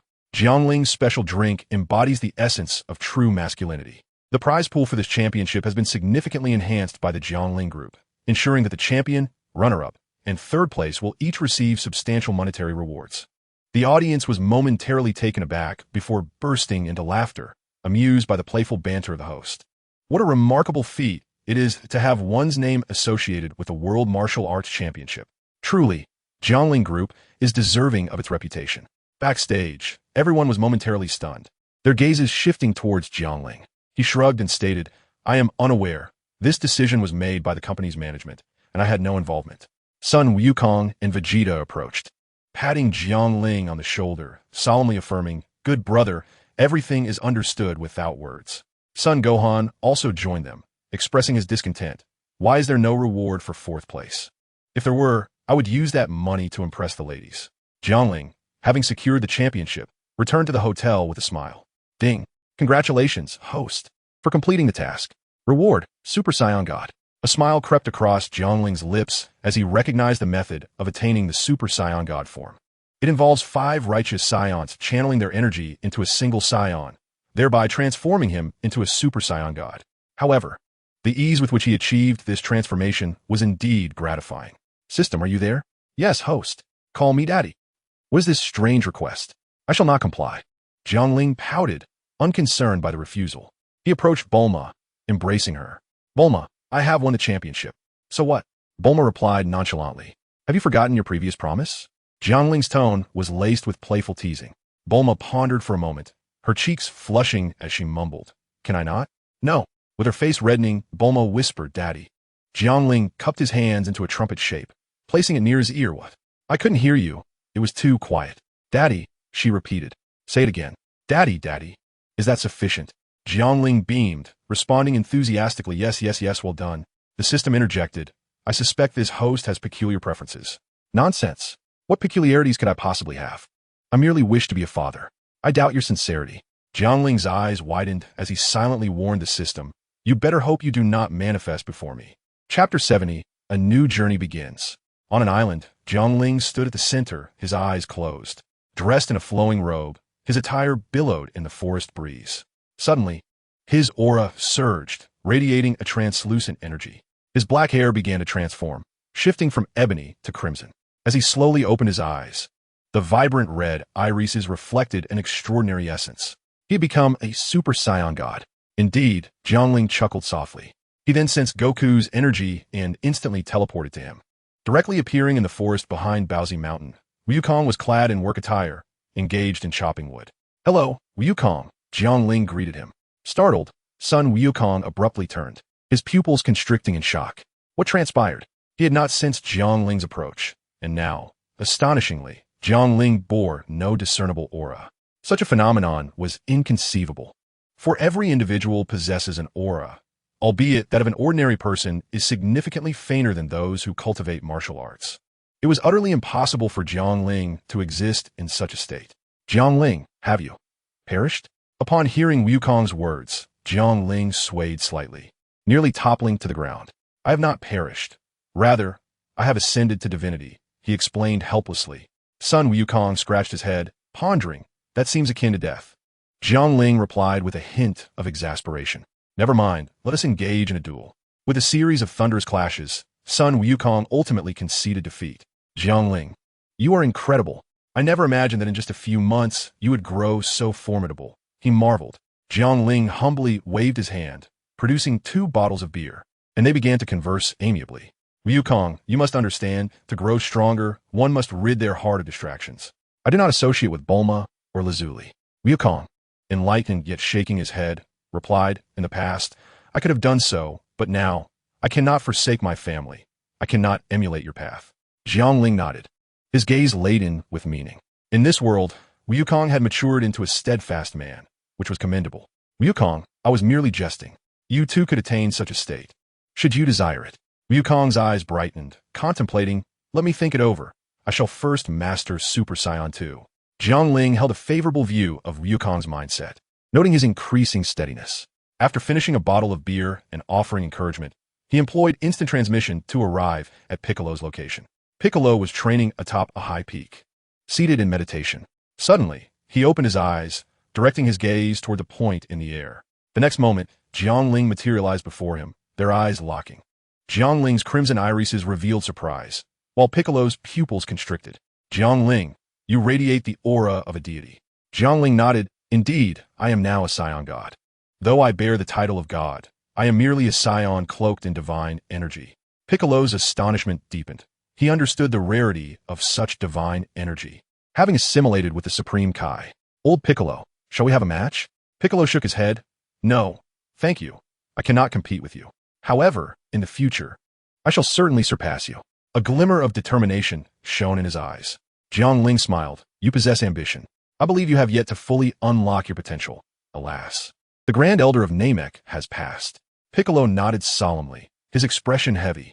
He carried the memories of Namek's foremost warrior, Nail, and felt profound sorrow over the Grand Elder's demise. However, I will find a way for you in the future to unlock your potential. Jiangling paused before continuing, stating that you should be able to transform into a stronger realm. Transform? Piccolo murmured, wondering if Namekians could also undergo transformations. Indeed, came Jiangling's response. But Piccolo shook his head. That seems distant. I only wish to cultivate now.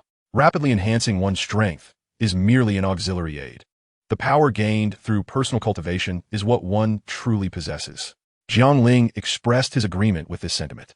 He retrieved 2 bottles of beer from the system space and shared a drink with Piccolo. After a few rounds, Jiangling instantaneously teleported to the location of Vegeta. This was a forest, and observing Vegeta clad in animal skins hunting from the sky, he chose not to disturb him. Everyone has their own life, and few are as leisurely as he. Accompanied by Yamcha, Jiangling visited Kame House, where he brought back several bottles of beer and a few magazines featuring beautiful women to Master Roshi. They enjoyed their drinks while chatting, as Jiangling sought martial arts wisdom from Master Roshi. Life was indeed quite pleasant. As Jiangling and Yamcha departed Kame House, a sudden urge to relieve himself overcame Jiangling. Therefore, amidst the calm sea, he raised his cannon and indiscriminately let loose. Observing this, Yamcha also began to do the same. Let us see who can go farther, he challenged. Jiangling smirked slightly at this remark. Boom! A column of water shot far into the distance. Yamcha was left speechless. Goodness, how robust are your kidneys?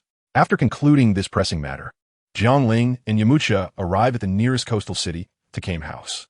Upon landing, they spotted a woman dressed rather provocatively by the roadside, with cascading waves of hair, heavy makeup, high heels, and a cigarette dangling from her lips. She bore an air of experience. Yamcha's eyes lit up as he approached her. How much? The woman glanced at him and replied, You appear quite handsome. I'll give you a discount, 200. Yamcha frowned slightly, attempting to negotiate. I am a disciple of Master Roshi. Oh, the woman looked surprised, realizing he was the apprentice of a regular customer. All right, for you it's 100. Yamcha nodded in agreement and, after a brief word with Jiangling, led the woman into a narrow alley. Jiangling observed, well, you invited me to go shopping, and now you've wandered into a brothel. Yamcha, Some habits never die. He shook his head in resignation. Never mind, I'll just return to find Bulma. He then flew back to West City. West City remained as vibrant as ever. Upon returning to the villa, he found Bulma and Lazuli busily engaged in tasks. Jiangling inquired, "Has the time machine been recharged?" Bulma replied, "Yes, it's ready. Just be cautious on your way back with Bulma. Also, refrain from indulging in any peculiar activities." Jiangling nodded repeatedly. He then retrieved the time machine from the laboratory. It had been well maintained, and this particular time machine was his first, leading to that future timeline where Trunks still existed. The hatch opened, and Jiangling entered the cockpit, cradling the charming Bulma in his arms. The time machine slowly ascended, a fleeting brilliance illuminating the air before vanishing entirely. Bulma and Lazuli watched the spectacle unfold.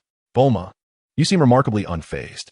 I'm certain Jiangling will win over the lovely Bulma," Lazuli remarked with a playful smile. Bulma shrugged her shoulders. "I know, but what can I do? Besides, the lovely Bulma is a part of me. I wish for her well-being. Moreover, Jiangling has shown remarkable restraint during this time, not taking any liberties with her under our watchful eyes." Lazuli nodded in agreement, smiling. "Indeed, out of sight, out of mind. Simply pretend not to see." Chapter 71. The whispers of the wind within the vibrant and kaleidoscopic time tunnel. A time machine glided gracefully. Jiangling sat at the helm, the machine now in autopilot mode. Beside him, the lovely Bulma blinked, relishing the intimacy of their shared moment, free from external interruptions. Upon reaching their destination, the uncertainties that lay ahead remained unknown, thereby presenting a singular opportunity to act. Bulma licked her lips, her mind racing with thoughts of Jiangling and Bulma's shared exploits. The longing had simmered within her for days, fueled by 2 decades of solitude, leaving her unperturbed by societal conventions. Moreover, her appearance and figure still mirrored that of a woman in her 30s, with desires that remained intact. Suddenly, a thought struck her. I betraying myself in this moment? Jiangling, she murmured. Jiangling turned, noticing the sultry glimmer in Bulma's eyes and the rosy hue of her cheeks, instantly comprehending her thoughts. "Bulma, are you feeling unwell? Your face is quite flushed," he inquired with concern. Bulma shot him a teasing glance and settled herself atop Jiangling. "You know what I mean." Jiangling shook his head innocently. "I don't understand, Bulma. What are you implying?" Bulma's brow furrowed slightly. "If that's the case, then I won't hold back any longer." With that, her hands moved with a newfound boldness. Jiangling, witnessing her daring actions, could not help but smile, making no effort to halt her. Bulma exuded a mature charm, her figure voluptuous and inviting, radiating warmth and grace.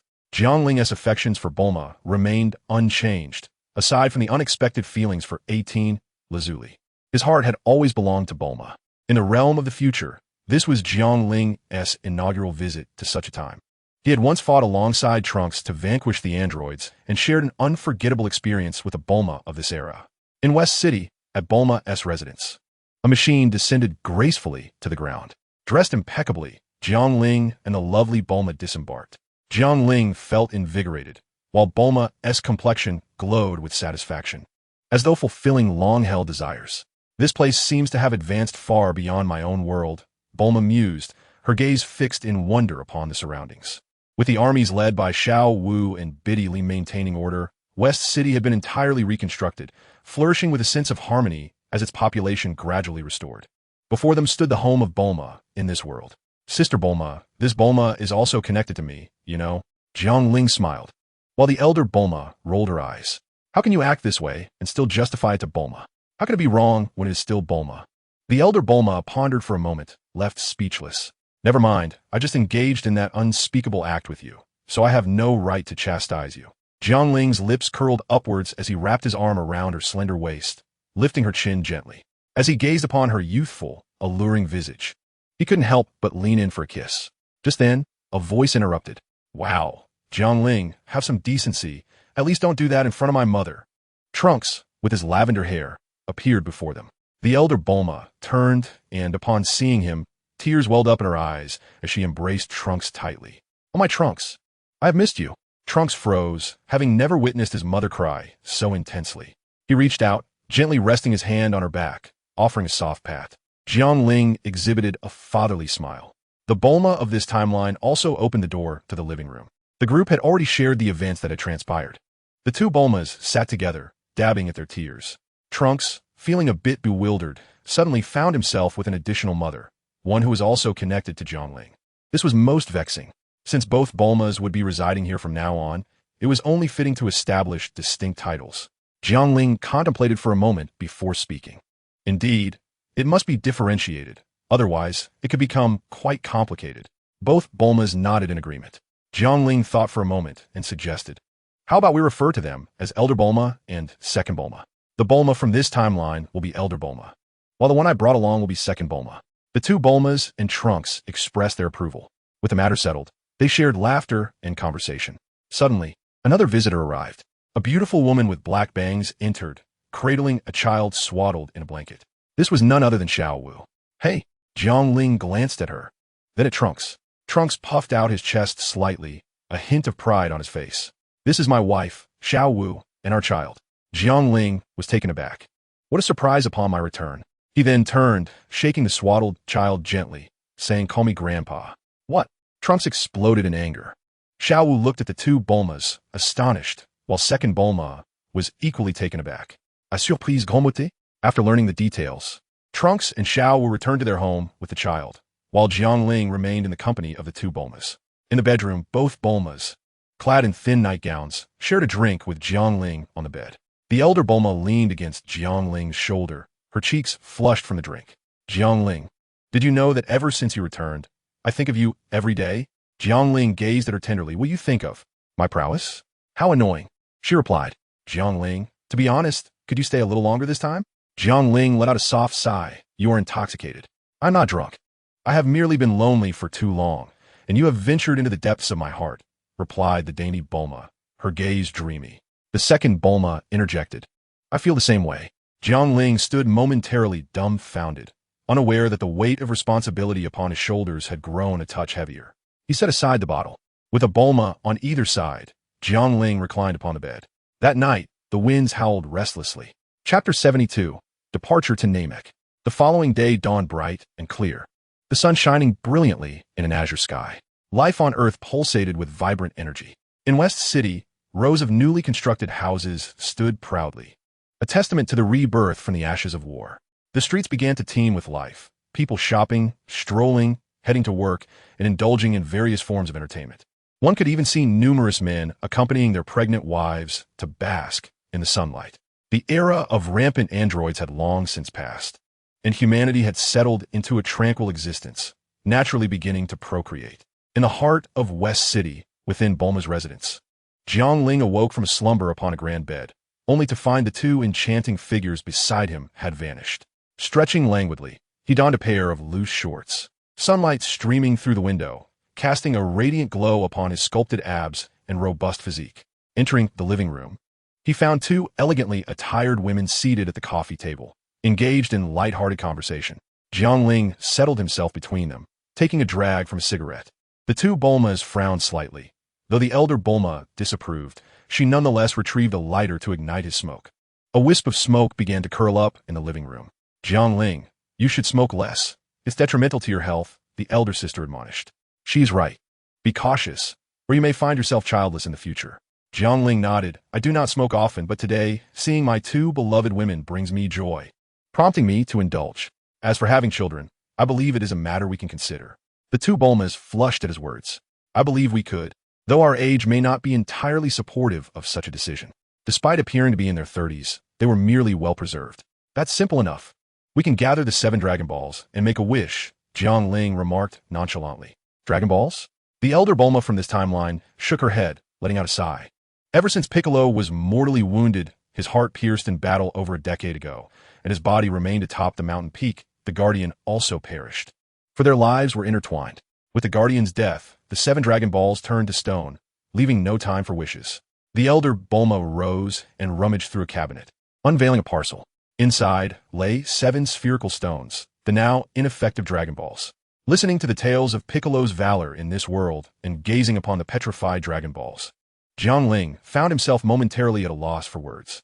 Piccolo, the stoic Namekian who held Gohan and the earth dearer than anyone, had refused to yield even in death, standing resolute atop the mountain peak. "Alas," Jiangling murmured. Though Piccolo was androgynous, embodying both male and female, he was undoubtedly a true man. Jiangling nodded slowly, then shook his head. Who says the Dragon Balls cannot be used? But the Guardian. Jiangling raised his hand, interrupting her words. A deity had fallen. Yet the Namekian planet still housed countless celestial beings. Upon hearing this, both Bulma's eyes sparkled with realization. How could they have overlooked such a detail? However, their expressions soon dimmed as the reality set in. They had no knowledge of the whereabouts of the new Namek. Indeed, since that fateful day when Frisia obliterated Namek, its inhabitants had migrated to distant worlds. Otherwise, they wouldn't be so defenseless against the androids. Jiangling's lips curled into a smile as he waved his hand dismissively. This is hardly an issue. Just because you are unaware does not mean that your men are. Oh, how cheeky. The two Bulmas exchanged knowing glances, their cheeks flushed, the rosy hue gradually creeping up their elegantly elongated necks, eventually painting their faces with a delicate blush. In unison, they shot Jiangling a reproachful glance, their beauty exuding charm and tenderness. Jiangling cleared his throat, attempting to regain composure. Despite his boundless energy, moderation was key, especially with such alluring women surrounding him. Otherwise, he feared that, before long, he would meet his demise not at the hands of his enemies, but rather beneath the skirts of these enchanting ladies. I must enhance my strength. Otherwise, managing my many wives will become quite the challenge. With this thought, he shifted the topic. Embrace me tightly. I shall take you to the new Namek. The two Bulmas exchanged glances, their eyes twinkling with amusement. Are you truly going to wear those oversized shorts? And your gun is protesting. Jiangling glanced down and, with a swift motion, donned his uniform. Ah, sister, I've come to realize that being with Jiangling is indeed a splendid choice. How so? His vitality is unmatched. Haha, I feel the same. And Jiangling possesses a kindness that soothes our weary souls. Indeed, I share your sentiments. Jiangling, somewhat exasperated, thought to himself, is it really appropriate for you to speak of such things in my presence? Are you ready? I will take you there now. Bulma's brow furrowed with curiosity. How exactly will you transport us? Jiangling replied, it's as simple as a swift motion. Bulma. Second Bulma. Disregarding their confusion, the two women retrieved outfits from the room and changed before Jiangling's eyes. Their fair, radiant skin and curvaceous forms rivaled that of youthful maidens. Although Jiangling had seen enough the previous night, his gaze remained fixed upon them.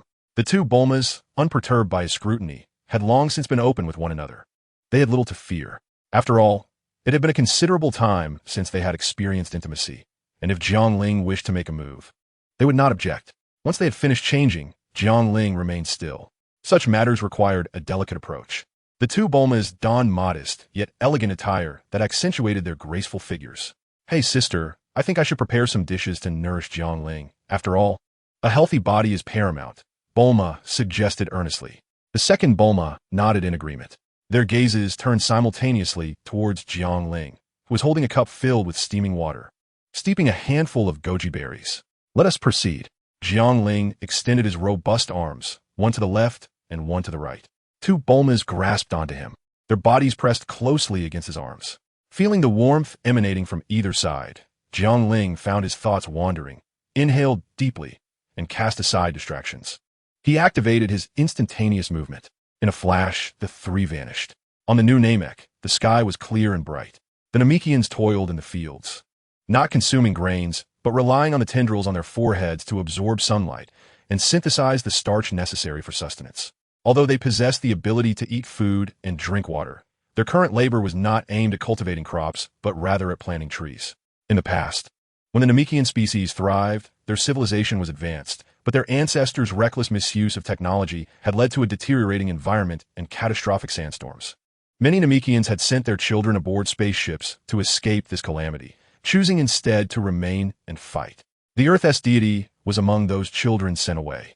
After the tempest, only one Namekian survived, assimilating many others to endure, who later became the Grand Elder. Over the course of many years, the Grand Elder procreated over 100 offspring, forming the current Namekian populace. The tradition of environmental restoration through tree planting was established by the Grand Elder as an unyielding decree. As Jiangling and the two Bulmas appeared on the new Namek, they beheld the surrounding beauty, chirping birds and lush trees. In the distance, a cluster of white, semicircular houses could be seen, likely the settlement of the Namekians. Nodding in acknowledgement, Jiangling walked alongside his companions, enjoying the serenity of their stroll. Soon, they arrived at the village. A Namekian child approached, his large eyes sparkling with curiosity. The child spoke in a language that was incomprehensible to the two Bulmas. However, Jiangling, equipped with a system, understood the child's words. The essence of the child's message was clear. Outsiders should not approach unless necessary. Jiangling nodded and replied, "Could you speak in a universal language? My companions cannot comprehend your local tongue." "Certainly." The child repeated his previous statement. The two Bulmas finally grasped the message. After a moment of contemplation, Jiangling said, "Young one, please find your grand elder and inform him that an old friend has come to visit." "Yes, just tell him, grand elder." "Do you remember the blue-haired girl from over a decade ago in West City on Earth?" said Bulma. The former grand elder, who had sired over 100 descendants, had passed away after arriving on Earth. The current grand elder is his eldest son, Muley.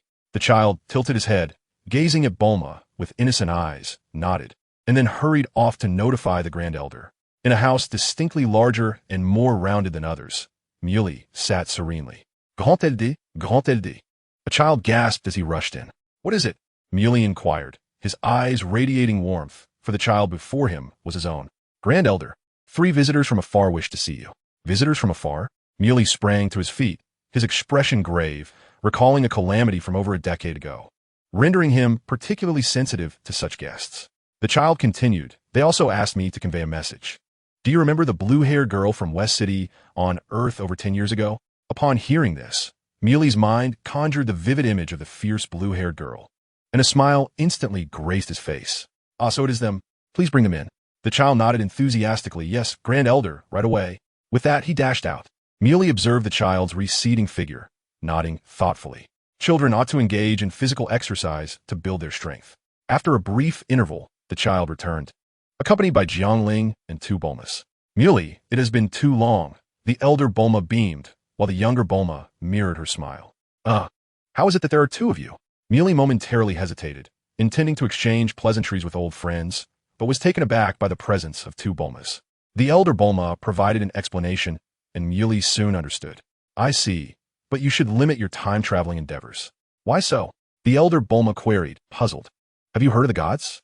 The elder Bulma nodded. "Indeed, our Earth-S deities are well acquainted with you, including Mr. Popo, King Kai, and King Yama." Muley shook his head. "I'm not referring to that.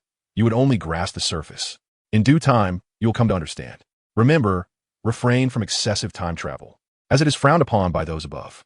The 2 Bulmas nodded, somewhat comprehending, while Jiangling's eyes flickered with recognition. As a time traveler himself, he was well aware of such matters. Although he had not extensively watched Dragon Ball Super, he retained knowledge of these rules. After spending many years in the Dragon Ball universe, remembering these nuances was no small feat. Many protagonists in the books Jiangling had read in his previous life were oblivious to the entire Dragon Ball storyline, a true embarrassment for a time traveler. Muley then invited the 3 to take a seat. He glanced at Jiangling and remarked, "Bulma, this must be your son." "Jiangling?" "Elder Bulma. Haha." "Younger Bulma. He is my current partner." Upon hearing this, Muley regarded Jiangling with newfound understanding. After a lengthy pause, he uttered 2 words, "Well played, discerning." With years of experience, Muley could easily discern that with Bulma's beauty, she would naturally have many admirers. That Jiangling managed to win the affection of both was a testament to his remarkable abilities. As they sipped tea and engaged in conversation, Muley reflected, "Who would have thought, all these years later, that fiery girl has transformed into such a gentle woman?" Jiangling coughed lightly, pondering a possibility. Could it be that my presence here has stirred something? Upon hearing this, both Bulmas felt a slight blush tint their cheeks. Indeed, her inherent nature remained unchanged. Yet, in the company of someone she cherished, the gentler aspects of a woman's character naturally emerged. Of course, through the passage of years, they had both softened considerably. Clearing her throat, Muley reminisced about the past. "What the others? Have they fared well? I recall son Wukong, Gohan, Krillin, and my kin, the Kaishins, and Piccolo." Bulma's countenance dimmed upon hearing this. "They have all perished." "What?" Muley exclaimed, astonished. "Impossible. This cannot be true. Their strength was formidable back then. Yet, such is the reality." Bulma continued to recount the tumultuous changes Earth had undergone over the years, leaving Muley sighing deeply, her heart aching.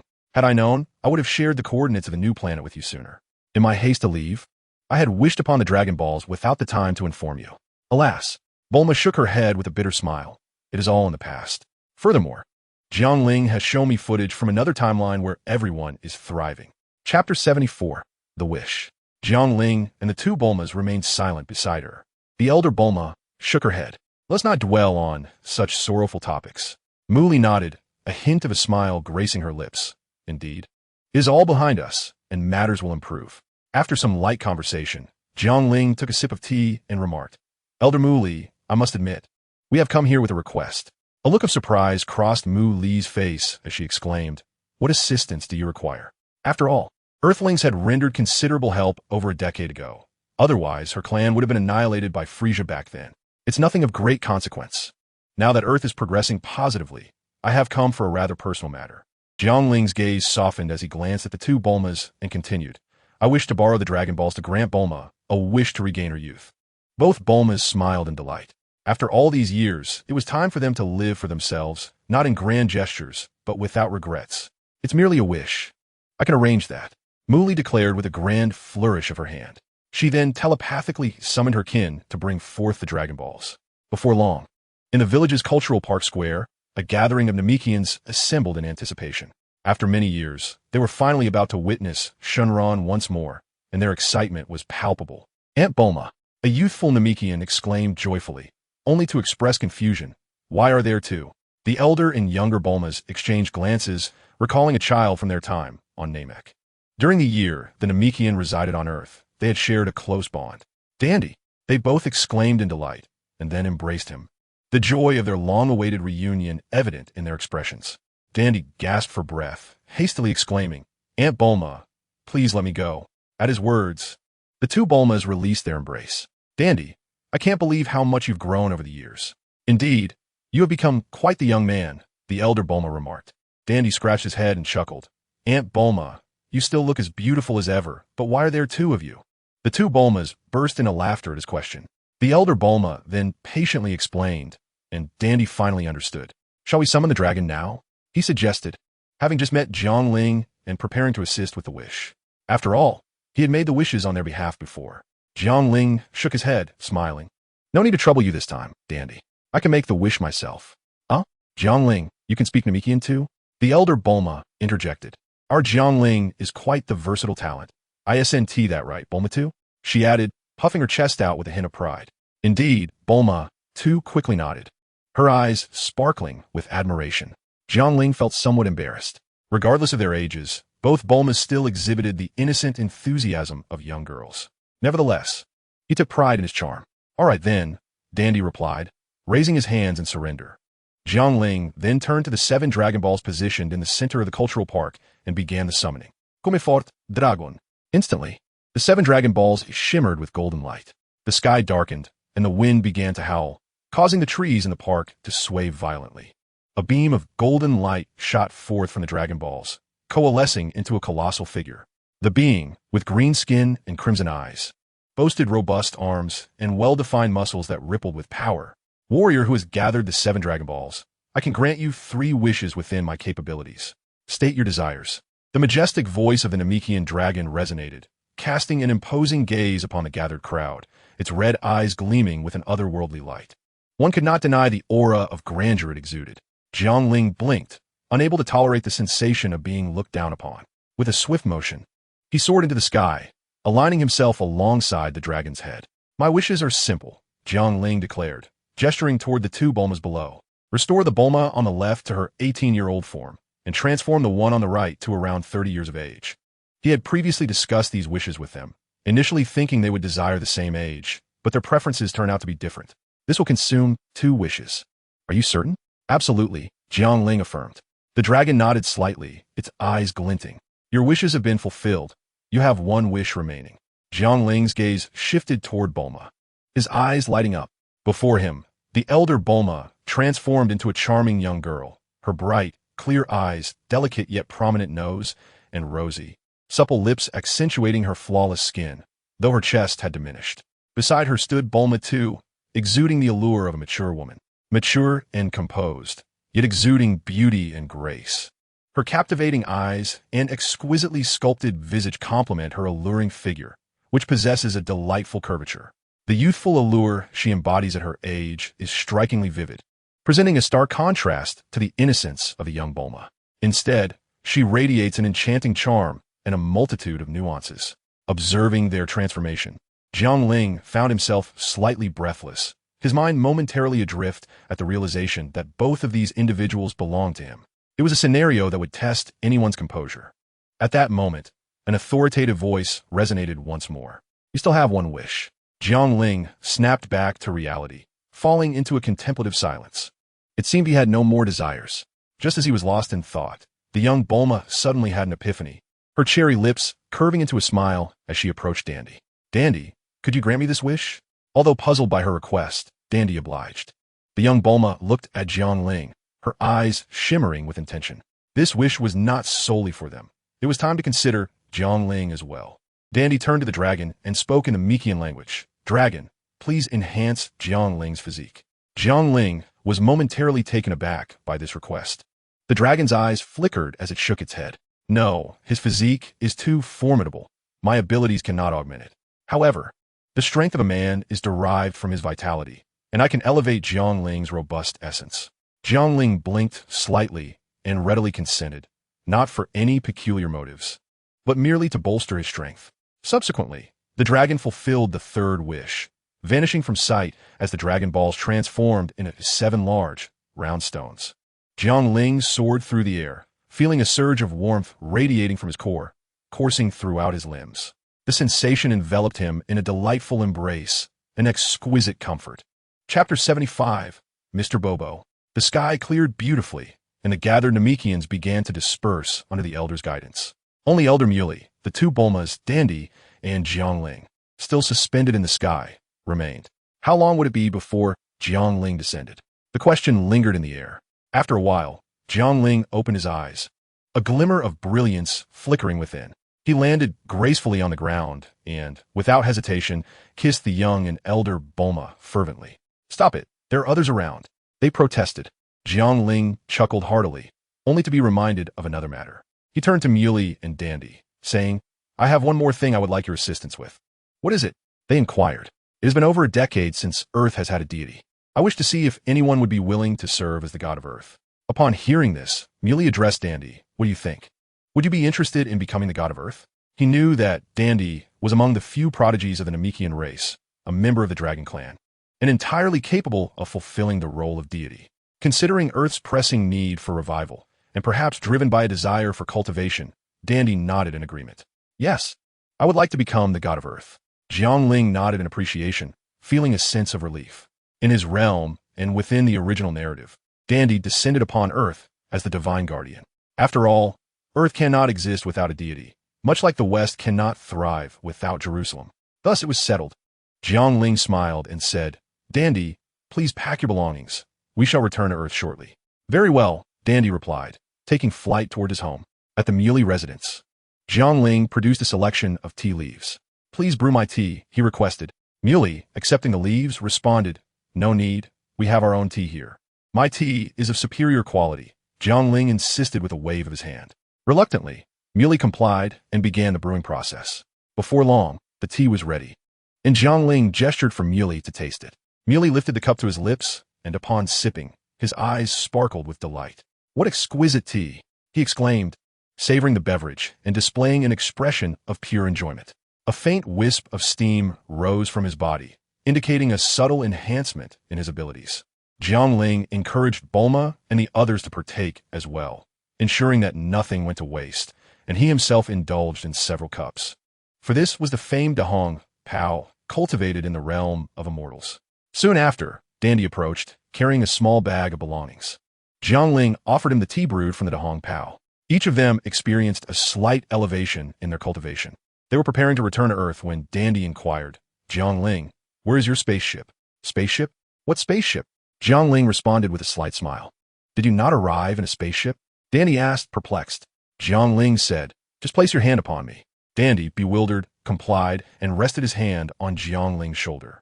Bulma on either side wrapped their arms around his, and with a mere utterance of "take off," Jiang Ling vanished with them, leaving Muley, the Grand Elder, in a state of astonishment. "Where did they go?" How did they disappear so suddenly? He pondered. Earth. In the dilapidated temple of the divine. Jiangling appeared with the three others atop the temple. Wow! Dandy exclaimed, his eyes gleaming. Jiangling, you are incredible. I never imagined you could teleport from Namek to Earth in an instant. Jiangling waved his hand dismissively, signaling for modesty. Recently, the system had notified him of a new instant teleportation ability akin to that of the King of Worlds. Thus, he could now teleport to Yardrat and wield a version reminiscent of the King of Worlds. The former required sensing the aura to appear beside a specific individual, while the latter allowed him to go wherever he wished. The combination made for an incredibly convenient method of travel. At that moment, a swirling vortex materialized before them in the plaza of the Temple of the Divine. Jiangling's expression grew serious as he shielded the three behind him, his gaze fixed intently on the vortex. Slowly, a figure emerged from within, dark skin, prominent lips, and adorned in a distinctive ensemble. This appearance was unmistakable, belonging to but one individual, Mr. Popo. Mr. Popo? Mr. Popo? Mr. Popo? They exclaimed in astonishment. Mr. Popo nodded and smiled, addressing Bulma, Madame Bulma. It has been quite some time. Greetings to you all. The elder Bulma was taken aback. Mr. Popo, where have you been all these years? Bobo revealed a smile, stating, Ever since the demise of the celestial deity, I have been ensnared in slumber, awakening only upon sensing the arrival of one endowed with divine potential. To assist the new deity, he then turned his gaze towards Dandy. You are the new celestial deity, are you not? I'm your servant, Bobo. Dandy hastily waved his hands, saying, You are too kind. I shall require your assistance in the future. He evidently struggled to adapt to this newfound identity. Jiangling suddenly comprehended the situation. So it was that after the death of the celestial deity, Bobo would enter a state of repose, awaiting the emergence of the new divine being. How reminiscent this was of the relationship between angels and destroyers. Jiangling shook his head. The matter was too profound to fathom, and he chose to dismiss it from his thoughts. Dandy, can you now revive the Dragon Balls of Earth? Dandy pondered for a moment before replying. At least half a year is required. I see. Jiangling expressed some disappointment. Dandy continued. If the original dragon model were present, I could revive the dragon immediately. Jiangling turned his gaze towards Mr. Bobo, who nodded and replied, The dragon model is with me. With that, he produced the dragon model from behind and handed it to Dandy. I have an idea. May I propose it? Jiangling suddenly interjected. Speak. I wish for the dragon to grant 3 wishes. That is permissible. Is it possible to revive multiple individuals at once? Indeed, Dandy contemplated before adding, as long as they have not yet been reincarnated. With his current strength, he could easily achieve such a feat. Excellent. Jiangling's spirit soared. It seemed that bringing Dandy to Earth was indeed the right decision. Subsequently, Dandy wasted no time. He extended both hands towards the dragon model, which began to emit a faint glow. The Dragon Ball model gradually transformed from its stony hue back to its original vibrant colors. 7 beams of golden light shot forth from the model, heading towards Bulma's residence. Observing the direction of the golden light, Jiangling nodded. Since the petrified Dragon Balls were located at Bulma's home, it was evident that these beams were in search of them. After many years, Earth would once again possess the Dragon Balls. Chapter 76, New Techniques. Ding! Congratulations, host, for successfully restoring order to the future timeline. Reward. The method of boundless yin and yang, the reversal of heaven and earth, and the dual cultivation true scripture. A question mark slowly materialized above Jiangling's head. Upon seeing the reward's title, he recognized its absurdity. System, do I truly need to enhance my strength using such a technique? He held little interest in this method, believing that true strength should be cultivated step by step. Ding! Host, this true scripture can solidify your foundation and elevate both your and your partner's strength, preventing them from becoming a burden to you, thereby allowing your own power to ascend further. This. Upon hearing the system's explanation, Jiangling drew in a sharp breath. Goodness.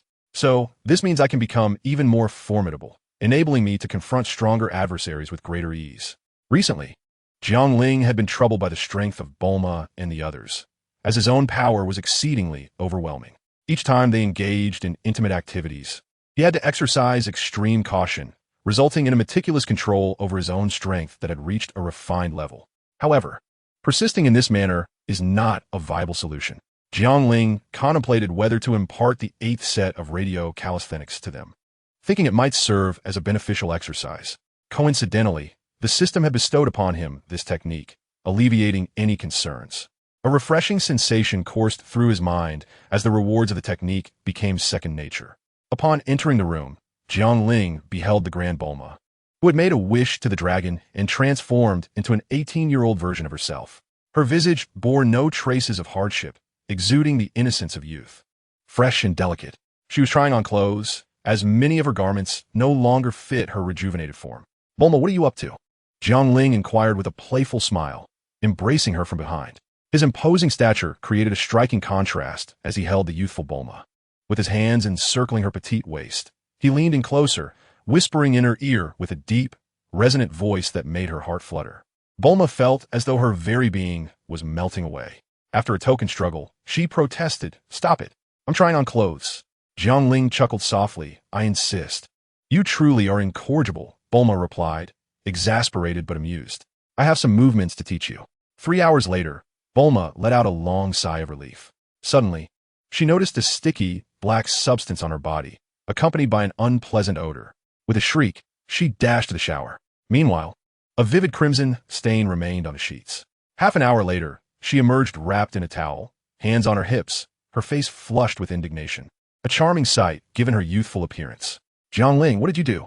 "I had to wash multiple times to rid myself of the stench." Reclining on the bed with a grin, Jiangling replied, "Just jump with all your might." Bulma, puzzled but inclined to follow his instructions, attempted to jump. Thud! Her head collided with the ceiling. Sitting on the floor, her towel had slipped away, yet she paid it no mind, dazedly rubbing her head. "What just happened? Why could I jump so high?" Jiangling helped her to her feet, chuckling. "That was simply the result of the 3 hours of exercise we just completed. Those movements I taught you can only enhance your strength when we are together." "But what about that black, sticky substance?" "That was merely the impurities within your body. The rapid enhancement of your strength expelled some of those impurities. As martial artists, we experience the same phenomenon, albeit at a slower pace, which is why we rarely notice it." Jiangling provided this clarification. Bulma, being a bright individual and a genius scientist, understood the explanation, her eyes lighting up with realization. After resolving these queries, the two embraced, their bodies devoid of any clothing barriers. Bulma, aware of Jiangling's reaction, shot him a playful glare. "You were quite forward just now." Jiangling smirked. "Doesn't that simply indicate that your man is in good shape?" As he moved to act upon his words, Bulma interjected, "No, I fear I won't be able to get out of bed tomorrow. Why don't you go find the other Bulma instead?" "Very well," Jiangling replied, eagerly making his way to the room of the second Bulma. Bulma gazed at his retreating figure, rolling her eyes and murmuring, "Fortunately, there is another me. Otherwise, I would struggle to cope." With this thought, she reclined on her soft bed, her weary body succumbing to slumber almost instantly. The second Bulma, clad in silk pajamas, lay down in preparation for sleep. Suddenly, the door creaked open, and Jiangling stealthily entered. "Hey, Jiangling, weren't you with the other Bulma?" she inquired, puzzled. Jiangling chuckled and adeptly slipped under the covers. As he beheld the alluring visage of the second Bulma, her curves accentuated in the soft light, he licked his lips and replied, "She summoned me here. No time to explain. I'm here to teach you some moves." Bulma, though perplexed, complied. For she trusted Jiangling. Hours later, he watched with a smile as she mirrored the same actions as the first Bulma, rushing off to take a shower. After her bath, Jiangling wrapped his arms around her, feeling her warmth and softness, and soon they both drifted into a deep sleep. The following day, Jiangling awoke, invigorated, and placed a gentle kiss upon the foreheads of both sleeping Bulmas. He then made his way to Trunks' residence, nestled on an island. The weather was splendid, with sunlit beaches and trees brimming with vibrant greenery, the grass exuding a fragrant aroma. Trunks practiced his swordplay on the grass, while Mai, smiling gently, held a child and watched him with eyes full of affection. A harmonious scene, a paradise on earth, until an unexpected guest arrived. Jiangling descended gracefully from the sky, greeting them, "Hello there." Though Trunks felt his tranquil life disrupted, he managed to smile and welcomed Jiangling. "You've come. Let us go inside for tea." Jiangling waved his hand, indicating he was in no rush. He approached Mai, playfully engaging with the child in her arms, grinning as he said, "Little one, have you called me Grandpa yet?" Mai stifled a giggle, replying, "Dad, you're overthinking. He can't speak yet." Jiangling, delighted by her address, grinned widely. "Trunks," his expression darkening, said Mai, "just call him Jiangling. I haven't acknowledged him as my father." "Is that so? But he asked with your mother," so logically. Wouldn't he be called Dad? My blinked her large, innocent eyes, filled with confusion. Jiangling narrowed his gaze, rolling up his sleeves.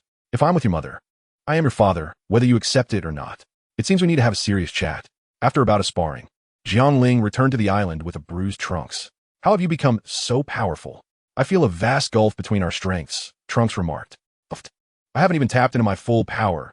I haven't unleashed the Super Saiyan God form yet. Trunks' eyes widened. Super Saiyan God? The divine state?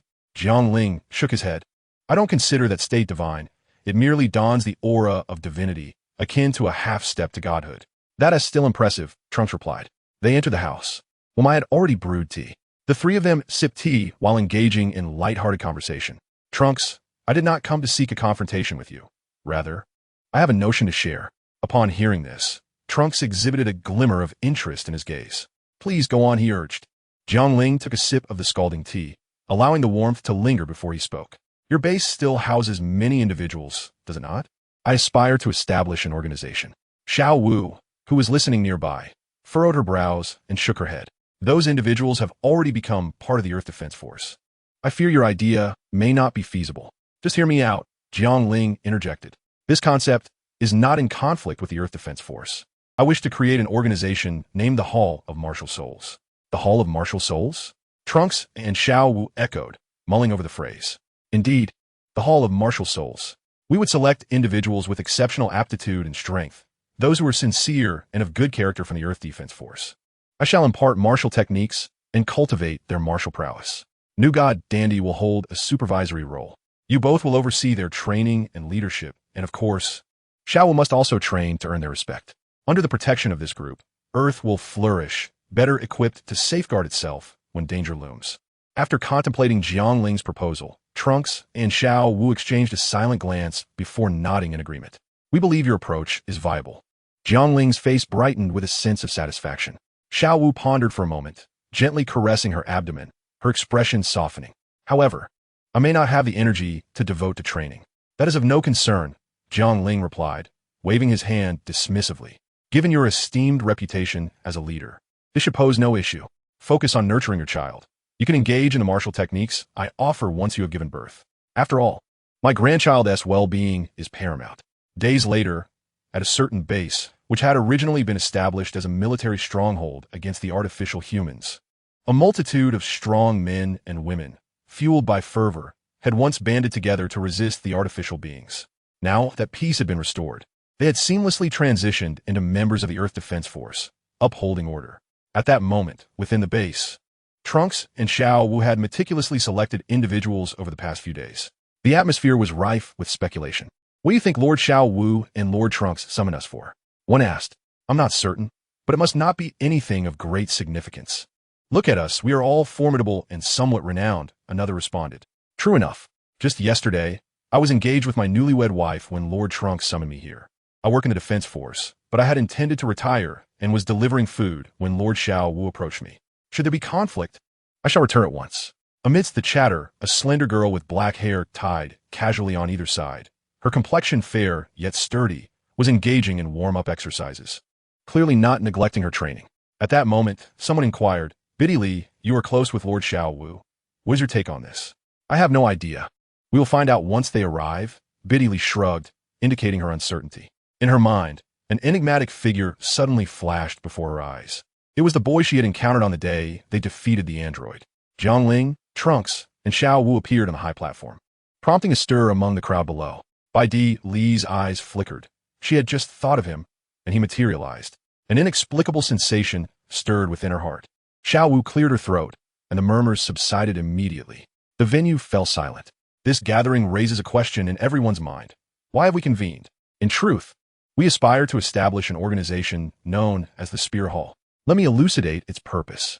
Xiao Wu explained at length. The assembly unanimously acknowledged this initiative, deeming it feasible.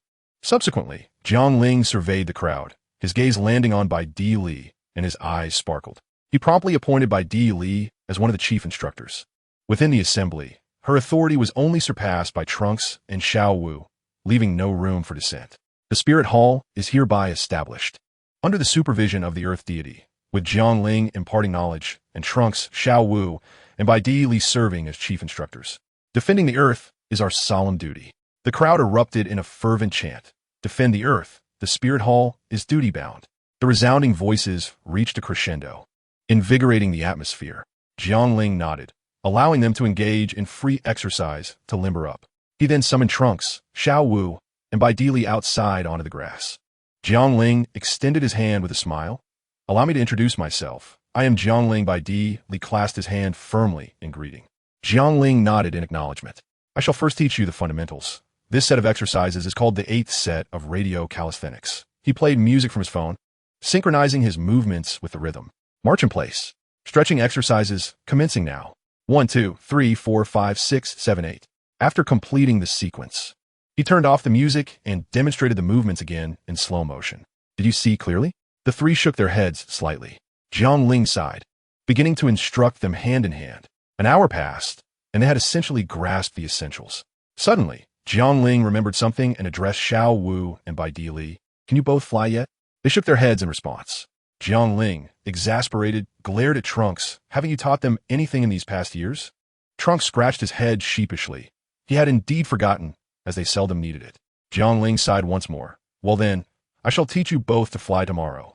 As he turned to leave, his gaze fell upon Bai Dili, with her long, dark hair casually tied at the sides. Would you consider cutting your hair short?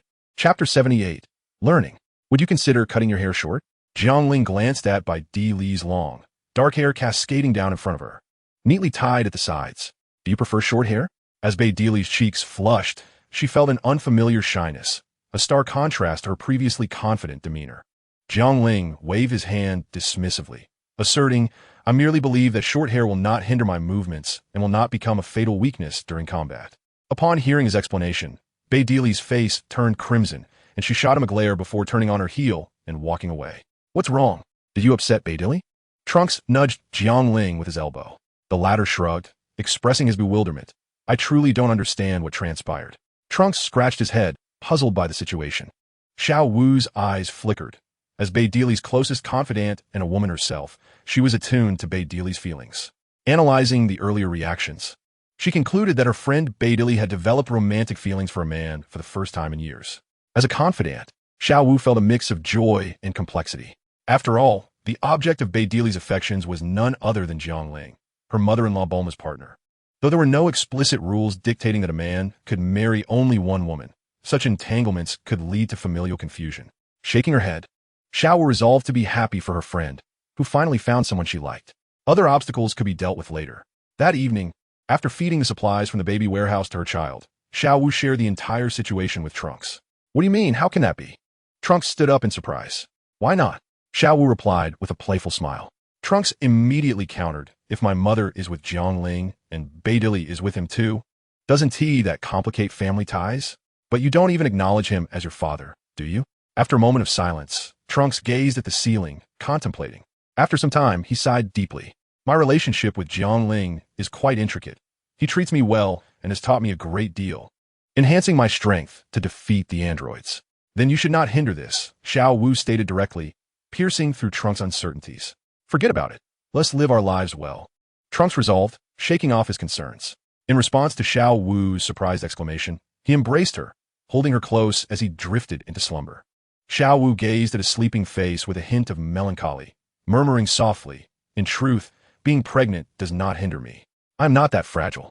A wistful sigh mingled with the sounds of chirping insects, fading into the quiet of the island. The following morning, when Trunks and Xiao Wu met Bai Dili, they were taken aback to see her with short hair.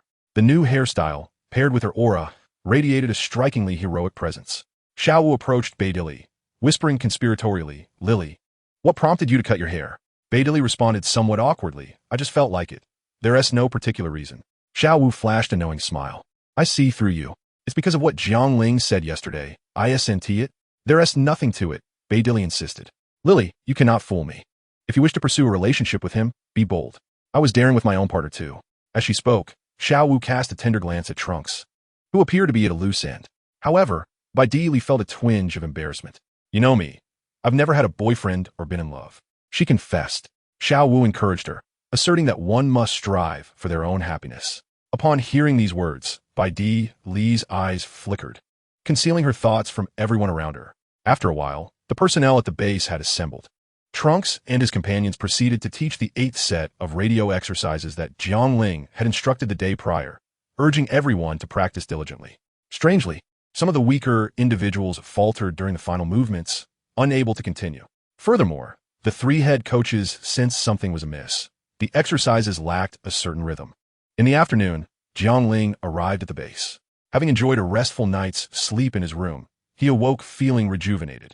During breakfast, Bulma and her companion subtly inquired why he had chosen to sleep alone the previous night instead of joining them to enhance their skills. Jiangling could only promise that they would share a room in the future. As for teaching movements, that would depend on his interest. For constant practice could lead to errors. When Jiangling encountered Bai Li, he was struck by her stunning appearance. Her aura, complemented by her short hair, was simply perfect, yet he was puzzled. Bai Li, why did you cut your hair? Didn't you say yesterday that you wanted me to do the same? Bai Li shot him a glare, her cheeks slightly flushed. Jiangling could only smile sheepishly, thinking she might be upset by his earlier comments. He summoned Trunks, Xiao Wu, and Bai Li to the grassy expanse outside the base. Let us first review yesterday's material, he announced as music began to play.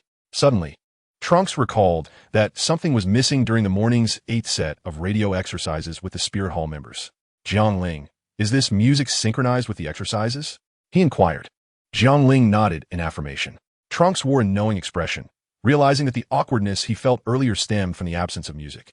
Upon hearing this, Jiangling slapped his thigh, exclaiming, "Oh, I nearly forgot to provide you with the music. My oversight." He handed a disc containing the music to Trunks, while he played it again from his phone.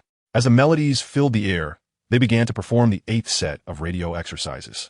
Jiangling observed their movements, correcting their postures as needed. After several repetitions, Trunks showed no signs of fatigue, but the 2 girls were already breathless, their clothes damp with sweat, revealing their undergarments beneath. Xiao Wu's was adorned with lace, while Bai Li sported a sporty style. Jiangling cast a meaningful glance at Trunks, who, with a slight blush, led Xiao Wu into the woods. However, Bidalai was not particularly concerned about such matters. Her life as a soldier was one of practicality, often clad in snug athletic wear. She removed her outer shirt, revealing her fair, toned figure, complete with well-defined abs. The sports bra enveloped her essential curves tightly. Jiangling observed without any ill intention. Yet he couldn't help but feel a reaction stirring within him. In a discreet corner of his mind, he adjusted his focus slightly, reflecting that perhaps he should not have trained alone the previous night. Wasn't it more delightful to be with Bulma? Now he found himself in a rather awkward predicament. Excessive vitality could indeed be a double-edged sword. Jiangling composed himself and thought to inquire of the system. System, is there a way to naturally restrain my body's reactions, yet allow me to control them at will?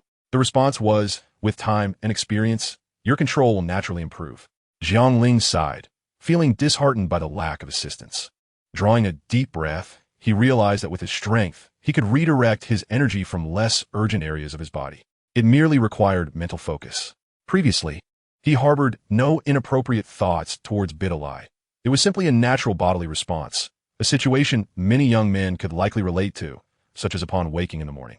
Jiangling snapped back to reality and glanced towards the direction where Trunks and his partner had departed. Why were they taking so long?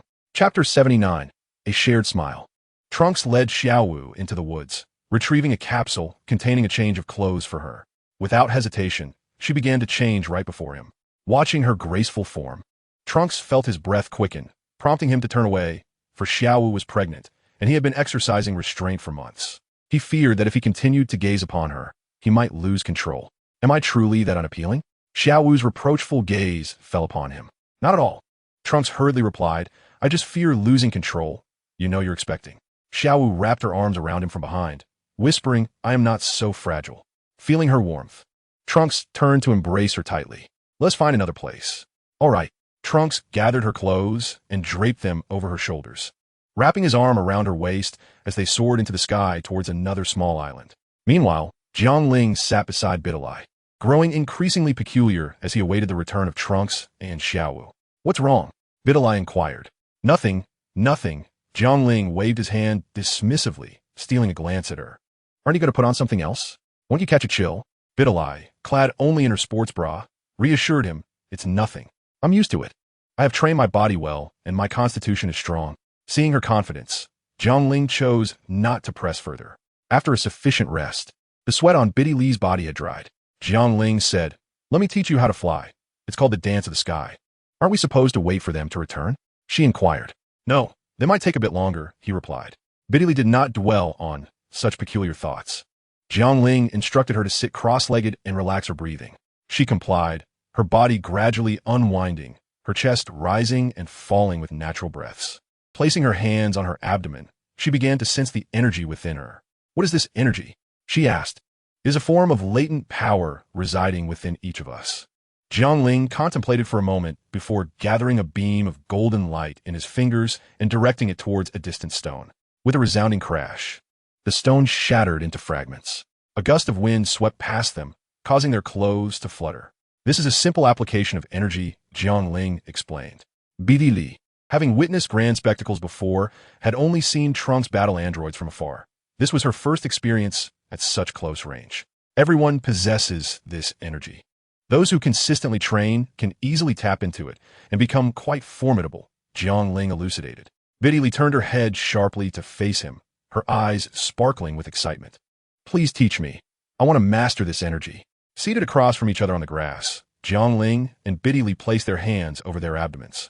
"Relax and guide the power within to your hands," he instructed, and soon a radiant light appeared between his palms. Intrigued, Biddy Lee, originally seated cross-legged, leaned closer, propping herself up with her hands and raising her hips as she curiously observed the glow. "How marvelous! I thought only individuals like Trunks could achieve this," she exclaimed. "Ordinary people can learn this too?" Jiang Ling chuckled, glancing at her somewhat awkward position. "You may want to sit back down." "Oh," she replied, returning to her seat, though now in a more casual posture. Jiang Ling noted the impressive flexibility of women and encouraged her to relax and adjust her breathing to channel her energy. With his magnetic voice, Jiang Ling gradually guided Biddy Lee into a meditative state. Slowly, a glimmer of light began to form between her hands. "You've succeeded, Biddy Lee Veamat." But as the light faded, disappointment washed over her. Jiang Ling smiled reassuringly. "You have successfully channeled your energy. With diligent practice, you will soon master it." "How many days will it take to fully grasp this?" Biddy Lee inquired impatiently. I would estimate around 3 or 4 days. Once you have mastered the energy, I will teach you the dance of the sky," Jiang Ling replied. "Great," Biddy Lee exclaimed, filled with enthusiasm. Then, seemingly lost in thought, she pursed her lips as if making a decision. She pulled out her phone and said to Jiang Ling, "Let's exchange contact information. This way, I can consult you when I have questions." Jiang Ling was momentarily taken aback but broke into a smile. "Sure, my number is 192790719. Please add me."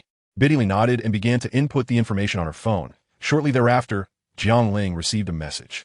"Let us chat on the phone over the next few days," he suggested. Jiang Ling, shaking his verified phone, remarked. After a brief exchange of guidance, Trunks finally arrived with Xiao Wu, both adorned in fresh attire. "Biddy Lee Inkirat, what have you two been up to? It's been quite a while." Trunks scratched his head at a loss for words, while Xiao Wu's cheeks flushed, her eyes shimmering with emotion. "Oh, nothing much, just went home to change clothes." Jiang Ling waved his hand dismissively. Chuckling, Xiao will be instructed by Trunks, after all. They spend all day together. Upon hearing this, Biddy Lee nodded in agreement. Trunks and Xiao Wu exchanged knowing smiles, love reflected in their gazes. Chapter 80, The Android from the Future World. Jiang Ling accompanied Trunks and Xiao Wu back to Bulma's residence. Trunks and his partner had come to retrieve their child, whereas Jiang Ling was genuinely returning to his own abode. After all, Bulma's possessions were his as well, and the house was spacious enough. Naturally, Jiang Ling settled into the bedroom, which was ample enough to accommodate several individuals at once. Bulma handed the child to Trunks, exclaiming, "I've nearly been worn out by the little one today. Thankfully, there's formula, or I wouldn't know how to feed him." "Haha, you've worked hard, dear mother," Trunks remarked, gazing at his mother's youthful visage, feeling a sense of surrealism, as if a lifetime had passed since he last saw her so young. Bulma approached and cautioned, "Trunks, you should refrain from bullying Xiao Wu. Otherwise, just wait and see how I deal with you. If she feels wronged, she can always come to her two mothers." Xiao Wu nodded with a smile. "Yes, I will definitely do that." Trunks, scratching his head, replied helplessly, "Mother, do you not know what kind of person I am?" After a moment of casual conversation, the couple bid farewell. Mothers, Jiang Ling, were heading back now. "Goodbye, mothers and Jiang Ling," they echoed as Jiang Ling embraced Bulma on either side, smiling as they watched the couple depart. "Let us go prepare dinner," Jiang suggested. All right, dinner isn't ready yet, Bulma replied.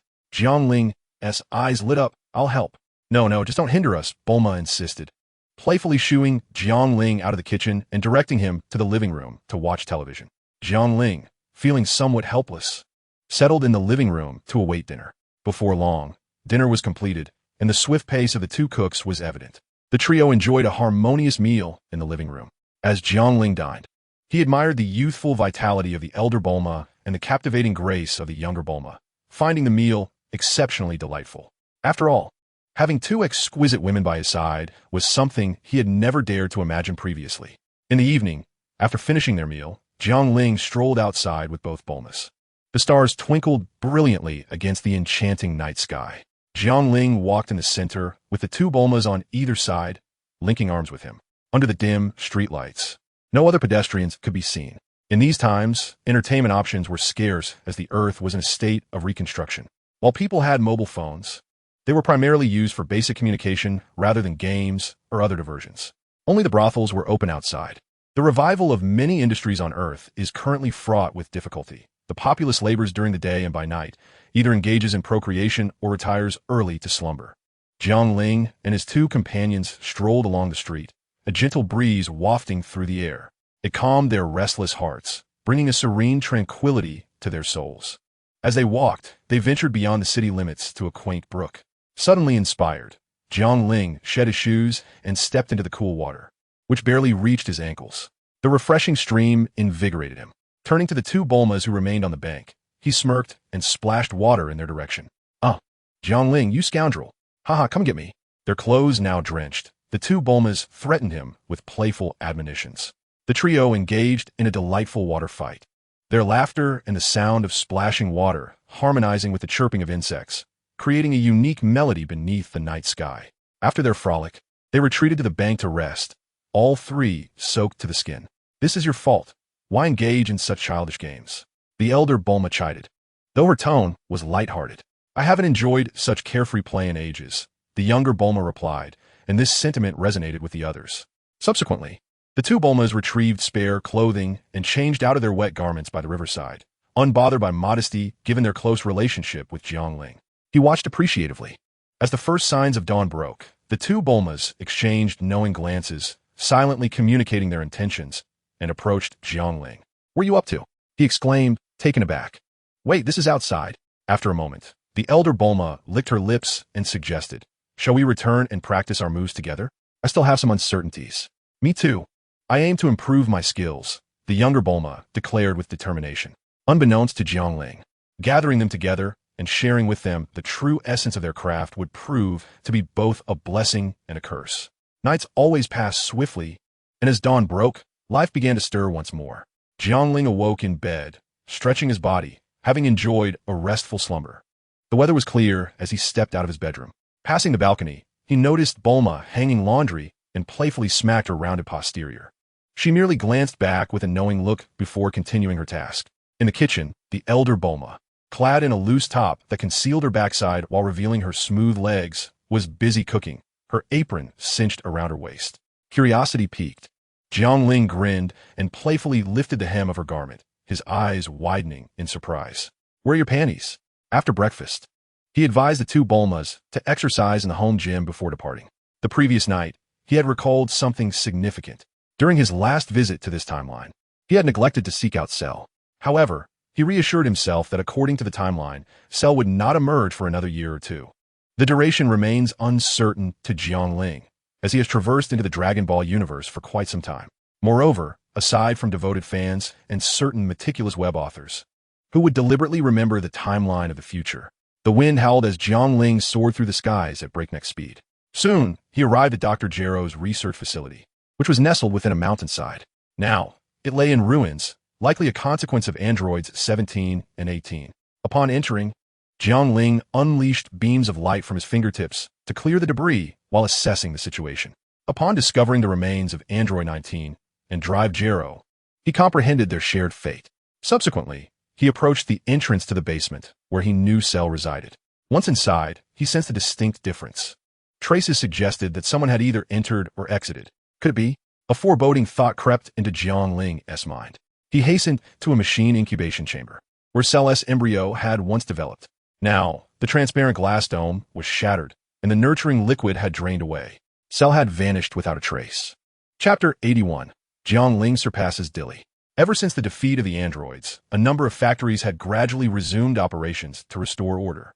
Qinghua, the manager of one such factory, was burning the midnight oil in his office, cradling his newly appointed voluptuous secretary while strategizing. After being reprimanded by his wife the previous day, he felt an urgent need to vent.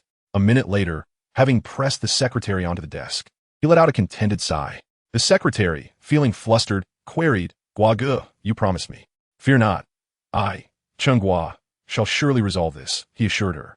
Suddenly, a deafening crash reverberated as a hole was blasted into the wall, sending dust and debris flying. The shrieks of the woman mingled with the panicked shouts of men. Chunghua shielded the secretary, positioning himself behind her. Amidst the smoke and dust, a figure emerged.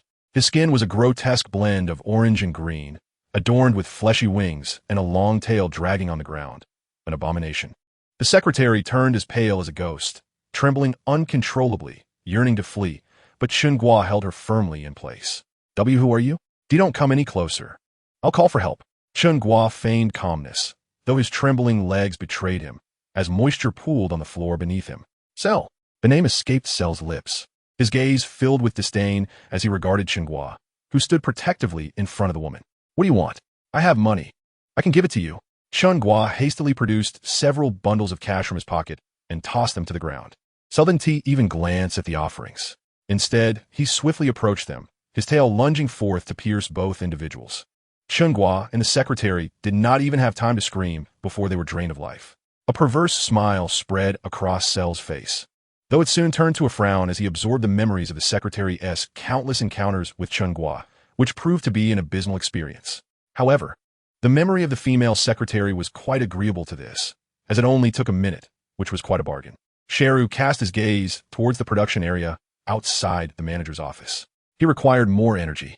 During the incubation period, Sheru had an instinctive feeling that he needed to emerge early, lest he perish.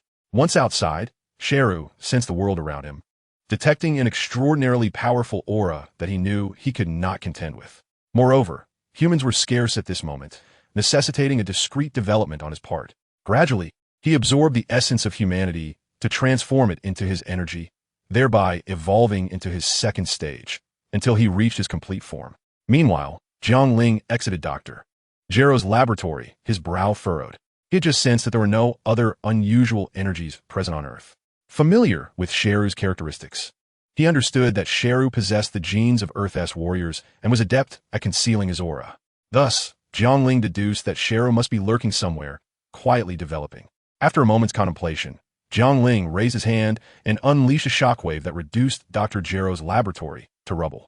Subsequently, he soared into the sky, racing towards Trunks' home. Trunks was currently seated cross-legged in bed with Mai, both facing each other as they attuned to their own powers.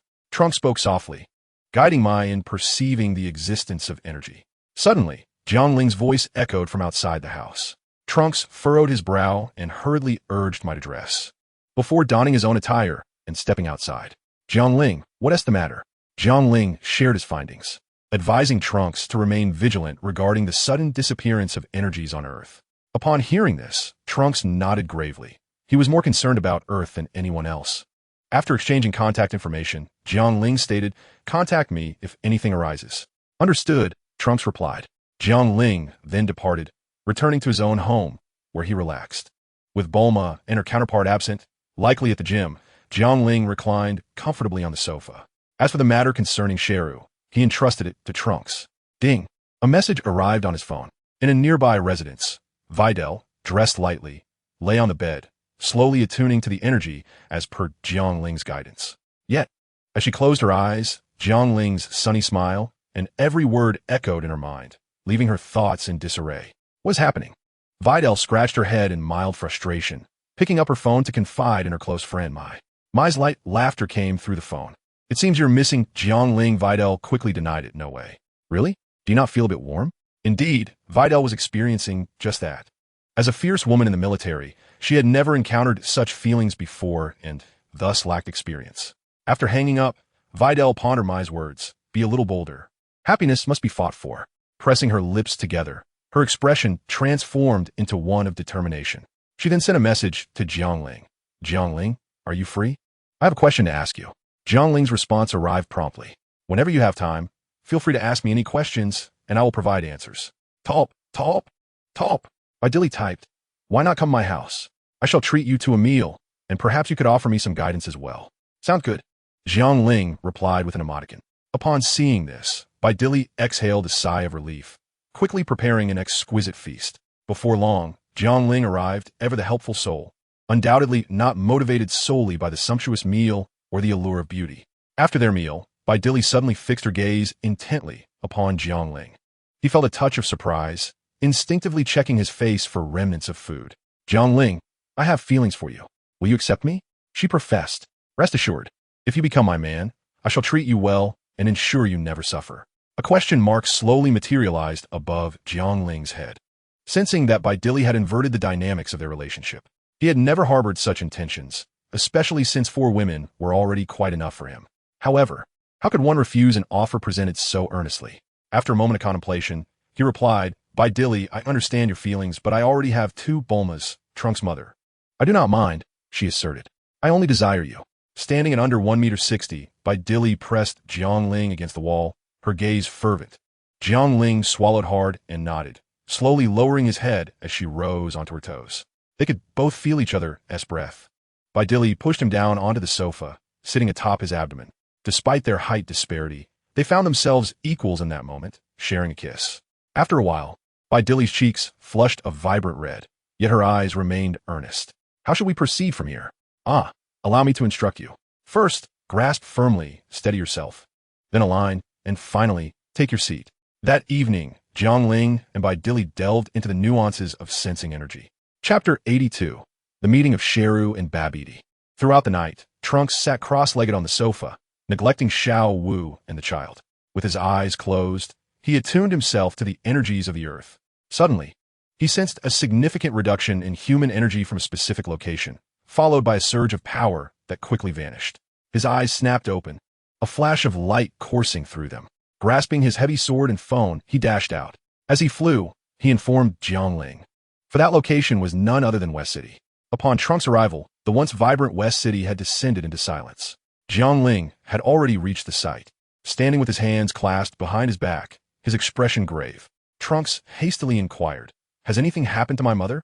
If so, I will not spare you. Jiangling shook his head. They are unharmed, as I've been vigilantly monitoring West City, discovering the situation before you did, and I have relocated them to safety. And Sheru? Trunks demanded. He has escaped, Jiangling replied, his expression darkening. Initially, he had thought Sheru merely a minor player, not worthy of significant concern. Sheru poses a threat to the safety of others, which he can disregard, but when it comes to his own family, he cannot swallow his pride. Trunks, you need not concern yourself with this matter. I will handle Jiangling personally, he stated in a low voice. But there are no buts. This is an order. You are to ensure the safety of your mother, wife, and Biddy. Understood. Trunks swiftly took flight. Meanwhile, Jiangling remained in place, closing his eyes to sense the entire globe. It is worth noting that while Trunks can sense energy, he cannot maintain such high-precision, high-intensity surveillance, as it would be tremendously draining on his mental fortitude, reaching a terrifying level of exhaustion. Time progressed slowly. The sun ascended into the sky and gradually descended, ushering in the night. Sheru might have sensed that he had gone too far, for he displayed not a trace of his actions. Amidst a lush grove, Sheru sat cross-legged atop a tree, his green skin blending seamlessly with the leaves. At that moment, he had evolved into his second form, his physique considerably more robust. Below the tree, 2 individuals passed by, dressed distinctly and possessing an appearance that was far from characteristic of Earth's inhabitants. Sheru merely cast a fleeting glance and paid them no mind. The 2 individuals, seemingly fatigued, leaned against a sturdy tree stump to rest. Hey, do you think King Babidi has spent over a decade in the universe collecting energy, only to come to this barren little planet for no reason? You may not know, but the daughter of my uncle's father's sister's boyfriend is quite close to King Babidi.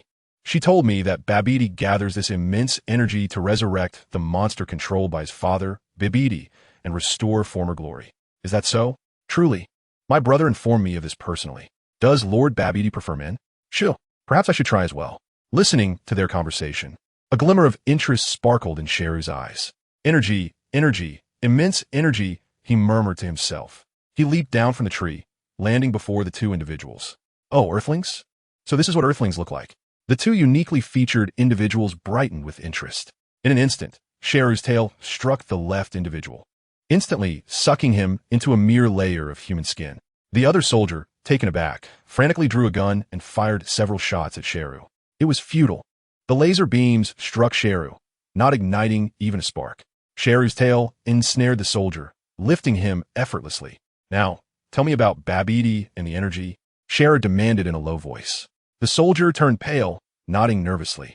Our leader, Babidi, amassed this vast energy to come to Earth solely to resurrect the demon Majin Buu, who wreaked havoc across the universe millions of years ago. That is all I know. After listening to his account, Sheru nodded. Then what are you doing here? Lord Babidi commanded us, the soldiers, to search for the giant egg that seals Majin Buu. My lord, I have spoken all that I needed to say. Could you perhaps grant me leniency? I am willing to do anything, even that which is unthinkable. The little soldier trembled in fear. As Sheru relaxed his tail, the soldier fell to the ground. Take me to your leader, he demanded. Huh? The soldier was somewhat bewildered. Could it be that this green-skinned giant is submissive? A mere glance from Sheru unleashed an overwhelming aura, yet he refrained from revealing his true power. The soldier was instantly paralyzed with fear, feeling as though he had momentarily plunged into a sea of corpses and blood. Regaining his composure, he hastily nodded. In a secluded valley, a spacecraft lay concealed. Sheru, gripping the little soldier, gradually approached the entrance of the ship. Shortly thereafter, a diminutive figure emerged from the ship, wielding a staff and adorned with numerous wrinkles. He was Babidi. Following closely behind was a robust figure, his skin a deep crimson, emanating an aura of demonic essence, with a symbol inscribed upon his forehead. He was Depura, the king of the demon realm, marked by Babidi's magical control. Sheru's eyes narrowed. Do you not fear exposure by revealing your presence? Babidi chuckled derisively. Exposure? What could possibly frighten me on this barren earth, where I have spent over 20 years gathering energy? Moreover, my ship possesses a cloaking function. He continued. I sense a formidable, evil energy within you. What brings you to me? Babidi's gaze roamed over Sheru, intrigued by the purity of his malevolence. Realizing this, Sheru decided to drop his pretense. He absorbed the little soldier, dispelling the concealing technique surrounding him. Babidi, I require energy. Chapter 83. I beg of you, Trunks. Before Babidi could respond, Depura burst into laughter. Ha ha ha. Who do you think you are? Do you believe you can contend with me for energy? His tone dripped with disdain. Babidi too wore a knowing smile, finding Sheru's declaration somewhat fanciful. Sheru glanced at Depura, a smirk dancing upon his lips. I require energy for evolution. The more, the better. And my strength rivals that of the crimson-skinned brute behind you. Oh, Babidi's interest was piqued as he tapped his nails against the staff, producing a rhythmic sound. What can you offer me? I can serve as your formidable ally, Sheru replied without hesitation, though inwardly he felt contempt. Once I obtain the energy, I shall eliminate you first. Serve me? Not a chance.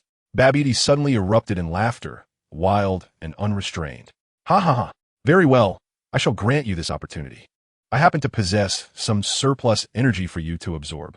Babidi produced an object resembling a chamber pot from behind him. Sheru's eyes gleamed with intense desire, sensing the immense power contained within this small vessel. Give it to me. Sheru could not restrain himself and lunged forward. Babidi remained unfazed, casting a glance at Depura, who promptly blocked Sheru's advance. With Dubra's current strength, he could effortlessly block Cell. I want energy. There's no rush. Babidi waved his hand, pointing his staff at Cell, from which a glimmer of light erupted. Instantly, Cell's gaze became increasingly dazed. The malevolent energy within him, controlled by an unseen force, formed a symbol on his forehead. Gradually, Cell's expression turned frenzied as he fixated on Babidi. Master Babidi, I am willing to serve you. Babidi nodded, clearly satisfied. He then plunged a sharp spike from a vial into Cell's abdomen. A torrent of immense energy surged directly into Cell. Cell's physique began to swell, his aura intensifying into a fierce wind. Had Dubra not swiftly grasped Babidi, the latter might have been swept away. The two retreated several paces, observing Cell, now enveloped in a vibrant green glow. This individual's potential surpasses even yours, Dubra, Babidi remarked, his eyes gleaming with intensity. Boom! The green light surged. Cell's form underwent a transformation, revealing smooth contours and a striking visage, his perfect form. To Babidi's astonishment, the claims of evolution were true. However, he mused, yet, his power still pales in comparison to Dubra's, casting a sidelong glance at the silent Dubra. Boom! Now in his complete form, Cell did not cease. He radiated a golden Saiyan aura. His power escalated exponentially. Cell arched his body, emitting a low growl. With a crackle, his energy erupted once more, surrounded by small bolts of lightning. Oh, this power already exceeds yours, Dubra, Babidi said, his expression one of discovery. Dubra remained silent, feeling as though he had swallowed something bitter. Babidi approached Cell, nodding in satisfaction with his creation. Soon, he would possess two formidable allies. Once Majin Buu was resurrected, the entire universe would be powerless against him. Cell's eyes gleamed with madness, fixed intently on Babidi, yet the symbol on his forehead held him firmly in check. His overwhelming presence caused the ship's energy shield to shatter. You worthless trash. Cell glared at Dubra, his gaze a mix of insanity and disdain. Dubra, unable to tolerate Cell's arrogance, kicked him into the air. He followed, ascending into the sky, unleashing his full power to engage Cell in battle. Instantly, a cacophony of thunderous clashes erupted in the heavens. Their speed was astonishing, producing sharp, cutting sounds. Dark clouds gathered, unleashing torrents of rain. Babidi, unable to keep pace with their rapid movements, could only watch anxiously from the sidelines. Stop fighting already. In the West City, gentle rain tapped against the towering trees, forming droplets that cascaded from the leaves to the ground. Jiangling stood motionless in the center of the city, having endured 3 days of this tumult. A small bird, clutching several twigs, flew above Jiangling's head, preparing to build its nest. Suddenly, he opened his eyes wide, emitting a piercing glare that startled the bird, causing it to flutter away in haste. A glint of bloodlust flickered in Jiangling's gaze as his aura surged forth, swirling the fallen leaves and dust into the air. In an instant, he vanished from sight. Meanwhile, within the confines of Vidal's home, Trunks, Xiaowu, and the two Bulmas sat in the living room, enveloped in an oppressive silence, overshadowed by the foreboding of impending disaster. Abruptly, Trunks stood, his eyes fixed on the horizon. "What is it, my son?" questioned the elder Bulma, her voice laced with concern. The others turned their gazes toward Trunks. "There are numerous formidable malevolent presences," he murmured, his senses heightened due to the destruction of Babidi's ships or a suppressor. "I must go." "No, wait. Jiangling instructed me to stay here to protect my family." He shook his head resolutely. At that moment, his expression shifted dramatically. This is Jiangling's aura. Since Jiangling ascended to the status of Super Saiyan God, Trunks had not sensed his presence. Unexpectedly, Jiangling had reverted to the primal Super Saiyan form. The intensity of his aura had reached unfathomable heights. In a flash, Jiangling appeared beside Babidi, now in a state of Super Saiyan 2, radiating a fierce golden aura crackling with electricity. "Stop fighting." Babidi, oblivious, continued to urge Dubra and Cell to engage. "Oh!" Jiangling's piercing gaze swept across the aerial battle and settled on Babidi, piecing together the situation. He approached Babidi and lifted him effortlessly. "Babidi, you aim to resurrect Majin Buu, do you not?" "Who are you? How do you—" Babidi began, but before he could finish, Jiangling unleashed a surge of energy that obliterated Babidi, leaving no trace behind. At that moment, the battle in the sky came to an abrupt halt. Cell and Dubra hovered in the air, bewildered by the sudden change. Jiangling sensed the tumult of malevolent presences within the ship, his brow furrowing slightly. The vessel concealed many of Babidi's minions, making it a challenging endeavor for him to confront them alone. Moreover, he had to keep a watchful eye on Cell to prevent his escape. If he focused solely on Cell, the other sinister creatures could scatter across the earth, causing widespread chaos. As thoughts raced through his mind, Jiangling devised a plan. He activated instant transmission and appeared beside Trunks, swiftly transporting him to the battlefield before Trunks could react. "Trunks, I entrust you with the creatures inside," Jiangling said, patting his shoulder and gesturing toward the ship. After a moment of bewilderment, Trunks regained his composure. Though unaware of the circumstances, he nodded and unsheathed the long sword strapped to his back. The blade glinted with a sharp radiance as Trunks launched himself forward with a fierce strike aimed at the spaceship. Jiangling directed his gaze towards the figures of Cell and Dabura. The time taken to bring Trunks here had been negligible.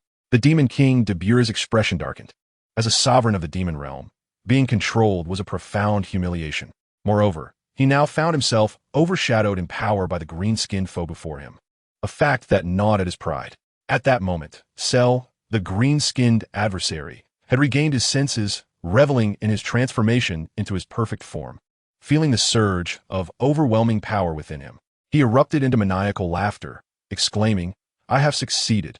I have attained perfection. Such formidable strength. No longer must I conceal my power or cower in the shadows." Cell unleashed his aura, expressing the pent-up frustration of his previous limitations. A tempest roared around him, and even the rain dared not approach his vicinity. Dabura narrowed his eyes, a glint of malice flickering within. This individual could not be spared. With this thought, Dabura joined his hands and slowly extracted a bizarre, crimson blade over a meter in length, exuding a metallic scent of blood along with tendrils of dark energy. With a swift motion, he swung the sword, applying minimal force. The blood-red blade was effortlessly intercepted by Cell, who scoffed. "Have you not eaten? Your power is pathetically weak." Dabura revealed a benign smile from behind the sword, then spat a glob of saliva that splattered onto Cell. In a moment of shock, Cell's body began to petrify rapidly. How can this be? He wondered, as he lost all vitality and transformed into a lifelike stone statue, plummeting to the ground with a thud. The statue shattered upon impact, sending fragments flying in all directions. Dabura sneered at the debris, a perfect arc gracing his lips. "Playing with me? What does it matter if your strength surpasses mine? You were still vanquished." However, at that moment, a figure appeared behind him, delivering a devastating punch. With a resounding impact, this blow shattered Dabura's cervical vertebrae and pierced through his abdomen. Jiangling withdrew his fist from Dabura's body, blood gushing forth. Dabura slowly turned his head to behold Jiangling's radiant smile and feebly uttered, "Who are you? We have no enmity between us." Jiangling's smile faded as he shook his head. "I have recently encountered an event that has led me to prefer eliminating future threats." With that, he evaded the feeble, blood-tainted saliva Dabura expelled in a final desperate act. Jiangling glanced at the stone where the saliva landed, watching in horror as it rapidly transformed into stone. Seizing the moment, Jiangling gathered energy in one hand. A tremendous force engulfed Dabura, obliterating him completely. Jiangling stood resolutely, hands clasped behind his back. Gentle raindrops mingled with a soft breeze, drenching his attire. His gaze, shifting between moments, remained fiercely resolute. He was waiting for Cell. Indeed, Jiangling discerned that Cell had not perished. With a sweeping gust, energy coalesced. In the very spot where Cell had met his demise, a radiant light surged forth, coalescing into a figure. A flash of gold illuminated the scene. Cell's visage emerged, his form retaining its original shape, though his skin had transformed into a resplendent gold. The remnants of his former green hue lingered only atop his head. The brilliant golden skin contrasted starkly with the green cap that now crowned him, becoming the most striking feature. "Ha ha!" Cell's laughter echoed, gradually escalating into madness. "I never imagined I could return, and upon revival, my power has surged immensely. Behold, I have become the unparalleled supreme being of the universe. No one can withstand me. Ha ha ha! I shall no longer hide. Let us see who dares to challenge me." It seemed he intended to unleash all his prior frustrations. Jiangling observed him with a calm demeanor, his eyes brimming with lethal intent. "Cell, HM." Cell took note of Jiangling. "A human?" Jiangling nodded. He resolved that he could no longer spare Cell, otherwise he would find no peace, and those around him would remain in peril. "Are you prepared to accept your punishment?" "Punishment?" Cell was momentarily taken aback, then scoffed. "What punishment?" Jiangling is formidable aura érupted. His fist, imbued with an unstoppable force, hurtled towards Cell. Boom! Cell retaliated, launching his own fist, and the two collided.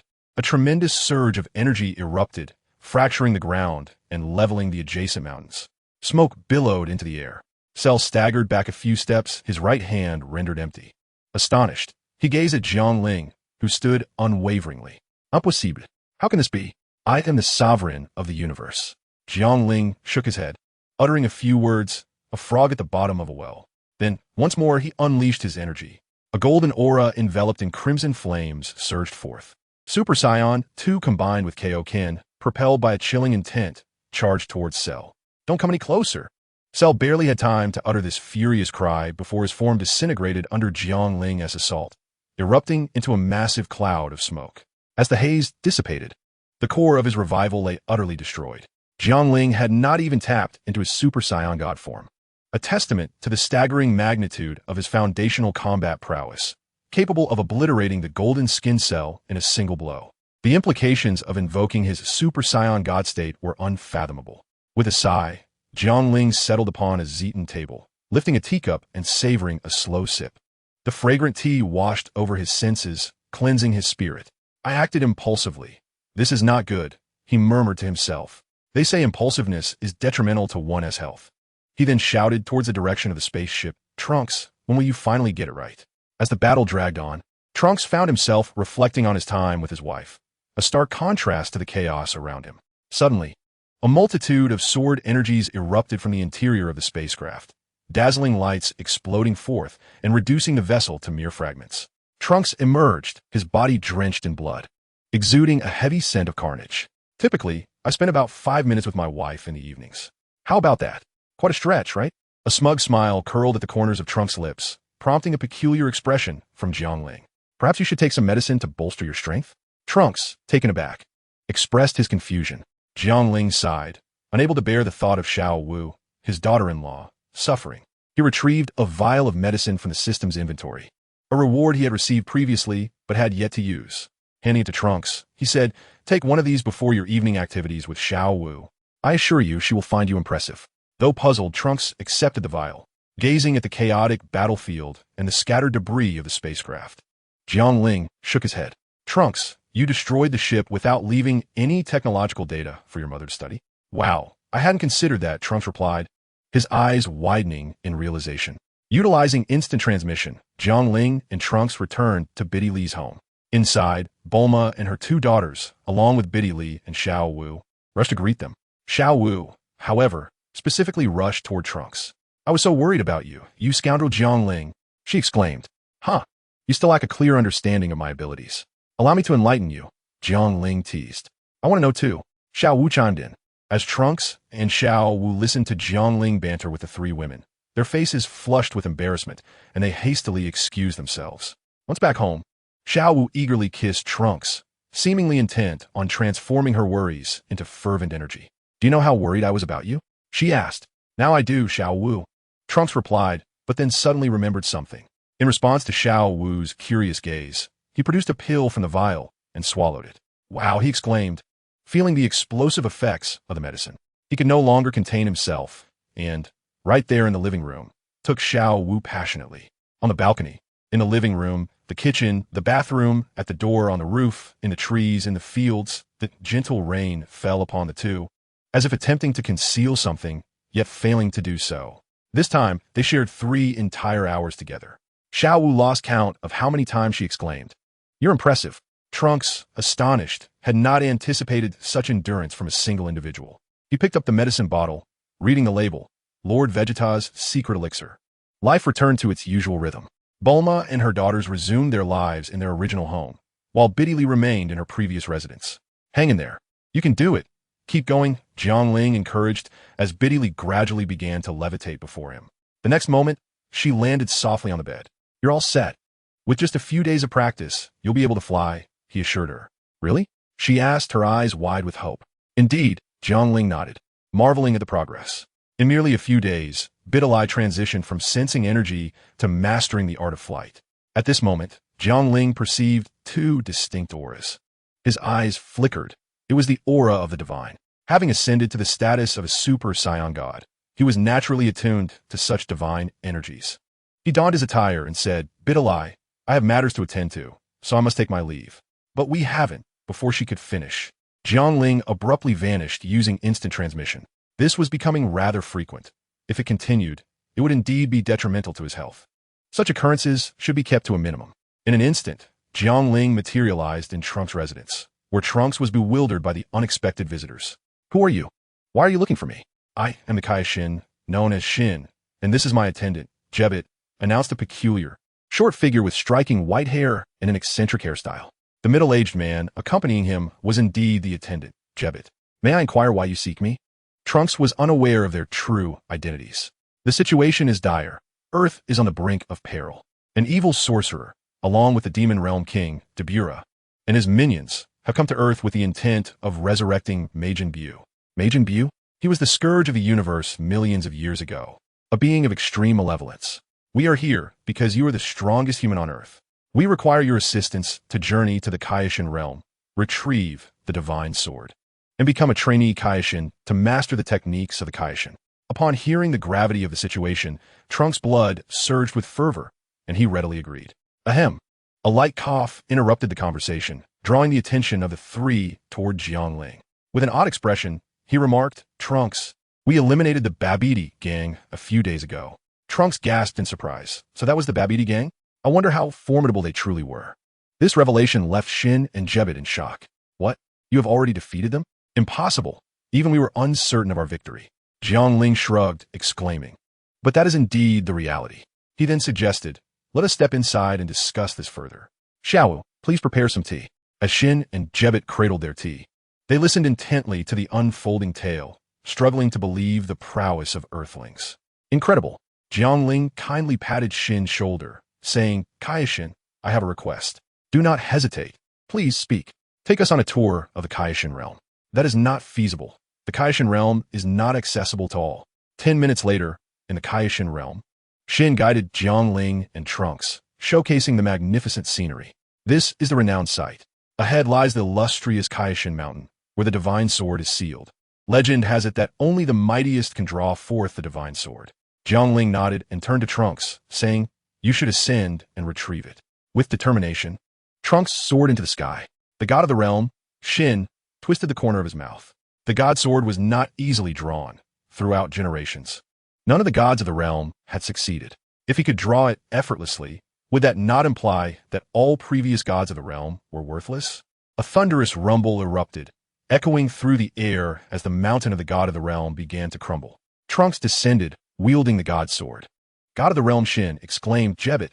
Jiangling observed them with a peculiar expression. You just said I said nothing, retorted God of the realm Shin loudly.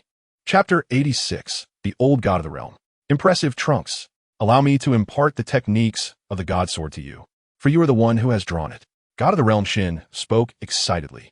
Hold on, Jiangling interjected, lifting the sword, which appeared somewhat heavy for Trunks. With ease and grace, Trunks looked on enviously. In his grasp, the sword felt cumbersome, yet in Jiangling's hands, it seemed as light as a twig. Let us first test the quality of this sword, Jiangling said with a smile. God of the realm Shin's eyes widened, and he expressed his dissatisfaction. The quality of the god sword is undoubtedly the finest in the universe. It is absolutely indestructible. Oh, is that so? Jiangling feigned surprise, then raised the sword, gripping its body with one hand and bending it with force. The god sword visibly warped. Holy cow! Both God of the realm Shin and Jebit were taken aback. Warrior, let us speak calmly. Do not mistreat the god sword. God of the realm Shin never anticipated that their prideful treasure could be bent so easily. This was a divine sword, inherited through many generations of gods of the realm, one that had never been drawn until now. Not only had a human drawn it, but they had also bent it. How could he explain this to the past gods of the realm? Very well, I shall cease bending it. Jiangling halted his assault on the god sword, but we must still assess its quality. God of the realm Shin, Jebit. The two were perplexed, unsure of Jiangling's intentions. He turned to Trunks and said, lend me the sword. Without hesitation, Trunks drew the sword from behind him and handed it over. Jiangling took the sword and aimed it at the god sword. God of the realm Shin chuckled. How could this ordinary iron sword inflict damage upon a divine sword? I fear that the moment they clash, Mr. Trunks' sword will shatter. Before he could finish speaking, Jiangling swung Trunks' sword at the god sword. A resounding clash of metal reverberated through the air. In plain view, the god sword was cleaved in two by Trunks' sword. What on earth? God of the realm Shin was left speechless, feeling his heart seize with pain. Overwhelmed, he fainted. Lord God of the realm, Jebit exclaimed in shock, struggling against dizziness, and hastily began to treat God of the realm Shin. However, the treatment proved ineffective for someone who had fainted. In his urgency, he resorted to performing artificial respiration. Just as he was about to press his lips against the upper lip, the supreme Kai of time awakened. He saw a large man squinting his eyes and puckering his lips towards him, which made the supreme Kai of time flinch instinctively and kick out. With a thud, Jebit was sent flying, sitting cross-legged with his arms crossed. He could not comprehend why, despite his good intentions, he was met with such hostility. The Supreme Kai of Time, suppressing his heartache, picked up the broken and bent Supreme Kai's sword and wept aloud. "Oh, ancestors, I have wronged you." A gentle voice resonated in his ears. "How can the current Supreme Kai cry? You're no longer a child. It is time to grow up." Gradually, the Supreme Kai of Time ceased his sobbing, as if he had rediscovered the comfort of being beside his elders during his childhood. Yet, the broken Supreme Kai sword, the ancient voice like a soft breeze, soothed him. "If it is broken, then it is broken. There is no need for guilt. You are the exalted Supreme Kai. How can you succumb to such trivial matters? Keep pushing forward, my child." The Supreme Kai of Time nodded vigorously, as if he had found himself again. He then realized he was staring at the elderly figure adorned in Supreme Kai attire. "Who are you?" The elder promptly delivered a light smack to his head, expressing disappointment. "For heaven's sake, as a Supreme Kai, how could you end up in such a state? As your ancestor, it pains me deeply." Ouch. The Supreme Kai of Time covered the bump on his head, momentarily stunned. "Ancestor? Indeed, I am the Supreme Kai from countless generations ago. Later sealed within this sword by a powerful being, the Elder, now referred to as the Old Supreme Kai, pointed at the sword and cleared his throat. Following his explanation, the Supreme Kai of Time, the recently arrived Jebet, and Trunks all wore expressions of bewilderment. Only Jiangling was not surprised, as he had witnessed this storyline many times in his youth. At this moment, he interjected, "Which powerful being?" The Old Supreme Kai coughed awkwardly. "I'm not quite sure about that." "Beerus?" Jiangling ventured a name. The Old Supreme Kai jolted, rising to look around, and upon realizing they were alone, he sighed in relief. "Kid, how do you know of Beerus?" "Well, that's a secret," Jiangling replied with a mysterious smile. Simultaneously, he reflected on how, had he not arrived in this future world to alter the narrative, the Old Supreme Kai would remain sealed, and both the Supreme Kai of Time and Jebet would perish in the battle against Majin Buu, leading to the demise of the God of Destruction. This singular variable had redirected the future world back onto its proper course. After chatting for a while, the group grew more familiar. Jiangling said, "Old Supreme Kai, I have a favor to ask of you." "What is it?" The Old Supreme Kai glanced over, appearing at ease. "I would like you to help Trunks and me unlock the potential within our bodies," Jiangling requested. Trunks looked puzzled. "Unlock potential? What does that mean?" "It means to awaken the latent power within you, elevating your strength to better protect the Earth," Jiangling explained. Trunks' eyes sparkled with anticipation as he looked towards the Old Supreme Kai. The Old Supreme Kai appeared troubled, pondering for a moment. "Well, this is a bit challenging." Seeing him in such a predicament, Jiangling had a clever solution. He mysteriously produced a laptop and inserted a disc. "Old Kai, this contains delightful treasures, plump, curvaceous young ladies." Instantly, Old Kai's eyes transformed into hearts as he grinned. "Let me have a look." He lunged for the laptop, but Jiangling deftly sidestepped, causing him to tumble to the ground, eating a mouthful of grass. "I could share, but only if you entrust me with the potential within you and Trunks. I assure you, you will be satisfied," Old Kai insisted, pounding his chest with fervent assurance, his nostrils flaring with enthusiasm. Jiangling and Trunks exchanged amused glances. Chapter 87. Guiding Potential. Subsequently, Jiangling and Trunks sat cross-legged on the grass as Old Kai conducted a ceremony to awaken their potential. The laptop played videos beside them, while Old Kai gestured ceremoniously, his gaze fixated on the screen, drool escaping from the corner of his mouth. Curiously, Jiangling inquired, "Old Kai, it seems you have a penchant for the plump, but what are the slender beauties or mature women?" Upon hearing this, Old Kai scoffed. "Those? What can they do? They possess no allure whatsoever." Jiangling and Trunks sighed in relief. Jiangling knew that Old Kai possessed a crystal ball, granting him a clear view of any corner of the universe. Silently, he resolved to see if he could procure something from the system to shield them from certain discomforts.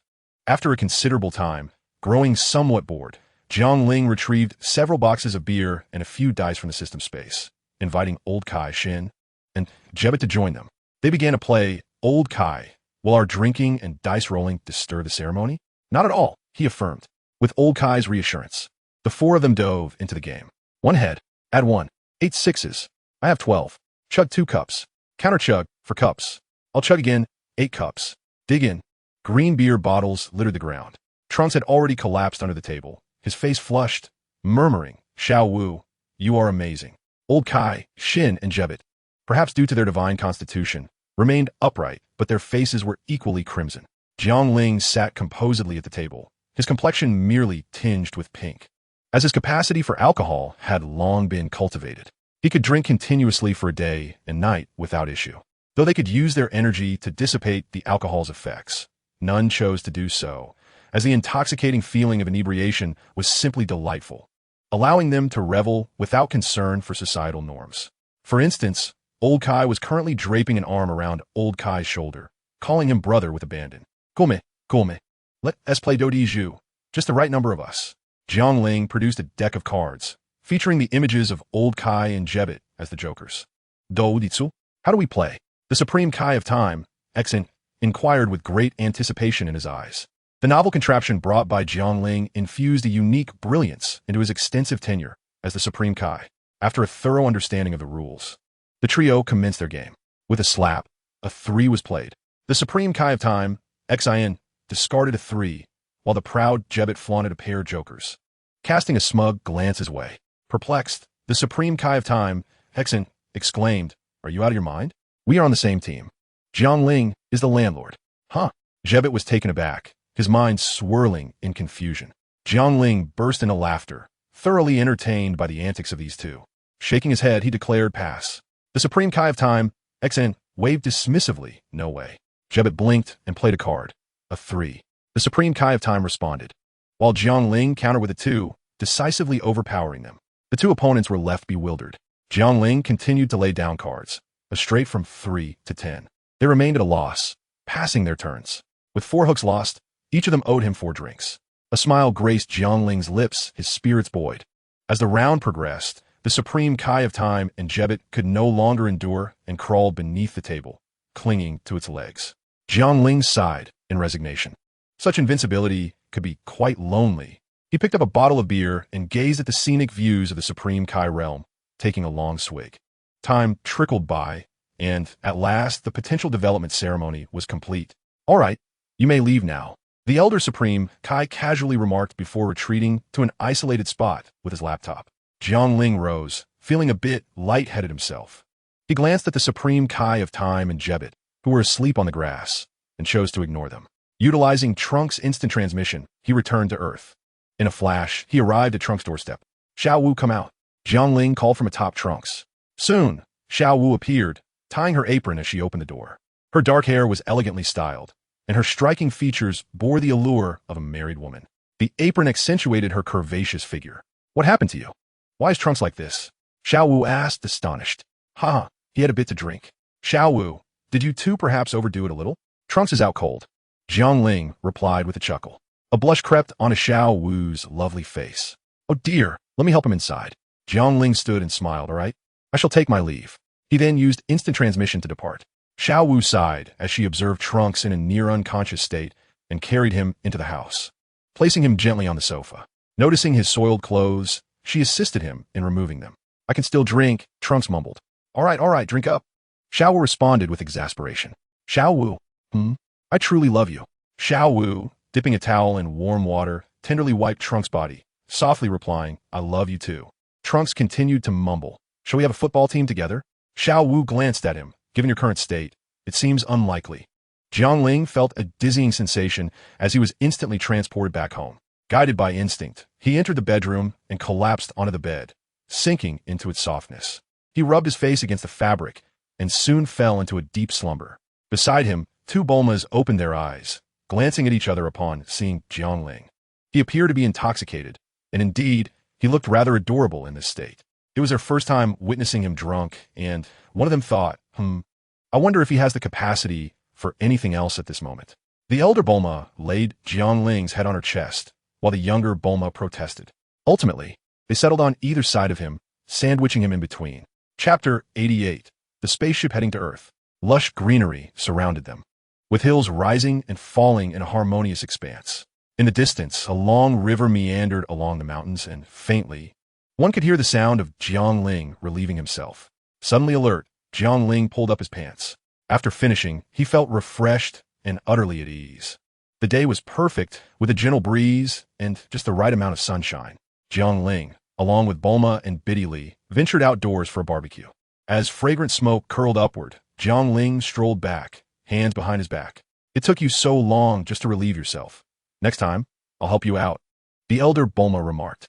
Jiangling was startled and quickly waved his hands. No, if you assist. It wouldn't take just a few minutes. It would turn into a matter of hours. The younger Bulma blinked and tentatively suggested 5-dragon embrace technique. The elder Bulma and Biddy exchanged confused looks, while Jiangling teased, you could be a bit more risky. At that moment, a chicken strolled by leisurely, and Jiangling swiftly caught it, shouting, fire up the grill. Let's boil some water for an extra meal. Half an hour later, each held a delicious piece of chicken, thoroughly enjoying their feast. One chicken was clearly insufficient to satiate their appetites. So Jiangling ventured into the forest to catch a small dinosaur and even procured a large dinosaur egg.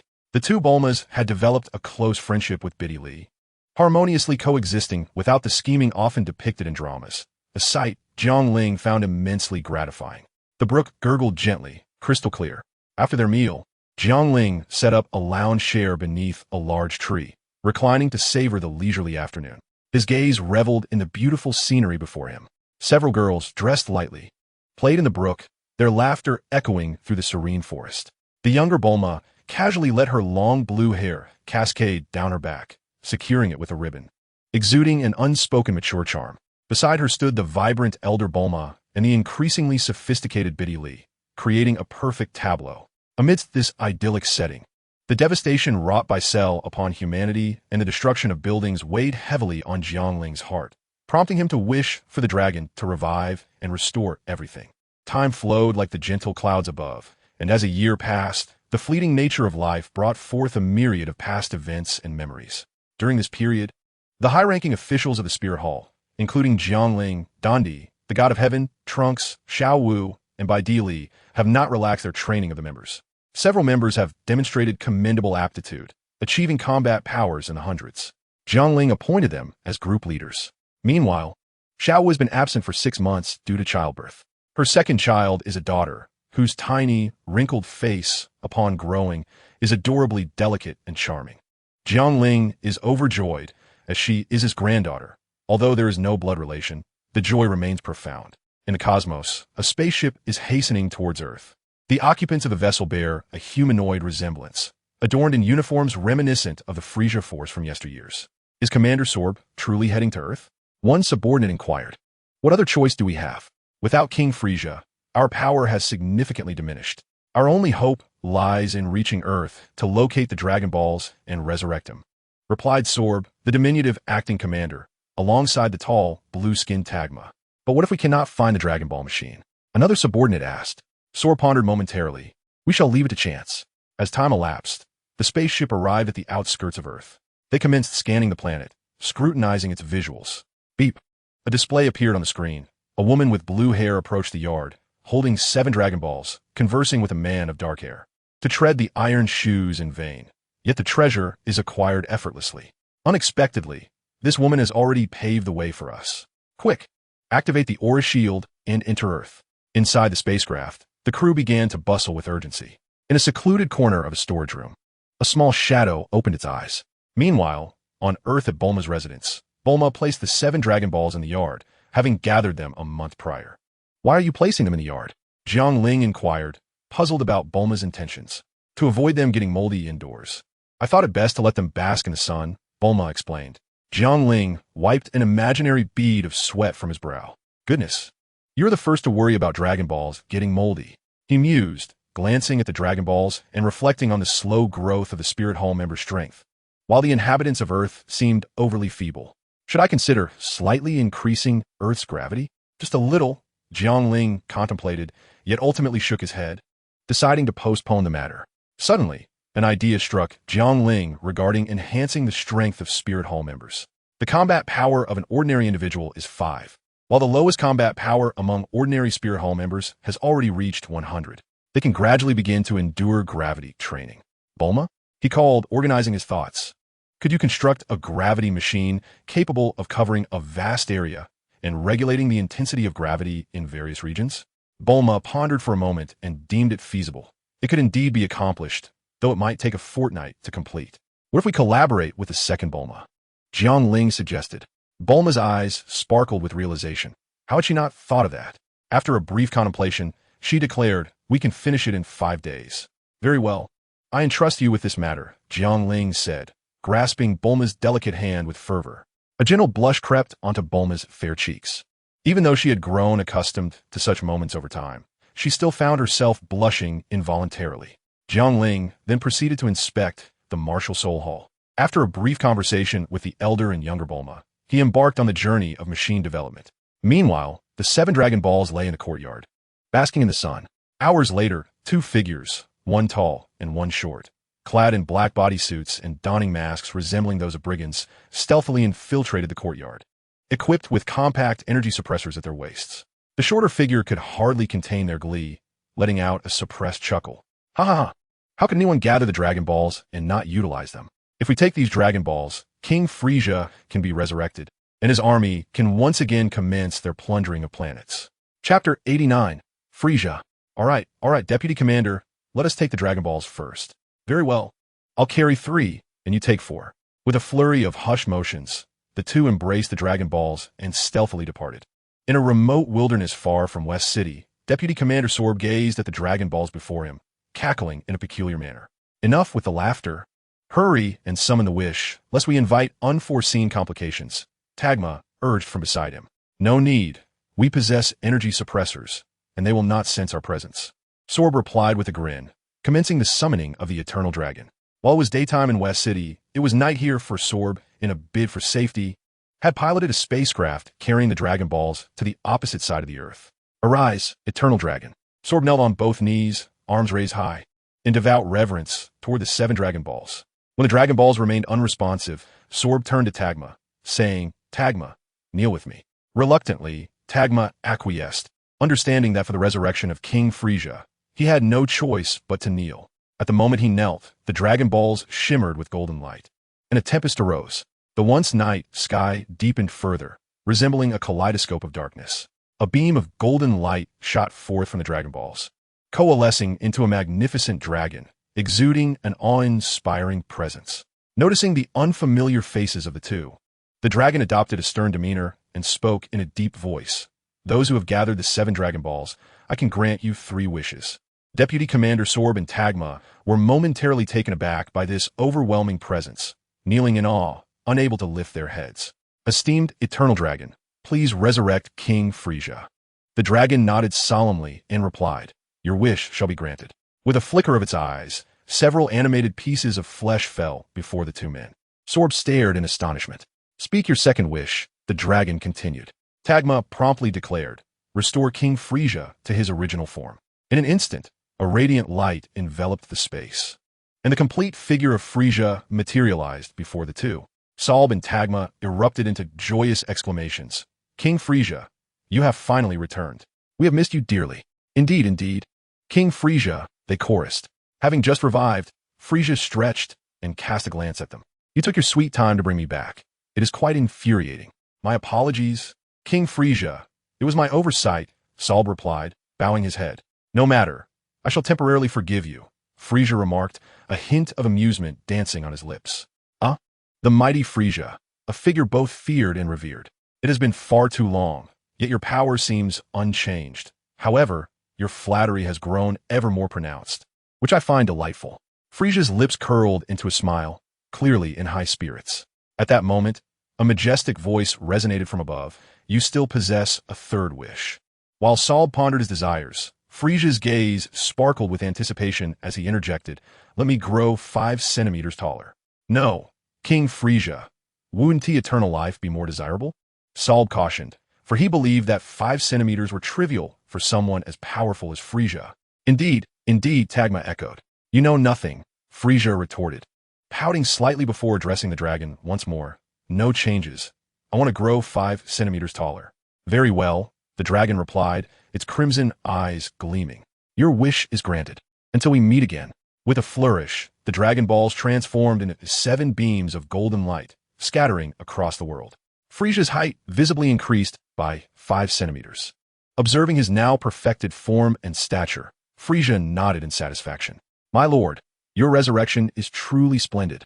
Under your leadership, our legion will achieve new heights, conquer planets, and rejuvenate the real estate industry, Sorb exclaimed excitedly. Tagma maintained his usual stoic demeanor, but his eyes sparkled with uncontainable excitement, envisioning their return to dominance in this cosmic region. Patience, patience.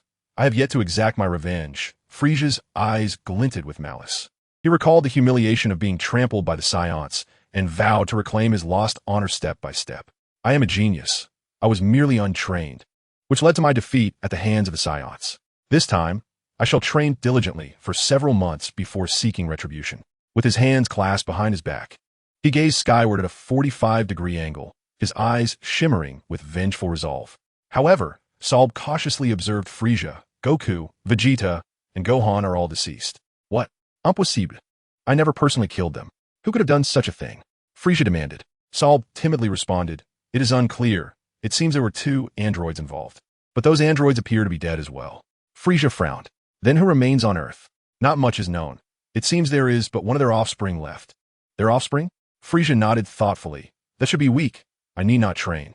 I shall simply go and slay him to vent my frustrations. Frieza let out a piercing howl and soared into the sky, unleashing a barrage of energy blasts upon the distant city, his face contorted in a grotesque expression.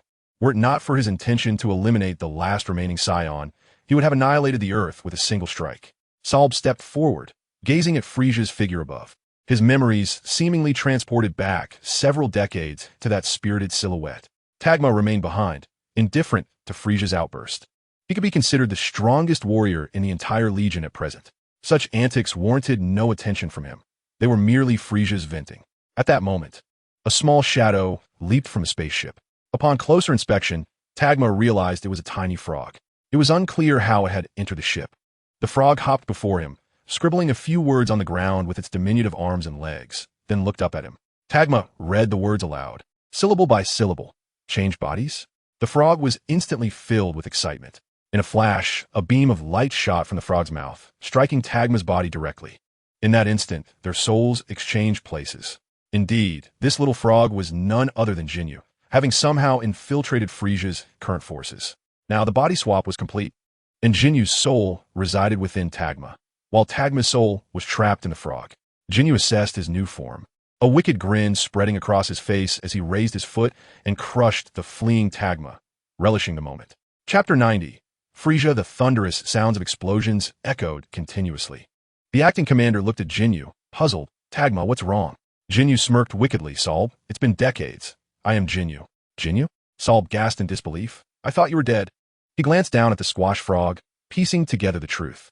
Indeed, Jinyu chuckled malevolently. An incident occurred, but I have returned. Just then, Frieza descended from the sky. Jinyu? Yes, my lord.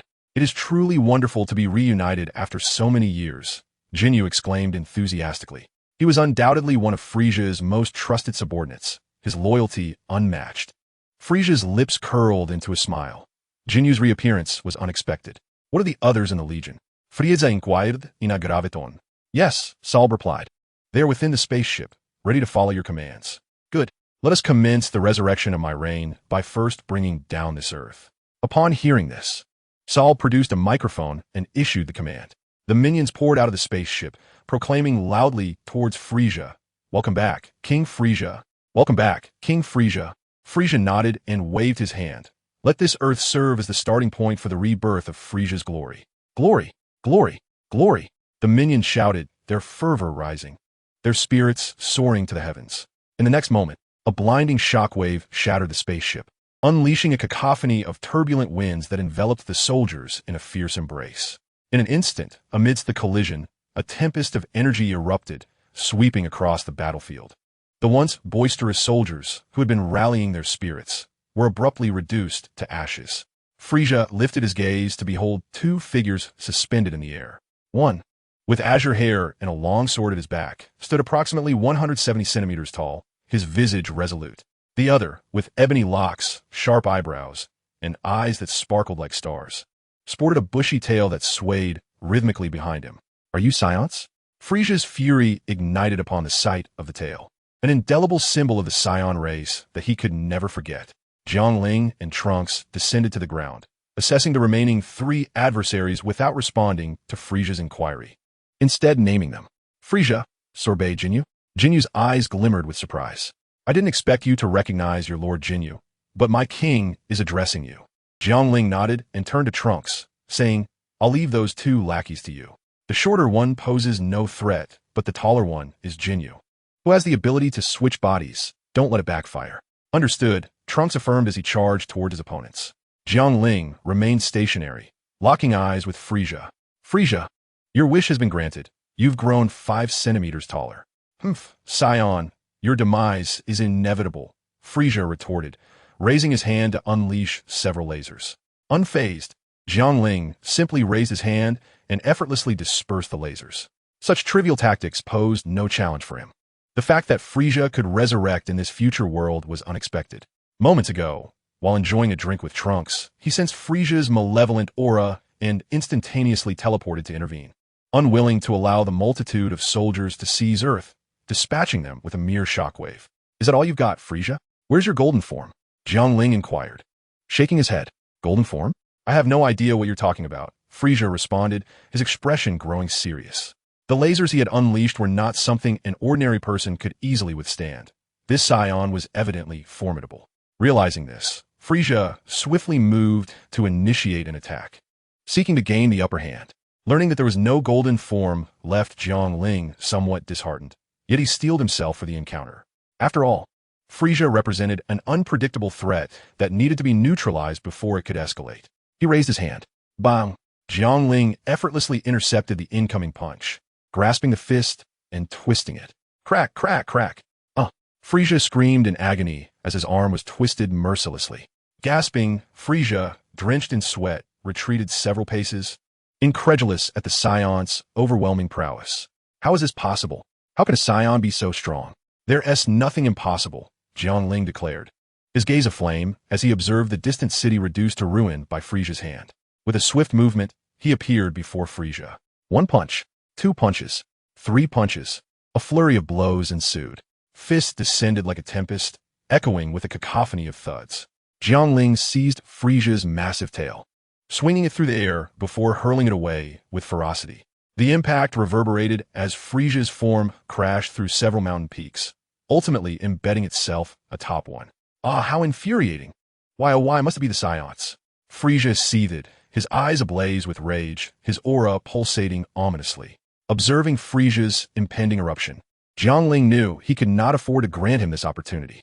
In an instant, he materialized before Frisia, palm outstretched, unleashing a surge of energy, his hair and pupils transforming a vivid crimson. A radiant scarlet glow emanated from his hand. Frisia's eyes widened in horror as he bellowed no. The ensuing explosion obliterated Frisia and the entire mountain, leaving no trace behind.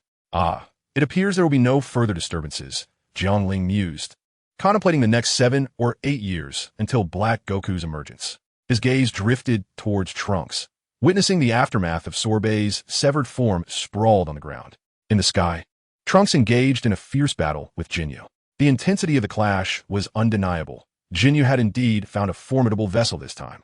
Yet he faced Trunks, who had undergone potential enhancement under the guidance of the old Supreme Kai. Trunks, aim for a swift resolution. Delay may lead to unforeseen complications, Jiangling advised. Understood, Trunks replied, his golden aura crackling with electricity. Gripping the hilt of his great sword, a flash of determination ignited in his eyes. With a masterful technique, he unleashed a flurry of sword energy, yet it appeared he had not drawn his sword as swiftly as he could have. As Jinyu perceived the approaching onslaught of sword energy, his pupils constricted in alarm. With a guttural roar, he attempted to switch bodies. A beam of light flickered from his mouth, only to be shattered by the relentless sword energy. Jiangling and Trunks soared through the sky, surveying the chaotic battlefield and the distant ruins of a city. Jiangling sighed, contemplating the year-long wait for the Dragon Balls to restore what had been lost. Trunks clenched his fists, flames of indignation burning in his eyes. We're still too weak. Jiangling placed a reassuring hand on his shoulder. This is precisely why I aim to establish the Spirit Hall. Earth cannot rely solely on 1 or 2 guardians, nor should a single individual bear the weight of it all. Chapter 91. Reunion. A month had elapsed since the resurrection of Frisia. One morning, Jiangling awoke, brushing his hand against the soft figure of Videl nestled in his embrace, eliciting a playful reprimand. With a playful slap to her rear, he teased time to rise. Little sluggard. Yesterday was quite the whirlwind. I'm a bit fatigued, she replied. Jiangling chuckled lightly. Who tempted me first? Last night. Videl had donned black stockings for the first time, captivating Jiangling's attention. Could he possibly resist? The answer was a resounding no, and the battle had raged until midnight. Perhaps we should rest a bit longer, he suggested, enveloping Videl in his arms, their skin meeting in warmth. In that moment, all that existed was tenderness. Jiangling, are you truly going back? Can't you stay here a little longer? Since learning of Jiangling's impending departure, Biddy Li had been somewhat despondent. Jiangling gazed at the ceiling and replied solemnly, I have been here for over a year. It is time for me to return. After all, there are 2 people waiting for me back home. Upon hearing this, Biddy Li realized his mind was made up. Will you come back? She inquired. I will. Jiangling answered without hesitation. Biddy Li rested her head against his chest, inhaling his essence, and soon drifted into a deep slumber. Jiangling gently stroked her hair, letting out a soft sigh. It had been quite a while since he had ventured out, and he wondered how Bulma and Android 18 were faring. Moreover, if they were to discover that he had taken another Biddy Li under his wing, it might be best to keep that to himself, he mused, rubbing his nose. The next day, Jiangling returned to Bulma's residence, where he spent an unforgettable night with the 2 Bulmas. In the morning, as Jiangling was sent off by Biddy Li, Big Bulma, Little Bulma, Trunks, and Xiao Wu, he boarded the time machine, entering the time tunnel alone. Biddy Li Siga, her gaze filled with anticipation. I shall diligently practice my martial arts, so that when Jiangling returns, he will see me in a new light. Suddenly, she felt a wave of nausea and crouched down to vomit. Big Bulma, Little Bulma, and Xiao Wu rushed forward to gently pat her back. What is wrong, Biddy Li? Are you all right? This is strange. We shouldn't be falling ill like this. Biddy Li shook her head. I don't know, I just feel a bit nauseous. The women exchanged concerned glances, and an idea simultaneously struck their minds. Could it be that you were pregnant? Almost forgetting, they recalled that during their encounters with Jiangling, they generally did not take precautions, as it had been so long without conceiving. Indeed, Jiangling is exceedingly powerful. It is rather difficult for us to conceive with him. To their astonishment, Biddy Li might be expecting. Oh my! Biddy Li exclaimed, what? I am pregnant. She had once thought that pregnancy was a distant concept, yet now it felt so imminent. It must be true, Xiao Wu said joyfully, delighted for her friend. We should confirm it. While Big Bulma was also thrilled, her rationality prevailed. The group entered the house, and Biddy Li took something into the bathroom. After a while, she emerged, her face flushed. Well? The others inquired eagerly. As they awaited her response, Biddy Li revealed a smile. 2 lines. Meanwhile, Jiangling, having left the 3 women behind, was blissfully unaware of this development. He would never have imagined that after struggling for a child, attempting 10 times a day without success, he would naturally conceive after adopting a more relaxed attitude. Due to his exhausting endeavors the previous night, Jiangling's eyes grew heavy, and he dozed off. An hour later, with a notification, he finally arrived at his destination. Jiangling felt rejuvenated. The time machine landed steadily in the yard of his villa. He stepped out, surveying his villa and the greenery surrounding it, and sighed. I am back. After storing the time machine, Jiangling entered the villa. Having taken a glance around, he entered the laboratory, a sanctuary dedicated to scientific inquiry by Bulma. Jiangling scanned the array of machinery and soon spotted Bulma's delicate silhouette amidst the clutter. She seemed fatigued, resting her head on the workbench in slumber. Her serene profile appeared as gentle as flowing water. Approaching her, Jiangling gently draped a thin blanket over her. He caressed her cheek and placed a tender kiss upon her forehead.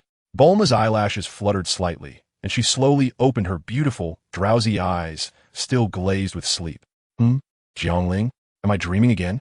She murmured. Jiangling smiled softly. My dear Bulma, you are not dreaming. Upon hearing his voice, Bulma instantly awakened, springing to her feet. She reached out, playfully tugging at Jiangling's cheek. Does that hurt? Jiangling raised his hands in a gesture of surrender, responding with a hint of amusement. With that little strength, do you think you can make me feel pain? Not a chance. Once she was assured that it was indeed reality, Bulma embraced Jiangling tightly, as if seeking to release the loneliness and grievances of the past year. Jiangling, you were gone for over a year. Do you know how I spent this time? You have no idea. Jiangling quickly sought to comfort her, stabilizing her emotions before curiously inquiring. So how did you spend this year? At his question, Bulma felt her cheeks flush, her words stumbling as she replied, I generally slept with Lazuli at night, you know. Jiangling nodded in acknowledgement.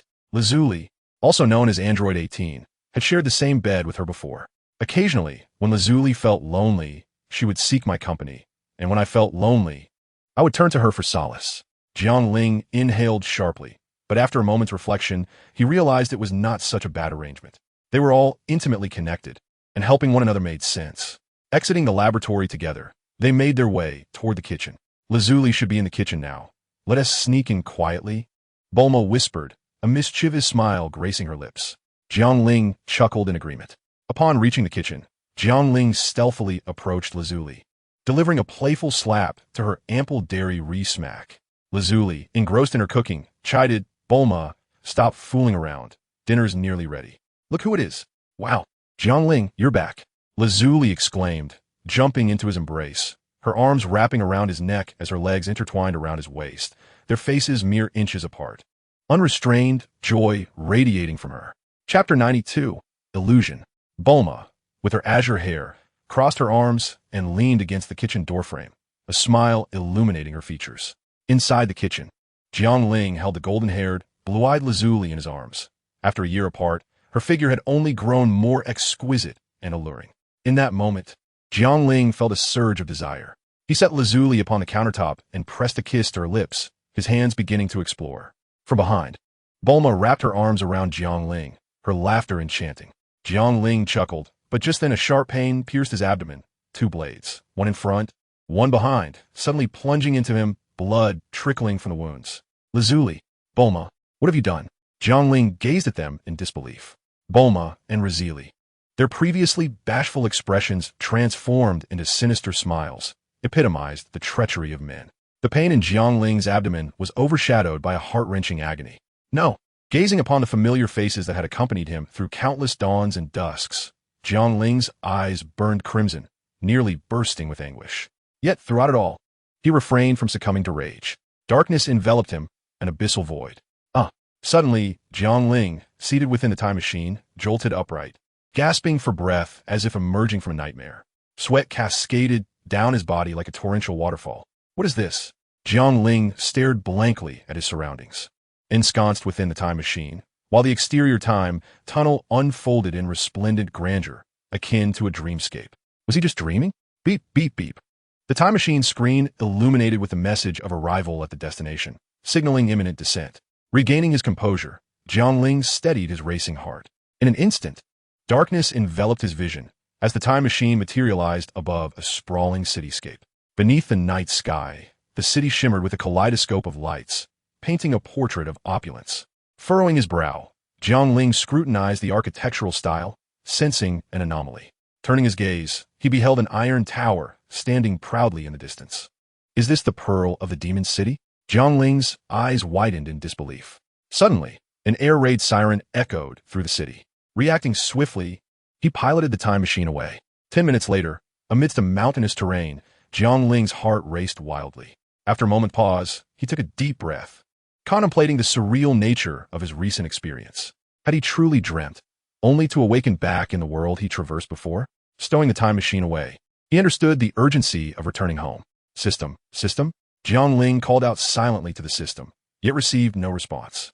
After a moment of silence, he moved swiftly, his speed surpassing even the most advanced instruments, rendering him invisible. Half an hour later, he materialized on the streets of a small county town. The flow of pedestrians was moderate, and he strolled casually, drawing no attention.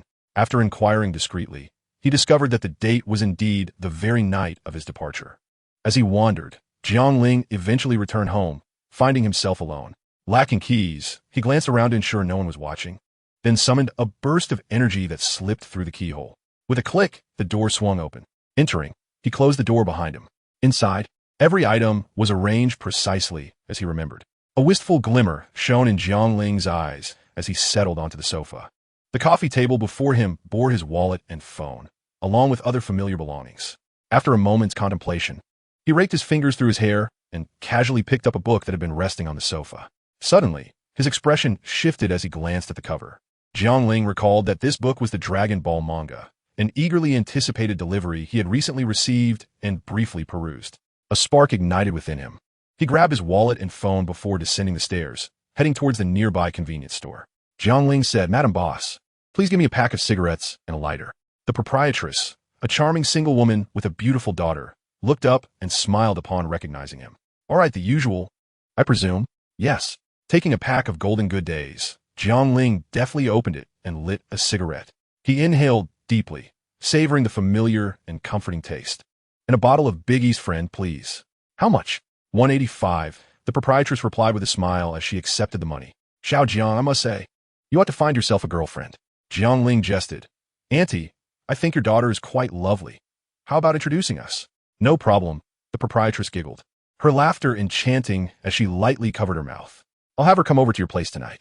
Hearing this, Jiangling narrowed his eyes slightly and tentatively remarked, Auntie, actually, I find you quite beautiful. I am fond of your type. The proprietress's gaze turned flirtatious. Then I shall come with my daughter tonight. Great. I shall await your arrival at home, Jiangling agreed, although his expression darkened as he turned away.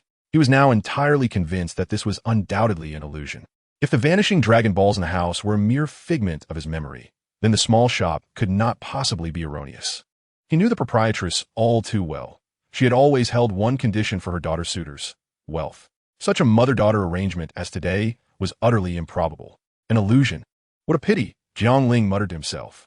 At that moment, the surroundings shattered like glass. He slowly opened his eyes to find the time machine beside him. Lying on the grass, not far away, two figures stood upon a rock. One had purple skin, a slender build, and eyes gleaming with defiance. The other had blue skin, white hair standing tall atop his head, and held a scepter. Beerus, Whis, Jiangling murmured. He called out to the system within him. System. Present host. You were submerged in an illusion. I had to alter certain aspects to awaken you. Thank you, system. You're welcome. Call me Dad. Get lost. Jiangling then confirmed this was not an illusion, stowing away the time machine and gazing at the two figures before him. Whoever you are, you have cast an illusion upon me, Beerus declared. You trespassed into my god of destruction realm with that device. Offending me is a grave offense. What you just experienced was a mere light punishment. However, I found your previous world rather intriguing. Even Whis was unable to locate it. Jiangling's expression turned serious. Since I have intruded upon your territory and have been punished, may I leave now? Do as you wish. Beerus waved his hand dismissively. In an instant, Jiangling vanished from sight. Observing his departure, Whis smirked. Lord Beerus, this young man named Jiangling employed the Kaishin's instant transmission. Moreover, he traversed time and space. That is indeed a serious crime. With a flicker of his gaze and a smile upon his face, Beerus remarked, Whis, do you not find him amusing? Furthermore, that world he just came from is not among the 12 universes. Whis nodded in agreement. He is indeed a Saiyan, imbued with divine essence. The Saiyans, Beerus recalled. You commanded Frisia to obliterate them before you slumbered. Chapter 93, Joy, Guidance from the System. Jiangling instantaneously transported himself to the realm of the Supreme Kai. Observing the unfamiliar expressions on the faces of Supreme, Kai Shin, and Jebit, Jiangling understood that he had returned from future timeline. Supreme Kai Shin inquired, Who are you and why? Jebit interjected, The Supreme Kai is correct. We shall meet again. Jiangling waved his hand dismissively, smiling as he activated his instantaneous movement. On Earth, in the villa's courtyard, Jiangling materialized. This time, he was certain it was not an illusion. Bulma, adorned in a silk camisole and pink shorts, was hanging laundry in the yard. The act accentuated her curvaceous figure. Jiangling inhaled deeply and embraced Bulma from behind. Bang! Bulma swiftly elbowed him in the waist, breaking free from his grasp and turning to exclaim, Who? Jiangling clutched his waist, gasping in surprise. Wow, this girl is fierce. Yet, he appreciated her vigilant nature. Upon recognizing him, Bulma joyfully exclaimed, Jiangling, you've returned. She then added with concern, Did I hurt you? Jiangling waved his hand reassuringly. Not at all. He wrapped his arms around Bulma again, releasing her only after a prolonged moment. Feeling an unusual tension, Bulma softly asked, What's wrong, Jiangling? Has someone bullied you? I'll go reprimand them. Jiangling shook his head, warmth flooding his heart. Bulma, I want. There's no need to say more.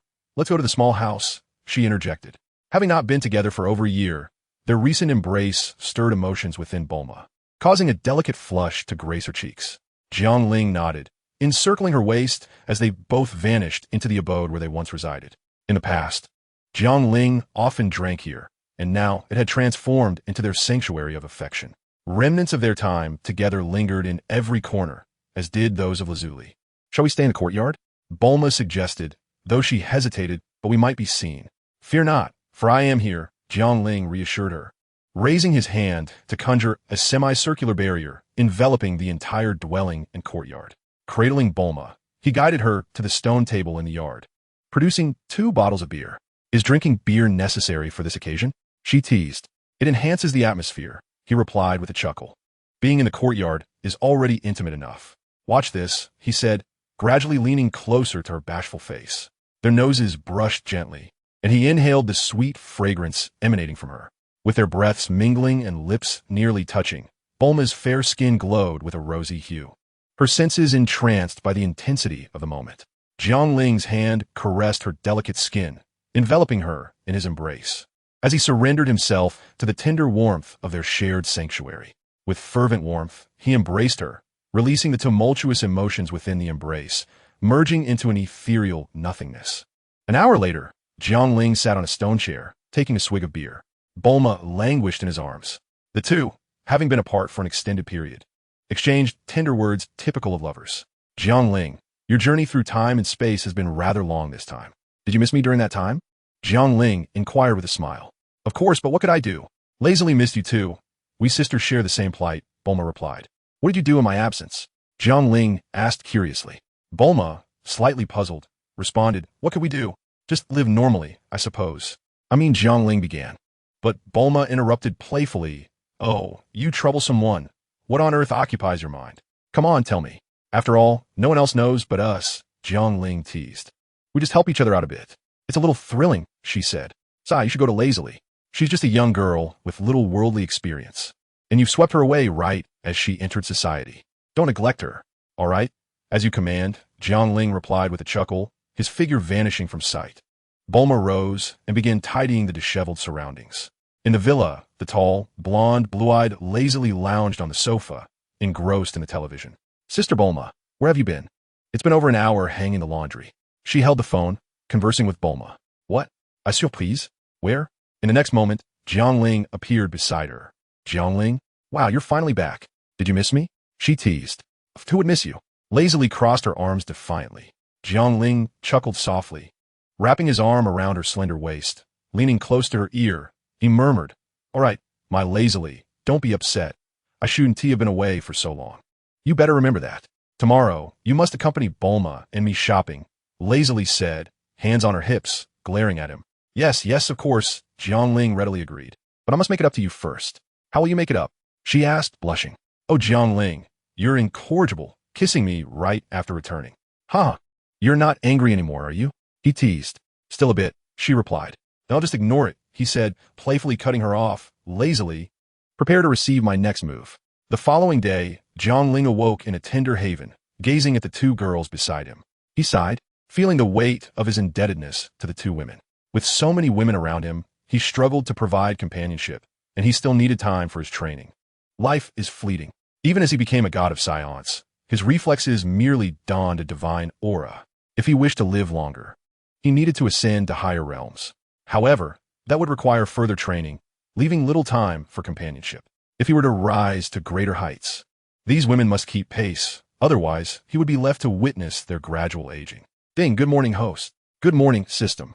The dual cultivation technique previously rewarded can perfectly resolve the concerns you just pondered. Oh, it can extend both parties' lifespans, enhance their strength, and more. Chapter 94. Guidance. Upon rising, Jiangling refrained from awakening Bulma and Lazuli, choosing instead to venture into the kitchen alone. After a short while, he retrieved his phone and ordered takeout, feeling that his culinary skills had waned from disuse, a consequence of being spoiled by Bulma and the others. When the delivery arrived, he roused the 2 slumbering beauties. Time to get up, you lazy kittens, he urged. Can't we sleep a little longer?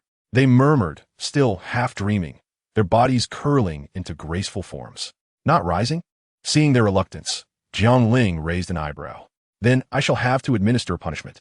In an instant, his hand came down with a resounding slap, echoing through the room. The sound of 2 sharp smacks rang out as he playfully swatted each of them. Ugh, Jiangling, you wretched boy. The 2 charming and exquisitely proportioned women sprang from the bed, hands instinctively covering their posteriors in a mix of indignation and embarrassment. The covers slipped away, revealing their luminous skin. Cough, cough, it's early. Put on some clothes, please, Jiangling said, swiftly turning to exit. Exchanging glances, Bulma and Lazuli pondered. Did he perhaps indulge a bit too much last night?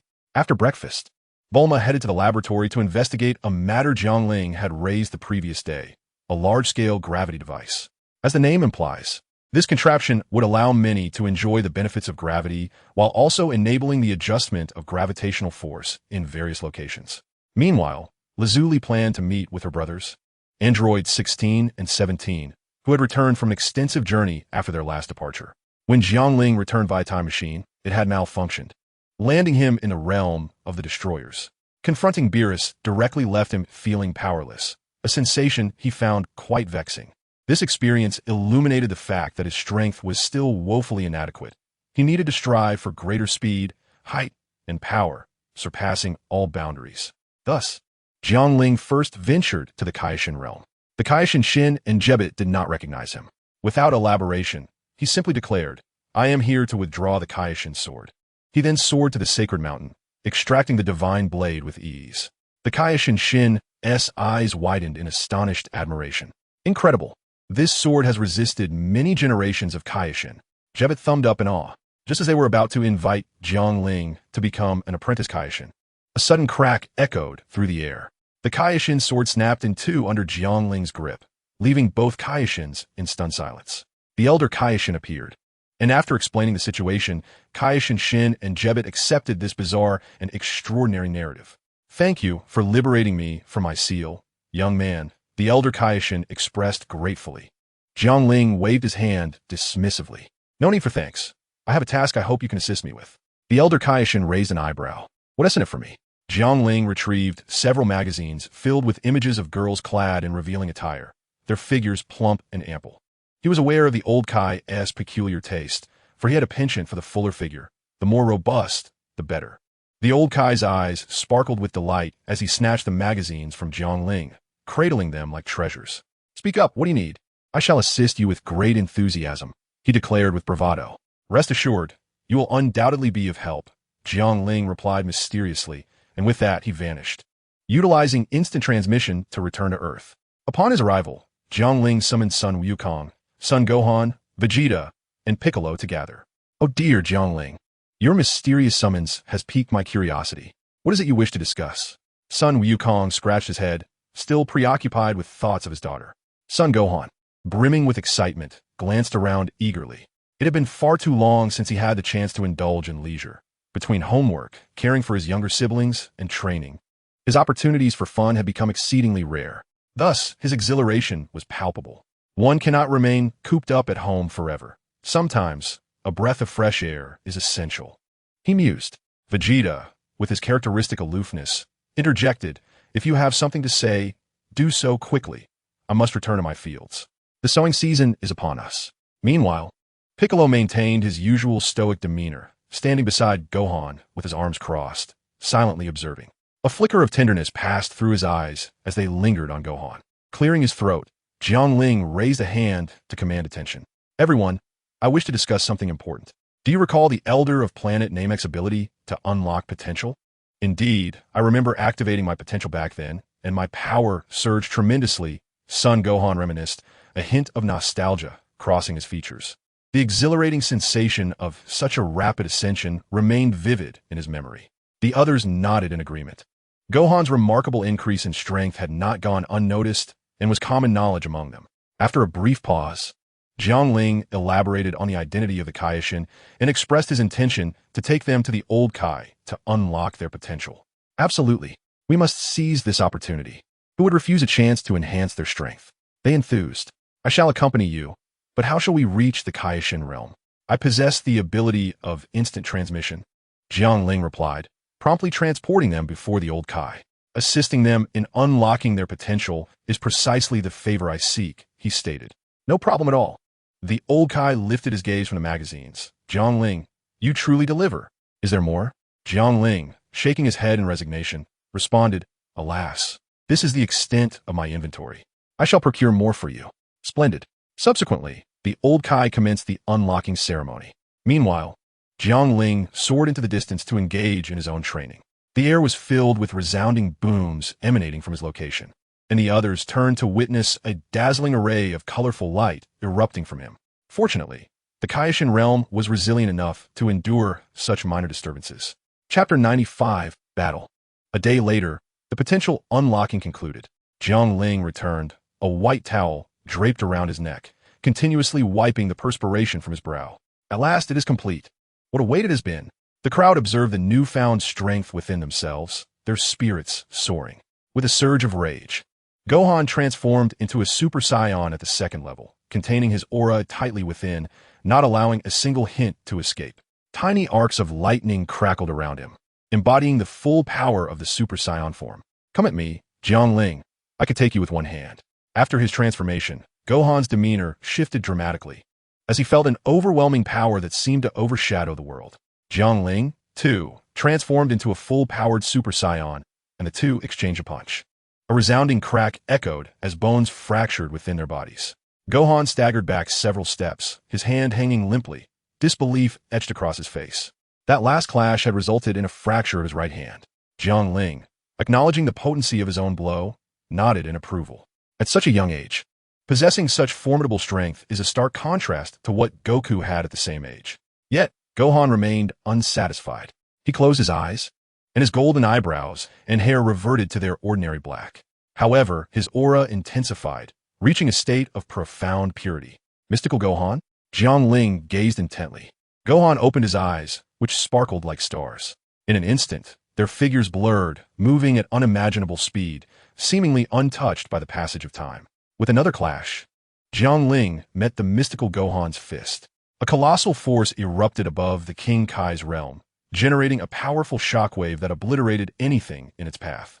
The red aura clashed against Gohan's translucent energy. Boom! Gohan, enveloped in crimson flames, was propelled through several mountain peaks. Jiang Ling stood still, watching as the red aura and hair gradually returned to their normal hue. Is this the Super Saiyan God? He mused, a shiver of fear coursing through him. I will catch up.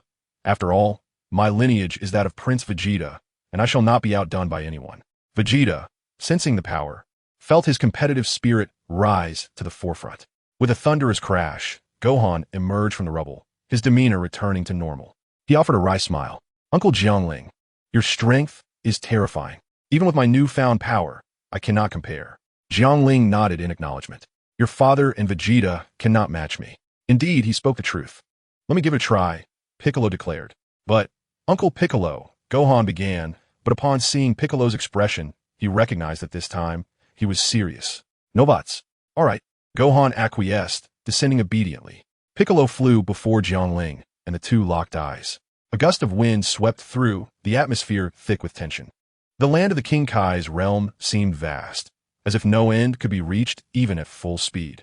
Sunlight bathed Jiang Ling and Piccolo, cloaking them in a golden radiance. In a flash, Jiang Ling appeared before Piccolo, delivering a sweeping kick. Boom! Piccolo braced himself, taking the hit head-on. A relentless exchange of blows ensued, as the two combatants clashed amidst the heavens. The sound of impacts reverberated like thunder, accompanied by the howling winds and the scattering of energy waves. The contest appeared evenly matched. However, Jiang Ling's ebony locks revealed his reliance on his standard form for battle. With a resounding thud, Piccolo was sent crashing to the ground, momentarily dazed. Son Gohan rushed to his side, offering support. Are you all right, Uncle Piccolo? Don't overexert yourself. Uncle Jiang Ling is quite formidable, he cautioned. Piccolo nodded, acknowledging, indeed, he is extraordinary. I felt it just now. That kind of power is beyond my current capability. He then addressed Jiang Ling in the sky. I concede, truly and wholeheartedly. Jiang Ling clasped his hands in a gesture of respect, replying, Thank you. Thank you. It is merely a result of 99% perspiration and 1% fortune that has brought me to this level. Enlightenment flickered in Piccolo's eyes. Uncle Jiang Ling is truly impressive, son Gohan remarked, lost in admiration. At that moment, son Goku and Vegeta appeared before Jiang Ling. Let us join forces this time. Goku proposed. Jiang Ling nodded in agreement. You should have done this sooner. With a swift motion, son Goku and Vegeta transformed into their Super Saiyan 2 forms, golden hair and brows, light green irises, their hair standing tall. An aura of golden energy enveloped them, crackling with electricity. If this is the extent of your strength, I fear you may not withstand my full power, Jiang Ling remarked, his gaze narrowing. We possess hidden techniques that we seldom employ, Goku replied, exchanging a knowing glance with Vegeta. They both understood the unspoken thoughts between them. In unison, they unleashed their golden auras, intensifying their presence. "Aya!" Goku let out a low growl. "Aya!" Vegeta echoed, their veins bulging as golden radiance consumed them. Their hair gradually lengthened, and as the golden light faded, their brows vanished, replaced by an overwhelming aura of dominance. "This is the Super Saiyan beyond Super Saiyan. A form I shall call Super Saiyan 3, Goku declared with a smile. Vegeta scoffed, eager to conclude the battle swiftly, as thoughts of his family awaited him at home. The Super Saiyan, 3 forms of Goku and Vegeta, exchanged glances before launching themselves toward Jiangling. A glint of determination shone in Jiangling's eyes as he instantaneously transformed into a Super Saiyan god, complete with red hair and crimson eyes. With a whoosh, 2 mighty punches surged toward him. Jiangling transformed his fists into open palms, effortlessly intercepting their strikes. Observing this, Vegeta retracted his hand and executed a kick, which Jiangling again blocked.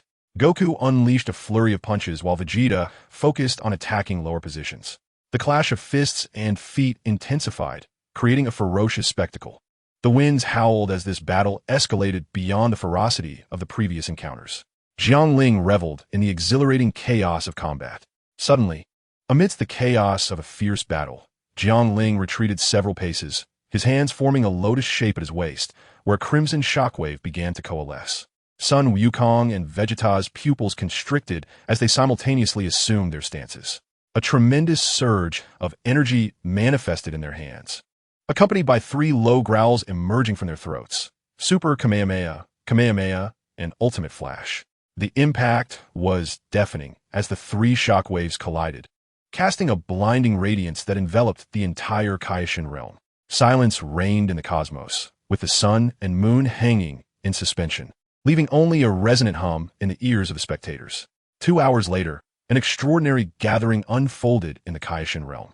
Jiangling, Sun Wukong, Sun Gohan, Vegeta, Piccolo, Kaioshin Shinji Bit, and the old Kaioshin reveled in the rhythm of music, drinking beer and singing joyfully.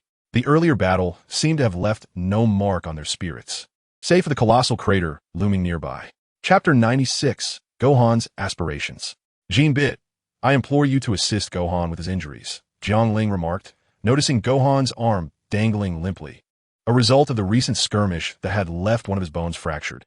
Gohan had endured the pain until now. There is no need for grand gestures. I can simply heal myself when I return, Gohan replied with a smile.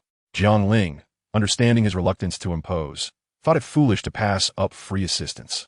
Gohan, heed my words, it's nothing serious. Jin Bit, please assist him. Jin Bit nodded, his hands glowing as he directed his energy towards Gohan. Moments later, Gohan's arm returned to its normal state, yet a look of disappointment crossed his face, leaving Jiangling puzzled. Why the dismay after being healed?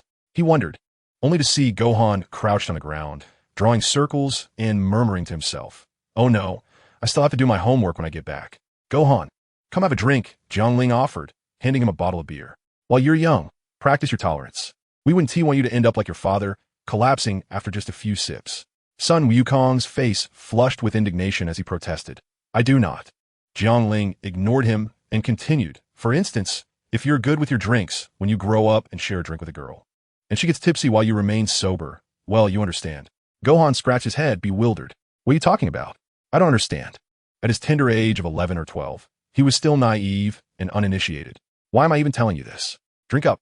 Jiangling patted Gohan on the shoulder, passing him a bottle of beer and a cigarette. Gohan, still confused, joined the revelry of the group. Jiangling stood up, downing a bottle of beer in one go before seizing the microphone.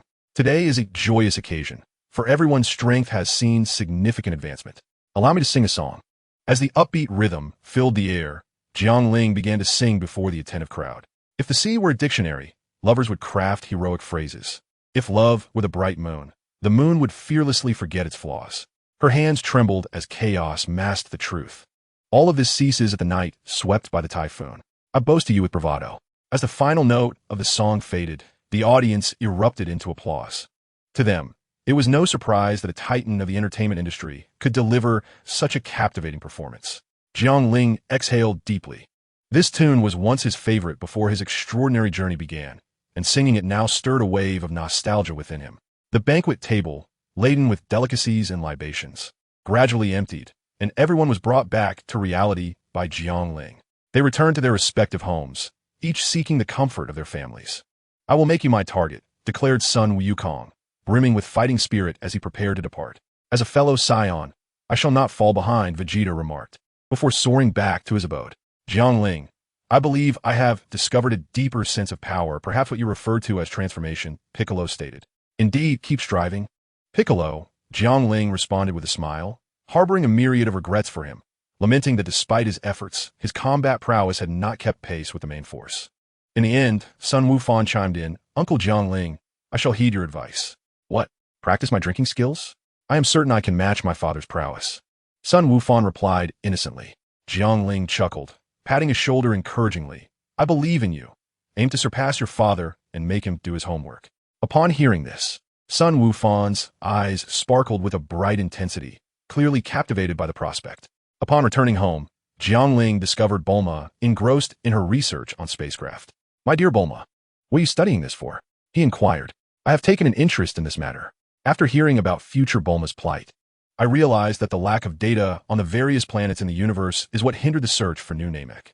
I do not wish to repeat the same mistakes in the future," she replied, lifting her head, her large eyes shimmering, though fatigue was evident on her face. Jiangling felt a pang of sympathy as he gently caressed her cheek. "You have been focused on this for an entire year? Wasn't there a spacecraft before?" he asked. Bulma forced a smile. "Are you referring to the ship to Namek? It was merely a modification. It does not utilize technology that belongs to us. Therefore, I must master these technologies to create a spacecraft that truly belongs to Earth." Jiangling pondered for a moment and suggested, "I can take you on a journey across the universe. Star charts and technology can also be obtained from the dragon." Bulma shook her head. "No. The technology acquired in such a manner is ultimately not the result of personal research. Only knowledge derived from one's own studies can genuinely elevate the civilization's technological advancement." Her concentration was intensely fixated on her research, and such prolonged stress was not conducive to her well-being. Seeing this, Jiangling smiled and said, "Why not take a moment to relax, perhaps like we did yesterday?" "Ha, you lecherous old man. What are you always thinking about?" Bulma's cheeks flushed slightly, but her demeanor seemed less tense. "Ha. Balance between work and rest is essential. You are exhausted. You should take a nap." "Don't worry, no training today," Jiangling declared as he firmly carried Bulma back to their room, preventing her from continuing her research. Her physical strength was formidable, yet extended mental strain could surely wear her down. With Lazili absent that day, it was just the two of them. Jiangling reclined on the bed, addressing Bulma beside him. "Please cease your research on the gravity device and focus solely on the spaceship. I have entrusted the gravity device to 2 future versions of Bulma." "Very well, sleep now," Jiangling gently murmured, enveloping Bulma in his embrace and softly patting her back. In his arms, Bulma felt the strength of his embrace and the essence of masculinity, which brought her an undeniable sense of comfort. Gradually she relaxed, and the weariness of her mind washed over her like a tide. Before long, she fell into a deep slumber. Jiangling gazed at Bulma's tranquil sleeping visage. Feeling a serene calm within, he reflected on Bulma's previously fiery temperament, which had gradually transformed since their time together. Jiangling smiled. This change was quite delightful. He then held her close and succumbed to sleep himself. On a small island, Lazili stood with her arms crossed, her golden hair cascading down, adorned with dangling earrings. Her face was beautifully made up, exuding an air of cold elegance. "Will you be living here from now on?" she inquired, looking at the 2 individuals before her, her brother number 17 and the robust number 16. Number 17, unchanged from the years prior, bore raven black hair and a stoic face, now displaying a hint of maturity. He shook his head and replied with a smile, "Number 16 will reside here while I will not. During my previous travels, I met a girlfriend and we now live together on a nearby island."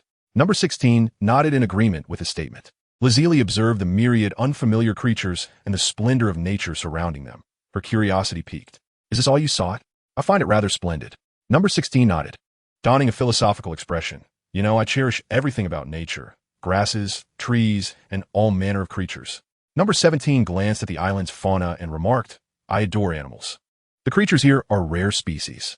My duty is to protect them from poachers, and besides, we both earn a salary here." Lazili smiled. her concerns alleviated upon witnessing their contentment. Sis, enough about me. What about you?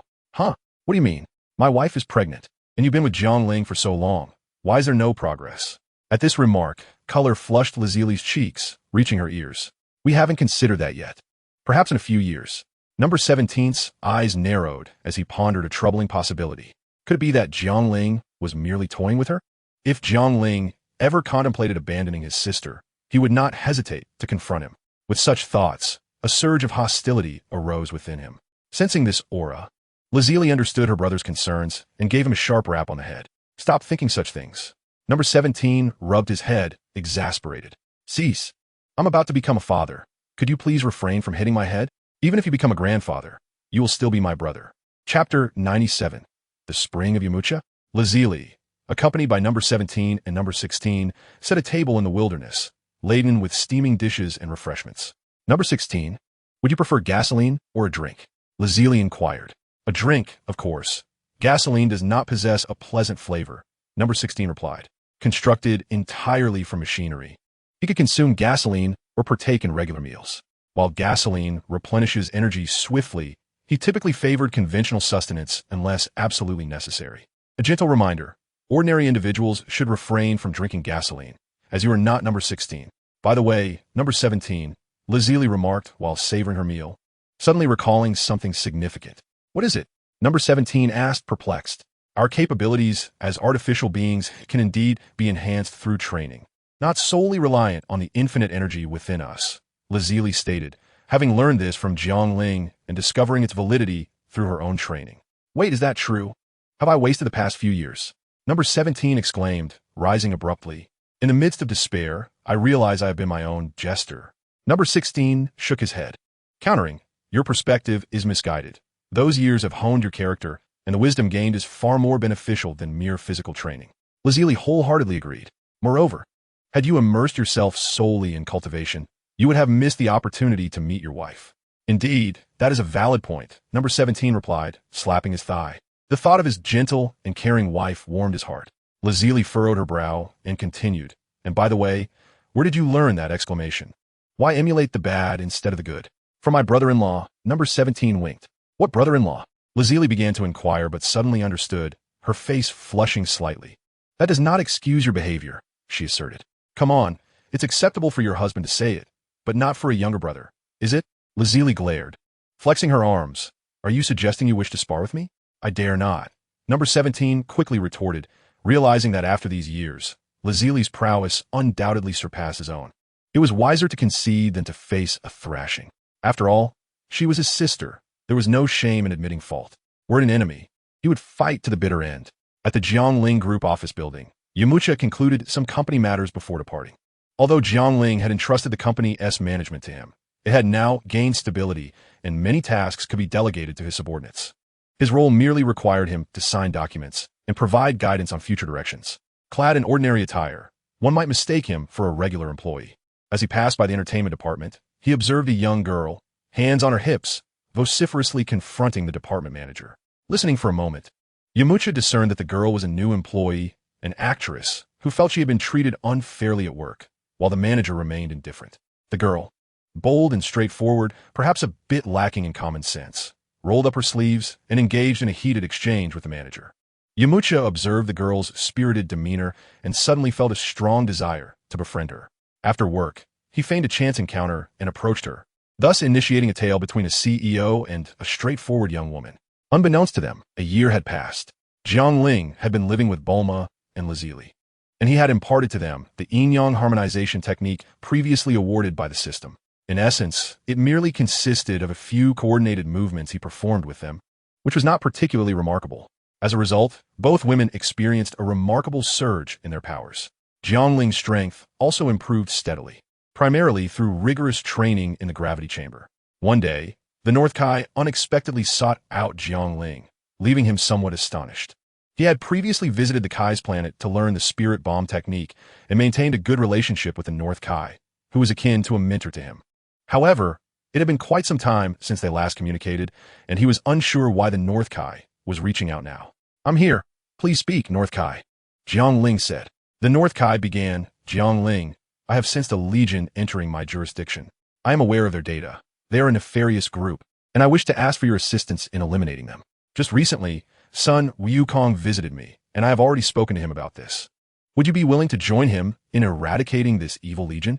The North Kai conveyed a lengthy message, but the essence was clear. He was assigning a mission for Jiangling and Sun Wukong to vanquish the malevolent forces. Jiangling nodded in agreement, viewing it as a worthwhile distraction. Chapter 98. Clin's training results in the vast expanse of the universe, on a certain planet in the North Galaxy, a day prior. The inhabitants lived in harmony, with nature thriving and radiating a vibrant vitality. However, the arrival of a colossal warship transformed everything. In a single day, a gigantic tree sprouted on the planet, draining its nutrients. The vegetation withered, and the vitality of the animals gradually diminished. The planet became dreary, and its human residents suffered greatly, surrounded by an aura of decay.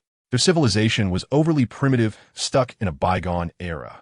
At this moment, their king commanded the gathering of an army to combat the malignant tree. The entire planet faced a critical juncture. To resist was to choose death. Once the army of hundreds of thousands assembled, a spacecraft appeared overhead and unleashed a bombardment. Thousands vanished without a trace, instantly subjugating the indigenous populace. Had it not been for the trees' need to absorb the life force of these humans, the ship would have annihilated them all. "Curse it!" exclaimed a well-dressed king, slamming his hand on the armrest of his chair in frustration. "Is my Jitai Mei dynasty destined for ruin? Issue a decree. Whoever can vanquish this tree shall have all my daughters. If the victor is a woman, then all my sons shall be hers." A minister cautioned, "Your Majesty, this is unwise. The princes and princesses are invaluable. We cannot allow just anyone to tarnish their honor. Please retract your command." "And do you have a solution?" the king inquired. "No, I do not." Upon hearing this, the king raised his brow and declared in a fierce tone, "In this critical moment of life and death, should anyone be capable of resolving our plight, it would be a person of extraordinary ability. Regardless of their status, if they can solve this matter, we would be fortunate to have them. Yet you stand in the way of such a savior. What is your true intention? Seize him and execute him at once." The minister, taken aback, was dragged away by two guards, still shouting, "Your Majesty, please reconsider." I withdraw. This foolish king, what have you done?" With this decree issued, the news spread across various regions, reaching every corner of the planet's populace. Yet, no one stepped forward. Before a public notice stood Jiangling, Sun Wukong, and Krillin, who gazed at the announcement with astonishment. "This is quite a generous offer," Jiangling remarked. "Indeed, the king is willing to invest significantly," Sun Wukong added. Krillin, however, scrutinized the notice, his eyes flickering with contemplation. After a moment, he spoke. "Jiangling, Wukong, this time I shall take action." "Oh, what has prompted you to take the initiative?" Jiangling asked with keen interest. Clearing his throat, Krillin responded earnestly. "I observe that the people here lack martial spirit, and I wish to propagate Master Wu Tian's martial arts." Upon hearing this, Jiangling and Sun Wukong exchanged a knowing glance. "Very well, we shall see how you perform. The enemy is not particularly formidable. With your current strength, you should manage effortlessly." Jiangling laughed heartily. High atop a colossal tree rested a spacecraft, dwarfed by the immense trunk beneath it. 7 or 8 individuals gathered beneath the ship, drinking and celebrating. "My lord, just one more day, and the spirit tree shall bear fruit," one remarked. "Indeed, my lord, may I be granted a piece of the bounty?" they speculated, their eyes drawn to a robust man seated at the head of the table. This man, with a slightly dark complexion and a tail wrapped around his waist, bore an uncanny resemblance to Sun Wukong. Indeed, he was Dale's. He laughed heartily, waving his hand grandly. "No problem. The vitality of this planet is quite robust, and the fruits produced shall be far more abundant than before. Each of you shall receive one." His subordinates were overjoyed. They had merely jested, not expecting their notoriously stingy lord to be so generous. Dale's harbored his own schemes, by occasionally granting his subordinates small favors. He ensured their gratitude and significantly enhanced their fondness for him. "My lord, where shall we go next?" they inquired. Indeed, having traveled such a distance to the northern galaxy, we must have a destination in mind, they pressed. Dale smirked and nodded. "Previously, this area belonged to Frisia, and we maintained a non-aggression pact. However, now that Frisia is deceased and his forces are fragmented, we have our opportunity. Our next target shall be Earth." He was aware of Frisia's demise, though the details eluded him. Yet this did not hinder his intent to absorb the planet's life force via the spirit tree. Unbeknownst to them, the gathering had lasted an entire day. A few of the younger subordinates, in high spirits, had even abducted several human maidens for a silver soiree before returning them with care. It must be time. The spirit tree should have borne fruit by now. One mused. A group of subordinates was already brimming with impatience.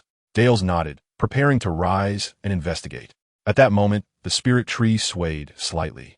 The subordinates exchanged glances, and Dale's expression darkened. It seemed there were those who dared to challenge him. "Follow me," he commanded his followers as he soared downwards. Upon reaching the base of the tree, they beheld Jiang Ling accompanied by the king uncle, Krillin, and son Wukong. "How could someone look exactly like our leader?" One of the subordinates exclaimed. Could he be the leader's brother? Or perhaps an illegitimate child come to seek him out? Another speculated. No, what if he is actually the leader's father? The notion sparked a lively discussion among them. Dales, dismissing their chatter, turned his gaze to son Wukong, his eyes glinting with curiosity. "You must be Bardock's son," he surmised. "Bardock?" Son Wukong pondered for a moment before nodding. "I've heard that fellow Vegeta mention him." Dale smirked. "That power you displayed earlier was indeed yours, but in my eyes, Bardock's son is merely insignificant." He was overly subjective and failed to perceive any substantial threat from the three companions by Wukong's side. Unexpectedly, Wukong shook his head. "No, that wasn't me. I didn't come here to battle you, nor am I interested in you." With that, he exchanged a knowing glance with Jiang Ling, and together they retreated with the king uncle, leaving Krillin alone to face Dales and his band of subordinates. "Ha ha ha, this short bald guy thinks he can fight us? How absurd," one of them mocked. "Indeed, he doesn't even have a nose. He is clearly a weakling." The subordinates erupted in laughter, and even Dales scoffed derisively. They possessed battle power detectors, which displayed Krillin's woefully low combat power. Little did they know, Earth warriors often concealed their true energy, unfazed by the incessant ridicule. Krillin took it all in stride, having endured much worse. His previous girlfriends had often criticized him for being short, bald, and unimposing. With a sigh, Krillin resolved to stop hiding his strength. He would unleash his full potential. A surge of immense energy erupted from him, sending dust and leaves swirling away, creating a vacuum around him. In an instant, he transformed into a muscular figure, his stature and physique expanding significantly. The battle power detector worn by Dales began to emit a series of frantic beeps. 30,000, 100,000, 300,000, 500,000, 1,000,000. The readings continued to ascend beyond comprehension, as the device could not withstand the overwhelming force. The same astonishment rippled through the other subordinates as they gasped in disbelief. How is this possible? Our leader only possesses a combat power of 600,000. How could this bald man exceed 1,000,000? They muttered in shock. No, he isn't merely at 1 million. The detector's limit is just that. His true power must be well above 1 million, but we have no way of knowing how much more. It's terrifying. What do we do? Someone save me. Darius scornfully uttered a remark, casting a glance at Klin, his lips curling into a confident smirk. Is that all? Farewell. In a swift motion, Darius darted into the spirit tree, vanishing from sight, leaving a group of bewildered subordinates behind. What the hell, boss? You can't just abandon us and run off alone. Wait for me. Seeing this, the subordinates attempted to flee as well, but their short legs hindered them. They began to kneel, pleading for the bald leader to spare them, promising to turn over a new leaf and reform. Klin, however, would not let them off the hook. These individuals treated ordinary people with brutal ruthlessness, and each held the lives of several planets in their hands. Despite the scars etched on Klin's head, he would not utter any sanctimonious words about relinquishing the sword and becoming a Buddha. Such sentiments were reserved for Wukong alone. With remarkable speed, Klin surged forward like a force of nature. In mere moments, the subordinates lay sprawled on the ground, devoid of life. In the distance, Jiangling nodded in approval. Klin was handling the situation adeptly, unlike Wukong, who often refrained from using his full strength at the outset and allowed enemies to escape. While one might romanticize this as a childlike heart, others might see it as pure naivety. Wukong, covering his face with one hand, found himself caught between laughter and tears. "Stop scolding me. I've changed." Beside him, the king, his eyes sparkling, murmured to himself, "I never anticipated that this seemingly ordinary bald fellow would possess extraordinary martial prowess. If my daughter marries him, her lineage will be formidable." He felt increasingly justified in his decision. Following the energy signature, Klin discovered Darius nestled within a tree hollow. At that moment, Darius stood amidst a sea of fruit cores, aware that escape was futile. He consumed both his previous stock and the newly harvested fruits, his combat power surging to over 1,000,000.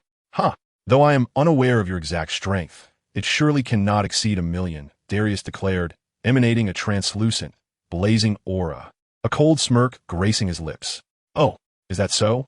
Clint shook his head, oblivious to his true combat potential, but certain it far surpassed a mere 1,000,000. Pausing momentarily, he continued, to truly dishearten you, I shall unleash my ultimate technique. No sooner had he spoken than a fierce red aura ignited around his robust frame, his energy escalating tenfold, the tenfold Kaioken. With a towering red flame enveloping him, Clint fixed a cold gaze upon his adversary. The malevolent aura radiating from Darius reminded him of his first encounter with the Saiyan Vegeta on Earth, a rather unpleasant memory. However, he now possessed the strength to dominate this wicked Saiyan before him. The tables had turned. Once upon a time, he had been on the receiving end of a beating from evil Saiyans, but now he was the one delivering the punishment. How is this possible? Darius exclaimed, his eyes widening in shock. This cannot be. How can such formidable power exist in this world? Clint smirked. You have yet to witness true power. Frieza, with a combat strength exceeding 100,000,000, was defeated by Wukong in the past. Should Frieza return now, Wukong would eliminate him in an instant. Upon uttering these words, Dales collapsed to the ground, his legs rendered useless. How could this be? He murmured incessantly, his complexion growing increasingly twisted, erupting into a maniacal laughter. If I am to perish, then you shall meet your demise as well. A colossal wave of energy coalesced in his grasp, as he prepared to obliterate this planet in a mutual destruction. A sly smile crept across Clint's lips. He had anticipated this move. However, with his current prowess, neutralizing the threat was remarkably simple. In a flash, Clint appeared behind Dales with a speed imperceptible to him, delivering a devastating punch that pierced through his abdomen. The anguished cries of Dales echoed as he coughed up blood, the energy in his hands dissipating entirely. Clint retaliated by conjuring a crimson shockwave, enveloping Dales in a blinding light, amidst his horrified, despair-laden gaze, filled with an intense will to survive. The brilliance engulfed the hollow of the tree, as the shockwave utterly reduced Dales to ash, leaving not a trace behind. A gaping hole was blasted into the walls of the hollow, with remnants of the shockwave shooting forth into the cosmos. Clint stood with his hands clasped behind his back, his expression contemplative, devoid of guilt. He understood that Dales met his fate justly, and the lives extinguished by his hand were countless. After a while, Jiangling, son Wukong, and Uncle King convened atop the tree. Let us eradicate this colossal tree and restore life to the planet. Though some vitality has already been lost, we can at least rejuvenate its essence, allowing nature to reclaim its verdant splendor. In a year's time, everything shall return to its former glory, Jiangling proposed. Both son Wukong and Clint nodded in agreement, endorsing the suggestion. Uncle King gazed at them with gratitude, expressing his appreciation for their contributions to the Jitai Mei planet. Thank you truly. Allow me to treat you to a delicacy from our world, an egg laid by a chicken only once every 2.5 years. Chapter 100, A Gift for Bulma. The trio combined their efforts to dismantle the enormous spirit tree. The wood transformed into countless specks, returning to the planet, revitalizing the grass, trees, insects, beasts, and the very soil. The planet's vitality was restored significantly. That evening, Jiangling, son Wukong, and Clint enjoyed a sumptuous dinner, courtesy of the king, accompanied by a plethora of songs and dances. However, when it came time to rest, Clint had vanished.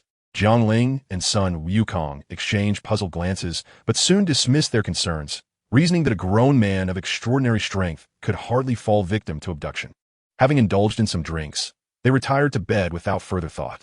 The following morning, Jiangling and Wukong rose early, only to encounter several princesses, their faces aglow with satisfaction, approaching with Clint in tow. Clint sheepishly rubbed his gleaming bald head and said, Jiangling, Wukong, I believe I shall remain on this planet.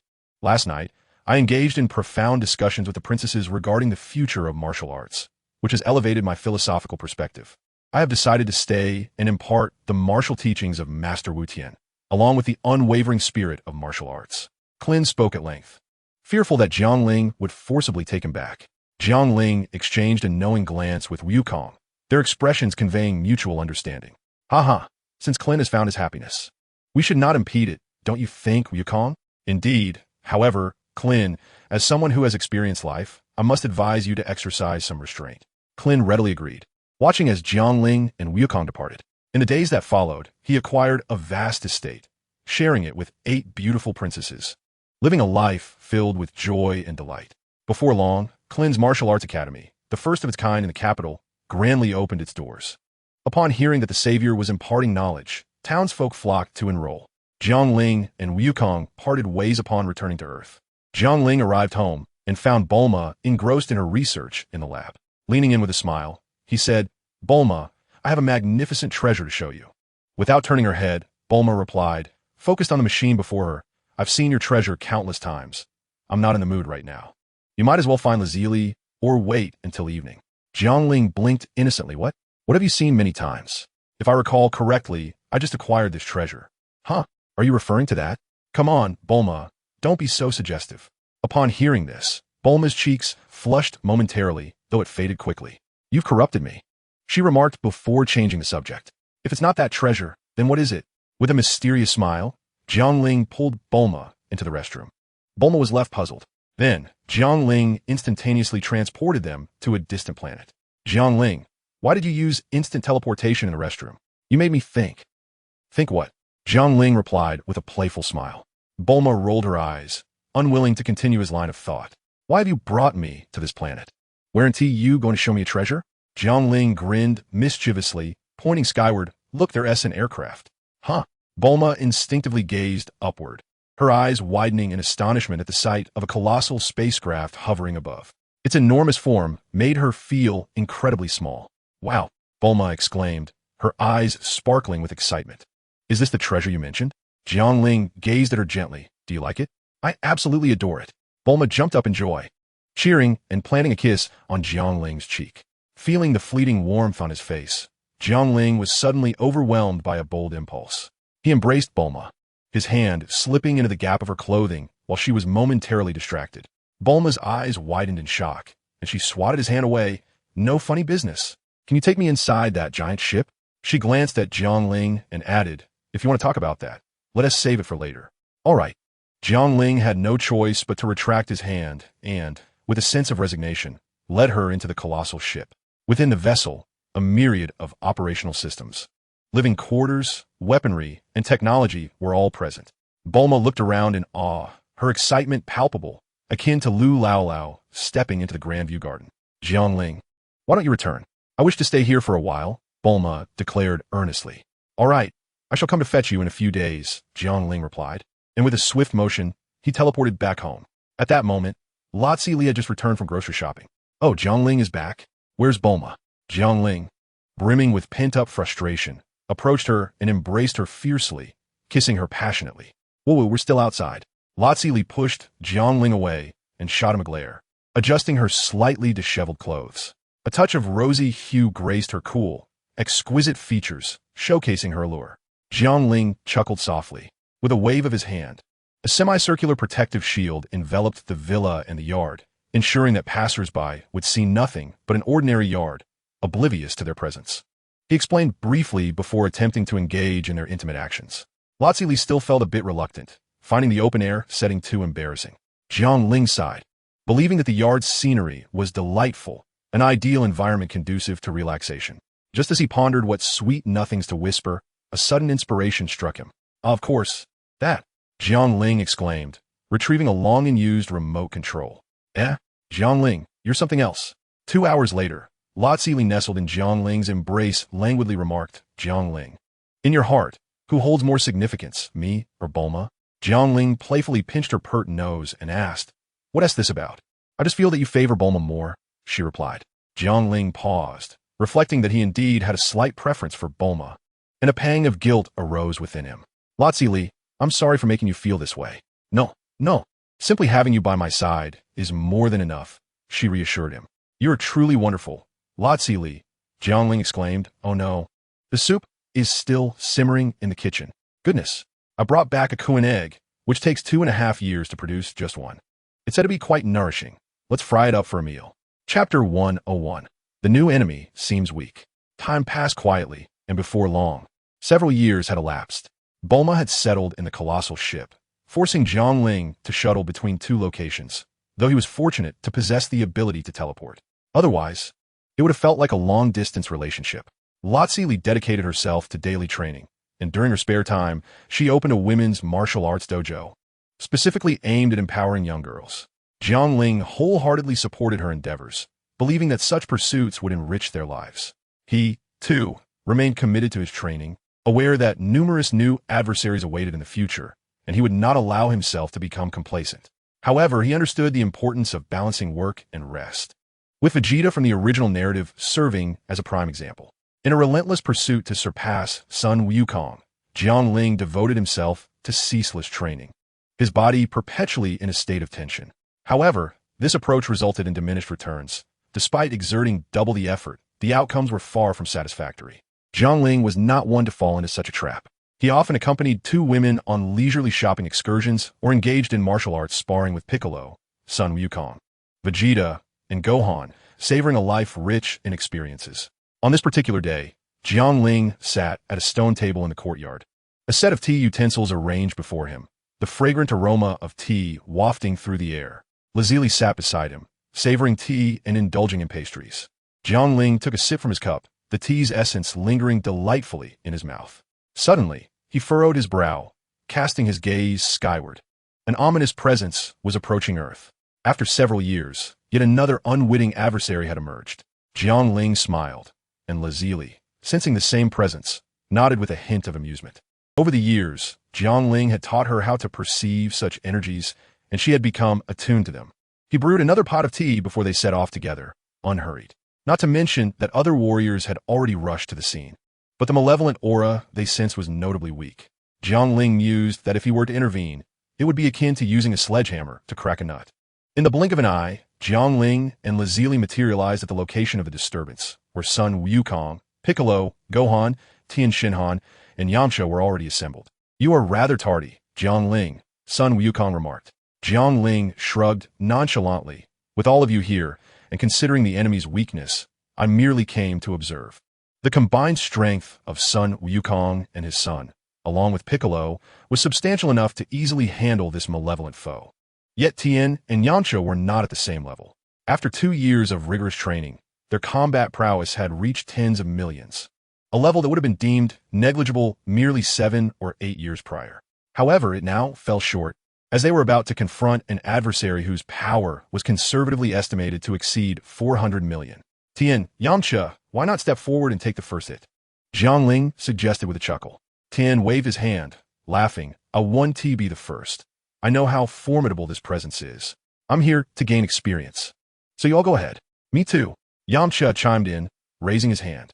Jiangling felt a hint of exasperation. At that moment, Lazili interjected, "Allow me to handle this. It's been a while since I've engaged in battle." Jiangling nodded in agreement. "Very well, go and have some fun." In the sky, a spaceship descended slowly. With a hiss, the hatch opened, and a multitude of henchmen poured out, accompanied by a sinister laugh. "Is this Earth? The place where my father and brother met their end?" A figure emerged from the hatch, reminiscent of Frieza. As Jiangling beheld him, the name Cooler instantly sprang to mind. Cooler had appeared in the film adaptations, yet he was absent from the original Dragon Ball storyline. He is Frieza's elder brother and the firstborn son of King Cold. Upon arriving in the North Galaxy, he has absorbed considerable power from both his brother Frieza and their father, King Cold. At this moment, his dominion over the North Galaxy seems invincible.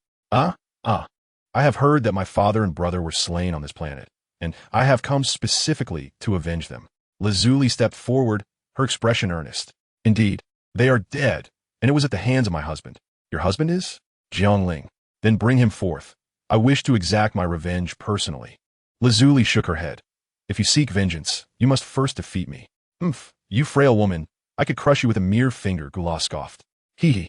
Lazuli responded with a derisive laugh. "Then let us see. I want you kneeling on the ground, singing Conquer." Sun Wufan's eyes lit up upon hearing this. I never imagined Jiangling's song could be interpreted in such a manner. Gula, unfamiliar with Earth's melodies, could not grasp the meaning, yet he discerned the mockery in her tone. A savage glint flickered in Gu La's eyes as he extended his palm. 5 beams of light converging at his fingertips, shooting towards the crowd. Crack, crack, crack, Sun Wukong casually swatted away, 3 incoming energy beams, sending them soaring into the sky. 2 beams, however, were still directed at Jiangling and Lazuli. Jiangling flicked his fingers, and the 2 beams were instantly extinguished. Jiangling, do not intervene. It was agreed that I would take the lead, Lazuli asserted as she stepped forward. Very well. Jiangling, Sun Wukong, Sun Wufan, Piccolo Tian Shinan, and Yamcha retreated to a distance, observing the battle from afar. With a wave of his hand, Gu La's minions scattered like birds taking flight, retreating far from the scene. They were weak, not foolish. They understood the terrifying energy their lord wielded, and even a mere ripple could inflict catastrophic consequences. They would not escape unscathed. The battlefield was left with only Lazuli and Gu La, their gazes locked in a fierce exchange. Time passed, 1 day, then 2. At last, Gu La could not restrain himself any longer. He swiftly closed the distance, launching a punch at Lazuli. Her icy expression betrayed no emotion, yet her movements were precise. She extended her palm, effortlessly blocking Gu La's punch, then countered with a punch of her own. A small fist, yet it contained immense power. Bang! Gu La crossed his arms defensively, absorbing the impact of her strike. He staggered back a few steps, astonishment flickering in his eyes. How powerful! To think she could send me back several meters. Despite realizing Lazuli's superiority, he refused to yield.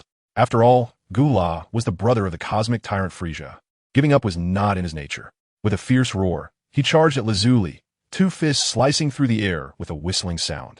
Lazuli slightly lowered her stance, exhaling as she faced the oncoming fists, and swiftly retaliated with 2 punches. Bang! Bang! The sound of bones cracking echoed ominously.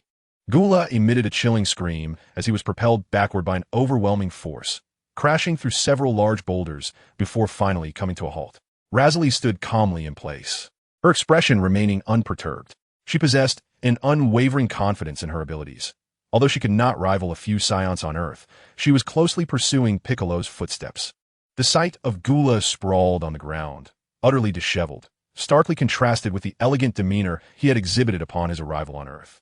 The onlookers began to engage in conversation. Yamcha remarked, "How terrifying. Jiangling, how do you manage to live with such a formidable woman every day?"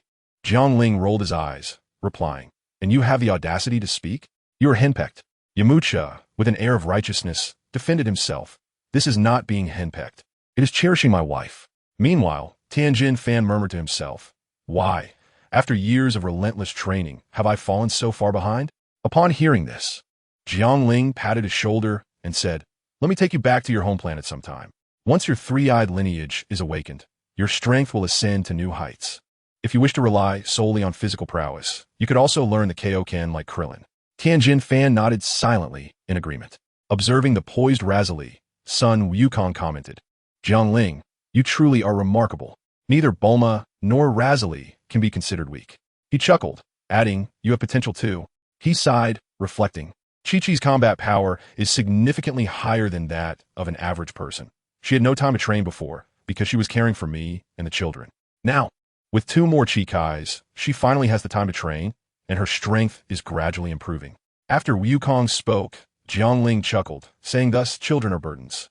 While I do desire them, it seems they are not inclined to that idea at the moment." Gohan shuddered at the thought of his mother's pursuing him daily to teach him training. The minions of Gula's army, witnessing their leader being so thoroughly defeated by a woman, began to murmur amongst themselves, "What has happened to our king? How could he be bested by a female from Earth?" One whispered, "Is it possible that our king is so weak? Have I aligned myself with the wrong leader?" Another speculated, "In my opinion, our king is not as formidable as he claims. He only bullies us lowly minions." Another added, their voices filled with resentment.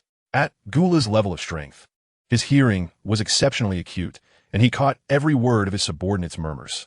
Slowly, he rose to his feet, his arms hanging limply at his sides, casting a menacing glare at the nonchalant Razali.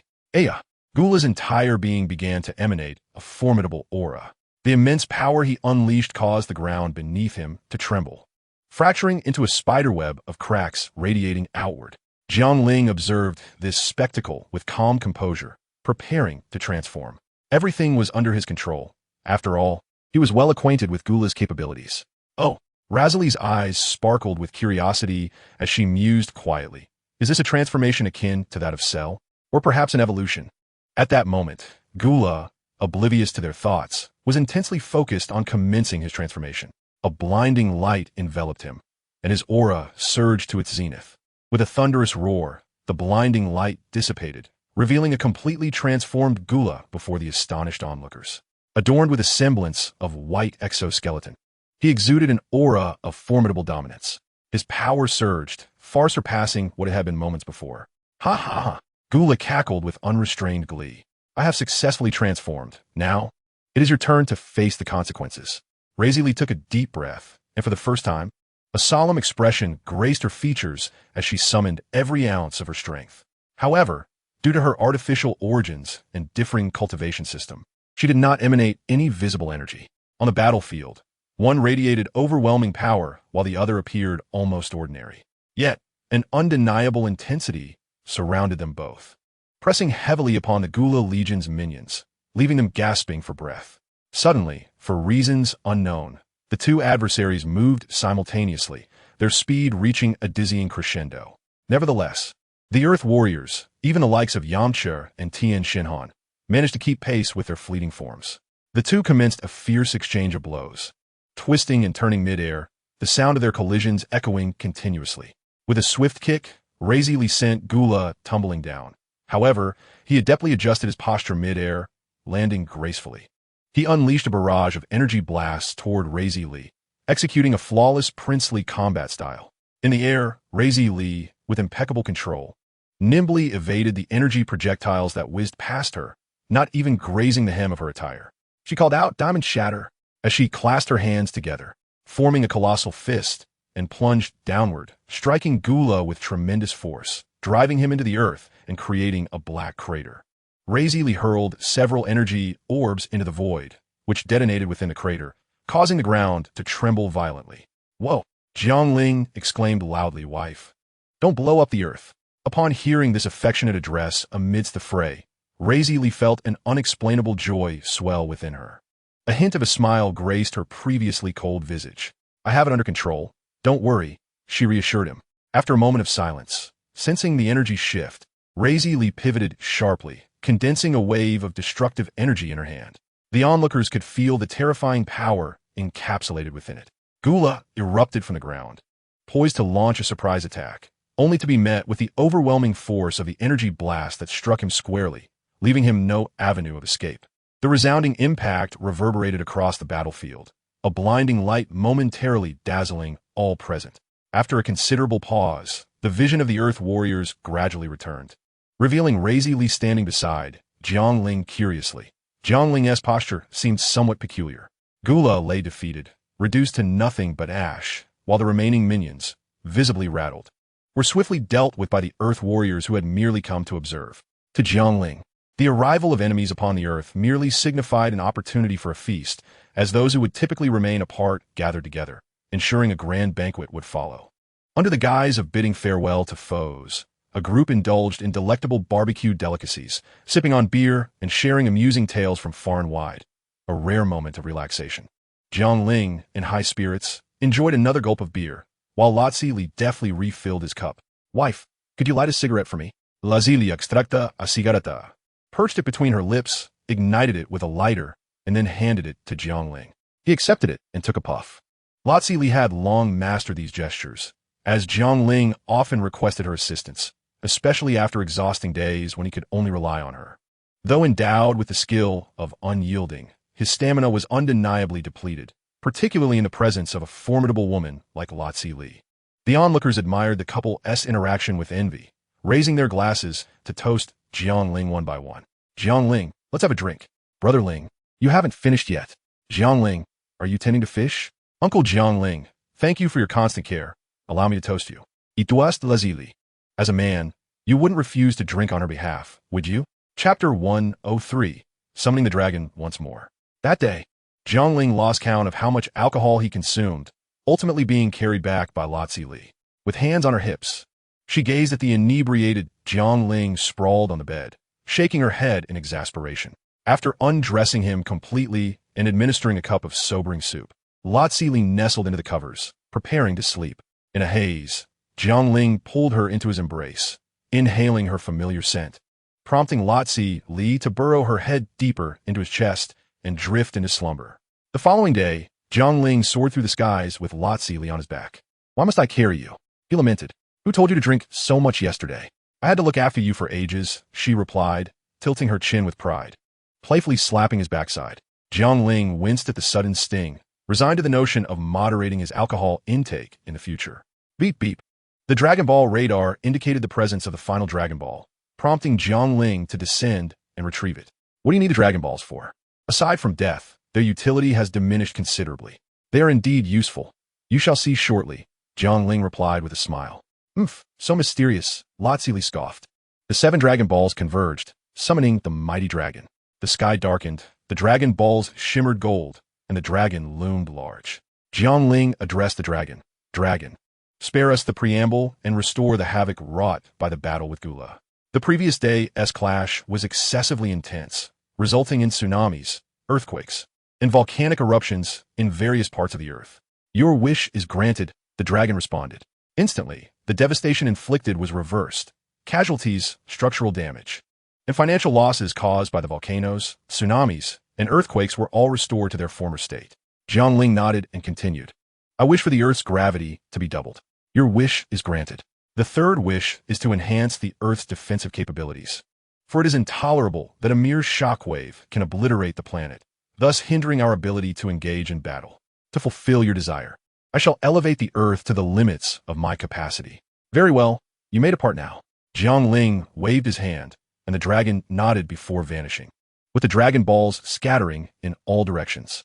Sensing the alteration in gravity on Earth, Lotzi Li inquired with curiosity, "Why increase the gravity?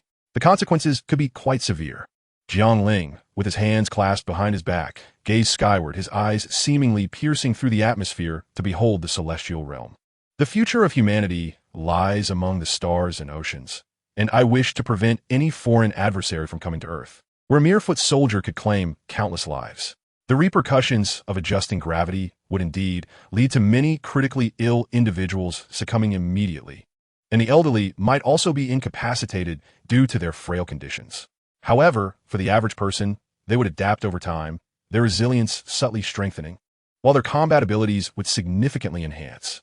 All of this is worth the temporary suffering, as it would render humanity no longer feeble." Upon hearing this, Lotzi Li's eyelids drooped slightly.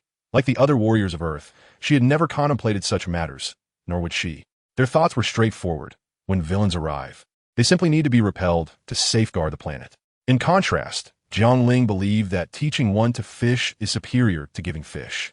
Empowering humanity to elevate their strength is the true solution, while Earth's warriors remain in the shadows, emerging only when ordinary people cannot resolve the crisis. Lotzi Li's eyes sparkled with admiration, finding Jiangling exceedingly handsome at that moment. Jiangling grinned and promptly took her into a nearby grove.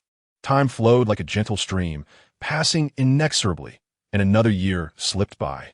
Jiangling emerged from the gravity chamber after enduring a training regimen of 1,000 times Earth's gravity, stepping out to relax. Noticing Lotzi Li was absent from home, he was not particularly surprised, for she had a side venture, operating a martial arts dojo where she trained female disciples. Reflecting on this, he realized he had yet to visit her dojo since its inception. After a refreshing shower to cleanse himself of sweat, he donned casual attire and made his way to Lotzi Li's dojo in the western capital. Upon entering, the receptionist merely cast a fleeting glance his way without acknowledging him. Previously, there had been lecherous individuals attempting to sneak in with ill intentions, all of whom had met with a grim fate at the hands of Lotzi Li, the dojo master, resulting in their transformation into eunuchs, a cautionary tale indeed. From the receptionist's perspective, if Jiangling were to enter with anything less than propriety, another eunuch would join the world. Strolling into the training area, he observed Lotzi Li instructing a group of young girls in basic defense and offense techniques. Finding it somewhat mundane, he settled onto a nearby chair. After a while, Lotzi Li instructed the girls to practice independently and approached one of them. Jiangling lifted his gaze and was taken aback. Was that not Biddy Li, one of his beloved companions from Future World? He marveled at how she had blossomed into a graceful young lady in this realm as well. Moreover, she still possesses that striking demeanor. When I first encountered her at the martial arts conference, she was merely an 11 or 12-year-old girl. Lazili seated herself beside him, smiling as she inquired, "What brings you to seek me out today?" I've missed you, he replied. Always jesting, never serious. Allow me to introduce, this is Bidalai, the daughter of Satan. You must be aware of her, Lazili casually remarked. Naturally, Jiangling was aware and smiled as he said, Bidalai, I never anticipated you would grow up so much. It feels like just yesterday at the martial arts conference when you were merely 11 or 12. Indeed, brother Jiangling. I have a vivid memory of you from back then. Upon seeing Jiangling, Bidalai first recalled his remarkable presence at the martial arts conference. Then her clandestine observation of him and Lazili, their skin touching, eliciting an inexplicable feeling within her. Chapter 104, A Reunion with the King of the Realm. Bidalai was invited by Lazili to dine at her home. Bidalai, your abilities are quite commendable. You could further strengthen yourself. Why not train alongside me? Lazili expressed her admiration for talent. Bidalai had been training diligently for several years, her fervor for martial arts evident to Lazili, particularly in the past year. With Earth's gravity doubled, Bidalai's performance was unparalleled. Really? Bidalai's eyes sparkled with excitement. At the martial arts conference, she had witnessed Lazili's strength and had always aimed to emulate her. Thus, when she fortuitously encountered Lazili opening a dojo, she eagerly joined. Indeed, and Jiangling can also teach you some advanced techniques, Lazili nodded. Bidalai was elated. Having the champion of the martial arts conference as her mentor was beyond her wildest dreams. Moreover, she felt an inexplicable affection for Jiangling, yearning to be closer to him. Thus, upon hearing this, she readily agreed. Meanwhile, Jiangling touched his nose, pondering whether this was fate.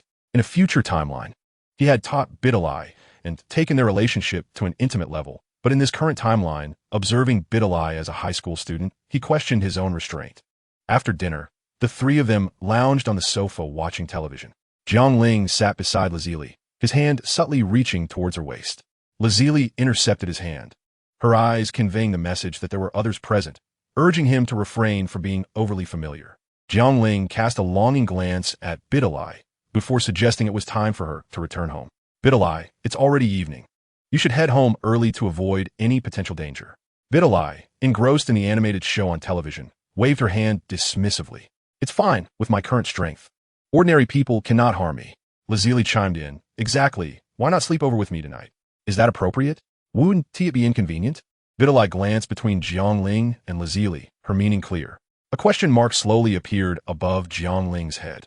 Did she truly recognize the potential inconvenience? Lazili, noticing Jiangling's expression, smiled triumphantly and said to Bidalai, There's no issue of convenience. You'll be sleeping with me tonight. Indeed, Sister Lazili is truly wonderful. Jiangling observed their amicable demeanor with a hint of resignation, realizing that tonight's plans must be abandoned.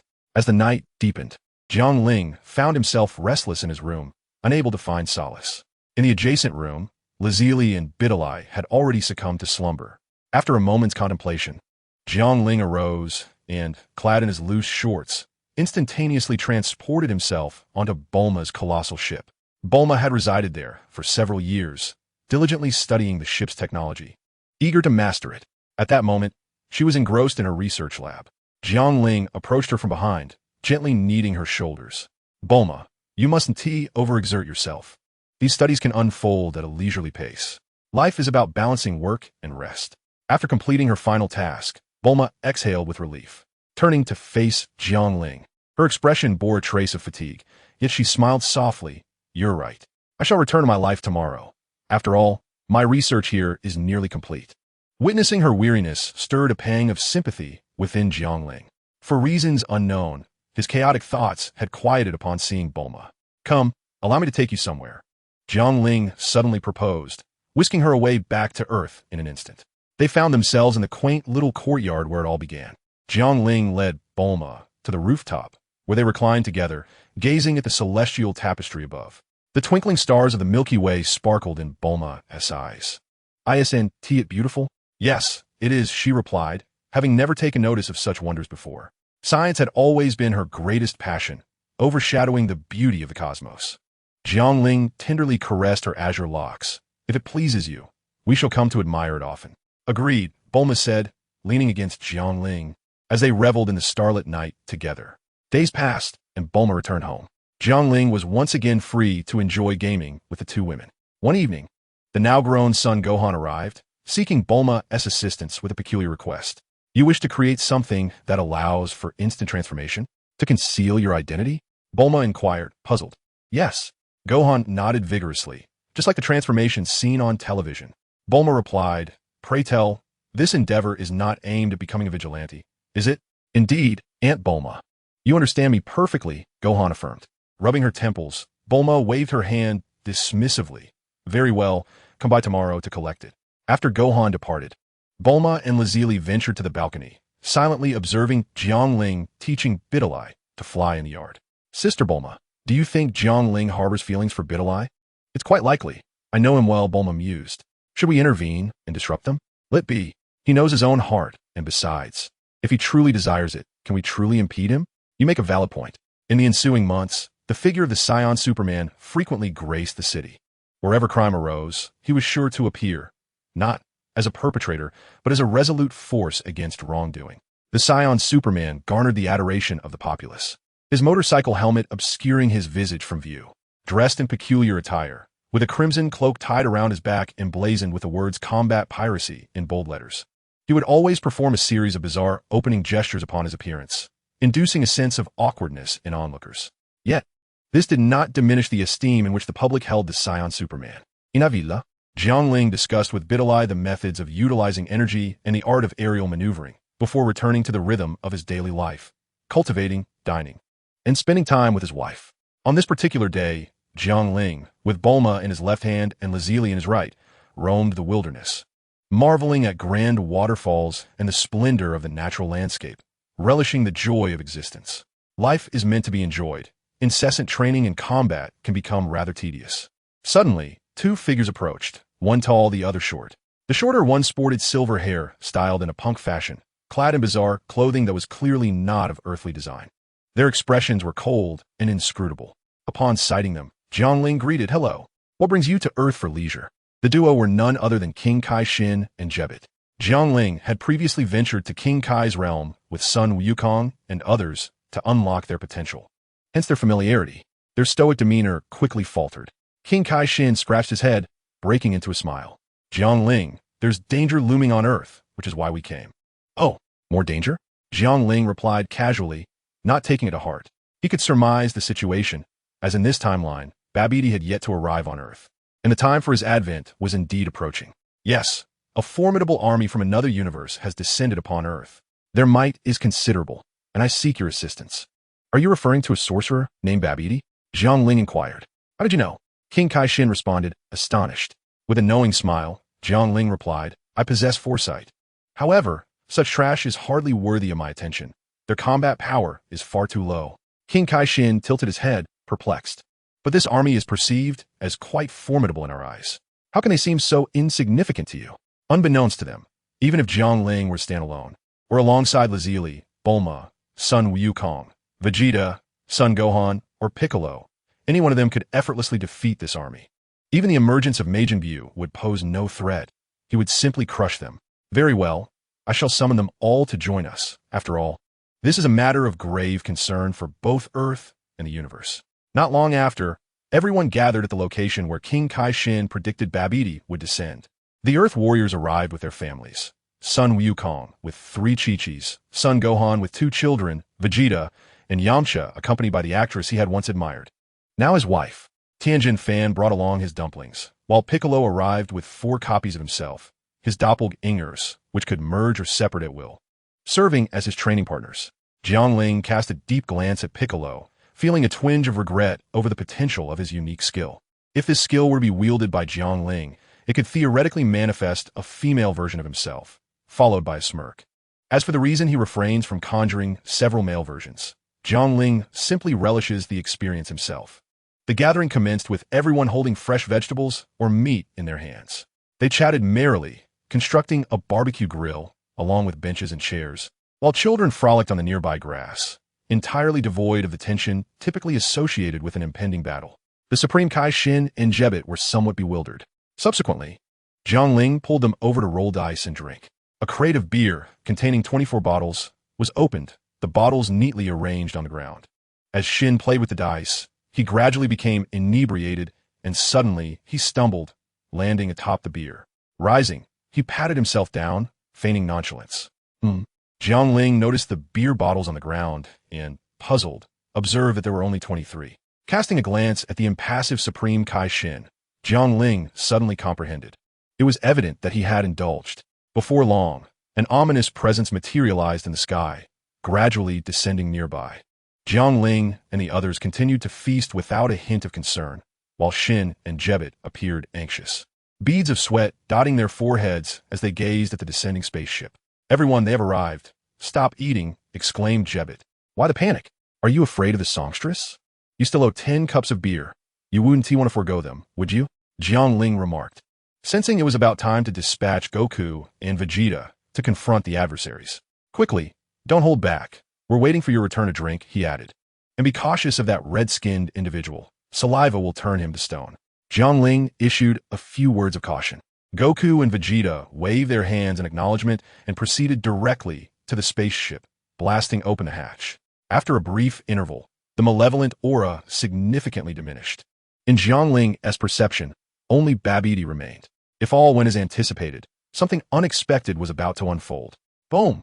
The spaceship exploded, sending Goku tumbling back. While standing opposite him was Vegeta, adorned with a symbol on his forehead, exuding a formidable and sinister aura. Old Bay had fallen under control. Goku wiped the corner of his mouth, and soon after, a wave of energy surged forth from Vegeta's hand. Gasps filled the air. Jiangling stepped forward, deflecting the energy wave, feeling a slight headache. He pondered whether defeating Babidi would restore Vegeta to normalcy.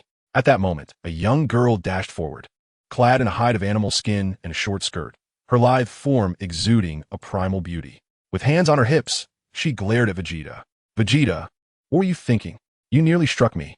Vegeta, gazing at his wife, momentarily softened, yet pain flickered in his eyes as he grasped his head, veins pulsing visibly. Just then a soft, melodic voice chimed in. "Daddy, what is the matter?" A little girl, no more than a few years old, stood before him, her large eyes filled with curiosity. Vegeta halted, slowly kneeling on one knee, extending his hands. "Nyo-nyo, Daddy." The little girl leapt into his embrace.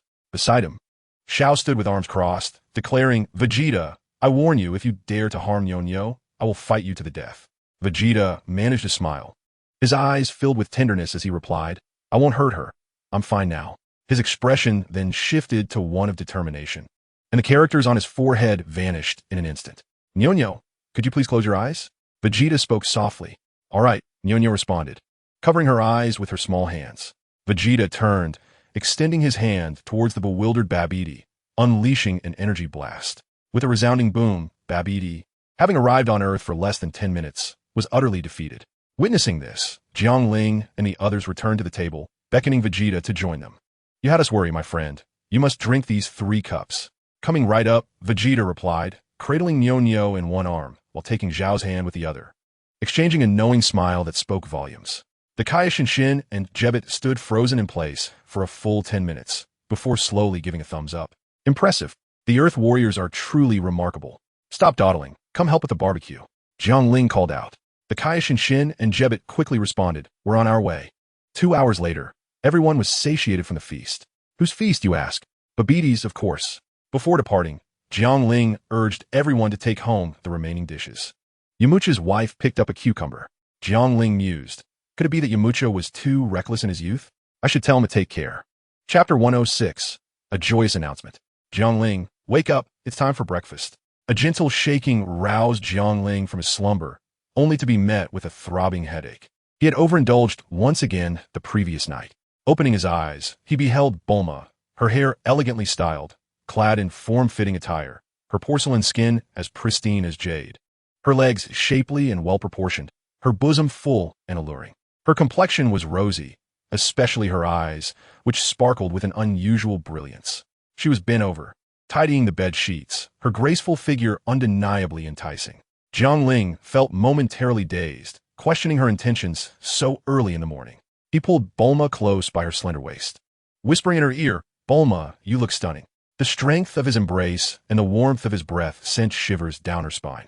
Lowering her head, she nestled into Jiangling's chest, her delicate fingers tracing circles on him. In a soft murmur, she said, "Jiangling, shall we have a child? For some reason, despite our lack of safety measures, I can't seem to conceive. Could it be my fault?"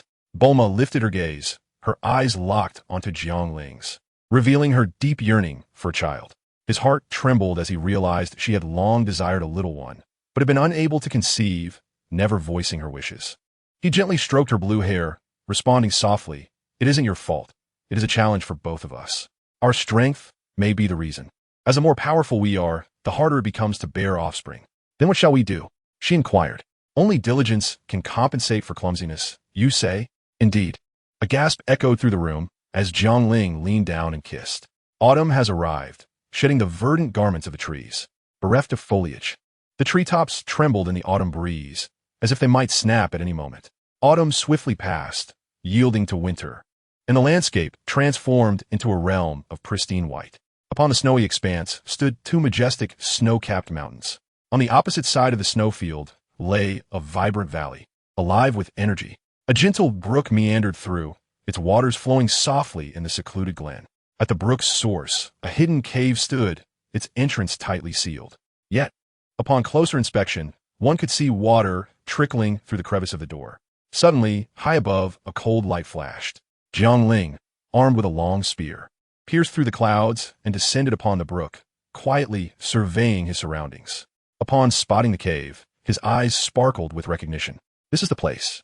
With a wave of his hand, the dragon spear surged in size, expanding to several zhang, adorned with fierce dragon sculptures that radiated an imposing presence. Jiangling pointed, and the spear seemed to have a will of its own, charging directly toward the cave. The spear shot forth like a dragon, forcefully breaking open the cave's entrance. After a thorough exploration within the cave, Jiangling acquired a legacy imbued with overwhelming power. The two held their phones, each controlling their characters in a fierce battle within the game. Although it felt fleeting, this clash lasted a full 2 hours.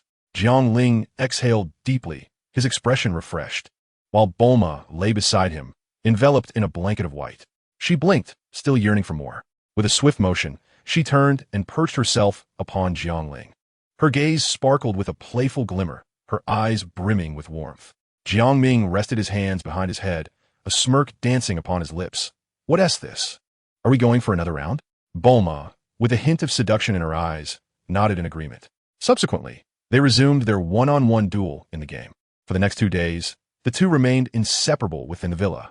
It is often said that the most comfortable distance between people is about 1 meter.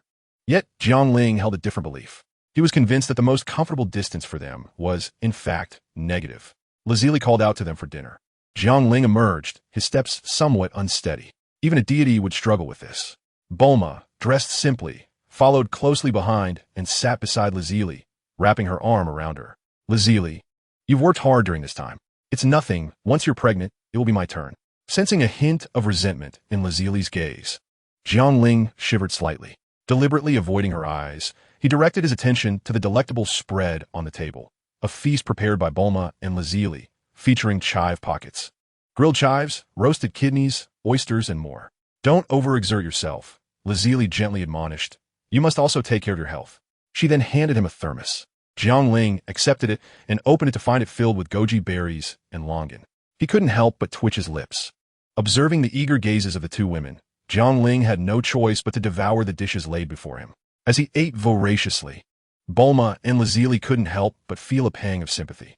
They had witnessed Jiangling's struggles over the past few days, their hearts aching for him. The matter of having children could have been approached gradually, yet Jiangling had been tirelessly fighting for his desires. "Jiangling, do you prefer white stockings or black ones?" Bulma's voice floated over to him.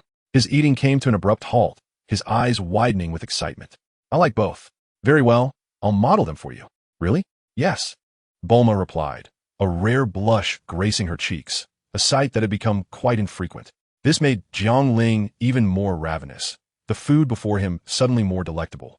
The sharpness of a sword is forged through grinding, and the fragrance of plums emerges from bitter cold. Jiangling was not one to slack off. He persevered with unwavering dedication. Bulma had advised him multiple times not to overstrain himself, emphasizing that his health was paramount and that such matters could be approached at a leisurely pace. "Jiangling, do not jeopardize your health for me. That would be akin to gaining a sesame seed while losing a watermelon." Jiangling fell silent, letting out a deep sigh. "It's not just you who wishes for a child. I yearn for one as well." Witnessing the births of Goku, Vegeta, and Yamcha's children has been profoundly painful for me. While it is indeed regrettable that I have no offspring of my own, it pains me even more to see my dear friends with their children." Upon hearing this, Bulma felt a soft spot within her heart stir. She embraced Jiangling, whispering gently, "There is no need to rush. If they boast about their children while drinking in front of you, then perhaps you should refrain from drinking until you have your own." "No, I still desire a child," Jiangling declared, suddenly tackling Bulma to the ground, driven by a fervor to strive once more for a child. Over time, Bulma and Lazili could no longer bear to watch, forcibly sending Jiangling into the hyperbolic time chamber, insisting he take a much-needed respite. Inside the chamber, devoid of any feminine presence, Jiangling's exhaustion surged forth, and he collapsed onto the bed, sleeping soundly for 3 days and nights. Upon awakening, he felt completely rejuvenated. Reflecting on his previous actions, he recognized how reckless they had been. After returning to a normal routine and resting for an additional month, he finally emerged from the chamber, resuming a life with the two women. Unbeknownst to him, perhaps due to the length of his rest and the replenishment of his energy, Bulma and Lazili soon found themselves with joyful news. In the realm of destruction, Beerus had slept for several years since his last encounter with Jiangling. As a god of destruction, he enjoyed an extensive lifespan, often counting his slumbers in years due to boredom.